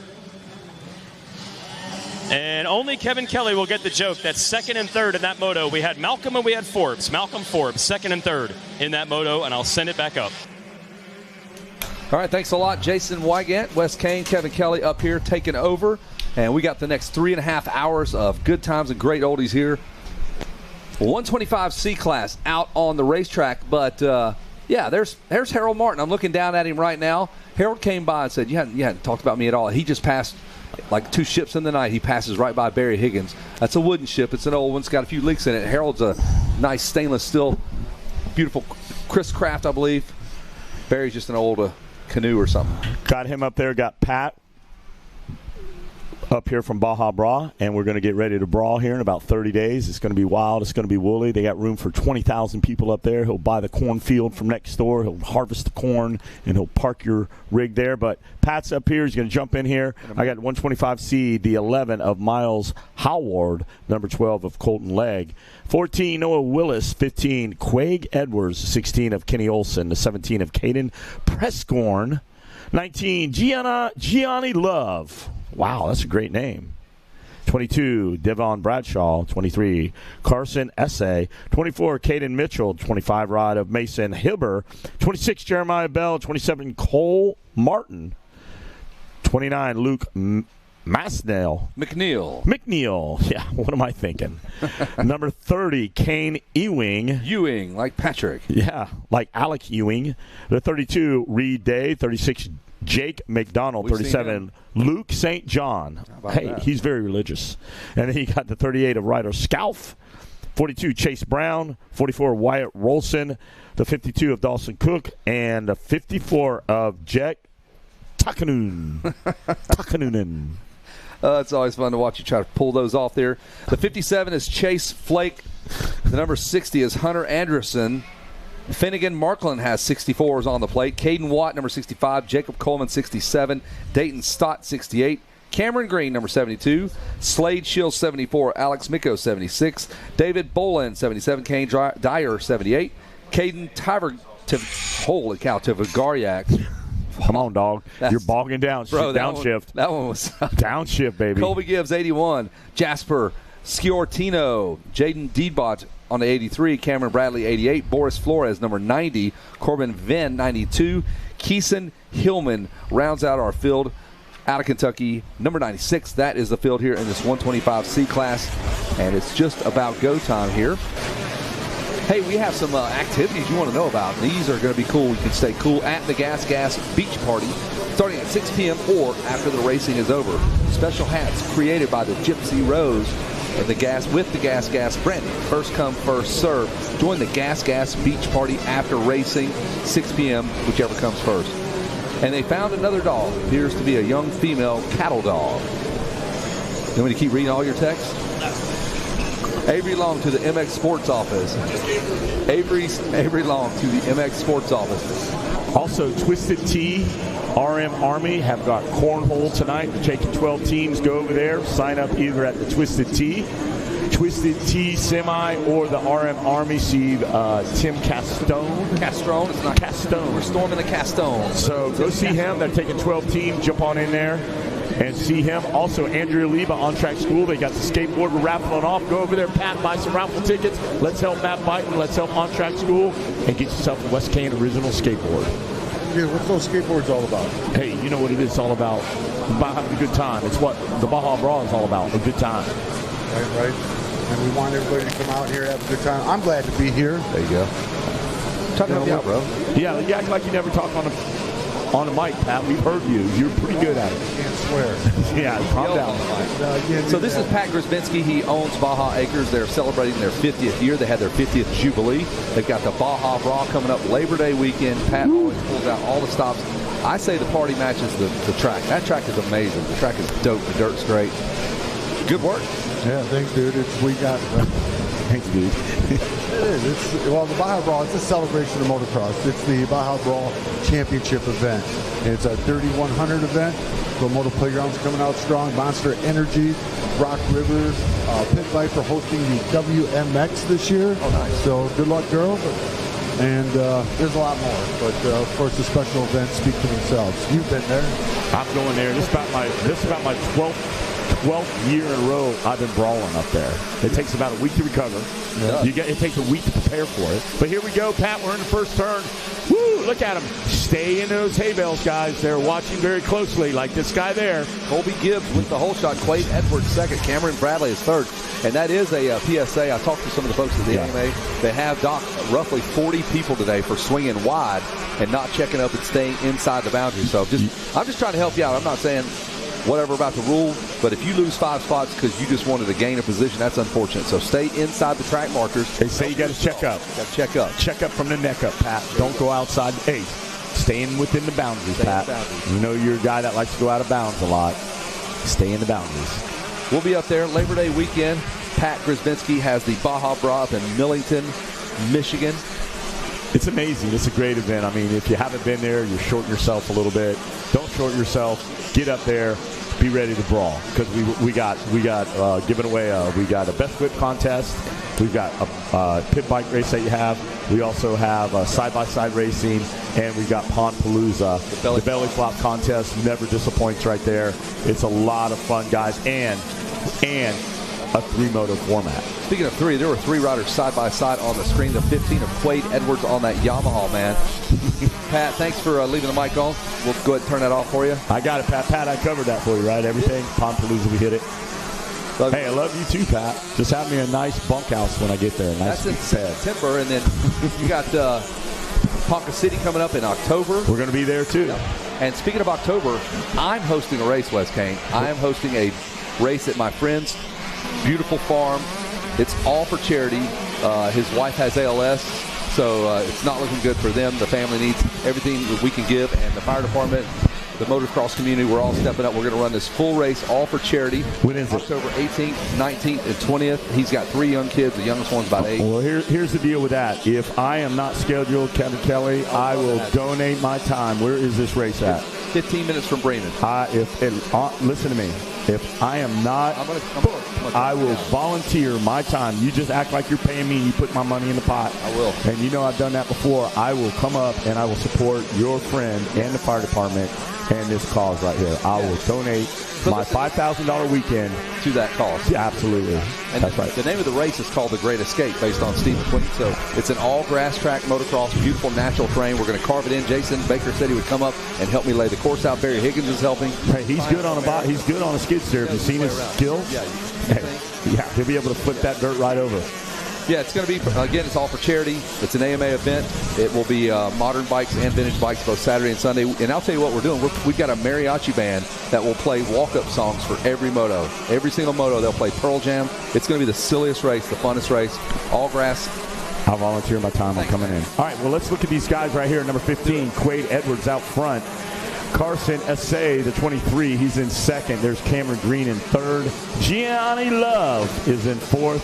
Cameron Bradley fifth. Kobe Gibbs sixth. McNeil in seventh. Dubot in eighth. Scorantino in ninth, and Legg.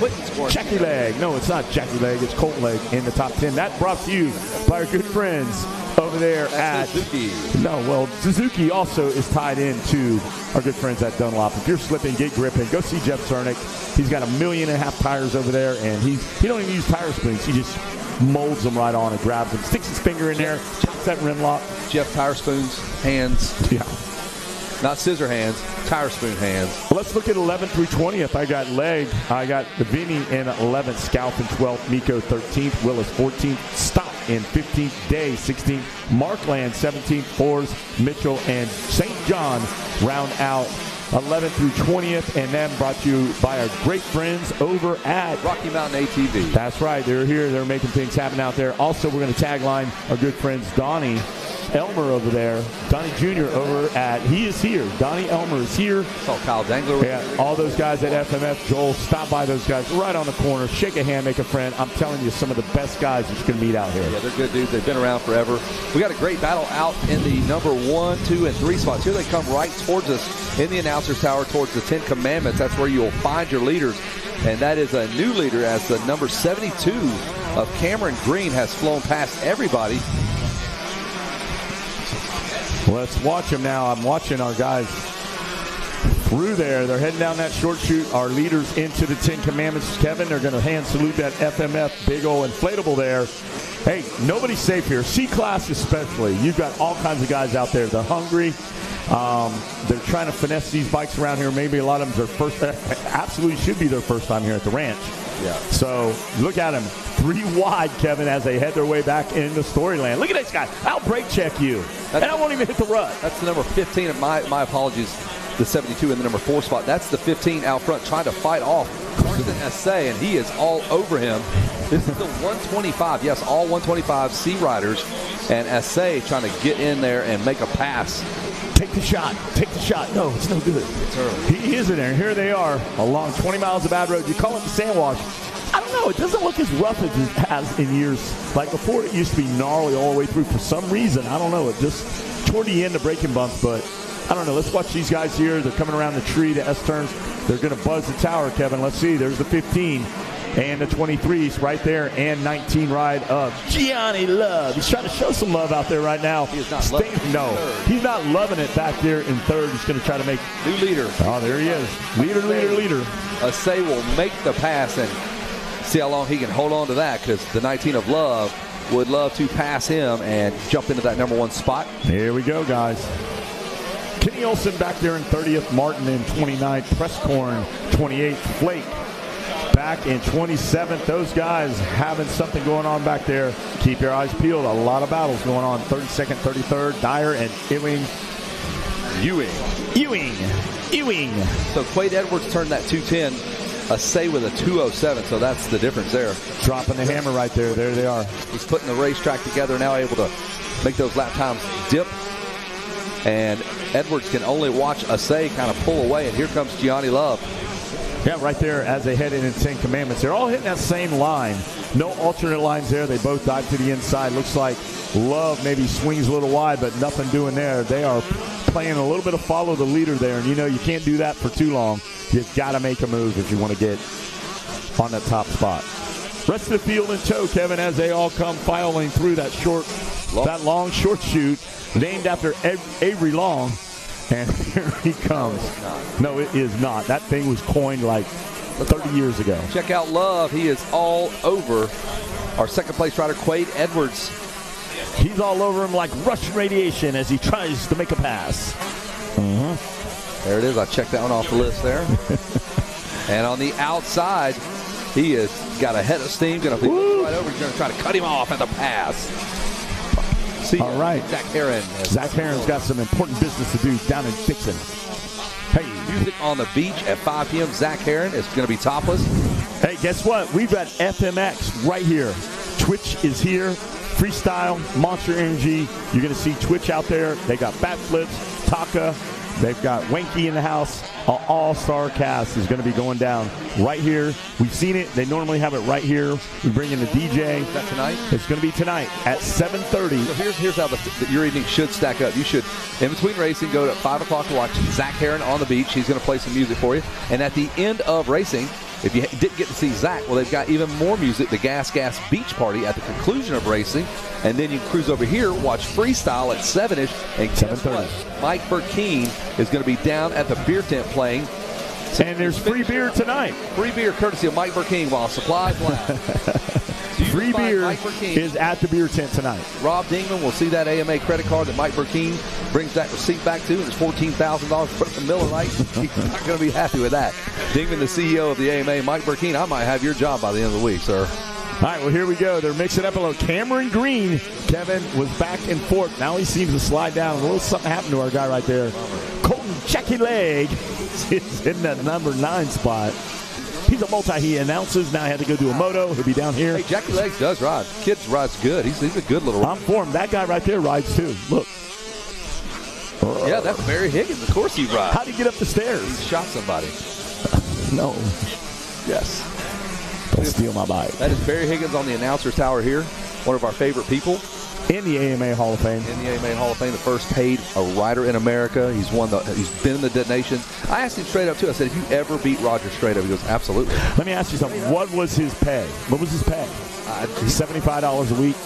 Maybe. I mean, we're talking early 70s. I mean, he's 20 feet from us. They probably paid him in Confederate money at that time. I think it was still divided. The states were divided. So. Well, there you go. 19, tough break for Love. Oh. Third place, having some problems there. So that opens the floodgates for McNeil, Quentin Scorantino, Bradley, Mitchell, Debot, Legg, and Green. So all the boys are all over it now. Good thing those 125s are easy to start. Here comes Scalf, looking pretty good in the top 12. But a couple guys down at the bottom, we're looking for them to. I think he could go from 36 on, try to move up a little bit. There's Cole Martin out there. Dane Dyer Ewing, who shot JR. Remember we saw Patrick in the airport? Patrick Duffy. Remember? I said, hey, where's JR? And he got mad. Patrick Duffy was in the airport. We're at LAX. Listen to this. The Patrick Duffy, we're at LAX. The biggest terminal there with like 5 wings shooting off the end of it like a cul-de-sac. He sees Patrick Duffy from Dallas, grabs the mic, it makes all the sound. When he bends it down to his head, he goes, Patrick Duffy, please report to the food court. You just randomly grabbed a mic. And I said, he's going to jail. He goes, Bobby Ewing. And that dude shook his head and started laughing. He called him Bobby Ewing. That was his name on the show. I'm like, you grabbed a mic. Yes. 100%. LAX. Kevin Cozell will verify. I couldn't stop laughing. He picked Chaplin. Yes. Kevin Cozell cannot tell a lie. No, he will tell you the same story I just told you. It was amazing. I did that. There's I went behind the counter and grabbed the mic. Bobby Ewing. Report to the food court. He did laugh. Patrick Duffy did laugh. Yes, he put his head down and was like, I got spotted. Who shot JR? That's what I said. I said that. Barry Higgins did. All right, SA out there looking good. Edwards, the ball, McNeil, Tarantino. Love shuffles the deck. Tough break for him. But, hey, I see Bell and Olsen back there. 22nd, 23rd, and watch this one, Kevin. There's Love right there on the 19, so he might have gotten around to Cortino. That's who's just behind him, so Love is not done. No, Love's back on. He's going to show you some love, for sure. Love is in the air right now. He is in the number 5 spot, hucking that triple. You cannot stop Love. No. Love hurts. Hey, what is love? Baby, don't hurt me. Well, there he is. You don't keep that guy down. Burger King, man, I'm loving it right now. Watching Love get busy here. He is working on McNeil on the 29, I believe. Oh, he almost ended it. How did he do that? Like hit neutral. Listen, Sea Riders can do amazing things. Amazing things. Sea Riders can make a motorcycle do things. Like, you can ask Twitch about some of the things the Sea Riders do, and they're stunt guys. They do backflips and everything. He's like, I don't even know how that guy pulled that off. He's like, I wouldn't know how to train to do that. But S.A., Edwards, McNeil, Sorrentino, Love, Legg, Bradley, and Mitchell, Miko, all in the top 10 there, brought to you by our good friends at Racer TV. You got to change up sponsors, man. Racer TV's got a bunch. We got to roll that off here. We'll say Fox on the next one. How about that? We got it, man. Keep an eye on this one. Next up, coming up, we got some good ones here. It's going to be 85cc 10 to 12. Got a lot of gunslingers in that one. It's going to be good. Pat's up here writing notes, taking names. On a napkin. Yep. I'm super pumped to see him up here. I will see him in 30 days. I will be brawling. You are brawling. Pat's always fun. Reset the field here. Assay, Edwards, D-Bot, McNeil, and Love is in 5th. Colton Legg is 6th. And we are getting down to about, I'm sure, the white flag. Let me spin around. The white flag is out here. So the number 23 of Carson Assay on the 23 trying to hold on to this thing.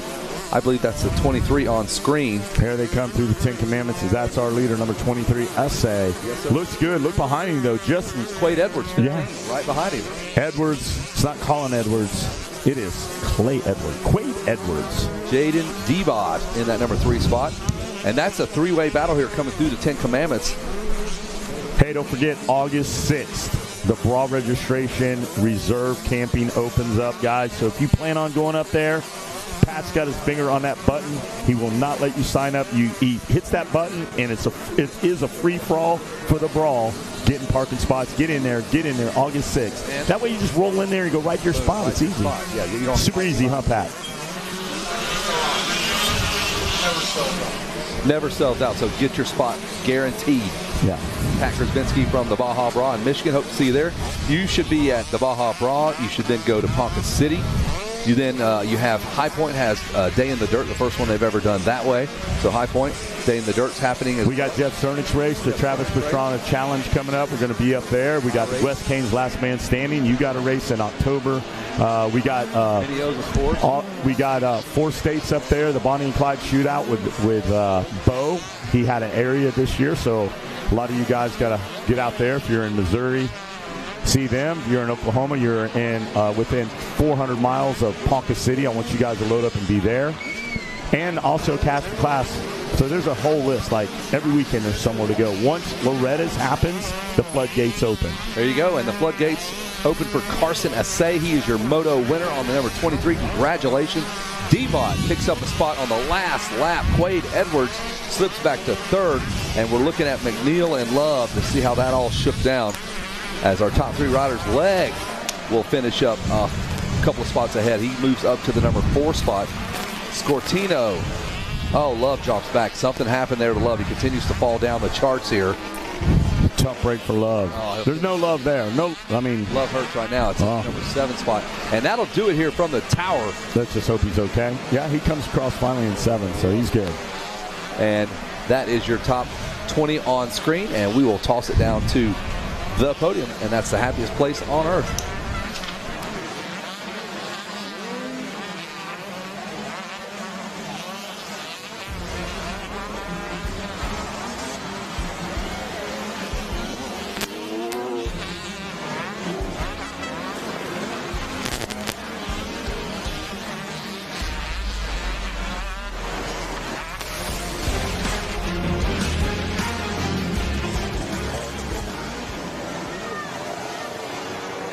And we are ready here at the podium to talk to the winner. We do have the bike up here looking for Carson. Carson Assay with the win. We'll bring the winner on up. Looking for Carson. Jaden DeBott will be second. Let's bring Carson on up and hand out the gold. Now, this is cool, actually, in the C class. This is new to a lot of these guys. So it's all right if they take an extra minute because first-time podiums for most. Let's hear it for the gold medalist, Carson Assay. There you go. Give us your last name properly. What is it? Assay. Assay. Carson Assay. Okay. How'd that moto go? It went really good. I got off to a good start. I managed to get around the kids, and man, I'm so tired, but I held on to it. And this means a lot. Is that about the roughest track, hottest weather, all that you've ever experienced? Oh, yeah. Oh, yeah. Who do you want to thank, Carson? I want to thank my mom and dad, grandma, grandpa, Motorsport Hillsboro, Clinic MX, Teapot, Fly Racing, FMF, Fusion Grab, everybody, thank you so much. All right, Carson Assay is the winner. Yeah. Love it. Looking for Jaden here, our second place finisher, and we'll hand out the silver.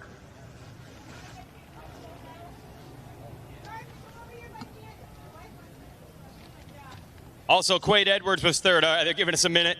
Everybody's trying to cool off down there. Also, Colby Gibbs was the Stasic Holeshot Award winner, so we need him at the podium as well. Come on up, Jaden. There we go. Yeah, these guys, they get the gear off real quick in these conditions.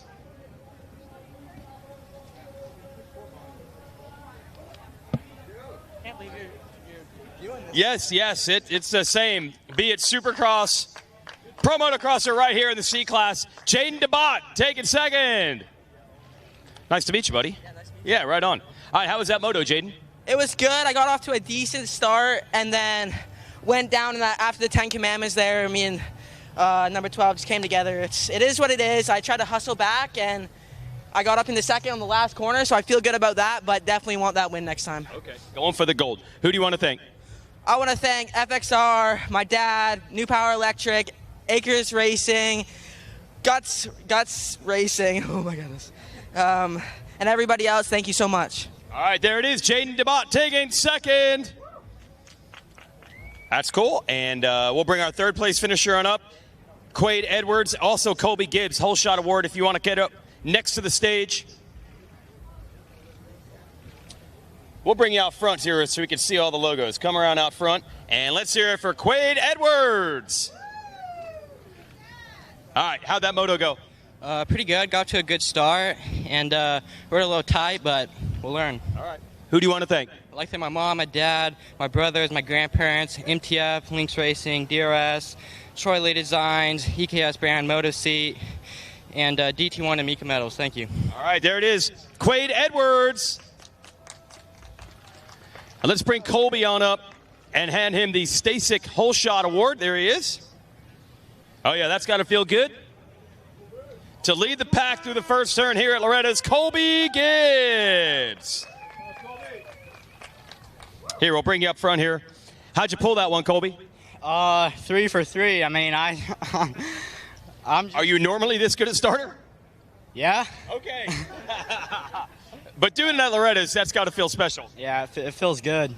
Who do you want to thank for it, man? Let's Ride Power Sports, Game Moto, the whole crew there, Greg, ASV Inventions, Amateur MX team, my mom, my dad, Jesus Christ for keeping me safe, and everyone else who helps. Thank you. There it is, Colby Gibbs. And that's going to do it. C-Class Podium and Whole Shot Award. Looks like we had a whole bunch of track maintenance going on. And we'll be back with more racing.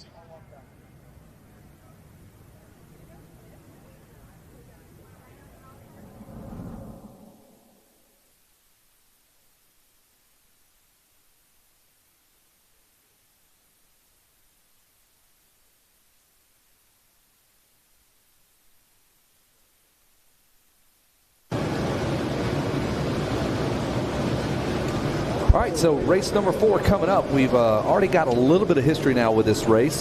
It is the 85 10-12. Now I'll just give you the top 10 from the first moto. Finishing in the number 10 spot out of Walker, Louisiana, it's going to be Easton Graves on that number 31 machine.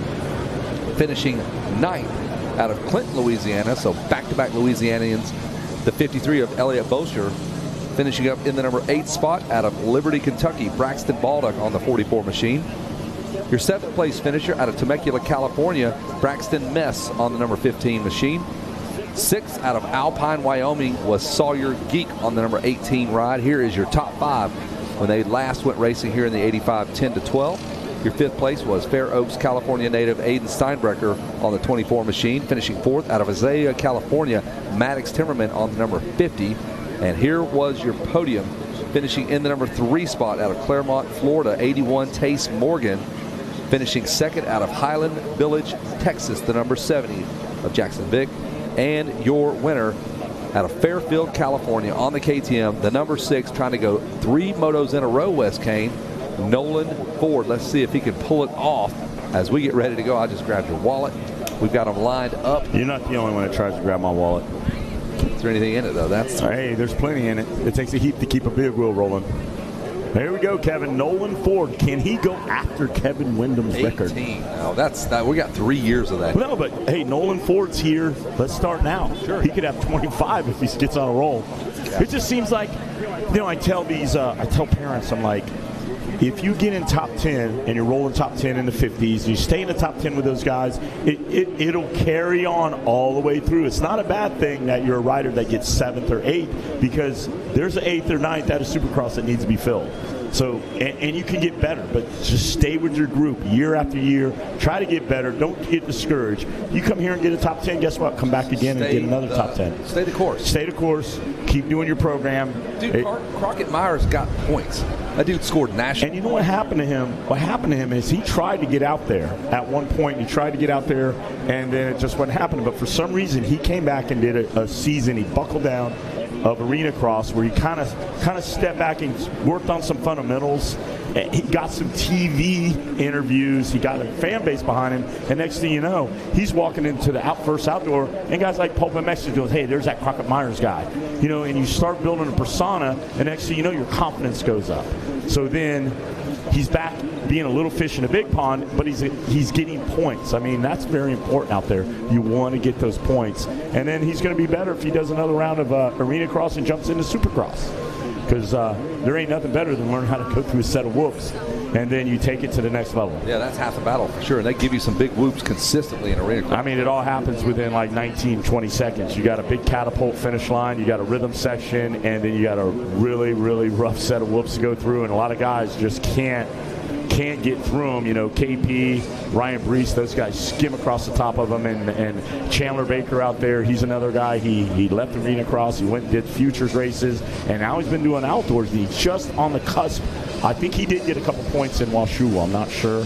But it's all built. Cody Groves, he showed up, And Josh Woods is talking about him fielding another team. We saw that before. So we'll see what he can do. We got a lot of guys helping us out. RockyMountainATV.com. They're a proud sponsor of Loretta Lynn's. And Dunlop Motorcycle Tires, the GMX, is an all-pro. It's one of the most winning amateur races. They've won 178 Pro Supercross and Motocross championships. Go by and see the boys over there. They got the MX-34, MX-53, and the MX-14. And they're available in all sizes. Also, McGinley Clinic is a sponsor of us. They're a proud partner, orthopedic clinic to Pro Motocross. See those guys. Thor MX, Fox Racing, Racer X, Delina, the Compass Triumph. Go see Jersey Joe over there. KTM, their boys are in the house. They're all willing to help you. And, of course, Irish is over there with our good friends over at Hoosier Tire. Don't want to leave him out. He's over there. Go see those guys. They're right next to the FXR trailer. And, hey, just a host of great people willing to shake a hand, make a friend, extending their arm of hospitality out on this Chamber of Commerce Day here in the beautiful city of Hurricane Mills, Tennessee. We gather for this extravaganza, this world's greatest motocross vacation here. And we've got the guys out there taking our hot sight lap out there to 85, 10 to 12. Kevin, very comfortable. You're laid back. I like the way you're going at it right now, and as smooth as silk out there as you're calling these races. And I'm ready to go. I'm pumped. Yeah, we've already watched these guys race, and we're talking about a streak here. We've got 3 motos up for grabs as Nolan Ford is looking for that 3rd moto in a row. We'll see if he can pull it off. Nolan Ford on the number 6 machine. He is looking super strong and been unbeatable so far. He just said it.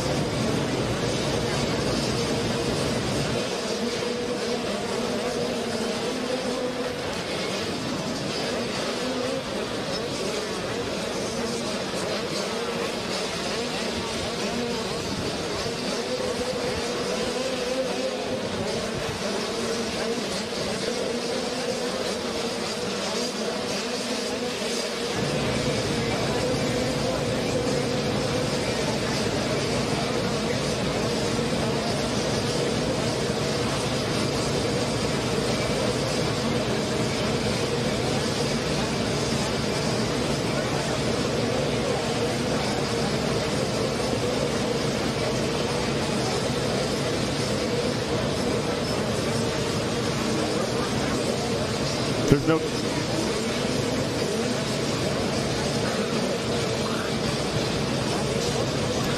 All right, Nolan Ford is about locked and loaded. He's got the number 81 just to his right. Then he has the number 18 right there to his left. No one. Wes, you're talking live right now, my friend. Here we go. And Ryan Holiday joining us up here. Once you get a bird's eye view of what's happening, we're offering him a nice cool water.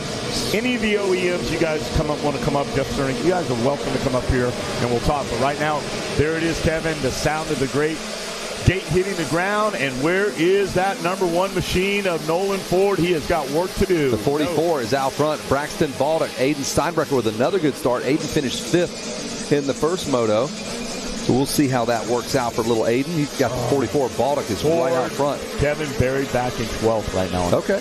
Well, we'll see if he can work his way up on the number 6 machine. 2 moto wins under his belt right now.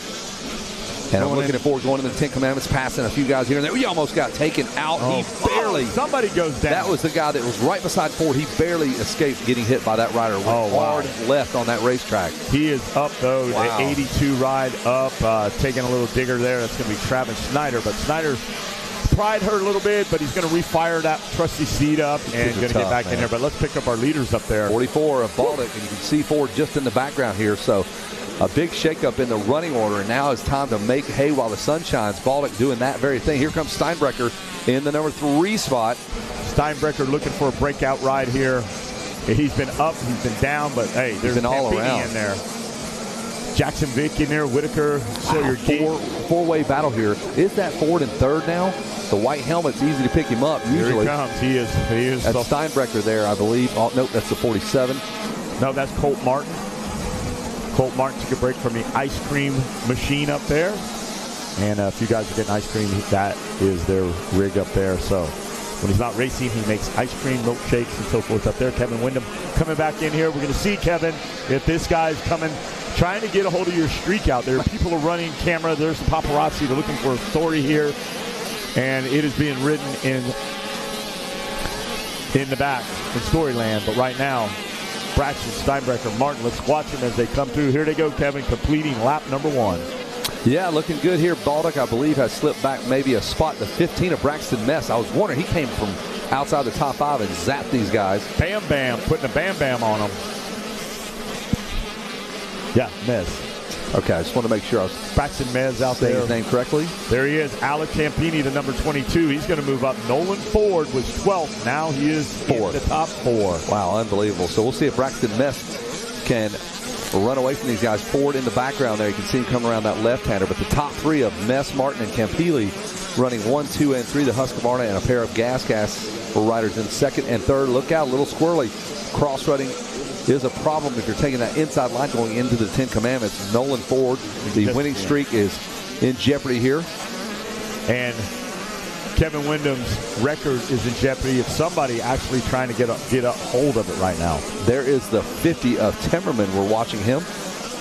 I believe Timmerman will look at him. It looks like he had some issues yesterday. I see Easton Graves. He finished 10th. Timmerman was 4th. Campini finished 13th his first moto. So where did Colt Martin have that flat? I believe he got 15th. Wow, Sawyer Geek was 6th. So where was Bam Bam? Bam Bam was in there, number 15. So we'll get a look at Bam Bam and see what he finished 7th. So, hey, back in 4th is Ford. He still could be winning, not the 1-1-1 record he wants, but he still could be in contention for that title. For sure, and those ones are going to be even more critical now when you're running 4th. There is the 24 of Steinbrecher. Steinbrecher trying to get up there. He was a top 5 competitor in that first moto. There's the 18 you're looking at, and he's coming up. Sawyer Geek was in 10th, and now he's around Steinbrecher for 6th. So, man, he's wasting no time. Geek trying to get up there and fight with these riders. 11th looks like this. Glasgow in 11th. There's Easton Graves 12th. Gage Brown 13th. Daniels 14th. Whitaker 15th. Dorigo 16th. Huck 17th. Zittner 18th.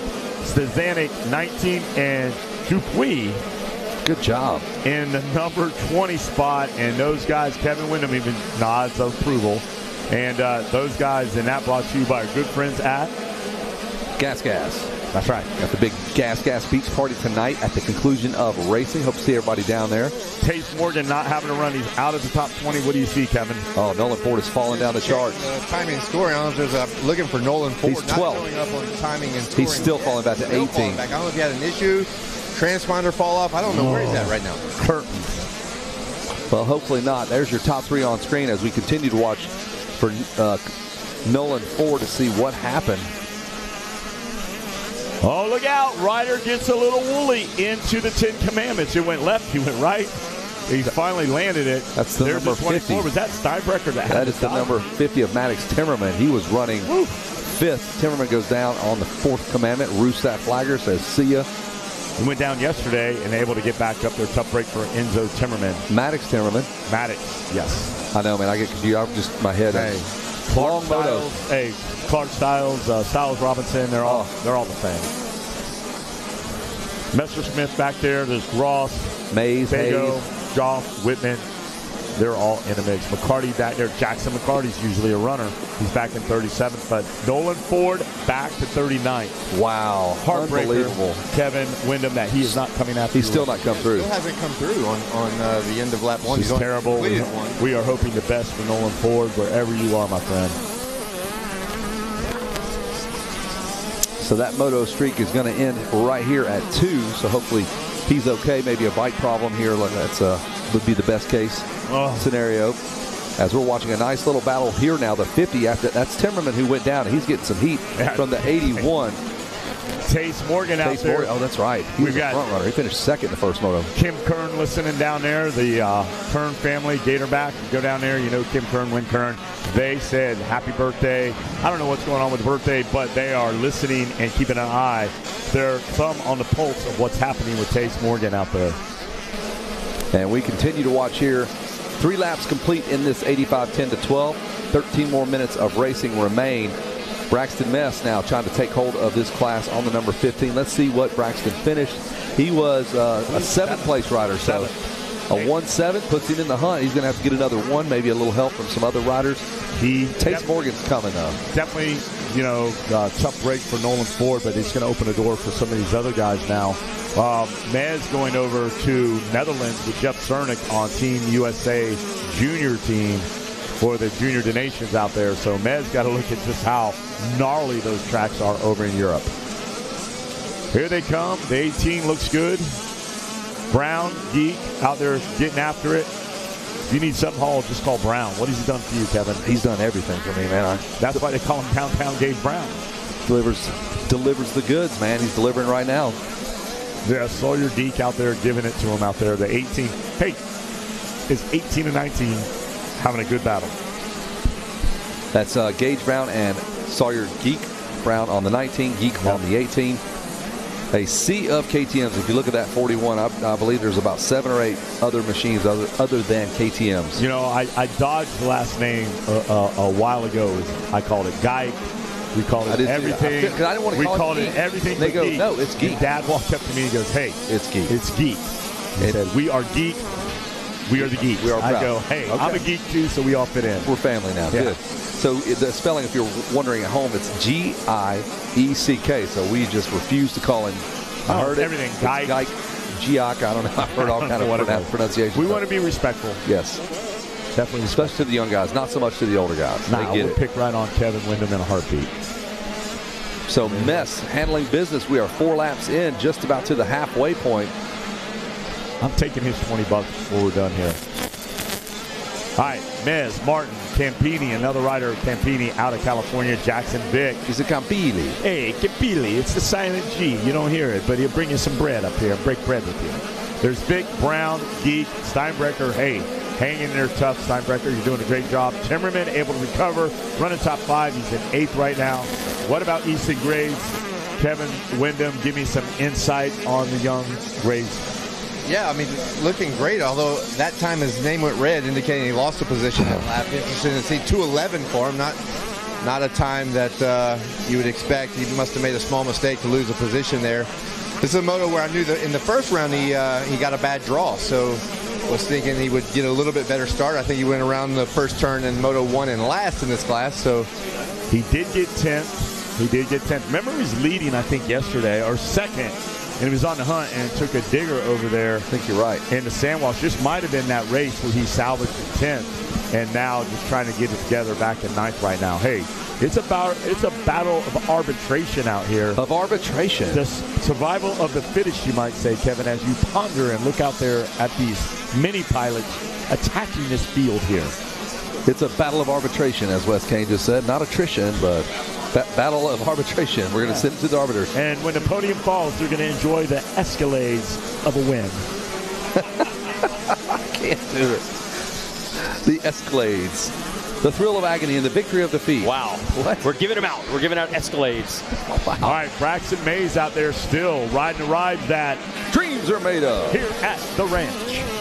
Kevin had 18 of those days. Kevin Wyndham had 18 days. Dreams, yes, he had 18 glorious Moto wins in a row. So those are some happy days. No wonder you love Loretta's. You need a T-shirt that says, I won 18 in a row. Days. Now what? Hey, what do you got? 18 in a row. Hey. All right, got a little rider down out there. He's okay, number 35. We're checking on him. Carson Whitman, you're doing a spectacular job as you fire up your machine. And, yeah, it's like the second commandment. Don't worry about it. You're going to be good. You're healthy. And you're going to come back.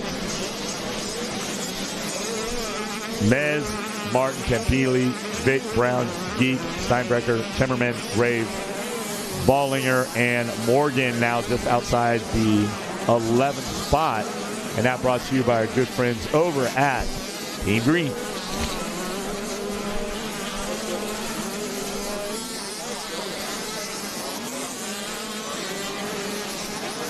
Max Lasco out there in 25th, doing a great job. Lasco, Aarons, and Schoch have a little battle out there. Keep an eye on those three as they're trying to fight their way up into the top 10. I see Hulk, Easton Kirby, and I still want to know what happened to Nolan Ford out there. Got a Moto win yesterday, a Moto win today, starting off this week, and I'm just crushed. I just want to know what happened here. Anybody can tell me. Send me a text. Let me know up here. There's Tucker Schoch and Hardin out there. They're trying to hold back the 33 of Lasco. 26, 27, 28. Aarons loses a spot there. And Mez and Martin. Now Cole Martin. 2 seconds. Nope. That's wrong. I thought the gap was 2 seconds. That's showing his fastest lap time. So we're getting some intel here. So Kevin Walker has, he's got 18. Whoop-de-doo. Now it's just chopped liver because James Stewart, his win total in a row, perfect streak was 23 motos. Ryan Holiday found that one out. 23. Sorry, no, it's no problem at all. I'm actually parked next to Big James. I'm gonna confer with him tonight. He's still not sure. He's not believing. I knew it was more than me. Okay. Yeah, you said that. No. You're correct. You didn't say that. It was the most for me. Every time it was. It was a personal best. It was a personal best. We still love you. I've known until this very moment. I always thought you had the longest win streak ever. Did not know this. He did up until James Stewart took care of that. He took care of a lot of records. He did. Can we break that down? Maybe give him the credit, say, in the 90s, the most win streak. Because James... here's what's cool about K-Dub. He doesn't mind. He doesn't care. No. Yeah, he's not looking for any slice of that pie. He's fine. No, we'll give him a slice, though. We'll give him some ice cream. I'll take you down. Oh, now you're talking. Yeah. But we are continuing to watch Braxton Mees in this 85-10-12. Man, it seems like this race has been going on and on. They got 6 more minutes, so Colt Martin's going to have to pick it up if he wants to run him down. Mess on the number 15. What did he finish again? He got 7th. Colt Martin with the 4th. So the points are going to be. Looks like he might be on top of the board. He's up 1 point on him. A 7-1, that's 8 points. He's going to have a 4-2-6. So he's a couple points ahead going into that third moto. So that's when you go look at that board over there and you stare at it and make sure. And there's a lot of parents I see up there go, no, I don't care how long you stare at it. That's not going to change. Campili with 8 points as well. There could be a little tie going in here. And we know the tiebreaker will be the third moto. I take that back. Campili with a 13th. So Steinbrecher with a 5th. Where is he at? He is in 7th. So We'll be doing some math later on. Yeah, with Nolan Ford busting out of this one, it's wide open. I think we're all going to have to go down and see Andrea Lieb with on track to do the math. Yeah. We're going to have an abacus brought up here. Yeah. The abacus where you slide everything in. You know what an abacus is? Yeah, but we'd rather just get a. Yeah, it's really, put it as this is a good lesson for the kids. Yeah, there we go. You do the math. Yeah, and us too. Hey, believe me, Pee-wee parents, they got it down to a science. They will tell you, me, and everybody what the podium should be before we even get there. Right?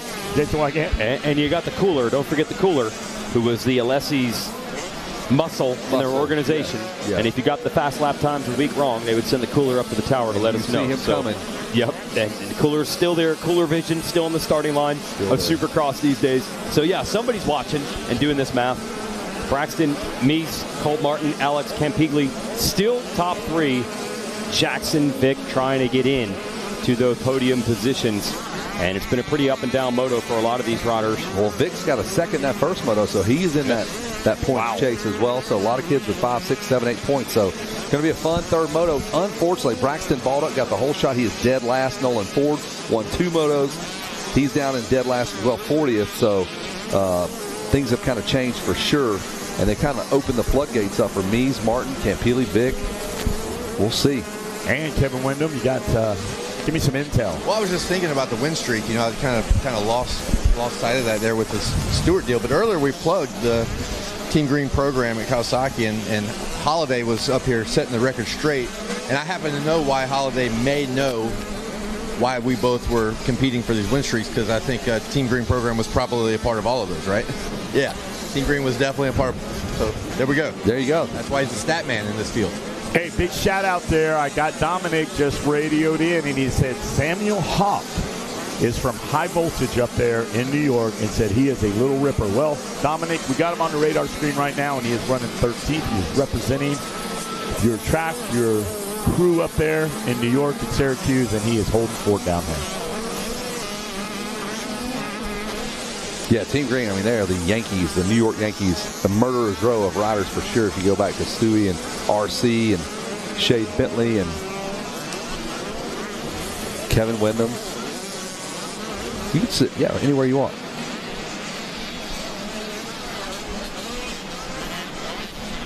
And we're getting close to that 2-lap board coming out. Braxton Mies would love for that to come out. It is out, so the white flag will come out the next time around for our leader, the number 15. We're kind of showing you some riders back in the field there. As the blue flag is out, Mies is working his way. There is Braxton finally. Took us a while to pan over and find him. All right, keep your eyes peeled right there. Mies looking good. Campigli, Colt Martin hanging on tight. Sawyer Geek drops back, but Easton Graves, Kevin, he rolls up there in the top 8. Back up in there. Tace Morgan back into 10th. Go ahead, Kev. I mean, again, when I look at the age group and look at the maturity of some of these riders, like 10 to 12 class, Braxton's just race managing right now. We hear, you know, you watch a pro race, we talk about race management. Great performance by the 15 right now, and can't wait to see Moto 3, man. There's been a lot of changes in this one. I don't want to get too far ahead of ourselves, but, man, it's just... No, that's the irony here of Loretta's. That third moto is a charm, and some guys win it with a 4, 6, and a 2, and next thing you know, they're like, hey, you won, bud. Well, like what you're saying, Easton Graves, every pass now matters. If you can pick off a couple of guys here, get you a 6th or a 5th, now you're in that points, because nobody's controlling this with Ford and some of the other guys having problems. This thing's wide open for the taking, and Braxton Mies has reached up and grabbed it. And just like with Drew Adams yesterday and Cole Davies winning that one, that 4th could be the ticket with a 4-1-1. There's 6, and all he needs is Davies to finish back. And we got that motor coming up here in a second. Oh, man.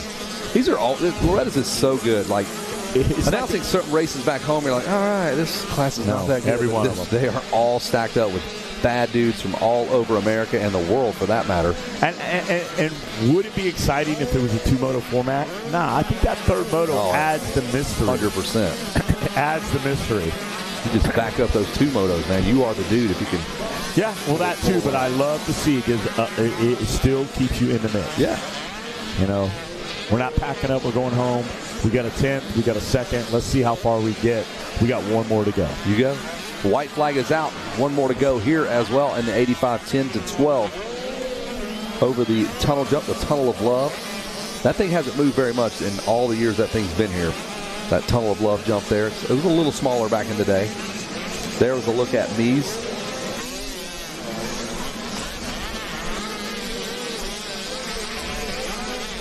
Heading around a big sweeper. We added that part to the racetrack a few years back. We used to kind of skirt along the tree lines there, and people would park where the track is now.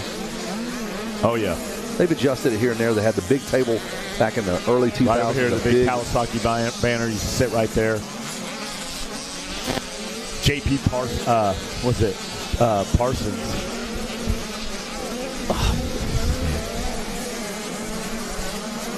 Not JP. JP, the announcer from Texas? No, not him. He definitely was not. You know, he used to come to your track out there. I can't forget. I'll pick it up in a few years. In a few years. There is the 15. He's picking it up. We have followed him the entire moto. Mess has just about a minute worth of work to do. Got some lappers. And you're right, Kevin. He is poised. He got a 7th in that first moto.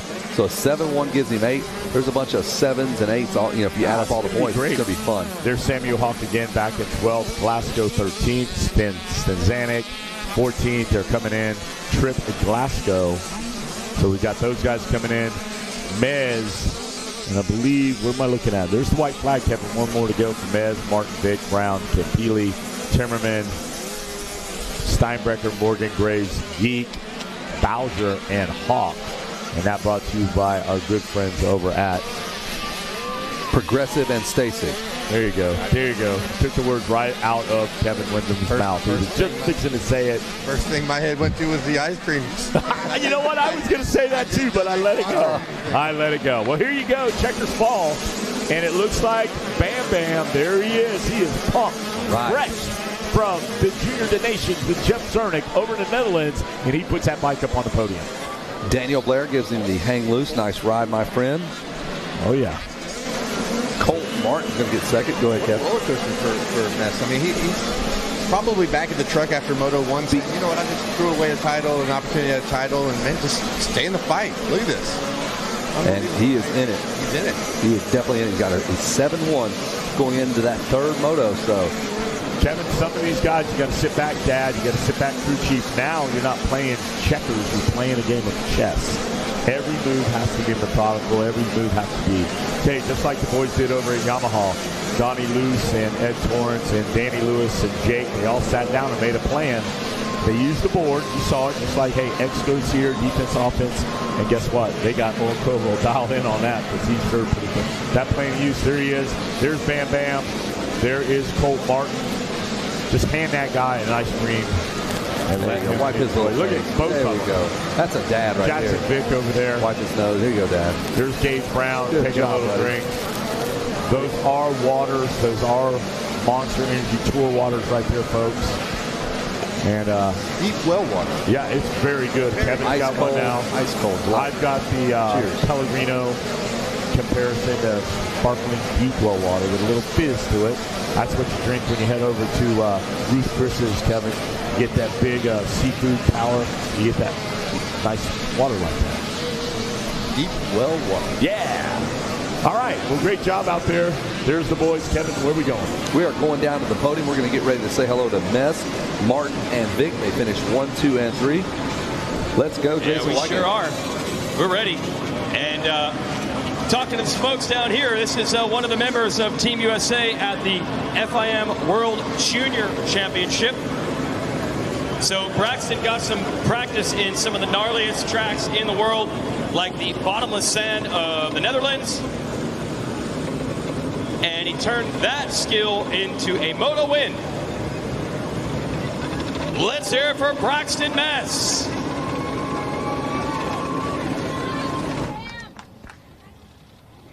Heard you did some racing over in Europe recently. What was that like?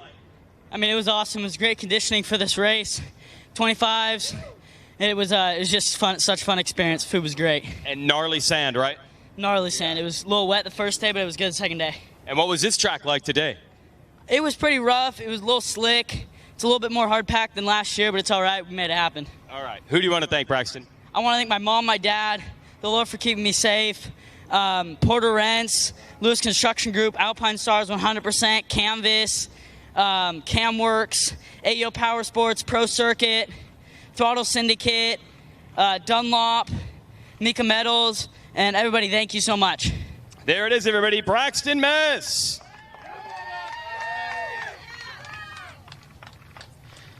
All right, big congrats to our Moto winner there. We'll bring up second place finisher. That was a wild one as far as just staying on two wheels. Really does the job. Colt Martin will bring him up second place. And this championship blown wide open as well. Let's hear it for Colt Martin.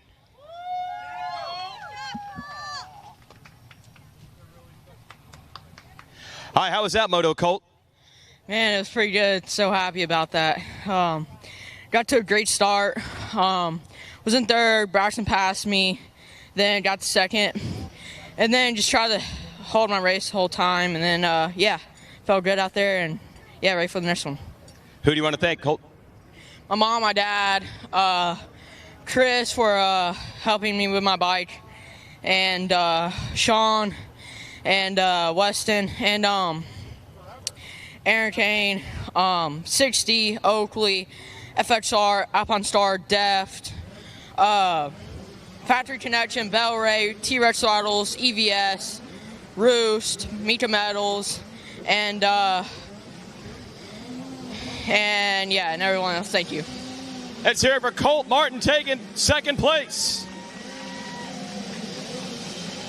And I'm looking for Alex take third.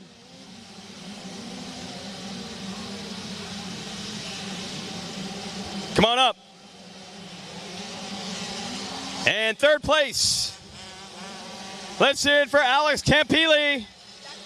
What's that? Oh, what happened in the last lap? Oh, Jackson Vick, number 10. Good job. Jackson, we saw you in fourth the whole time. Let's hear it for Jackson Vick, everybody. We saw you in fourth, digging. How did you make it happen right there at the end? I just pushed the whole way, never got tired, found my flow, and just rode smooth. Does it feel good when you earn it like that? Heck yeah. Can you do even more in the other motos? I hope so. Yep. Who do you want to thank, Jackson? My mom, my dad, Jesus Christ for keeping me safe, MCT, Matt Cleveland, my trainer, Answer, JK Cycles, Adventure Moto, Alpha Moto Apparel, Answer, 100%, Crizzy, everyone else, or Adventure Moto, everyone else, thank you so much. He pushed it to the last lap. He's tired. Let's hear it for him. Jackson Vick, everybody. Good job. And I do have a whole shot award. If Braxton is around, Braxton Baldock took the Stasic whole shot.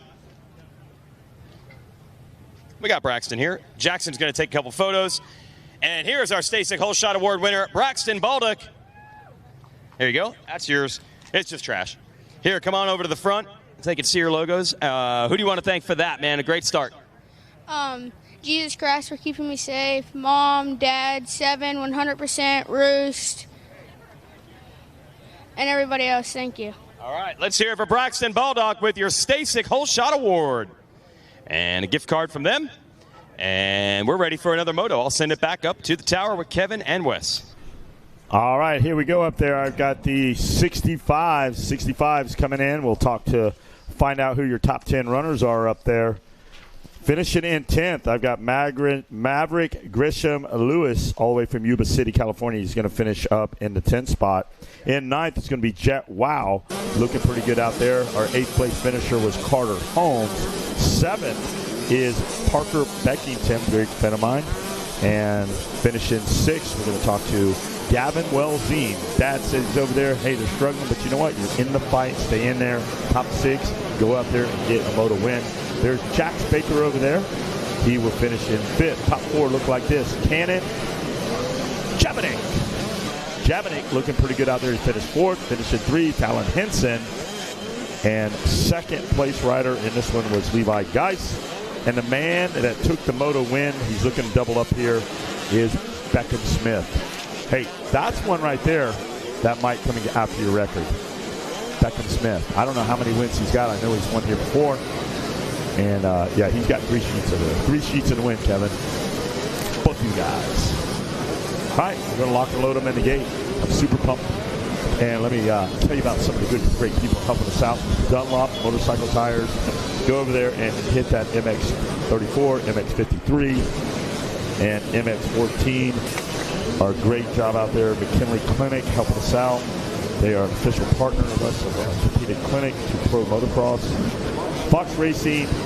Hey, I don't know if any of you guys plan on coming to the Freestyle Motocross show, but I need one of those butt bags that you're using up there in the announcer's tower for the Freestyle show.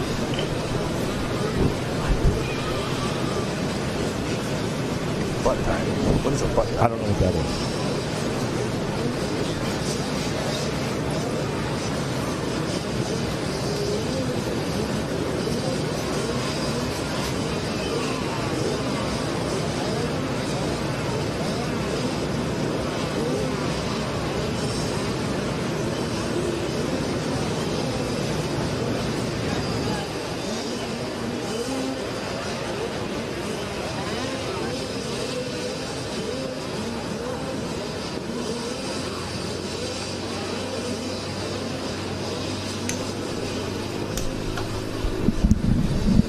We need to see Aaron Nixon to the MX Sports office, please. Aaron Nixon to the MX Sports office. And we've had the parade lap. We are done with that. Wes gave you the top 10 from the previous moto. Here's some activities for the night. We've got Zach Herron's going to be playing some music at the beach at 5 p.m. And then at the conclusion of racing, the Gas Beach Party starts as well at 6 p.m. And then we have freestyle at 7:30. Mike Burkeen's playing over at the beer tent. Wes King's going to help MC that. I'm going to do the freestyle down there with Twitch and the boys down there. So 7:30, guys, we're going to rev it up for Monster Energy FMX.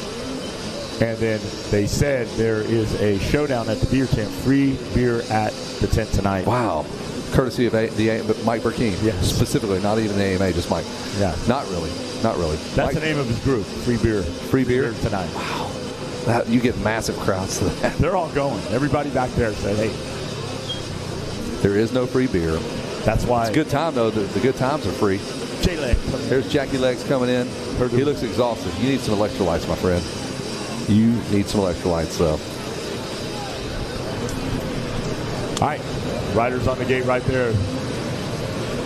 And they are getting their go-ahead dads. There's Levi Letty right there. We're checking a little Levi Letty. Looking for big things. Levi used to be a tiny little guy. Now he's growing up. He's on that 65 and that 7-9 class. His dad doing a lot of great racing out there, old man Letty. It's a big transition, too, coming off a 50 that's automatic, and then the bike gets bigger, you got the clutch, you got all these components in play, man. It makes it tough. I noticed that when they were zoomed in on him, it looked like he was making a little clutch adjustment. Oh, Levi was? The little dude was? He's reaching up there, grabbing a hold of it. Oh. Hey, teach him young. That's a pro move. Hey, Kevin's dad used to send him down to the grocery store when he was like 8 in that Chevrolet C20 with his 3-speed on the column.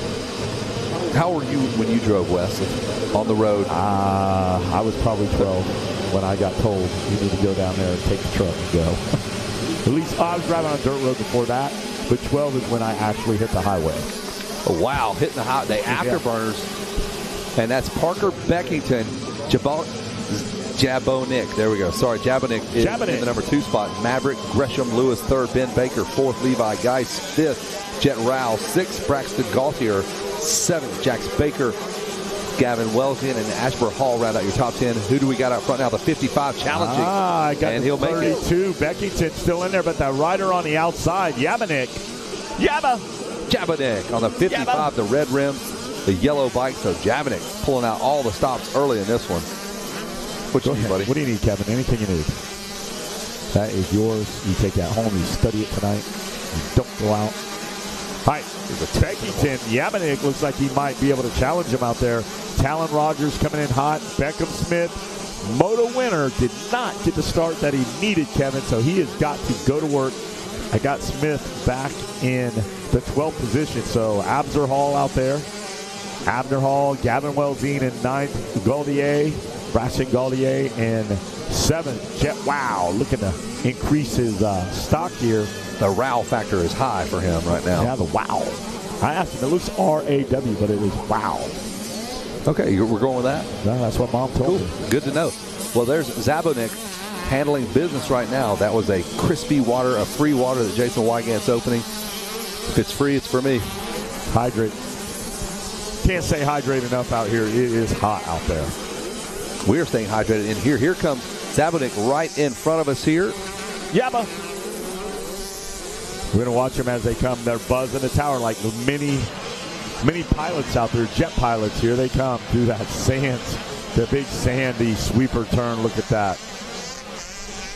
I heard him compare that to Le Mans, and I'm going to tell you, Le Mans would be like flattening this place out and having it all just like that, and there's no jumps. It's just rollers after rollers after rollers of sand, and there's no bottom to it. It just changes they said it makes Southwick look like a kiddie camp.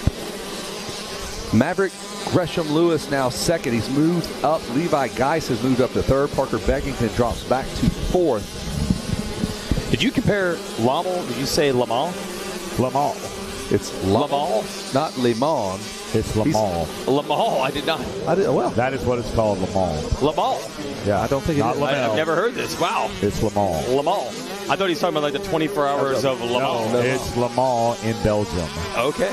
Yeah. He's got his Flemish dialed. Hey. We're just bastardized English version of it. Hey, we're trying our best over here. If I don't know it, I'll try to do the best. Hey, if you can get Zabonik right. Oh, look out. Ryder goes down. That's going to shake the deck up just a little bit. Who was that, guys? Parker Beckington, 32. Oh. Man. So a lot of movement in this race. He's back underway, lost a handful of positions.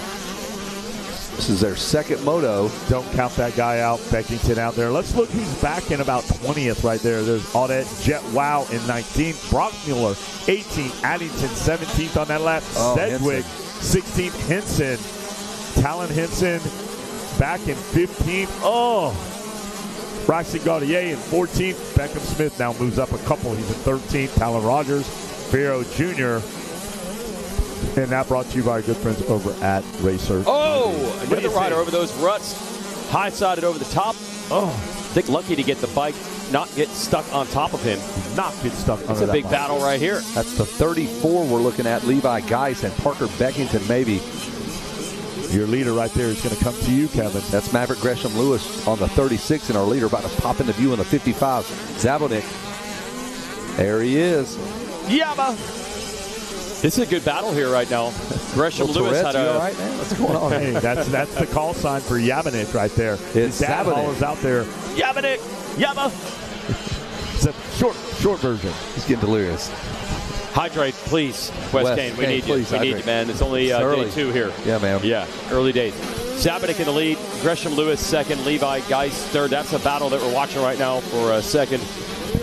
Hey, old Kevin Windham over here. You 65? Well, were they 60s when you were racing them? The good old 60s. I don't know when they added the plus. Oh, yeah, why? And the same thing, you raced 80s? You raced 80s? You raced 50s. Yeah. He won a title at Palco. They put the 5 on the 65 and the 85. I was just on the 80s, but Yeah. And they had mini A, mini B, it is the and C. progression of the. Oh, is that what it is? They added. Weren't 85s always like 82s anyway? Yeah. I think they were, right? Tolerant, so they There wouldn't always go over. was. They were always 82s. And then I think somewhere along the way, they're like, just call them 85s.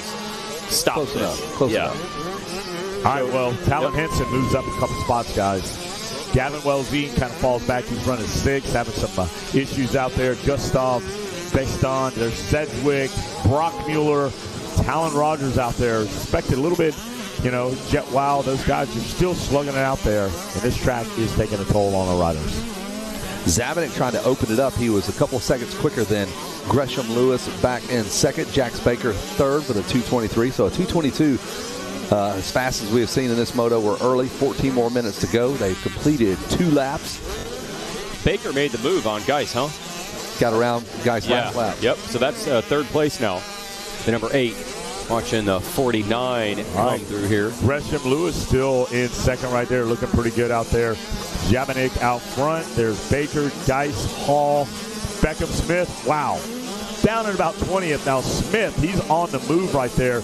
Running a 2:21, Kevin, a second faster than our leader. So let's see if Beckham Smith won the first moto. Let's get eyes on this guy. I need that camera on Beckham Smith. Let's see him maneuver around some of these guys out there. Yeah, he's turning the fastest lap on the racetrack in 6th place. So we'll try to hunt down and find the number 27 KTM rider as he is moving right now.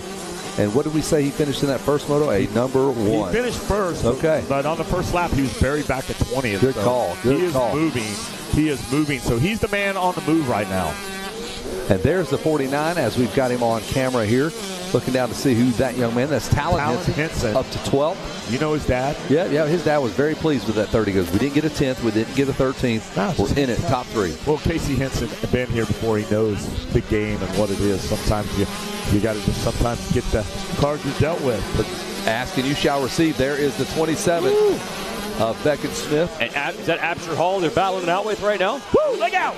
K-Better bar the doors down. It's shaping up to be a barn burner here. Trying to clear that. 65, 7-9 limited class. That's your first moto winner right there, Beckham Smith, 27. Let's get eyes on him as he carves his way. He's carving through the field like a Christmas turkey on Christmas Day, trying to get a moto win. Whew. Barely pulled that one off, Wes. I had swapping left and right. I got it. I went out. That one reeled out, it in. man. Yeah, it's been a minute. Good. It's been a minute. That was good. I think Smith got around Hall on that jump that we watched there. He did. Absher Hall tried to jump the entire thing in the 65 and just bounced. It was like 1988 monster truck. Just send it, and whatever happens, happens. Bigfoot. But Absher Hall, that'll push him back one more spot. Oh, look out. They're riding the edge over there. And that 27 of Smith is now going to go after Levi Geis on the Cobra up ahead. Yeah, he is right in front of him. In fact, you'll see him just getting out of frame there. Just says, I don't even want that rut. That was smooth. I saw that. Did you see how methodical he is? He's like, I don't need this rut. I'm just going to pick my own line. And if he can fit in there, a bigger bike can fit in there. It's like Kevin said. Great line. You got to be hunting sometimes. He's hunting. Taught well, you can dissect this track. So that's our first moto winner. We are tracking him. He is up to 5th now, and he's working on our 4th place rider, Levi Geis. Oh, there he is. He's got him in his sights, the 27, marching towards the front. Take the shot, Maverick. Yeah, he went for it there. Look out behind him, though, Asper Hall. Yeah. Or is that the 38? That's the 28, it looks like. Well, let's take a look at it. 26. 26 coming through there. That's Absher Hall still on it. Here they come down that sandy sand wash along the road. And they can be popping into view, Kevin. You got him right out the window there. I do, and then 26 is fighting back with the 27. Your first moto winner, he is going right back at him. Ashburn Hall would like to flip-flop positions with Beckham Smith on that 27 machine. So yeah, they battled since this spot on the track 1 lap ago. Absher Hall, not letting Smith go. And Smith wants to get Geis. So we're about to have a 3-bike battle here for the top 5. Would you say a Pier 6 brawl is erupting out there right now, Jason Wygant? Well, it's 3, so it's half that. They're a little small ones. We have a Pier 3 right now. Pier 3 brawl. Yeah. Pass is made. Whoa! Look at that. Absher Hall got the jump this time. And that was good enough for a pass. Unbelievable for the moment anyway. Geis fights back. So Beckham Smith got the 4th spot from Geis. Look at Absher Hall go around the outside and cut all the way across. Yeah. Wow, cross those ruts. Kevin Windham, jump in here. The door is not open, right? He slammed it right in his face. Hey, knock. Who's out there? I'm out here. Ashburn Hall is out there. Where's your mom? How about Ab clearing that gigantic table and then going from outside to inside across the ruts? I can't come back from that one. No. Jax Baker now might be under the attack now. The number 8 of Jax Baker is about to get it from Beckham Smith. There's Baker on the orange KTM. Beckham Smith right behind him. Beckham Smith is taking names out there. Dude, props to Ashburn Hall as well, though. No, Absher Hall, no shame in his game out there. He just showed you what's up. Cross those ruts, not through them. Let's just square it up and cross them. And that's when you know you're dissecting those lines. I noticed right after the 10 Commandments, Beckham Smith had the awesome line last lap. Levi just picked up on that. They were showing it on the broadcast there as they worked through that section. So, man, some rider IQ out here right now. That's right. Rider IQ on the track, not so much in the announce tower. And here they are. Watch them now. We're back trying to get out of Storyland. You got to choose your lines wisely out here. Pick and choose. Can you go outside? That's smoother than hitting those ruts inside. A little bit faster. 34 of Levi Geis. And Ashburn Hall, man, that battle will not go away. There's our 3rd place rider, Jax Baker. Beckham Smith going after him. And there's that battle for 5th with Geis and Hall. Ashburn Hall saving that big jump. He'll uncork it over the finish line. See if he flashes past Levi Geis. Kevin, plenty of time out here. We're only on lap 4. About 8.5 minutes still left of these guys duking it out. You're absolutely right. Plenty of time here for Ashbur Hall, and we have enjoyed every minute of that kid riding right now. Yabanik out there a little bit. He's got a little bit of a jump out there. That is Zabanik, you are right. Yabanik. Beckham Smith moves up to fourth with refuses to say. I just cannot say the Z's. But if it was on a Suzuki, we'd have plenty of Z's. Yes. He gave all the Z's to Suzuki, and there's nothing left for poor Cannon Zabanik. I gave all ran out of Z's. No more contingency for you, dude. No, you're out. You are out. We know who got all the contingencies. Barry Carson did. Exactly who did. Pat Alexander, want to thank you for that wonderful dinner last night over at wow. Suzuki. Pat Alexander, still a part of Suzuki. Yeah, threw a You just party. called them contingent Z's? Z's. You're Z's, man. You're very loose with your Z's on that RMZ. Contingent Z's. Yeah. All right, well, here you go. Let's talk about this. Beckham Smith has gotten around to the number 8. So look at that, from 7th all the way up to 3rd. Beckham Smith, your first moto winner, so he is absolutely flying a 2:19, 2 seconds faster than the next two guys. So we'll see if he's got enough time to run down Zabanik and Gresham Lewis. Smith is title hunting right now. Kevin Windham, any intake? Any input, Look, maybe? When you were calling out the riders, you got to Zabanik or Yabanik, however you say it, right? Yabanik. And you said, hey, it's time for you to go get a moto win. That's exactly where you paused. I think he was listening. He said, thank you, I'll do it. Executing, but Beckham's not ready to throw in the towel just yet. Nah, they know what the deal is. Those Smiths over there, him and his brother, his dad, they all sit there and they got the abacus and they're sliding over. Hey, if you get 3rd and you got a 1, where's the other guys at? They got colored abacus for each other's bike. Who's out there? Oh, yeah. Got little name tags and numbers on them. Well, if the 35 is over here, I need you over here. Dad's got an abacus over there instead of a pit board. Well, there they are. Yabanik, Lewis, Smith, Baker. Can't do it. Consistency. Just settled in. I got to give him credit, man. He's cemented in his beliefs. Not a flip-flopper here, Wes Kane. True. Hey, when you get me, you get it all. What you see is what you get, bro. Yep. All 4 years of school, you're getting every bit of that. Oh, 3. 3 years of school total. 3rd grade, bud. Andrea Lee's trying to save me. Off track, but we are on track with Andrea Lee. You've been off track this whole moto. I think it's been said so many times. The family's actually thinking about. We're going to change it. Yabanik. Let's do it. Really sounds good. Kind of rolls off the tongue. Yeah. I want my man on the podium to get it right. Well, that'll be up to me. So we'll see who we got here, Wes Kane.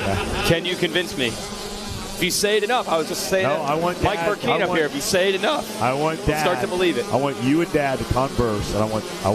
You want a name change right here live? I want you to tell us the official. I think I'm right. Oh, okay. Oh, so this is not just you being stubborn. Down. You believe these are facts. He's just based on what, though? It's straight facts. Based on years of doing my job. We will get a notary. Oh, wow.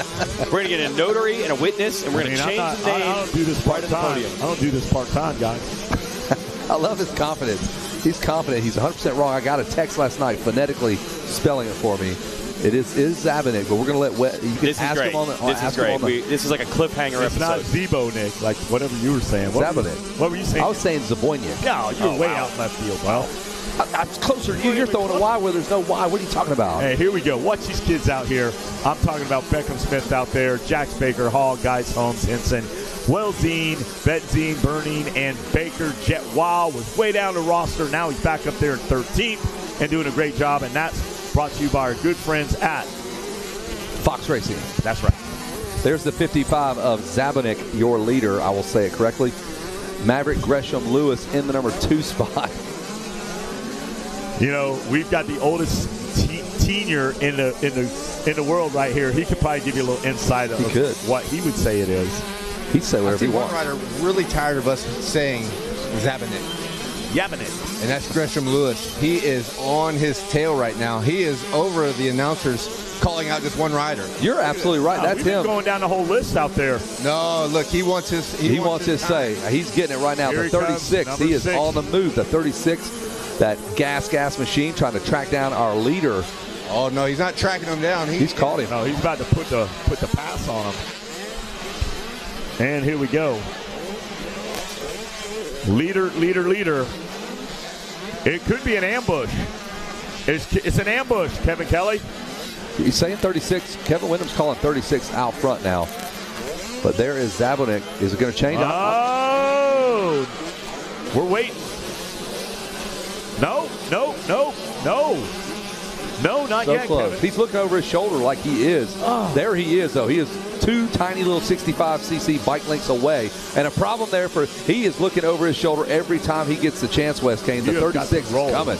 You got to roll. Can't look behind you, Kevin. How many times do you look behind you? Look what happened at Washougal. When you look behind you, you pulled off on the white flag. Oh. That cost you a win. Yep.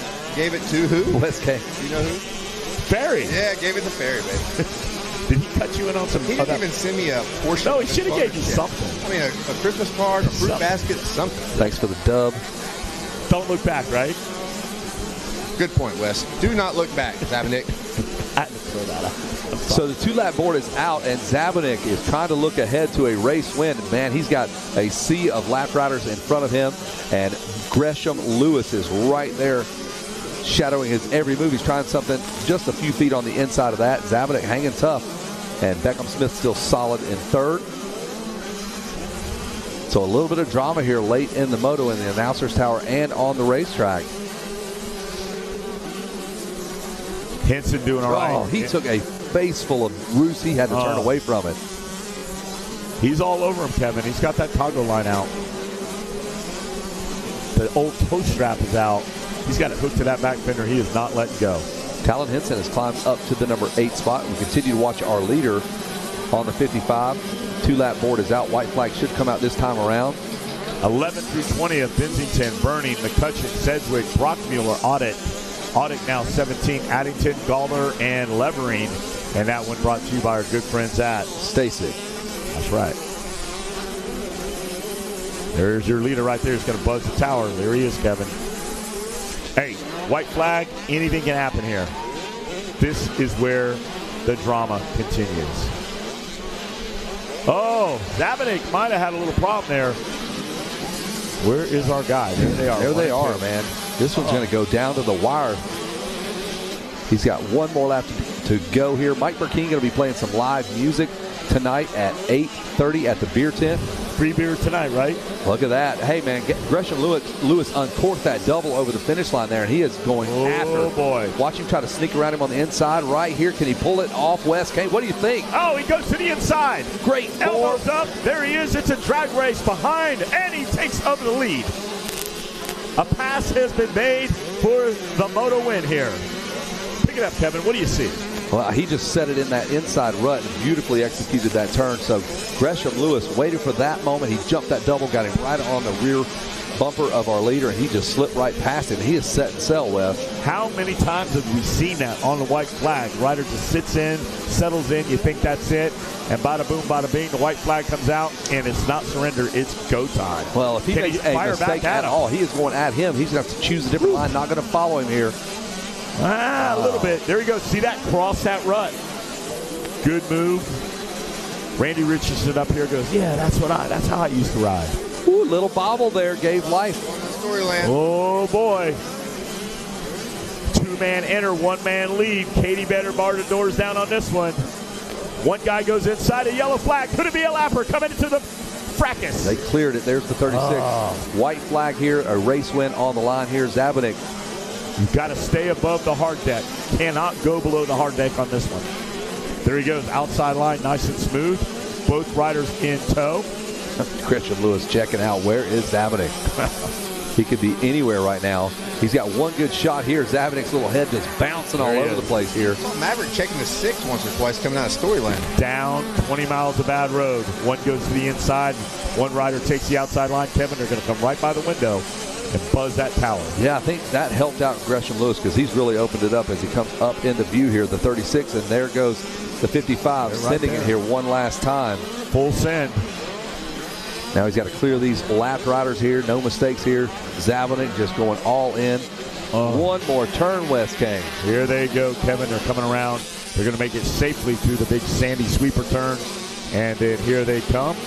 1, 2, and 3. Hop's giving a jumping, and there is your Moto winner right there.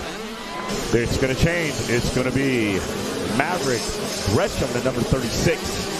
Lewis is going to take the win. Yamanik is going to finish second, number 55. Take it down to the finish line. Yeah, they're going right down there. There is Weeds. Weeds, where are you? Go down there and get the official ruling here.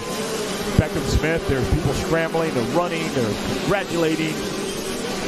Randy Richardson up here. He's not congratulating. There goes mom in the flip-flops. He just lost one. And Beckham Smith looks like he's going to finish third. There's our AMA official. Put that bike right here. I need to see these numbers. Get that bit. There he is. There he is.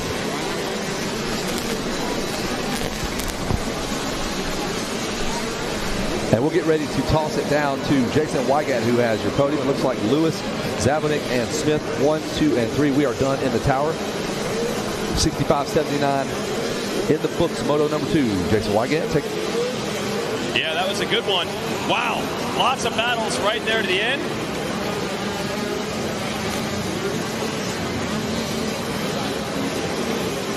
Never giving up. That's the key in this moto for several riders, including the moto winner.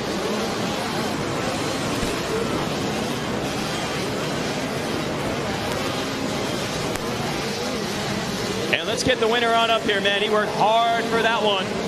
Could have settled for second. Nuh-uh. Not going to do it.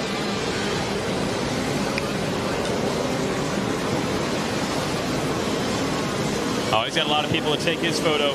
We'll bring him up front. Saw him up here earlier today, but now he's got the gold. Maverick Gresham Lewis.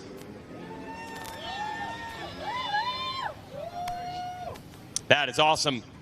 What a performance. Yeah. Got that part dialed in as well.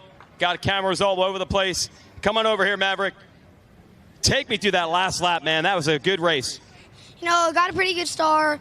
Just hanging with first place I was like, at the end of the lap, I was like, I got to win this. So took a line he had and made the pass, and I just rode my race. Awesome. That is great.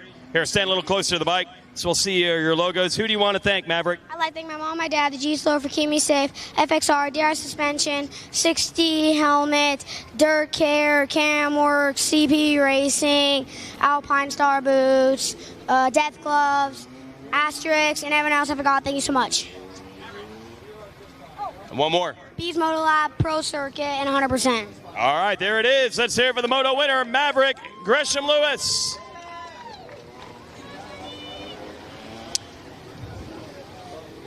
We'll bring up Cannon, who finished up second and led the most of that one. You know they'll be back to battle more as the week goes on.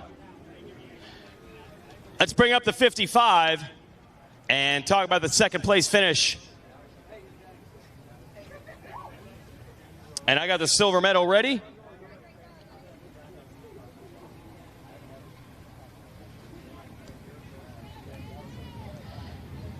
We need Cannon.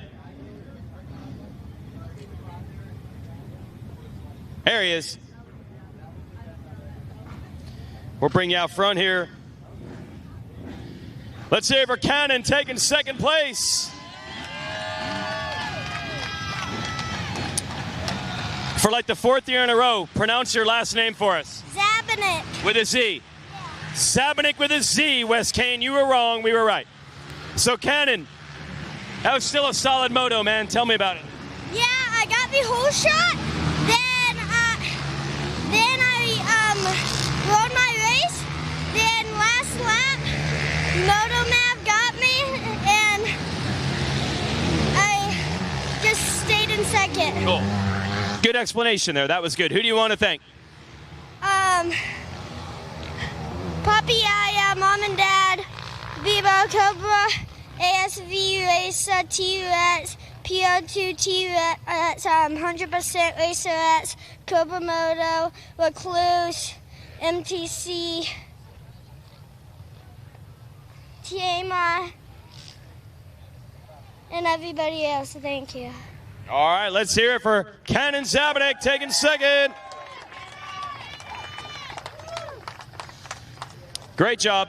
And digging this one out. These are valuable championship points. Let's bring Beckham Smith on up for third. And by the way, Parker Beckington had the whole shot. So if he's around, we'll bring him next to the podium. But let's hear it from way back to third, Beckham Smith. Dude, you passed a lot of riders in that one. You worked hard. Yeah, I got off to a good jump on the start, then I hit neutral. Then after the 10 Commandments, I tipped over, and I was like, oh, come on, man. What are we doing? And then I just find my way back to the front. Maverick and Cannon were riding really good, and I just tried to push. I got a little bit tired, but I made it work, and yeah. That is awesome. Who do you want to thank, Beckham? My mom, my dad, my brother, Jesus Christ for my talents and protection, KTM, Maddie, Daniel, Robert Pierce, Team Dunlop Elite, Rob Fox, Game Moto, Greg Albertson, Beast Moto Lab, Twisted, Fox, Matt Mora, EVS, T-Rex Throttles, and everybody else. Thank you. Beckham Smith, everybody. 3rd place. Great job. And Parker Beckington, if he's around, we do have a Stasic Whole Shot Award for him. That is 65. I think from here we're changing it up completely, and we're going to go to the 40-plus class. I'll grab the whole shot winner if he's around. In the meantime, I'll send it back up to the tower. I believe we have a special guest for the 40-plus call.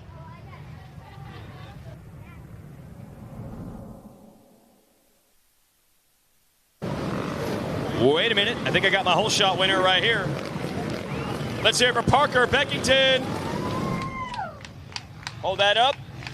You got to take the pictures. Oh, yeah. How did you pull that start, Parker? I just hold it wide. There you go. Who do you want to thank? My mom, my dad, 60, my sister, TCD, One Touch Paintings, O'Neill, SE3, and everyone else. Thanks so much. There it is, Parker Beckington, Stasic Whole Shot Award. Now I'll send it to the tower. All right, thanks a lot, Jason Wygant, plus 40 class. This one lines the fence with folks every time we go racing. Here's your top 10. This is Moto number 2 for these young men. Finishing in the number 10 spot out of North Carolina, Michael Mitchell on the number 6 machine. Finishing in the number 9 spot on the Kawasaki, Michael Sigmund, number 30 out of Maryland.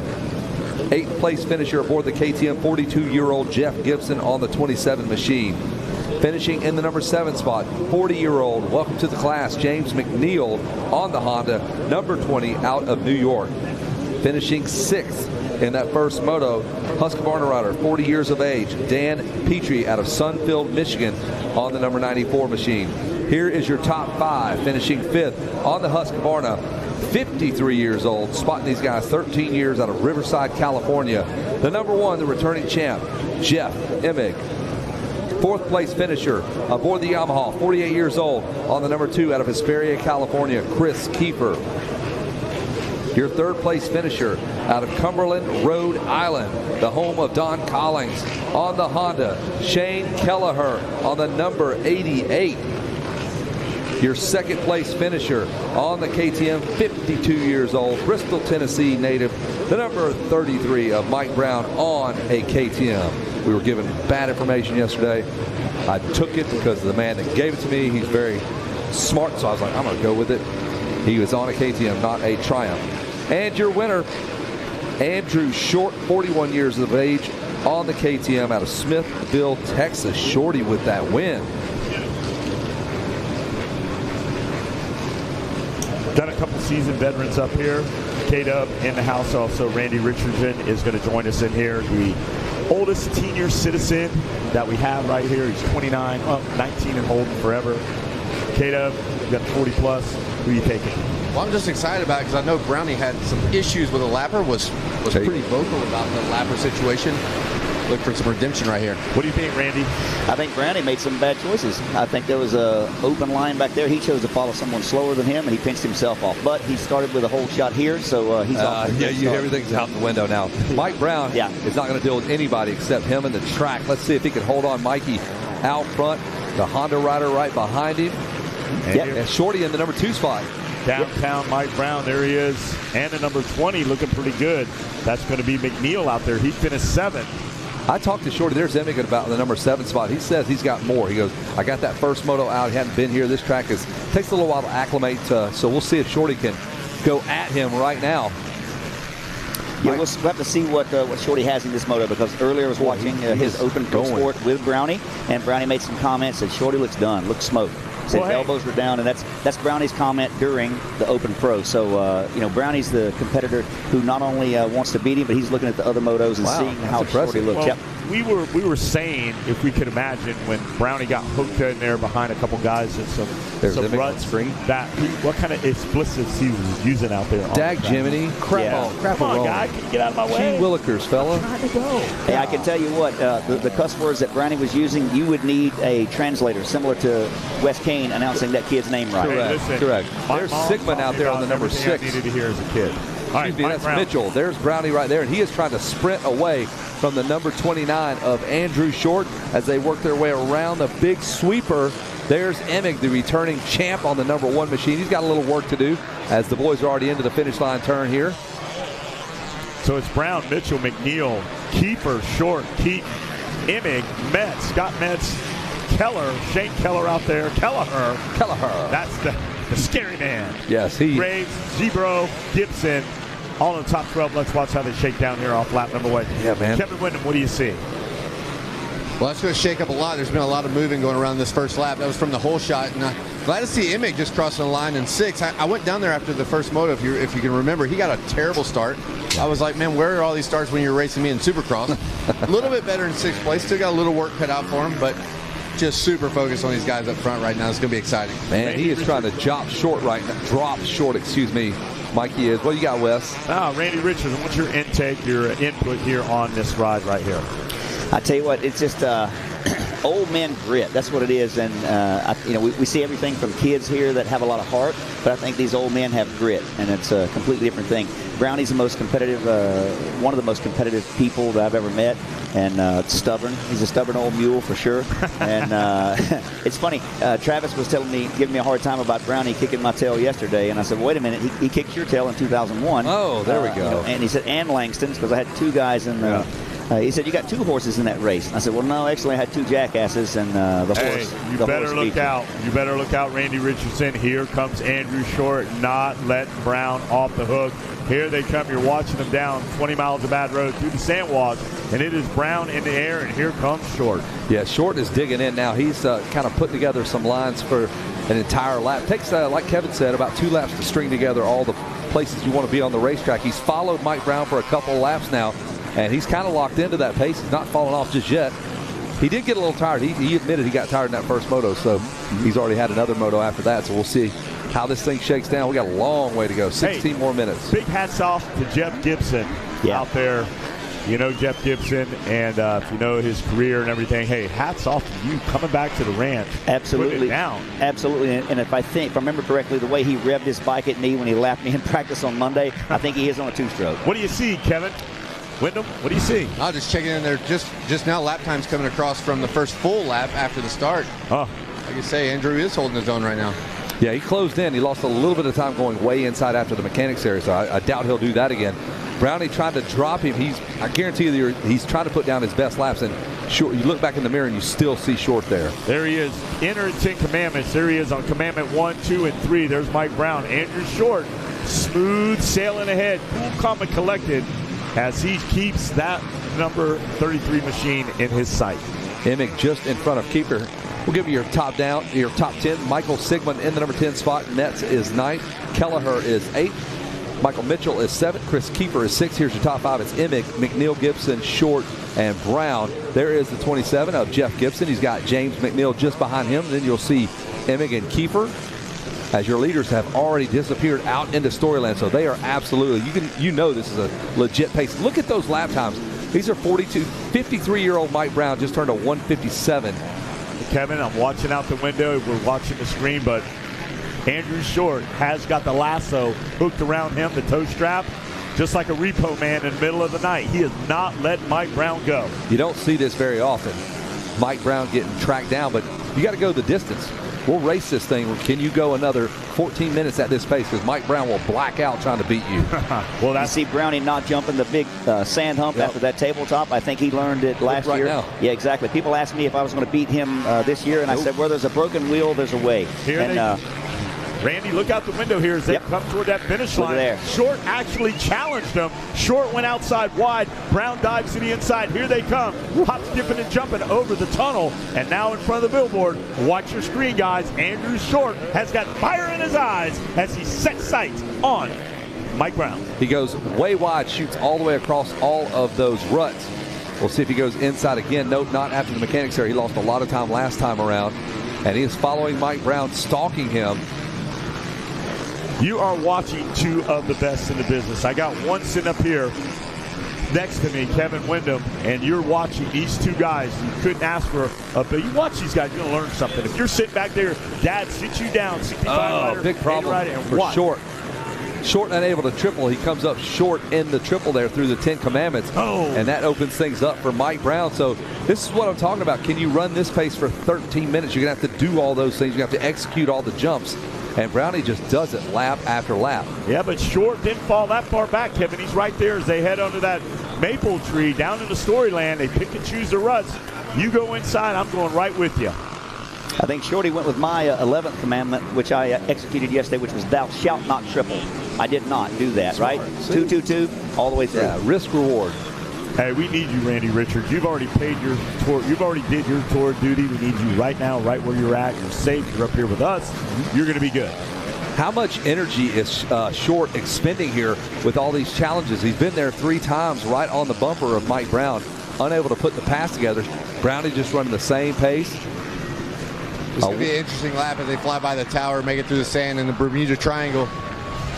Been on them the entire lap. I think this is one where Brown's trying to throw down, trying to get a little bit of separation. It's going to be interesting to see when we get to the timing and scoring loop. Short spent a little time on that seat as he come through that ref section. You got to get up on those legs, especially through the sand. But hey, what do I know? Up and over that tunnel of love, your leaders has really opened things up over our third place rider, Gibson, McNeil, Kiefer has gotten around Emig. They flip-flopped.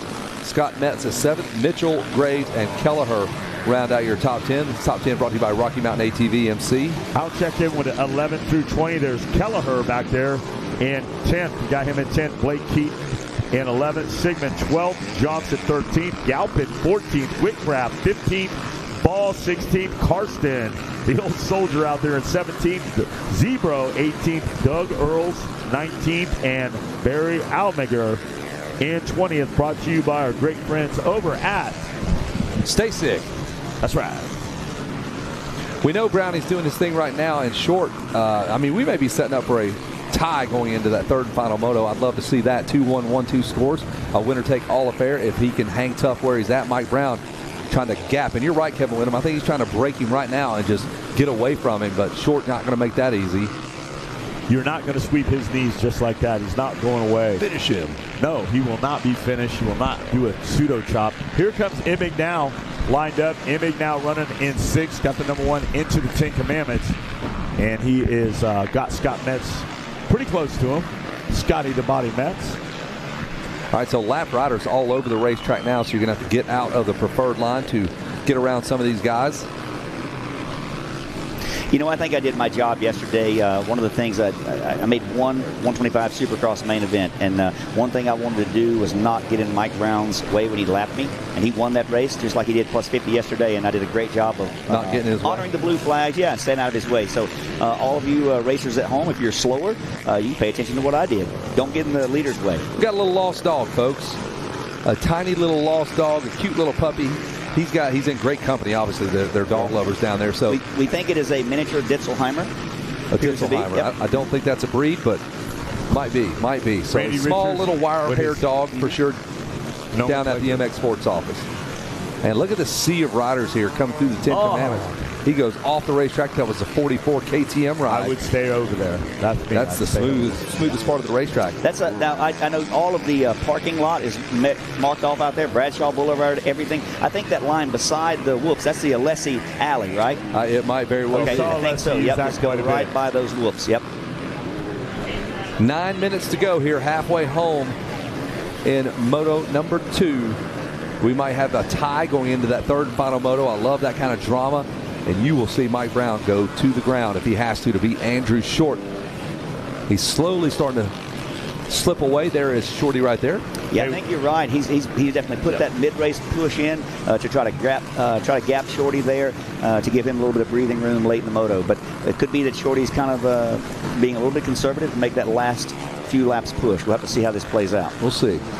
Zach Herron is playing some live music right now down on the beach. Our announcer buddy, he is a talented man on a guitar and a microphone. So if you are wanting to cool down after this hot moto, go see Zach Herron as he plays some live music. That's Zach Herron, or as Wes Kane would pronounce it, Yak Herron, down by the river. Yeah. Ack Herron. Not a fan of Z's. Wes just, there's only 25 letters in Wes Kane's alphabet, folks. We got freestyle tonight, 7:30. Twitch and the boys are going to be right over here, so they're going to be setting that up. There is the overhead shot of Andrew Short. And there's Mike Brown to his left. So things are starting to kind of stretch out. Maybe Short goes, all right, you got me. We'll go 2-1-1-2. We'll take this thing down to that final moto. We'll get tied up. Yeah, we're not seeing the refresh on our lap times here, so we don't know exactly what's going on. But I had a chat earlier with Mike Brown, and me being one more of a fast talker than a fast rider, I told him, Brownie, Drew, you got a kid now that's got a faster lap time than you, right? So now what are you going to do? He said, I'm going to wait till 5 o'clock when the track gets rough. So it'll be interesting to see what Brownie's true lap times are here compared to who had the fastest lap of the day earlier. What did we see at 1:57 earlier here from Mike Brown in this class? That's solid for a 53-year-old man. Absolutely, yeah. So 57? Yeah. That is all coming from the fastest man in Piedmont, South Carolina. Yeah. Another interesting thing, we talked about Brown was commenting on how Andrew looked after the pro sport. It'll be interesting to see how Moto 3 lines out with if that's the first moto of the day. Maybe his batteries are a little bit more charged. So a lot of factors play into putting together a championship here at the ranch. All right, Brown still out front. I've got Short. Emig now moves up to third. Gibson shuffles back to fourth. McNeil, Kelleher, Kiefer, Mitchell, Metz, and Sigmund all up in the top 10, Kevin. Wow, Emig back up to third, so great work for him. He is getting on that podium now, working his way towards the podium. Going to sell you a set of grips. Some Emig grips. That's right. Emig. I don't know if you guys just saw the area they just went by. There was a clear thing painted on the ground that said no standing. You see that? It said no standing. So I certainly abided by that. A lot of those last couple laps. Yes, absolutely. Sat down regardless of not serve energy, man. Sat down, yep. 100%. Yeah, but do you park on a dance floor? Well, I've been known to, yes. No parking on the dance floor. I've been known to. There goes our leaders flashing past us here as we are 6 laps into this thing. Should get about to the number 10 lap, I think. 10 laps is about what our vet riders should run. And there's a good shot. That's coming back. I unplugged it. We'll have some display here in just a minute. Kevin, you are an IT tech. We didn't know that. I saw him come up here and fix it yesterday. I said, how do I do this next time tomorrow? Yeah. So I asked him, and here we go. I'm not smart. We're waiting for our server to connect. Waiting for server's connection. Great technique. You unplugged and replugged. It's very technical. Yeah. Control Alt Delete. That's what happens when your little cable box goes out. First thing they do is tell you, hey, unplug it, plug it back in. There you go. You wait 2 hours on the phone for them to tell you that. I just throw it out the window. Buy another one, right? Yeah. Now you just steal cable anyway. We know the deal here. Don't tell my secrets. Brown, Short, Emig, Gibson, McNeil, Kelleher, Kiefer, Mitchell, Sigmund, and Scotty Metz moves his machine up in the top 10. That brought to you by good friends over at Fox Racing. That's right. No matter what you say, that's right. All right, great work. There's the number 1, your returning champ, Jeff Emig. Didn't quite get off to the start he wanted. He has found himself in the number 3 spot, though. That impeccable looking form there. Jeff always looks great on a motorcycle. The gear is always dialed in. The bike looks perfect. Hey, where is he at? Is he back there in Area 3 with the wild guys, or is he up there tucked away up the stage here? Like, where does a guy like Jeff Emig probably the Holiday Inn Express? He probably is. I don't think he's back there like Paggio and Brian Swink that year. They were here. They're back there in the back with the guys. I'm pretty sure he's at the closest Ritz. Oh, wow.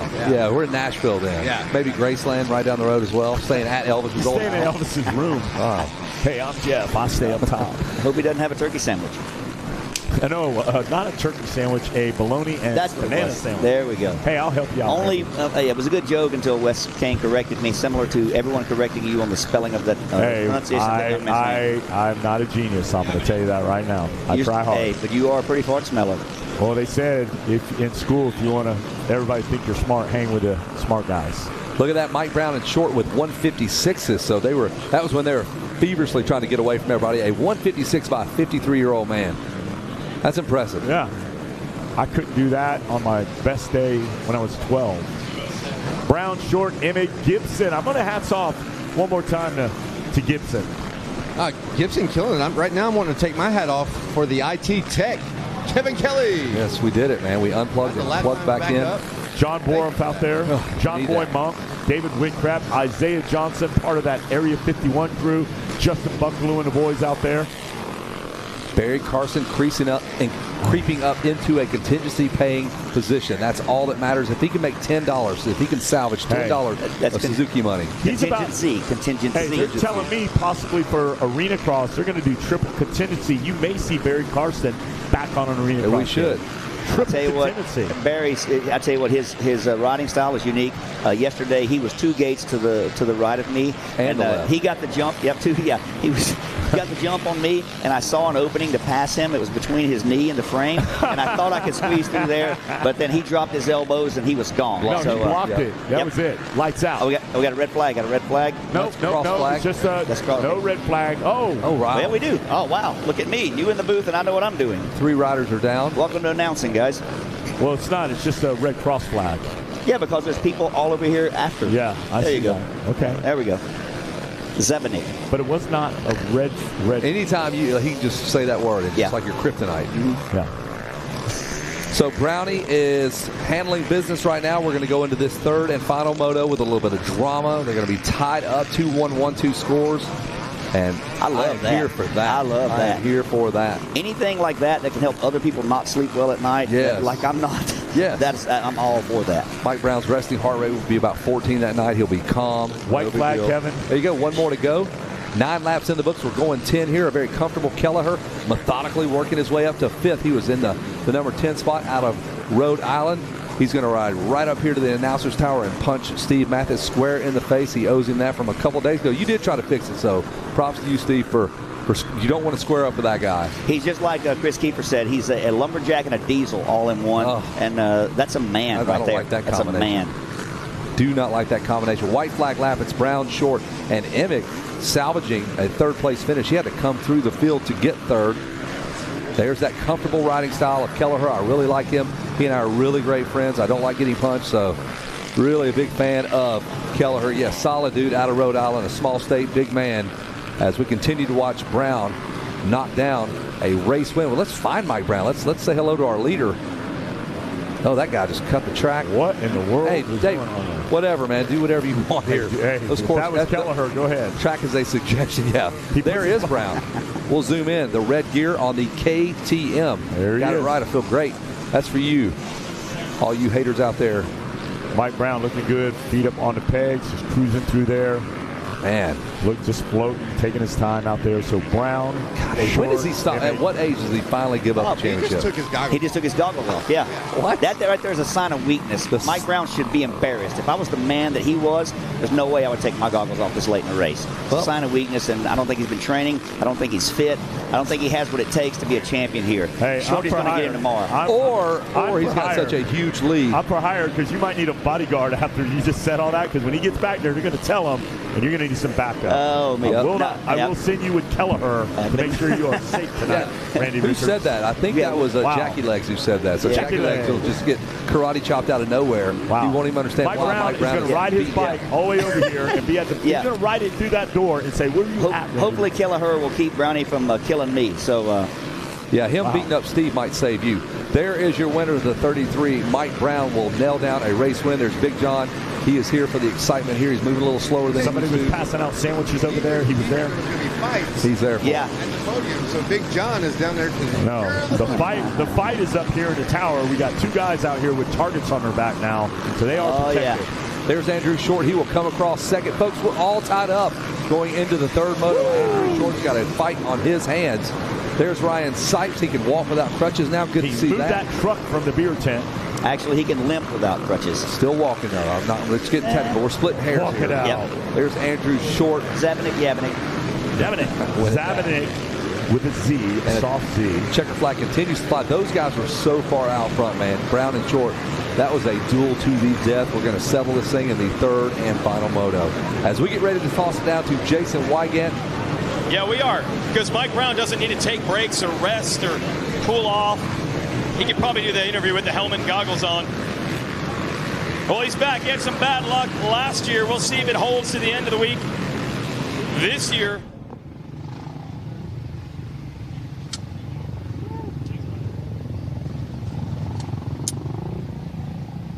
we got a championship duel going here with Andrew Short and this man, the second moto winner, Mike Brown. I know it got away from you. It's some bad luck last year, so all you can do is try to put yourself in position. So far, so good?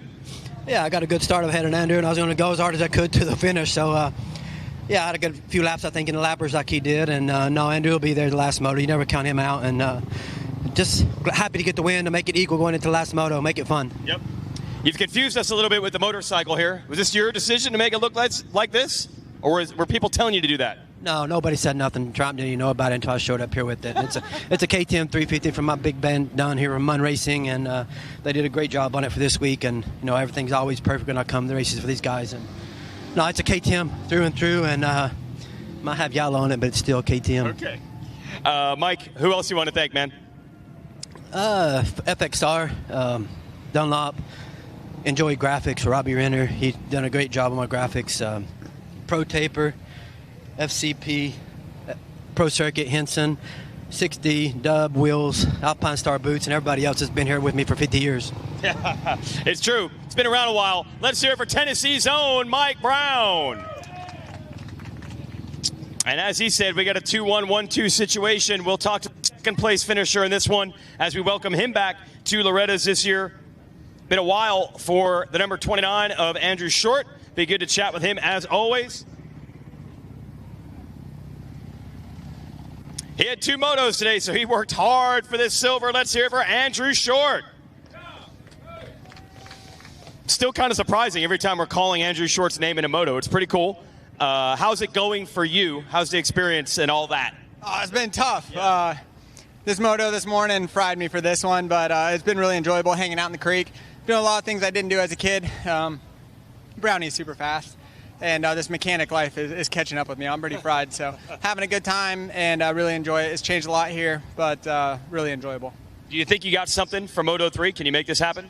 I got to charge the batteries. I'm pretty flat right now. I got up to Mike there, and then I didn't have anything, and I know the situation, so give it my best in the next one. All right. Shorty, who do you want to thank, man?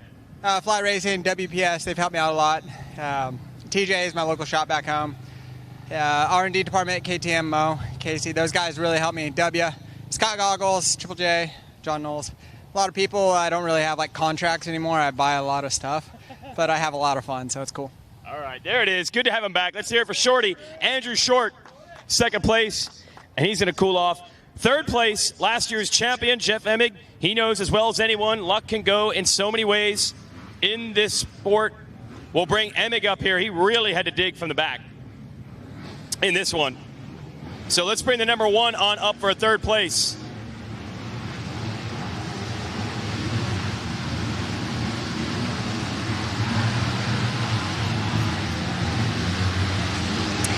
And don't go anywhere, kids. We got a Pro Sport Moto coming up right after this.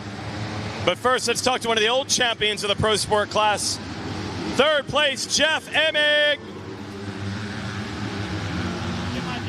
Yeah. We got time. We got a whole sight lap. You're good. And hook it up. You got a hat for him? Going third. Yeah, exactly. Go last. And then throw that on there. So how's it going, Fro? Man, it's a hot one out there. Yeah. You know I like heat, but as I get older, it's less and less. But, it was fun. Track was super gnarly. And once I got into third, BJ's telling me just to chill. And then Kelleher was coming up there on the last lap, so I had to So I had to pull it up a little bit, but I wasn't really happy with my first 2 rides this week, and that one was a little better. It's really hard to have any get up and go with the heat like this, but I'd like to thank everyone from Mun Racing, Rhino Power, We Big Gear, Rival Goggles, Slacker, Sag Tool, MX Locker. I left somebody out, but we are having a big giveaway. I'm having a big ultimate giveaway through MX Locker. So make sure you go to the app, follow the prompts. You can win some goggles. There's 7 prizes, or even the ultimate prize, which is all 7 in 1. So 8 total prizes. Check it out at MX Locker. Okay, MX Locker. There's Jeff Emick, 3rd place, everybody. Yes. Today, Fro wears white gear when it's hot. It's all changed, buddy. Slipping, yeah, it's all changed when you're in 40 plus. All right, we're sending it back up to the tower and get ready for Pro Sport, everybody. All right, here we go. We've got the 250 Pro Sport class here, and I'll give you your top 10. I'll give you your top 10. You get the top 5, Wes. Finishing in the number 10 spot. Let me hunt you down here. 18 years of age, out of Riverton, Utah, aboard the Honda, Jace Allred on the 73. Finishing up in the 9th spot, the number 75 of Jeremy Papani out of Scottsdale, Arizona, 17 years of age. 8th place finisher, 18-year-old KTM rider out of Peoria, Arizona, 77 of Casey Bernard. 7th place finisher, Honda rider, 18 years old out of Harold, California, the number 3 of Parker Ross. 6th place finisher, let me find you on my list here, Yamaha rider, 20 years of age out of Stokesdale, North Carolina, Trevin Nelson on the number 12 machine. He finishes 5th. He hails from Villa, California, the 21 of Enzo Timmerman. Finishing 4th, all the way from Chattanooga, Tennessee, the 33 youngster, 16-year-old of Drew Adams. From Oak Hill, California, sends us the 32 ride of Liam Olaf. Finishing 2nd. From New London, Minnesota, the long, he's very long, on a Rock River Yamaha Power Sports ride, the 36 on an NSA Yamaha, Avery Long. And your moto winner, he hails from the Waikiki of New Zealand, the 16-year-old aboard a Star Racing Yamaha, the 17 ride of Cole Davies. Kevin Kelly? Man, I want to see Drew Adams and Cole Davies. I want to see them get off 1T, throw in Avery Long in there. Let's get the boys out there and let's just slug this thing out. Right off the gate. Not a bad start, not a good start. I want them both right there, 1-2, going in that first turn. Survival of the fittest, best man wins. The dust will settle. We're going to solve up a little bit here. There's Dan Truman watching his guy here, Cole Davies. No, Dan Truman, excuse me. He's watching Drew Adams, my apologies. There's the 33. There's Timmerman. Timmerman lined up over there. There are a couple of doors over from the doghouse. That's where Adams and Timmerman, a couple of Cowie teammates. There is Michael Fortner right there. Mike Fortner right there. Oh, it is. Big shout out. He brings a lot of knowledge and mechanical skill down there. He's got him a couple titles down here. Yeah, you think so? Oh, look how the camera almost got you there. Locking in those whole shot devices, packing in that gate. That was John Tomac. Wow, love to see this picture right here. This one here is shaping up to be a dandy. Look at those lines moving around it first. But you got to put your mic somewhere near your mouth. There, look at that hat. There we go. Welcome back. Welcome back. All right. Thanks for coming out. Yeah, that's a great overhead shot. You kind of see how this start works. Yep. Same basic spot here for 42 some odd years. Looks good there. Nice aerial shot. There's the billboards just to their right. The podium is to your left, all decked out with monster canopies in the impound or AMA. Right up. Gate is down. Who's it going to be? From the inside, no Kawasaki rider. Ready. There's a Kawasaki rider for a moment there. Jace Allred on the 73. Wow. They are rifling down there. I believe Davies is about 4th maybe or 2nd. There's a trio of Yamahas there for it sure. Is right there. Avery Long's in there. Where is Davies? Davies buried back in 10th on that start. There's Drew Adams about in the number 7 spot. Hey, boys got to go to work. Hey, look at that. Adams and Cole Davies are side by side in the 10 Commandments. Davies on the inside. There's Adams on the outside. Adams now making a slick move around the outside. he's got to pay the total rock and roll. He's got to get around these guys. There's Avery Long, Aldred, Handham Hudson, Liam Olaf, Parker Ross, Avery Long, Drew Adams, Massangelo out there. Here they go. Watch them now as they head into Storyland. Yeah, I think that is the 32 and 88 of Hamden Hudson and Olaf getting around. Maybe Jace Allred trying to fight them off. Man, Yamaha's everywhere. Here they come. Storyland comes alive as they hit the exit sign, jump over the tunnel now. They're going to head to you. Kevin Windham, you're looking out the window there as they head down that long, sandy stretch. Yamaha rider, your leader, Drew Adams, there on the outside. You can catch him just in your shot there. Cole Davies trying to come right along with him.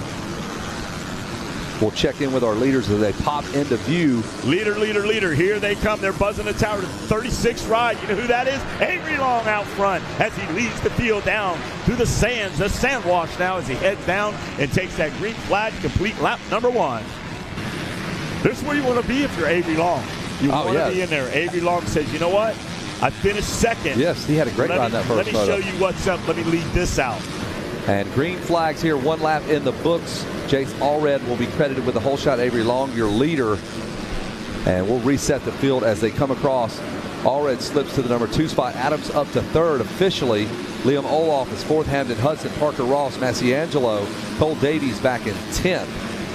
So they were side by side through the 10 Commandments. Something must have happened on that lap. Cole Davies got some work to do back in 10th. So we have not seen those kids get elbow to elbow in a race yet. Hey, right now the swing is going to Avery Long. Hayes Edwards, wait a minute. Nah, it's going to be Avery Long out there. We'll take Avery Long out there. Jace Aldred, Adams, Olaf Hudson. Adams in Ross. second now. Yep, Adams now starting to rifle around. There he goes. He gets around Jace Aldred, and now Adams in tow. There's Avery Long as he heads into the Storyland. He triples up, and there he goes, out of sight. And you remember yesterday in this moto, Kevin Windham was like, he just passed 3 guys on that last lap, and if he wins this moto, he put himself in a great spot by doing that work late in that moto yesterday, Kevin. Well, there you have it. You can see if Davies doesn't have any good luck out there and able to come through the field, it's going to swing toward Drew Adams. But Avery Long with a 2-1. That's good. That 4th could hurt him because all that Avery Long's got to do is go a 2 and a 1 and a 1, and how are you going to beat that? Not with that 4. Not with that 4. No. You are right. In the dead center of the racetrack, we'll pick up our leader looking over his shoulder. Avery Long trying to stretch this out. Keep it moving forward. Drew Adams is on the hunt right now. He's got nothing but racetrack in front of him. Nobody back there behind him. There's Parker Ross. There's the 32 of Olaf coming through as well. Drew Adams just went to work on that opening lap. Hey, Kevin. Not the best start. We'll talk about that. The racing in Canada has definitely prepared him mindset for being out here. Definitely had to help him. Oh, for sure. I mean, his mind is not at all the problem. He drew a bad chip, came back at you when you had a chance to talk to him about how confident he was that what had happened in Moto 1 wasn't going to happen again. And not the best start. Not a terrible start, not the best start, but the dude just went to work. Well, here it is right there. Avery Long checks in again. He's at a 1.54. Both of those riders. It's going to be hard for Adams to make roundup unless there's a mistake by either the rider. But Long, Adams, Aldred out there, Olaf. Look who's dropped at 15th. Cole Davies is falling down the charts here. Wow. But he checks in at 15th, so he's having a hard time breaking it at 1 and that 15th. If you don't get in the top 10, that could. Yeah, he lost 5 spots that lap. He was 10th, and now he is 15th. There's Parker Ross on the 3. He gets around Jace Allred. So Parker Ross trying to get in the show here. Here we go. Colin Allen in 11. Adian Dickens 12. Enzo Timmerman, we look for him. He finished up there early on. He is back in 13th. Wyatt Creighton 14th. Cole Davies 15th. Kawasaki rider is down, and I believe that was Adams. I just saw him picking up the bike, so Drew Adams has gone down. And there he is. So that's going to make things very easy now for Avery Long, who has really got a very comfortable lead. And you're right, he's got a 2 and now a very comfortable 1. With Adams and Davies now having their problems. I don't know if Avery Long is that safe right there. There he is out front along the sand road, but he's got those. I would normally say you're right, but the 2 guys that could catch him, Adams and Cole Davies, nowhere to be found. Yeah, he still has to be smart because you got Aldred, Olaf, and Ross back there. They're 4 seconds a lap slower than him, too. Right, and if you make a mistake and tip it over, they're going to be on you. They're going to be on you. For sure. So there's Adams coming through just behind the 77 of Casey Bernard. He's got the number 12 just behind him of Trevin Nelson. So he picked up right in the middle of a battle and some fast guys. So Adams slips from second all the way back to about 7th. Let's see how far Adams can get up on there. Now you see Davies checked in at 15th.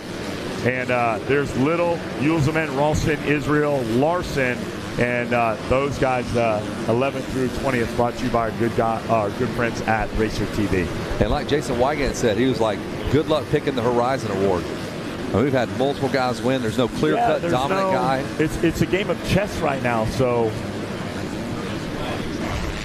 Davies has had a bad moto in the Open Pro Sport. He's having a rough one here. Drew Adams started off rough yesterday. Yellow flags are out in the 10 Commandments. Avery Long's down now, guys. Oh, our leader goes down.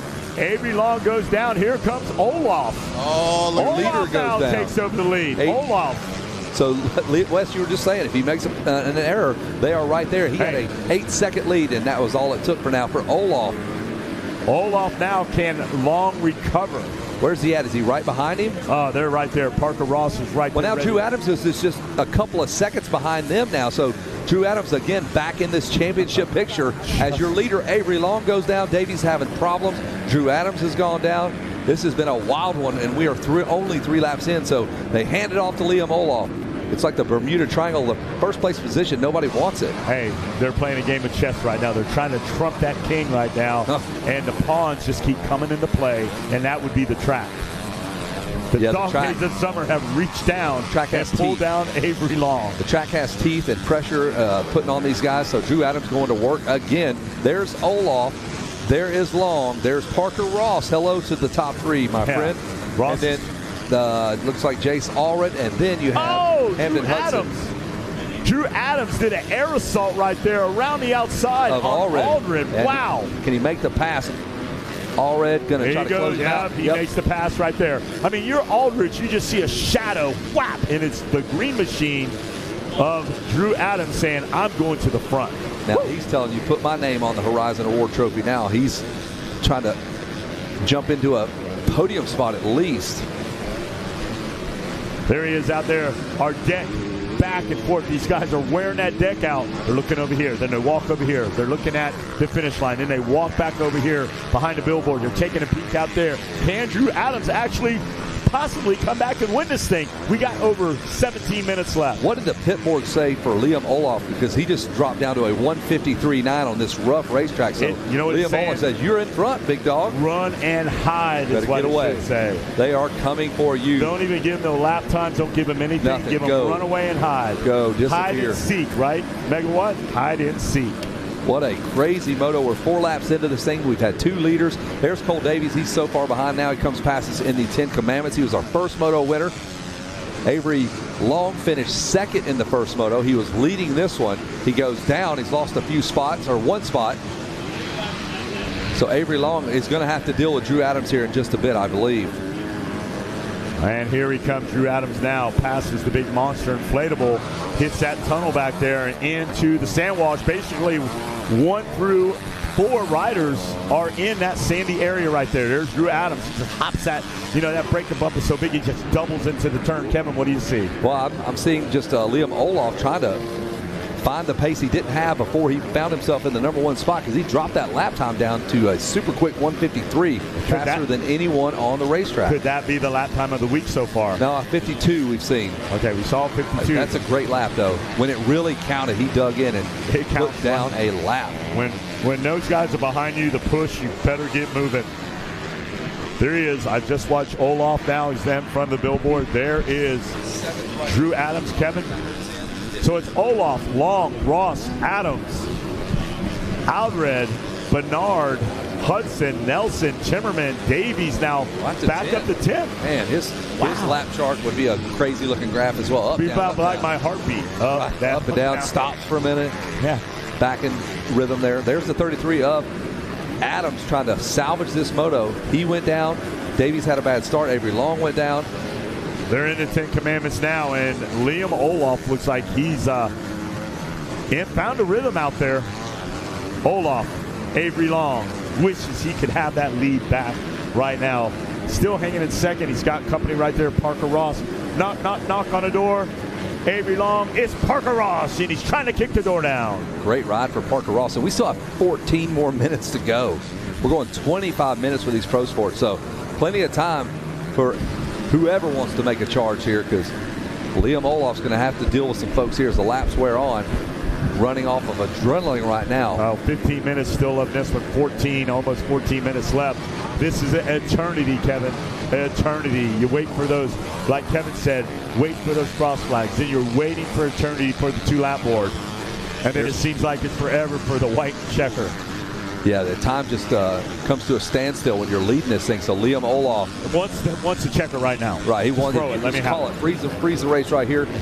Unfortunately, we got 14 more laps to go here. Well, that's fortunate for us because I love it. Parker Ross, there's your top 3 in the shot. Liam Olaf, they have caught him here.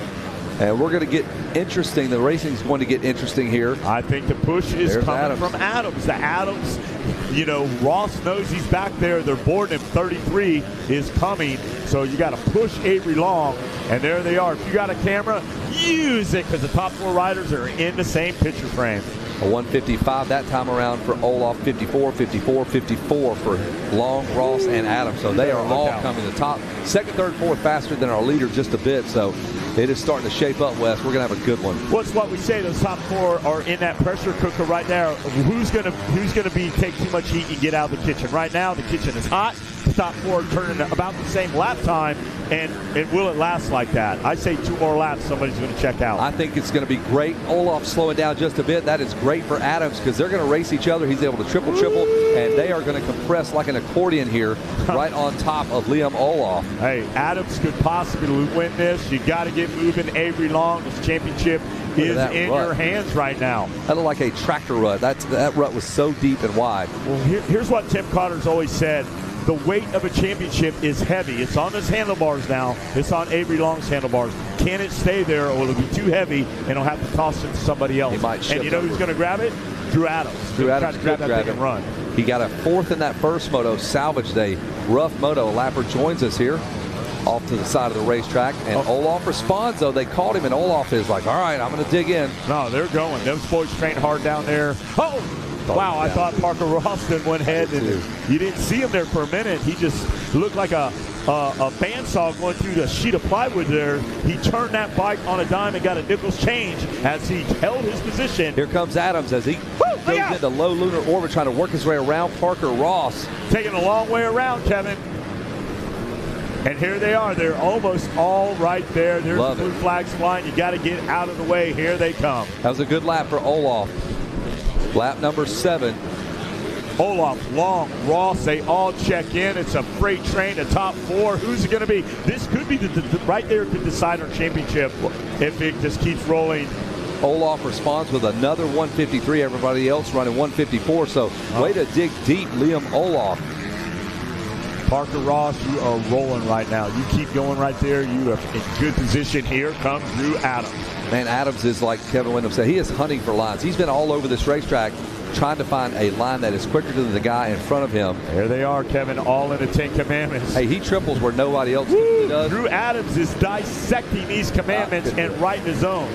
Thou shalt not bobble because I will get you in these 10 commandments. There they are. 1, 2, 3, 4 riders as they are. They nose to tail as they head into Storyland. Parker Ross trying to draw up alongside of Avery Long as we're about 11 minutes to go in this moto.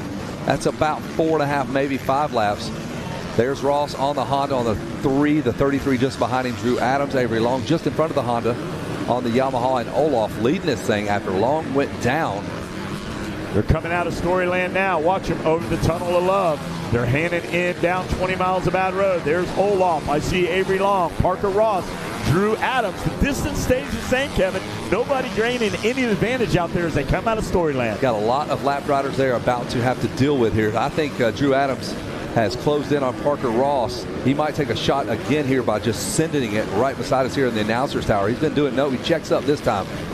Nah, they're not jumping all the way out. Here they go. They all go to that inside line. Look at Drew Adams using those braking bumps as doubles as he drops to the inside. Here they come. They all check in. They salute the captain as they log another lap. 7 in, Kevin. We're going to be up to 8 here in just a minute. They're going to flip it. Another 153 last time around for Olaf. There he is, 8 laps in. Avery Long with a 153. Woo! So let's see yo-yo here. Come on, Adams. Young has caught him. He picked up 2 seconds on Olaf around the mechanics area. A couple of Yamaha teammates. Look how they flags cross around. those runs. Avery Long is ready to pounce right now.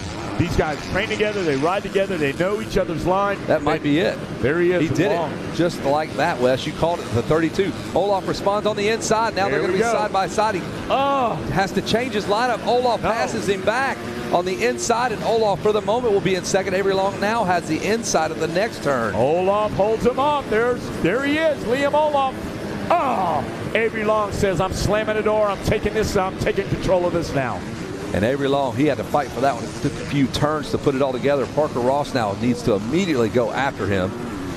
Kevin Windham, man, I know you've seen a lot here. What are you checking out? I'm just taking it all in, guys. This is a very complex moto. I mean, 2 of the top 4 have had a fall. Okay, it's approaching 6 o'clock. It's been hot all day. Some of these guys have, just... By the way, Olaf just passed him back, by the way. Oh, got him back. Olaf now fires back. He answers to the call, and Olaf now in the sand section using some of these lappers here. The back mark now Long goes outside. To the inside goes Liam Olaf. They both pull the trigger. Woo! Bada boom, bada bing. Side by side. Now it's Long again around the twisties. Liam fires back. Kevin Kelly, they're buzzing the tower. And Liam got him back. They were in first and second, back and forth multiple times there in that straightaway. Unbelievable pro moto here, folks. 8 minutes to go. Whoa. Lap riders everywhere. Olaf has control again. And they're using the back markers as like body blocks and stuff like that. And then Parker Ross and Drew Adams frantically trying to capitalize on all this. It is a sea of humanity in your top 4. Oh, here comes Drew Adams. He got him. To the inside of Ross. He made the pass. Lap rider, he just threads the needle, and Drew Adams Parker is Ross. third. I can't take it. I can't say it fast enough what I see out there. Parker Ross now on the inside. He gets Adams for a moment, but Adams is able to close him off. I don't think Parker Ross is done yet. Here comes Olaf down the first turn, and he's heading down the long short chute. This is where Avery Long now's got to put it together. Fender flipping in the air. It's Olaf. It's Avery Long as they head into the 10 Commandments. He's taking Olaf's line this time around. He goes inside. They're going to come out side by side, and I think Avery will be able to pull the pass back off. He's got inside. Not yet, Kevin. Here comes Liam. Olaf's got this line. Now you're not going to close the door on me. I'm taking control. Nobody has control of this. Drew Adams. It's out of control. It is so good right now. Wow, Danny Lewis and Ed Torrance and Donnie Lewis are going, what is going on with my guys? Kevin Windham. It's not like Drew's been out of this thing ever, but the way Olaf and Long first and second go down. And then Adams and Parker Ross, they go into each other. And Parker Ross now will slug it out with Drew Adams. Of course that's what happens. No, we were just set that up. Now Donnie Luce is laying on the ground, and they are pumping his chest. He's like, what has happened? Oh, they are dancing in the streets now, Chattanooga, Tennessee, as Drew Adams sees 2 Yamaha riders fall over, and a gift. He has gifted that lead. Might be one of my favorite motos of all time. It's approaching that. This has been unbelievable.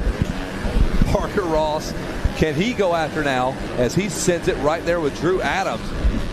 I mean, I don't know how you write, how many pages are in this book here. Here's a look. I thought we had a look at a replay, perhaps. There it is. What in the world? It was set up. We just brought it up. Those 3, Olaf, Avery Long. They were both crashing at the same time. Avery was falling before he got to Olaf, who was already falling. Unbelievable. Well, I tell you what, if anybody wants any great footage, you go back to the NSA truck and you just see how somber it is. So again, we go back to yesterday with that 4th place, 3 passes in the last lap that Drew Adams was able to put together, and never say die attitude, and he finds himself in the lead. Unbelievable. Ryan Holiday right now is going, what? Wait, is this real? Was this some kind of camera trick? He might be saying that, but he also might be looking at Ross, who got a good drive through the 10 Commandments here. Parker Ross coming back after Drew Adams. Woo! Katie better bar the doors down on this one. It's far from over. Jason Wygant. Yep. Yeah, I can't believe it. One of the best motos I've ever seen. I'll say that. Oh, Ross. What are you doing? Bicycle and pedaling, trying to get out of that run. Stays Stays on. Give me more. on the Stasic, on the Strider bike right there. I'm not counting Parker Ross out. I love all these guys out there, all 40 of them, but I'm telling you, I'm excited to see this thing. I think it's going to change again. K-Dub, have you ever seen the double crash like we saw with the two Yamaha riders? No, not the double crash, and Avery already having a crash before that. Drew Adams had a crash. This is the most insane moto I've ever experienced on the Red Bull. All right, he's saying it too, man. We're Kevin Windham agreeing up here. So there is Drew Adams. Is Ross done? Does he have another attack in him after that? No, Drew Adams just has to ride. Drew Adams just got to be cool, calm, and collected and put that nail in the coffin. He's right there. He's right where he needs to be with a 4-1. It's never over, though. He was cool, calm, collected at the beginning of this moto. over. And he already fell once on his own. Parker Ross, long back in third. Olaf, those guys still get up, and they're still in the top 5. Oh, Drew is so happy. He just checks out the 2-lap board. He is so excited to see that. Oh, that's like a little slice of heaven. Folks, if you're watching at home on Racer TV, if you're on the fence or you're listening, that was a gem. This is what Loretta Lynn's is all about. It's been happening since 1982, and it always delivers. Drew Adams almost crashed in front of the mechanics area. Parker Ross sees it. You know there's blood in the water. When you see the guy's feet come off the pegs, 2-lap board is out. Parker Ross finished 7th in the first moto. Adams finished 4th. Now they find themselves in 1-2 after the two Yamaha riders just crashed independently into each other. Wow. And Parker Ross is there. He's going to have to just pull out all the stops and make this thing. I believe Olaf got the whole shot, so you'll get to talk to him. I want to hear what both these guys have to say about that moto. That's a great interview right there. And Drew Adams, all those guys. Parker Ross, the whole shaboodle. Those are the guys right there. Where did Davies? Davies worked his way up to 6th, Kevin. Man, he has had a... Timmerman 5th, Davies 6th, Aldred 7th, Bernard 8th, Nelson 9th. Handham Hudson was up front. He stayed right in the top 10, but it's not over yet. 2-lap board should be coming out. It's out right now. It's out now, Kevin. So the white flag comes out this time around. The SLR Honda ride of Parker Ross trying to make some last lap memories here at Loretta Lynn's as the white flag prepares to come out. The 33. Man, he could write a 200-page book about this moto with Drew Adams. All the action we have seen. They go around the big tree there coming down Broadway right in front of us. Dead center of the racetrack. Drew Adams, the white flag is coming out, my man. Hey, hats off to Drew Adams. Hats off to all these guys out there. Parker Ross, you hung in there. You came into the practice. You were a part of it. Capani looks good. Dickens, Stice, Caudell. Colin Allen up in the top 15. Uselman, Creighton, and white flag out. Kevin, this one here is one to remember. One for the ages right here for sure. And if it impacts the championship like we think it will, if this young man, Drew Adams, can somehow pull out another race win, a 4-1-1 might do it. We'll see. Parker Ross with a 7-2. Avery Long's going to have a 2-3. That's 5. So Avery Long and Drew Adams will be tied after this moto if they finish like this. But you got to take it to Adams because Adams was buried. He was buried yesterday too. And he fought his way. And we were just saying, well, maybe can he get top 3? This guy went up and challenged and took over the lead. It was Avery Long's to win. It was also Olaf's to win. Cole Davies, his to win as well. He was way back. He was 6th in the 10th commandment. He came in, and I'm still trying to get that $20 bet. Hey, could have made a $20 bet on this one. I don't know. I don't think I knew who to pick. After seeing this, I'm done. No, I have no idea. I'm done picking guys to win. Because you don't know who it's going to be till that checker. And the Chattanooga, Tennessee, they're not that far. They're loading up buses right now. Bring them down. They're at the Walmart. You park here. We're going to bus you up to Loretta Lynn's. Manually cutting up paper for the ticker tape parade. It's going to take them all night, but it's going to be worth it if this kid can pull off the win. Drew Adams has about a half a lap to go. He'll go into that third moto tied up. If he frees the field with Avery Long, they're going to both have 5 points. There he is. Adams now alongside the road. 20 miles bad road right there. So it's not over for Avery Long. He can feel good to know that he led this thing 2 different times after crashing. So unbelievable. Oh, they're going to go over that bike like a fine-tooth comb and get ready looking for damage. Hey! So we're waiting for that checker flag to come out here in just a moment, and we're going to take this one down one more time around the big sand wash here for Drew Adams. If he can just keep this thing upright, he's got one more turn to go. He'll set it into the left-hander. Chattanooga, Tennessee, you got yourself a moto winner. His name is Drew Adams. He fought for that one, folks. All right, it's going to be Drew Adams, Parker Ross, Avery Long coming in 8. Adams looks back there. He sees Avery Long. So it's Long, Olaf, Timmerman, Aldred, Bernard, Nelson, Davies, Hudson, We're going to let them settle the podium right now. We're going to talk to Sean Smith up here from AMA Kicker Arena Cross. Sean, you were at home a couple days ago. You're listening on the radio, and now you're here. Give us a good word. Oh, good words, sir. I'm here to see you, man. We're in the middle of doing some planning for this upcoming Arena Cross season, and had a few things we need to stop down and talk to some people here, so we're glad to be here. Glad you're here now. Big plans. This is going to be season 3 for you as operation manager out there. And first 2 years, you had some growing pains, but now it seems like season 3 and this AMA Kicker Arena Cross is really going to be a good one. It is, and it's the Amateur National Championship for Arena Cross, and we're going back to Guthrie this year. So it was a huge event last year. We're going to go back there and do it again this year, the end of January. It's perfect time. There's no other races going on, so I'd love to see you guys out there racing with us. And if you haven't been to Guthrie and the Lazy Arena, it's a bigger footprint. They could almost put a full-size Supercross track right in there, so it's a perfect place for an Amateur National Championship. And there's only 2. There's one here that they give away, and they're giving one away in Guthrie, Oklahoma. We're not giving it away. You got to come earn it. No, you got to earn it, but it's up for grabs.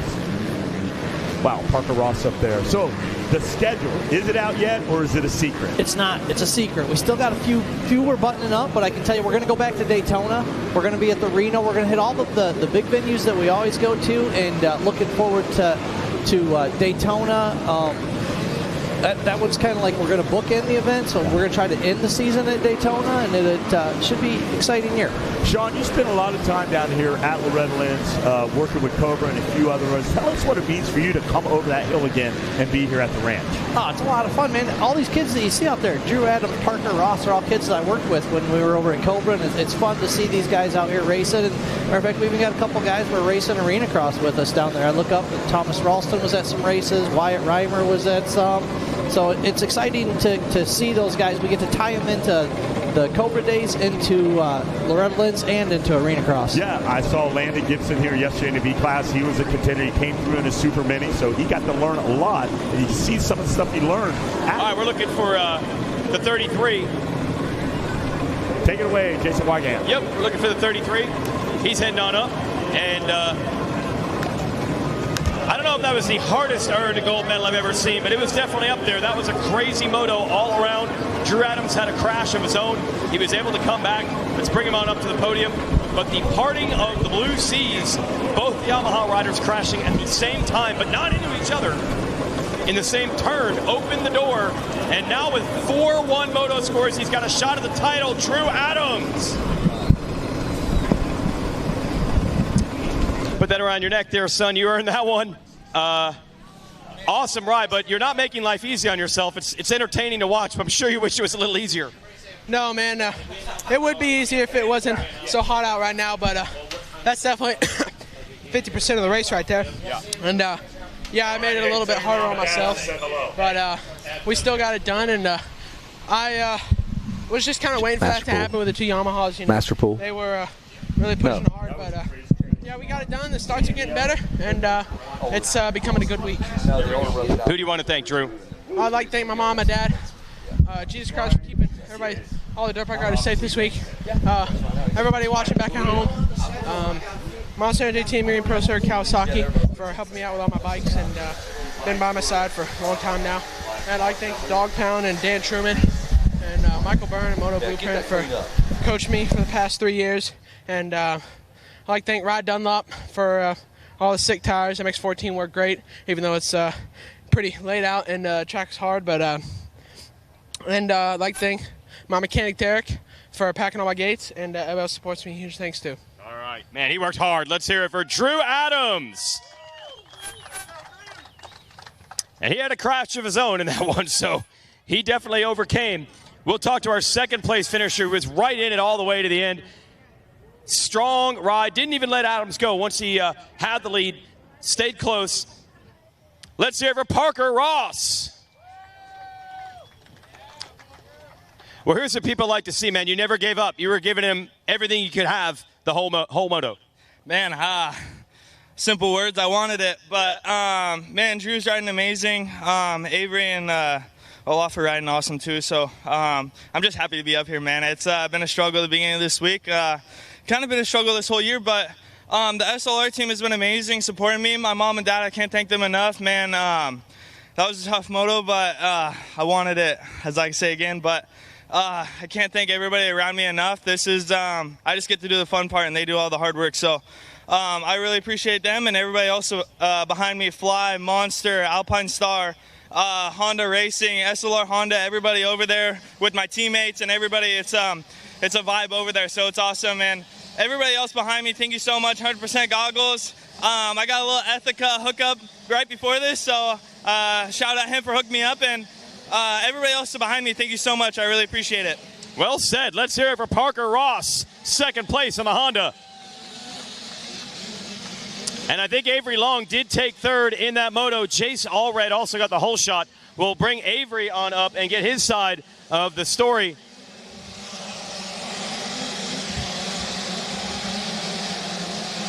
It was an unbelievable battle for the lead between the two NSA Yamaha teammates. They pass each other 4 or 5 times. They both go down. He recovers for third.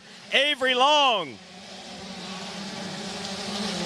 Dude, to me it looked like you both crashed at the same time, but it wasn't you knocking into each other. What do you think happened back there? Yeah, I was right on Liam, and we just both came into the same line because it was a superior line, and he kind of made a bobble, and I was already committed to the line, and this kind of rubbed a little bit, and we both tipped over. It's an unfortunate. It sucks, but yeah, it is what it is. Came back to third. Definitely not happy with that ride. Had the lead, was like a ways out, and let it slip away. So gonna go back to camp and watch that back and see what I need to do better and come out swinging for the next ones. Yeah, you feel you can get one of these golds for sure, right? Oh yeah, I'm getting one for sure, if not a couple by the end of the week. There we go. Who do you want to thank, Avery? My mom and dad, the whole NSA team, Ed, Danny, Jake, my mechanic Hayden, Donnie for everything he does for me. Monster Army, Bell Helmets, 100%, Alpine Stars, Moose Racing, the McGinley Clinic, Parts Unlimited, everybody back home watching, all the boys back home watching. Yeah, just everybody in my corner. B-Haas for helping me with my gate choice. Swanee and Jeannie for all the help they do for me during the week. And yeah, just everybody in my corner, thank you so much. All right, Avery Long, third place on the NSA Yamaha. Jace Allred, if you're around, he was also in the battle most of the moto. He did get the Stasic Whole Shot Award. There he is. A couple of Hondas up front in this one. Let's hear it for Jace Allred. How'd you pull that start, man? All these guys know how to start. Yeah, well, Dr. Honda builds my bikes, and I have a lot of confidence in it, but I've been hurt a lot, so I know I don't have the fitness right now, so got to start up front to get the best result I could. Good strategy. Who do you want to thank? Oh, yeah, my mom, my dad, the whole SLR Honda team, Jan, Mark, ODI, Skechers, just everyone who supports me. Thank you. All right, let's hear it for a whole shot winner, Allred. Good job, Jace. And that's it. We got 2 motos to go. I'll send it back up.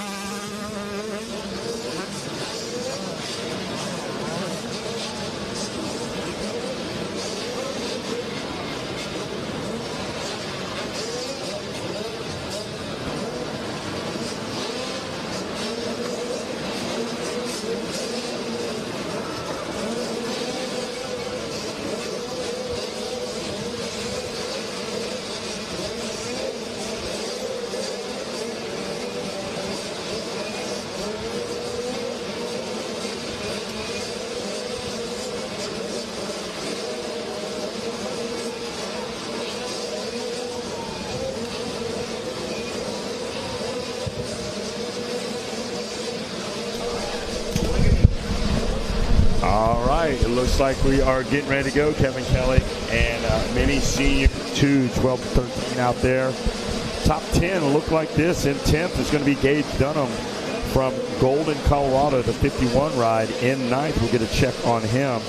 In 9th is going to be Maverick Gish from Purcell, Oklahoma on the number 97. In 8th from Mid-City, Oklahoma, the 32 of Knox Livin. Finishing up 7th, Kevin Delfino from Hammer, South Carolina on the number 2 ride. Finishing 6th is going to be Chase Monahan from Jacksonville, Florida, rider number 72. And finishing 5th is going to be Reese Seba from Wrightwood, California, 15 years old, on the number 36. Hey, Tanner Dorman with a hole shot. And speaking of Reese Seba, he's 2nd. Dane Pappas with a great start in 3rd. Michael Gerda in 4th. Chase Monahan is 5th, but things are already changing as I think the 35 of Dane Pappas might be in the lead. His first chance to lead one of these bad boys. Hey, Pappas right there in the mix. He's good. Pappas almost won one the other day. Like Mason Pappas and Dane. Yeah, couple of good little brothers there. Got to keep his dad from working on those power poles. I don't know what you were doing. You call for help. You don't work on a power pole over here by yourself. He must know his way around. No, he did not. He asked me to help him, and no. I declined. All right, I'm out on that. Yeah. Early stages here. Mini Senior 2, 13 to 15. Wes gave you your top 10 from Moto 1. This is Moto 2. Yep. And we're ready to go racing here. Just a couple more motos left on the day, and we're still reeling from that 250 Pro Sport. And you're going to see a lot of Instagram posts, Facebook posts. You're going to see all kinds of activity. That race delivered. Well, here we go. Tanner Dorman had the hole shot, and he was Moto 1 winner out there. There you go. Dorman took the win, and then finishing 2nd, we got an eye on him, is going to be Dane Pappas. So this is the one where Pappas, so this could be a change in the guard here. Finished 3rd, Brody Moss from Arizona. Finishing, he's number 23, and 4th out there was Wyatt Duff. So it is Lexington, Kentucky. Dane Pappas out front. He is consistently one of the best dressed. I love his bike setup. He was at Mammoth. The kid looked flashy all weekend, and then he looks great again. Got the all-yellow gear out front on that 35. I believe that is him on the gas. Great family out there, the Pappas family. I like to rib on the dad, but they are really a lot of fun. Really, you show up over there, open their door, and it's carte blanche. Whatever you need. I love it. Food, whatever. That's the way most motocross families are, man. They are. I'm telling you. Well, here he goes. Watch right through the mechanics area. The 35 of Pappas and Chase Moynihan. They've all slipped past Tanner Dorman, who got our hole shot, Wes. So I'll take two Pappas, 2. Well, again, the last 2 motos have presented us with ties going into the 3rd and final moto. This one is kind of shaping up like that as well, as Dorman now will have a 3-1 if we freeze the field. That'd be 4. And Pappas would have a 1-2, so he'd have a 1-point advantage. All right, Pappas, Monahan, Dorman, Sebo. Oh, third place rider Dorman. Your first moto winner goes down at the foot of the base of the 10 Commandments there. So he's got, man, the whole crew is coming past now. He's back to 10th probably. That's the same place Christian Yannick early today in that Pro Moto had the whole shot. And he went down. Able to fight his way back up to 10th. And he was 40th when he came around. I believe it. He got that bike up pretty quick. One rider feet off the pegs again through the 10 Commandments. Now blood in the water for Chase Moynihan as he's going after our first moto 2nd place finisher, Dane Pappas, who was out front. We'll give you the rundown, the top 10. Top 10 brought to you by Kawasaki Team Green. It's Pappas, Moynihan, Dorman. That's your top 3. Then you have Seba, 4th. Moss is 5th. Knox Lewin is 6th. DePino is 7th.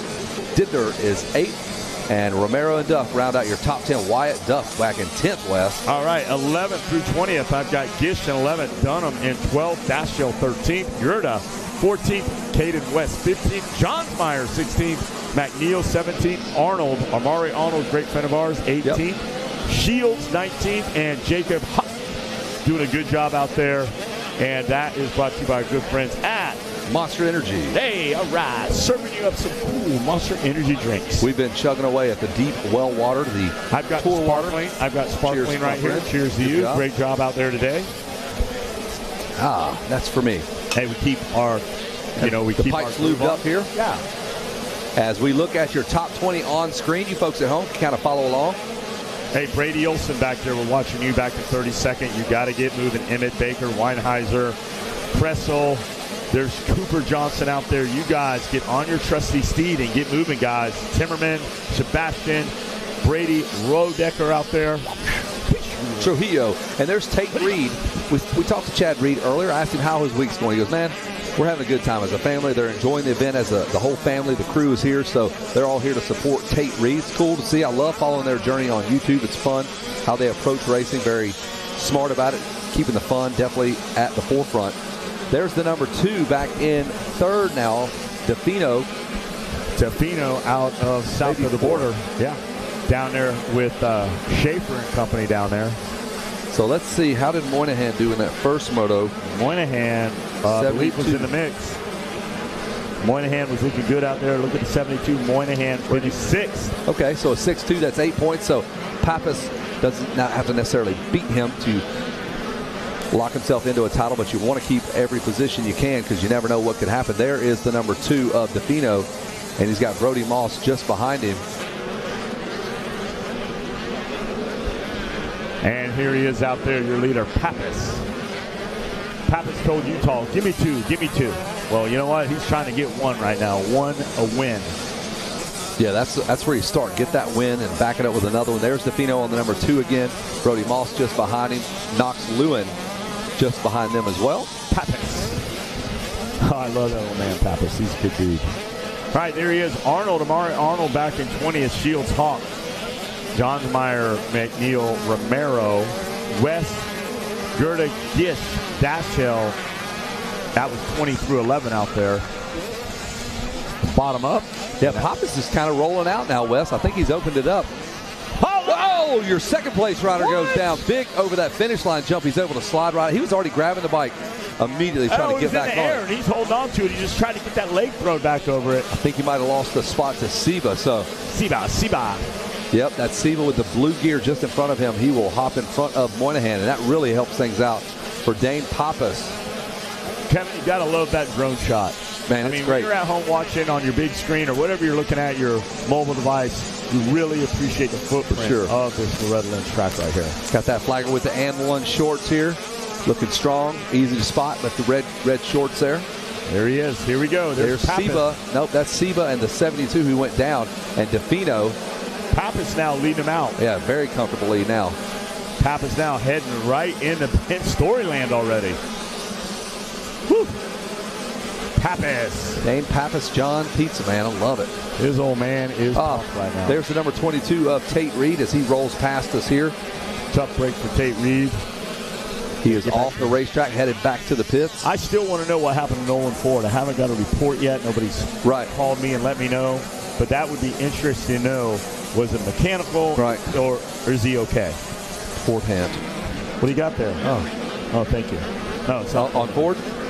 Give it to us, Weege. Yeah, she right there, buddy. This one? Yep. Yeah, now we're good.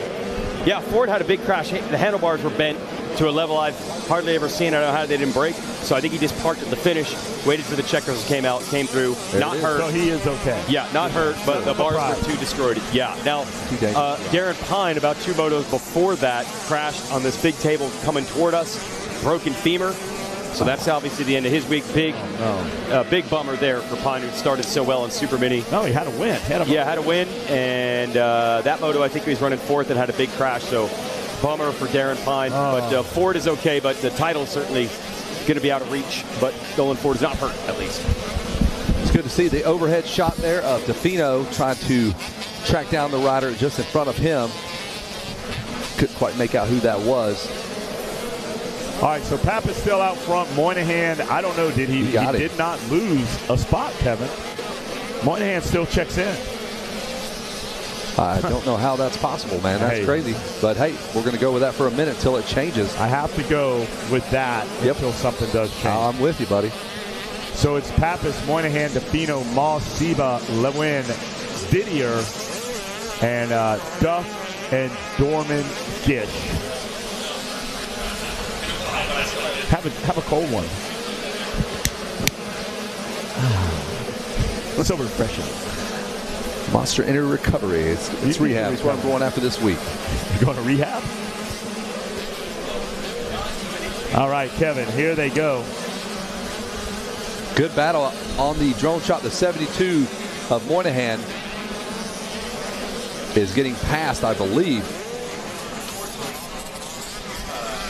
by the number 2. There's the 2 of Defino and Moynihan battling for the number 2 spot. The number 2 is on the KTM. And he's just not made the pass. They are side by side. He whips the bike almost into the 72 of Moynihan. And DeFino looks over and he sees him coming right back at him. So Moynihan now switches it up to the outside. Wheelies all the way down that sandy little beach there. Dredged all that sand right out of the Duck Creek as you make your way in here. And the 72 is just not giving up. Moynihan trying to go after DeFino.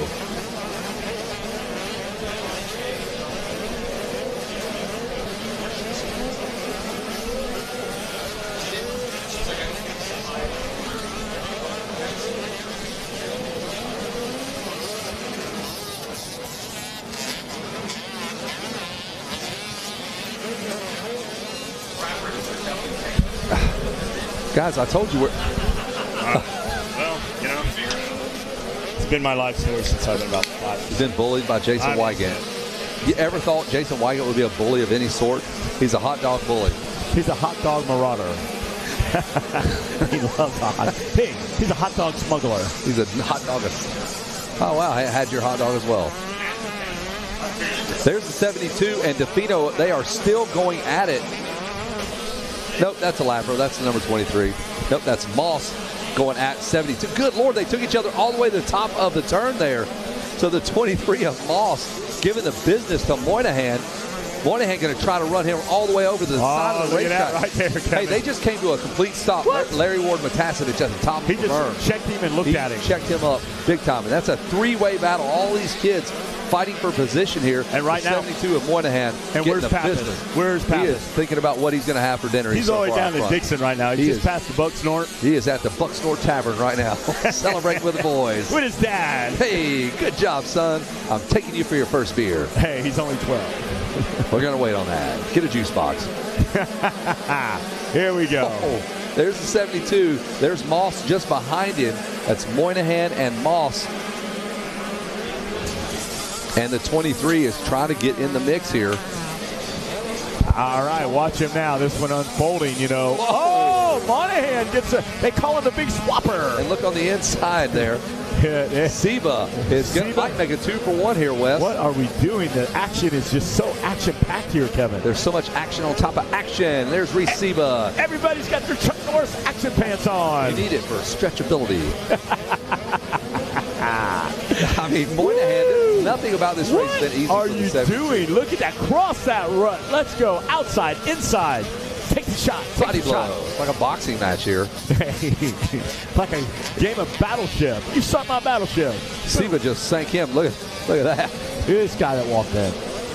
Just sunk his Battleship. Pat Grzyminski coming back for more. Proprietor of the Baja Bra coming up Labor Day weekend. We look at Pat. Coolest guy you're going to meet. Great form there for the 23 of Moss. He came through that super deep rut there, kicked that big leg up, avoided all the dirt. Moynihan in the rear view mirror. Got some dogs on the roller here. Finally, I'm getting a roller dog here. I had hot dogs for lunch. Oh, somebody ate mine. I went over to Andrea Lee. She had the big out of the bun. They were hanging out of the bun, Wes, just draping out of the bun. Ginormous dogs. I'm not going to complain somebody ate my dogs, but I did go to MTF, and I did have 2 rations, 2 full plates of ribeyes. Food. That was great. No? Okay. I ate 2 rations. Let's look at Dane Pappas out front. His fastest lap was a 2:03. DeFino in the number 2 spot. Reese Seba is 3rd. Brody Moss is 4th. Chase Moynihan 5th. Wyatt Duff is 6th. Tanner Dorman is 7th. Knox Lewin is 8th.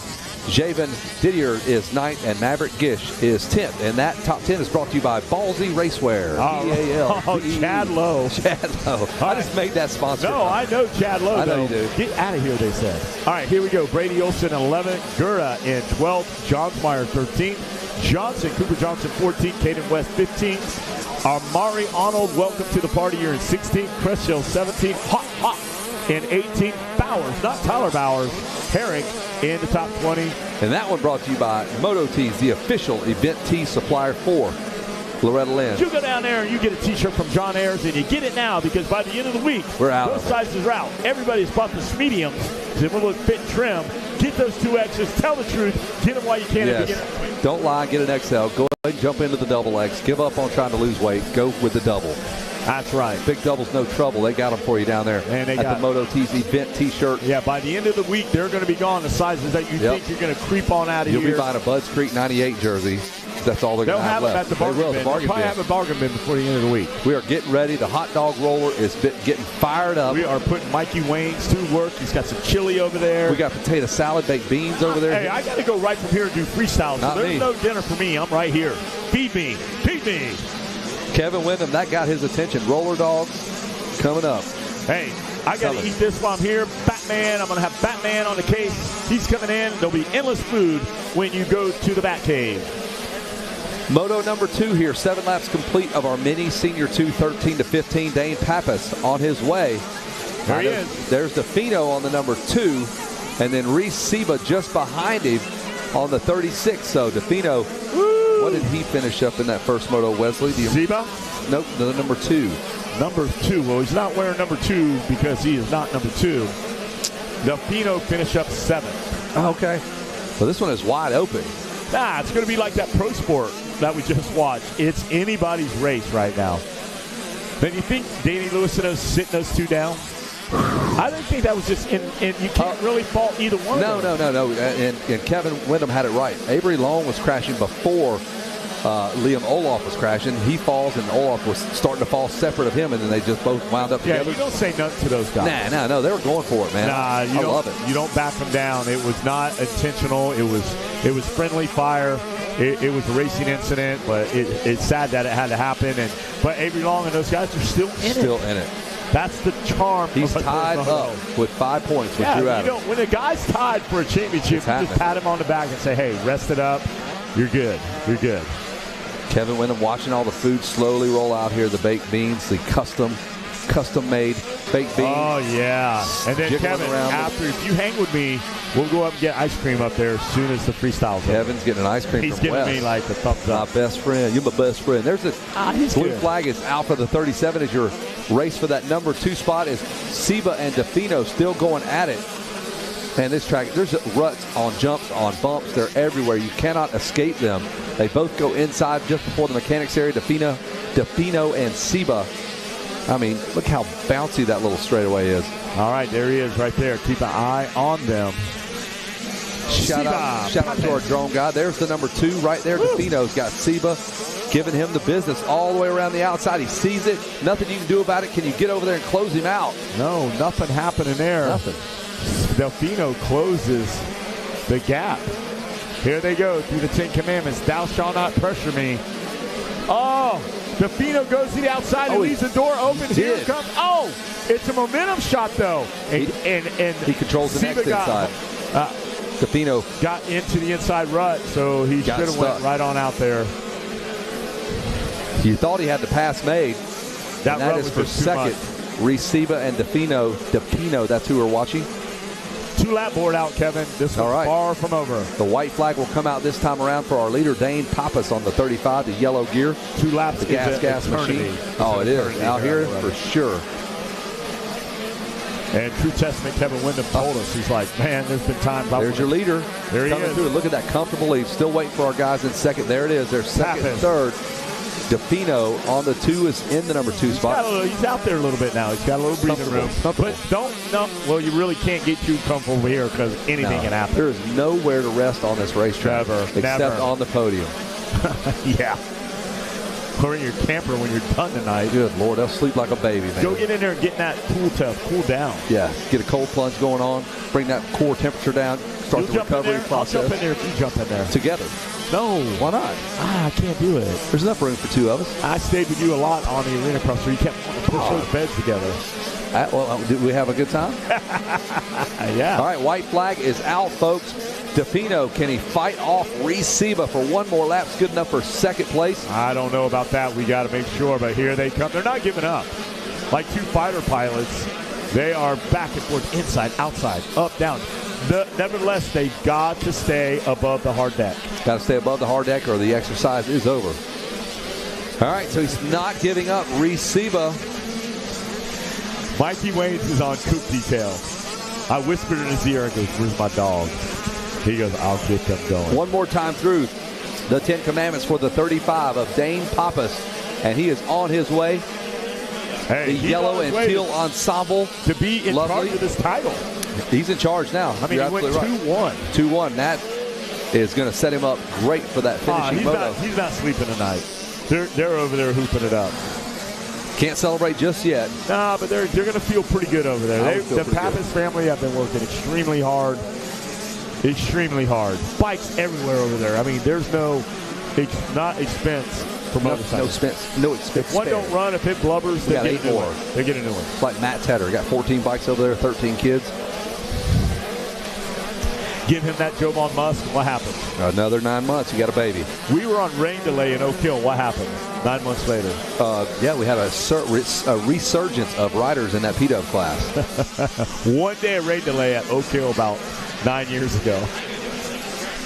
Everybody stayed in their camper. Nowhere to go, man. All right, middle part of the racetrack. Just a handful of corners remain for the 35 as we track the progress of the Moto winner, soon to be Dane Pappas, will bounce his way through that rough and tumble roller, and Pappas fought off everyone and stretched it out. And the gas rider will come home as your second Moto winner, and now the championship comes into view for Dane Pappas. What a convincing race win. Congratulations. Wow, good job, bud. Your 85, 13-15 winner here. Oh, look out. Oh, no. He almost takes out one of the camera guys. There's our second place rider, Kevin DePino. Reese Seba will finish up third. Seba. Brody Moss will be fourth. Wyatt Duff should be fifth. Old man Pastrana with no shirt on standing there. Put your clothes on, son. Tanner Dorman is sixth. What a comeback for Tanner Dorman. He won that first moto. Comes back to sixth. So he salvaged there. Knox Lewin seventh. Maverick Gish eighth. Chase Moynihan, Brady Olson round out your top 10. As we're going to call it done here from the tower. Let the boys cool off. And we'll have a little chat with our top three. That's it from the announcer's deck. We'll be right back with more.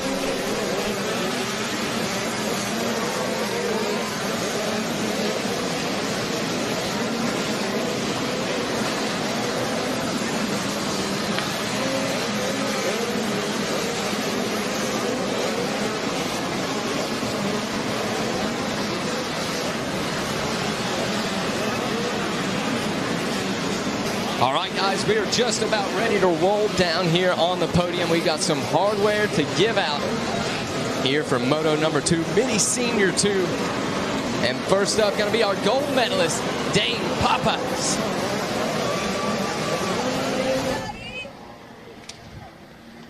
Dane, a hard-fought race there for you, man. You can see it written all over your face. Take us through it. It was good. I had second gate pick. I was about like 10 in from the inside. Ripped a 6 start. And then the first corner, I was like kind of in third. People drifted around me, and I held it around the outside, and I made the whole shot work. Other than that, somebody was on me, but I think they fell. And I just kept trying to ride my own race and be smooth as can. Congratulations on the gold medal. Who would you like to thank? My mom, my dad, Wyatt Matson, Chris Laredo, C.Mike, Rob, Parker, Liette, Mark, Jeremy, AAO, Guts, my brothers, and everybody else has got me to this day. Thank you. All right, everybody, let's hear for your gold medalist here in Moto number 2, Dane Pappas.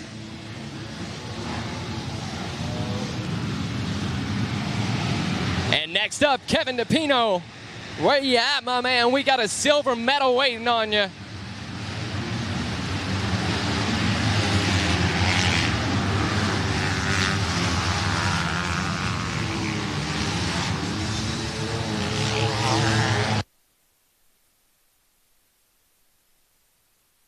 All right, now that we're off and rolling with the sight lap, Mike, and here a little bit, we need our silver medalist, Kevin DePino.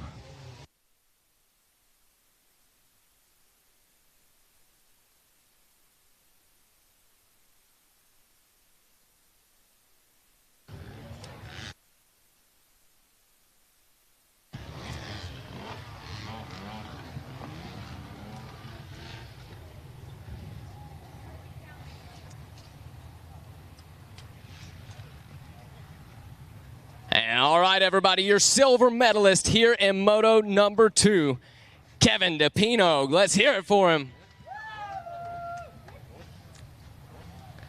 Kevin, take us through your Moto number 2.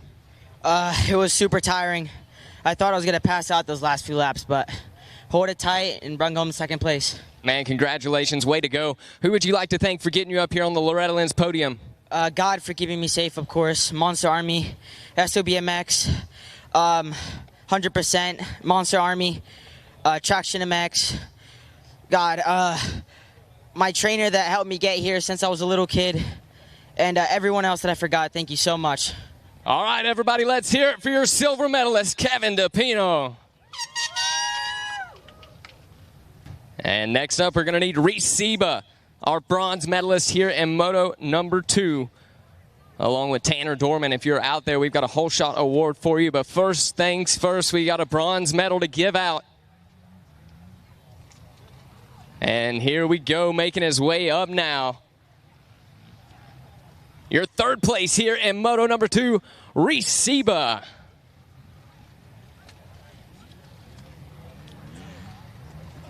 Reese, man, you look cool, calm, and collected. Take us through your moto. Yeah, it was good. I got off to a good start. They kind of pushed me out to the outside, so I kind of had to run it wide right there and cut back. But no, it was good. I tried to stay real smooth, and yeah, I crashed in the back in Storyland, kind of got off balance. But no, it's good. We'll come out swinging tomorrow. Sounds like a plan, man. Who would you like to thank for getting you up here? I want to thank RJR for an awesome start. My mom, my dad, my grandma, my grandpa's at home. Mika Metals, ET1 Filters, Rob Fox, Dunlop, Scott, Seven, Adam Dennis. This gear's sick. Alpine Star, FMF Joel, Shelton Wireless Communications, Grizzly Cafe, Golden Acorn Mercantile. Gosh, there's a lot, but just thank you to everyone else. Bell Helmets, yeah, thank you guys. All right, everybody, put your hands together for Reese Seba, your third place here in Moto number 2. And next up, we have a Stasic Whole Shot Award to give out. Tanner Dorman, man, make your way up here. Congratulations. Hold that thing up proud. Tell us how you got that start. Yeah, I had first gate pick, and I found a great gate. So I pulled a whole shot. We did a lap leading, and right before the commandments, I just tipped it over, and I just lost my momentum through the rest of the race. So we're sitting with a 1.6, and yeah, we have one more moto. So yeah. Who would you like to thank for getting you to that first turn first? My mom, my dad, family, Dreamland, Cody Renslin, Moto Clinics, Briar Power Electric, Factory Connection, Candale, Lynx Racing, Cody Dar Photography, Oakley, Aaron Kane, Pop Grandma, Parker MX, and everybody else. Thank you. All right, everybody. That is your whole shot artist, Tanner Dorman. We'll throw it back up to you guys in the booth. All right, thanks a lot, Jackie Legs, 450C. We're going to tell you who the top 10 were. I got them right here. We're going to check them out. Finishing 10th was Julian Alder, number 87. 9th place finisher was Brody Wild, number 68.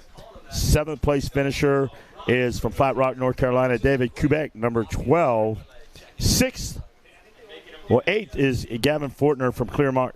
Then I've got our 6th place finisher, Ethan Smith, number 56.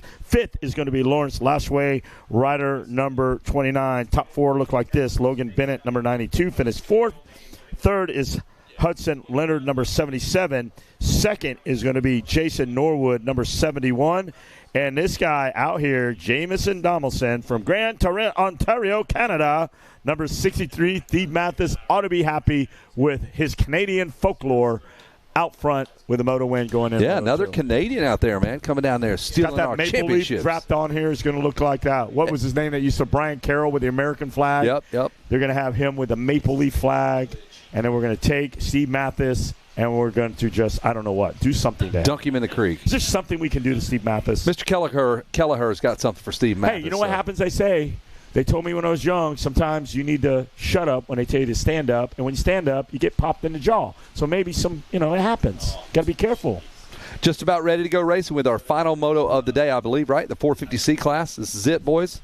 Some final moto? Okay. All right, here we go. Revs Elbows are up.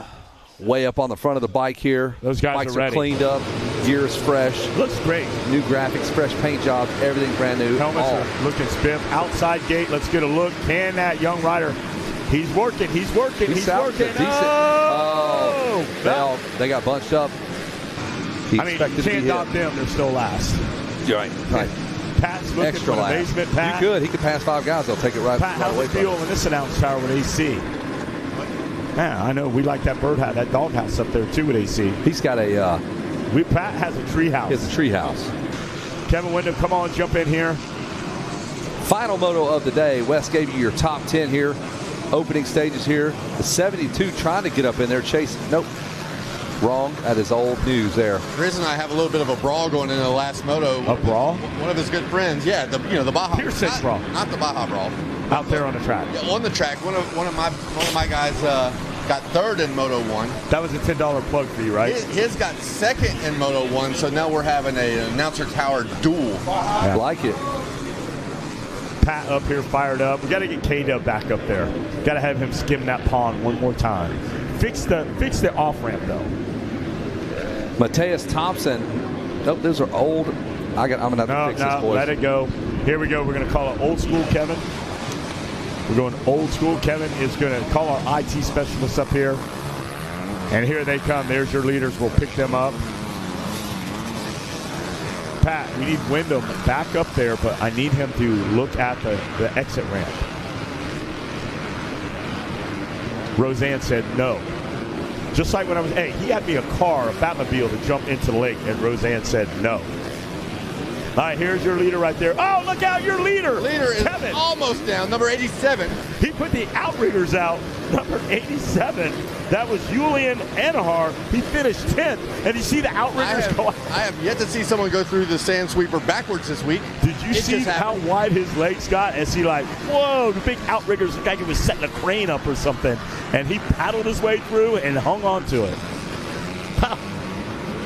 All right, I smell. Yeah, Make sure I get 2 of those. Kevin over there assisting. I need a plate. I need 2 hot dogs, baked beans, and that tater salad on a plate. And then I'm doing freestyle.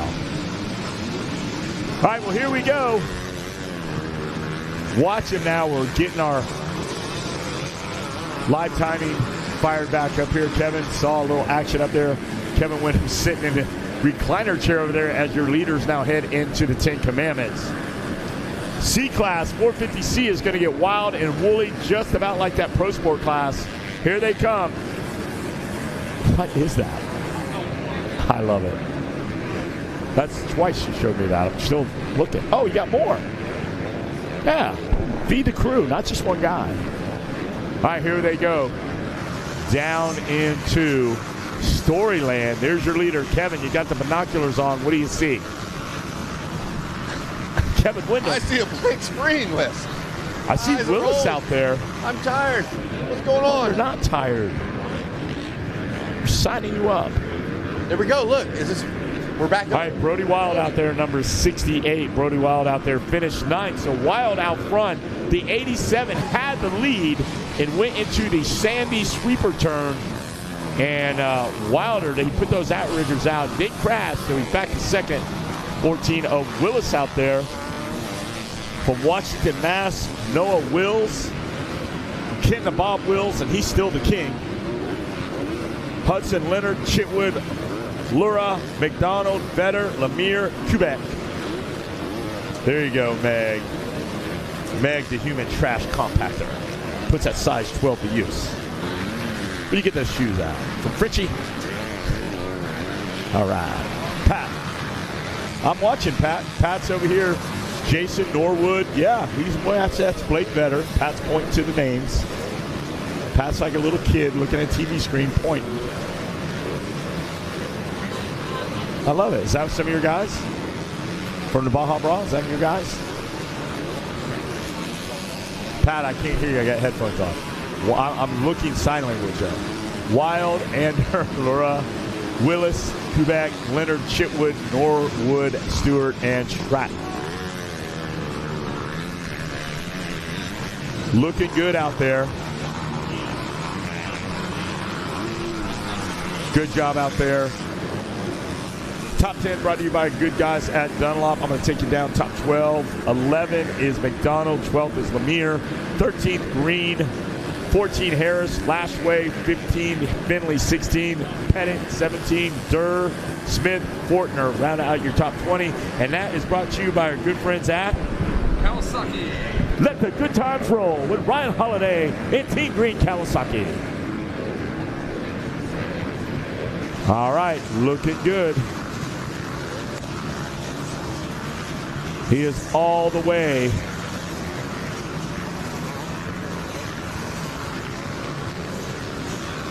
Wild is fast right now, headed to Denver on Highway 70, up 25.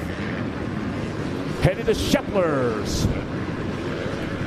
You know where it's at, Pat. You've been there. Freestyle's coming out. Be ready. All right. Lock and loaded there. Wild, Ander, Lurda. Looking good out there.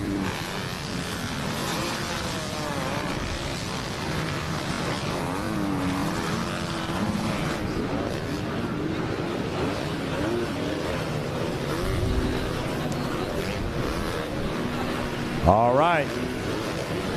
This one here shaping up to be a dandy. 4 wide.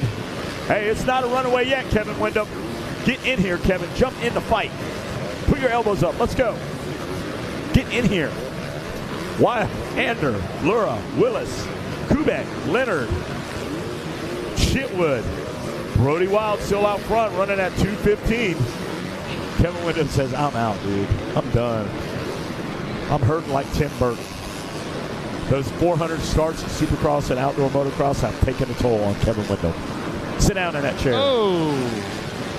That's mine. He's making that for me. You make that for me? A little misdirected squirt there by Kevin Kelly. All right, well, enough of that. Wild, Ander, Loretta, and Kubek. He's at a 2:13. Jason Norwood. Yeah, fastest guy out there right now, Pat. Jason Norwood. We'll do a check on Norwood. He is from Howell, Michigan, and he is one of your Baja Raw riders. Pat's excited about that. He is, dude. Pulling that 2:13 out on lap number 3. Everybody else running about 2:15 ahead of him. So Norwood. Pat up here cheering with the pom-poms. Absolutely, dude. Thanks, Kevin. Doing the cheer. Just about 7.5 minutes left in this one, Wes. All right, plenty of time. Yep, time continues to run down, but it's anybody's game right now. Again, 2:15 for Wild up front. Keep an eye on Harris, Durr, Green, Fortner, and Stewart back in 20th through 16. They're looking to make some kind of action-packed move up there in the top 10. Yeah, you know they are. They're locked arm to arm right now, grip to grip, and by the time they get rolling, what about Joseph? Lap number 5 here. These guys are going to start to separate themselves just a bit. Yeah, it's not going to stay like that long. We got 6 minutes, 6.5 minutes out there. Yep. So we're going to see how this one unfolds. Wild, Ander, Lahore, Quebec. Norwood in 5th. Stewart in the number 6 ride. That's going to be Willis in the 7th position. Hudson Leonard rides in 8th, 9th. That's Hunter Chitwood. 10th position. That's going to be James Stratton. Amazing how rough that sand sweeper is. Oh, it's incredible, dude. Look at that thing, dude. Absolutely. It makes 20 miles of bad road look easy. It does, absolutely.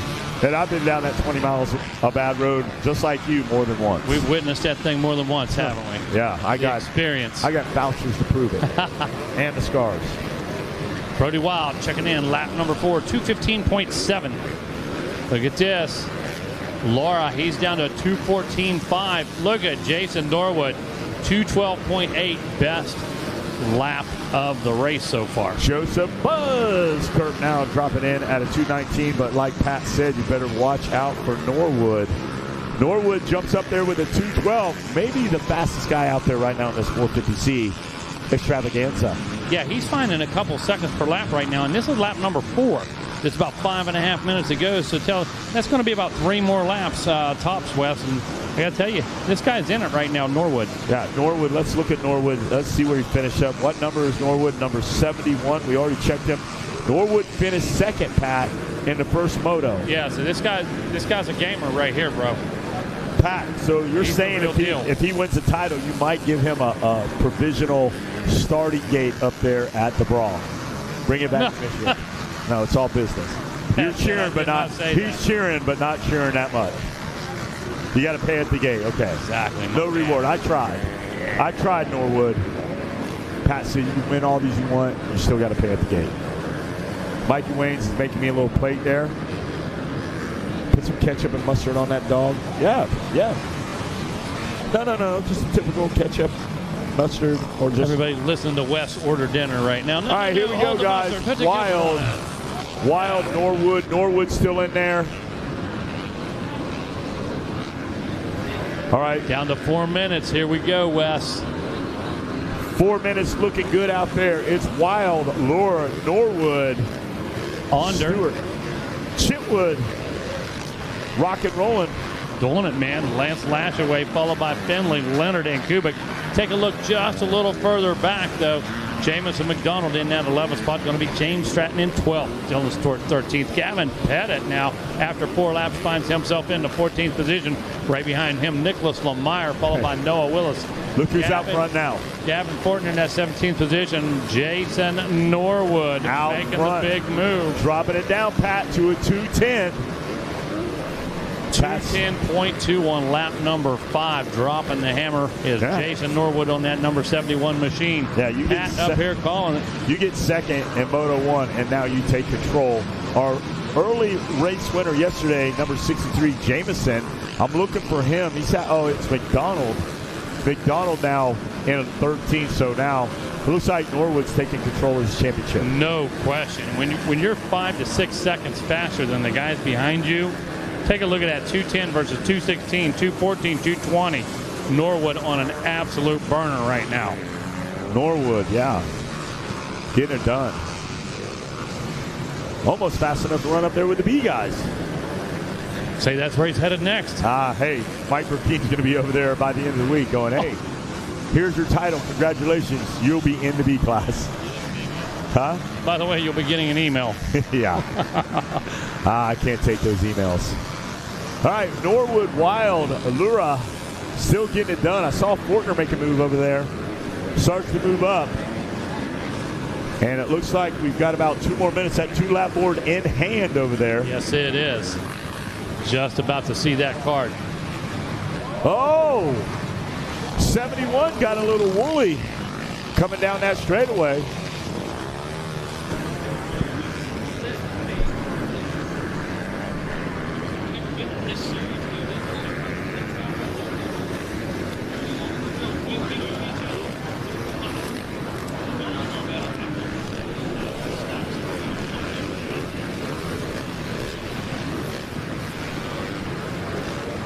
All right, Norwood, Wild. Want to thank Mikey Wayne and Megawatt. Give me a little snack there. 72. Is that 73? That's the number 73 having some issues. He was our 3rd place rider. So let's watch this one closely. Norwood checks in at the tower. He gets, white flag is out. White flag out. Wild, Lura. Hey guys, Freestyle FMX. Going to be at 7:30. Monster Energy. Twitch is in the house. It's going to be a great time down there. Twitch and the boys. Taka is in. Wanky. Norwood, Wild, Lura. White flag out. Stratton, Chitwood, McDonald. Woo!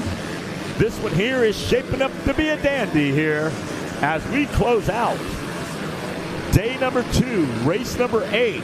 We're getting into the meat and potatoes. Tomorrow will be Thursday morning. We're going to start 7:30 a.m. QPDB Limited. We will have a Pro Sport tomorrow.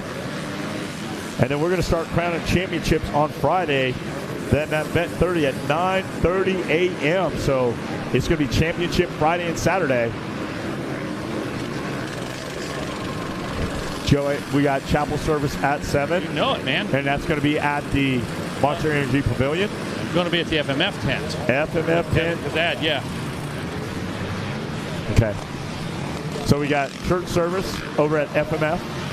at 7 in FMX. So go over there, pay your due diligence, get some prayers, get some holy water on you, twitch, and then you come over, and then we're going to send you over and do a backflip. All right, there's something we got to do with a microphone. I don't know if somebody wants to do that, and then bring that to me so I can, and then go there. They're setting up the ramp right now. Judd is in the house.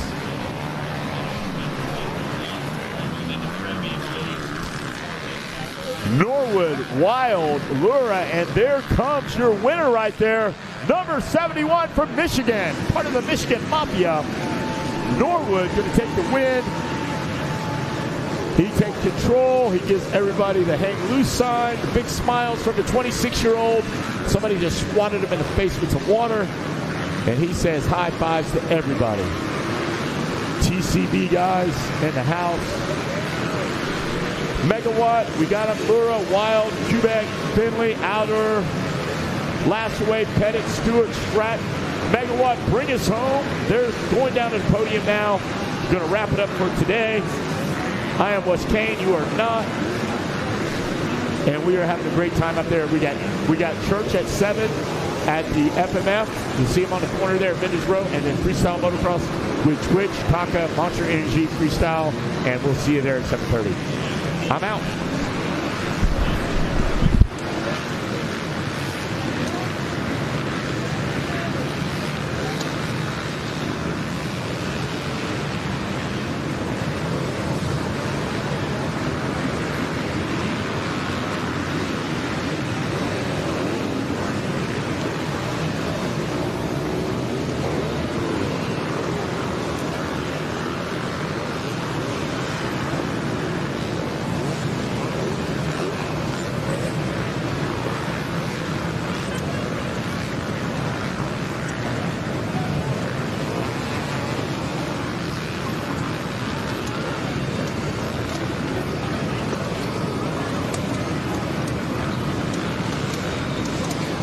Guys, so we are ready to go down here on the podium. We've handed out the gold medal here to Jason Norwood. Jason, take us through your race, man.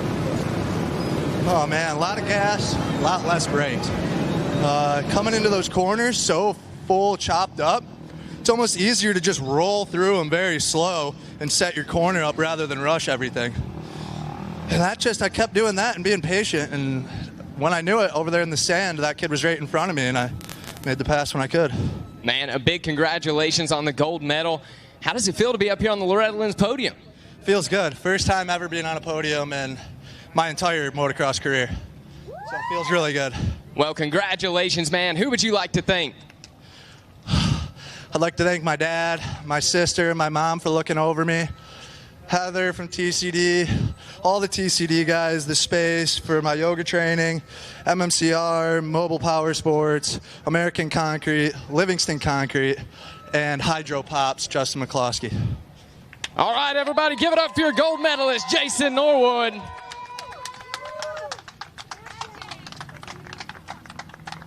And next up, we need our silver medalist, Mr. Tommy Luera. We are ready for you up here on the podium, my man.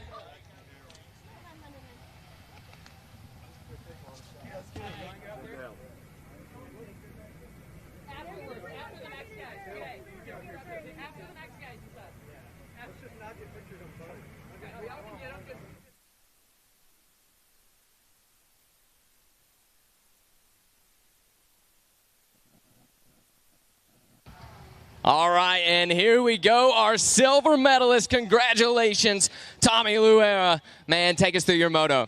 That felt so good, I didn't even know what to say. Last week I broke my ankle at Game Moto. I didn't even know if I was going to race, so that just felt so good. I have the gnarliest arm pump of my life right now, but I'm hyped.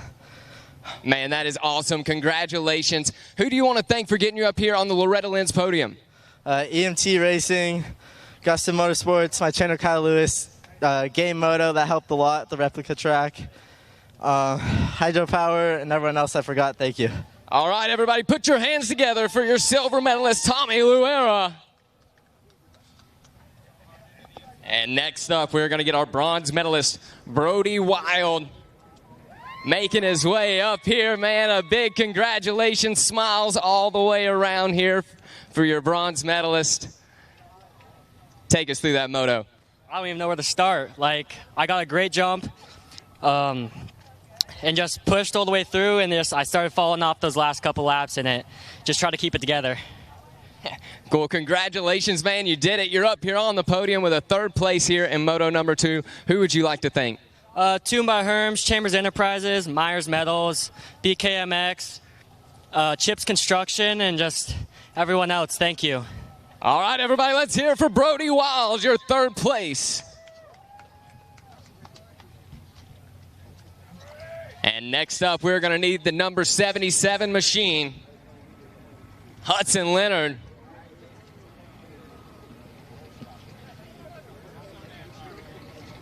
And he's making his way up here now. I see him on the way. Catching his breath after a good start, a hard-fought race. Hudson, here you go. Stasic Holshard Award. Take us through it. Got the whole shot. Then I went through some bumps and they kicked me. They kicked me pretty hard. So yeah, we're pretty off of on the setup. So the bike was kind of kicking my butt, but just didn't feel good out there. But I want to thank Ambush Boats, Jesus Christ for keeping me safe, Mom and Dad, family for coming, and 7, X Brand, and Legacy Graphics, and Farm 14, Kevin Wyndham, and Nick Ramey, Josh Smith, and Blake for helping me back home get faster, and everyone else, thank you. All right, guys, let's hear it for Hudson Leonard. All right, guys, that's going to do us down here on the podium. Take it away.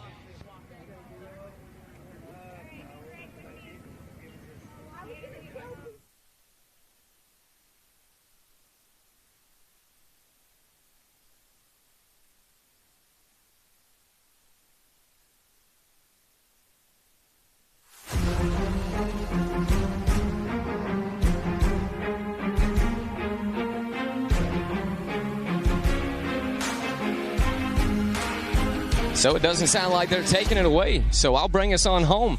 That is going to do it here for the day, guys. We'll be back to racing first thing here in the morning at the 43rd Annual Monster Energy AMA Amateur National Motocross Championship. On behalf of everybody here with MX Sports Racer TV, thank you for tuning in.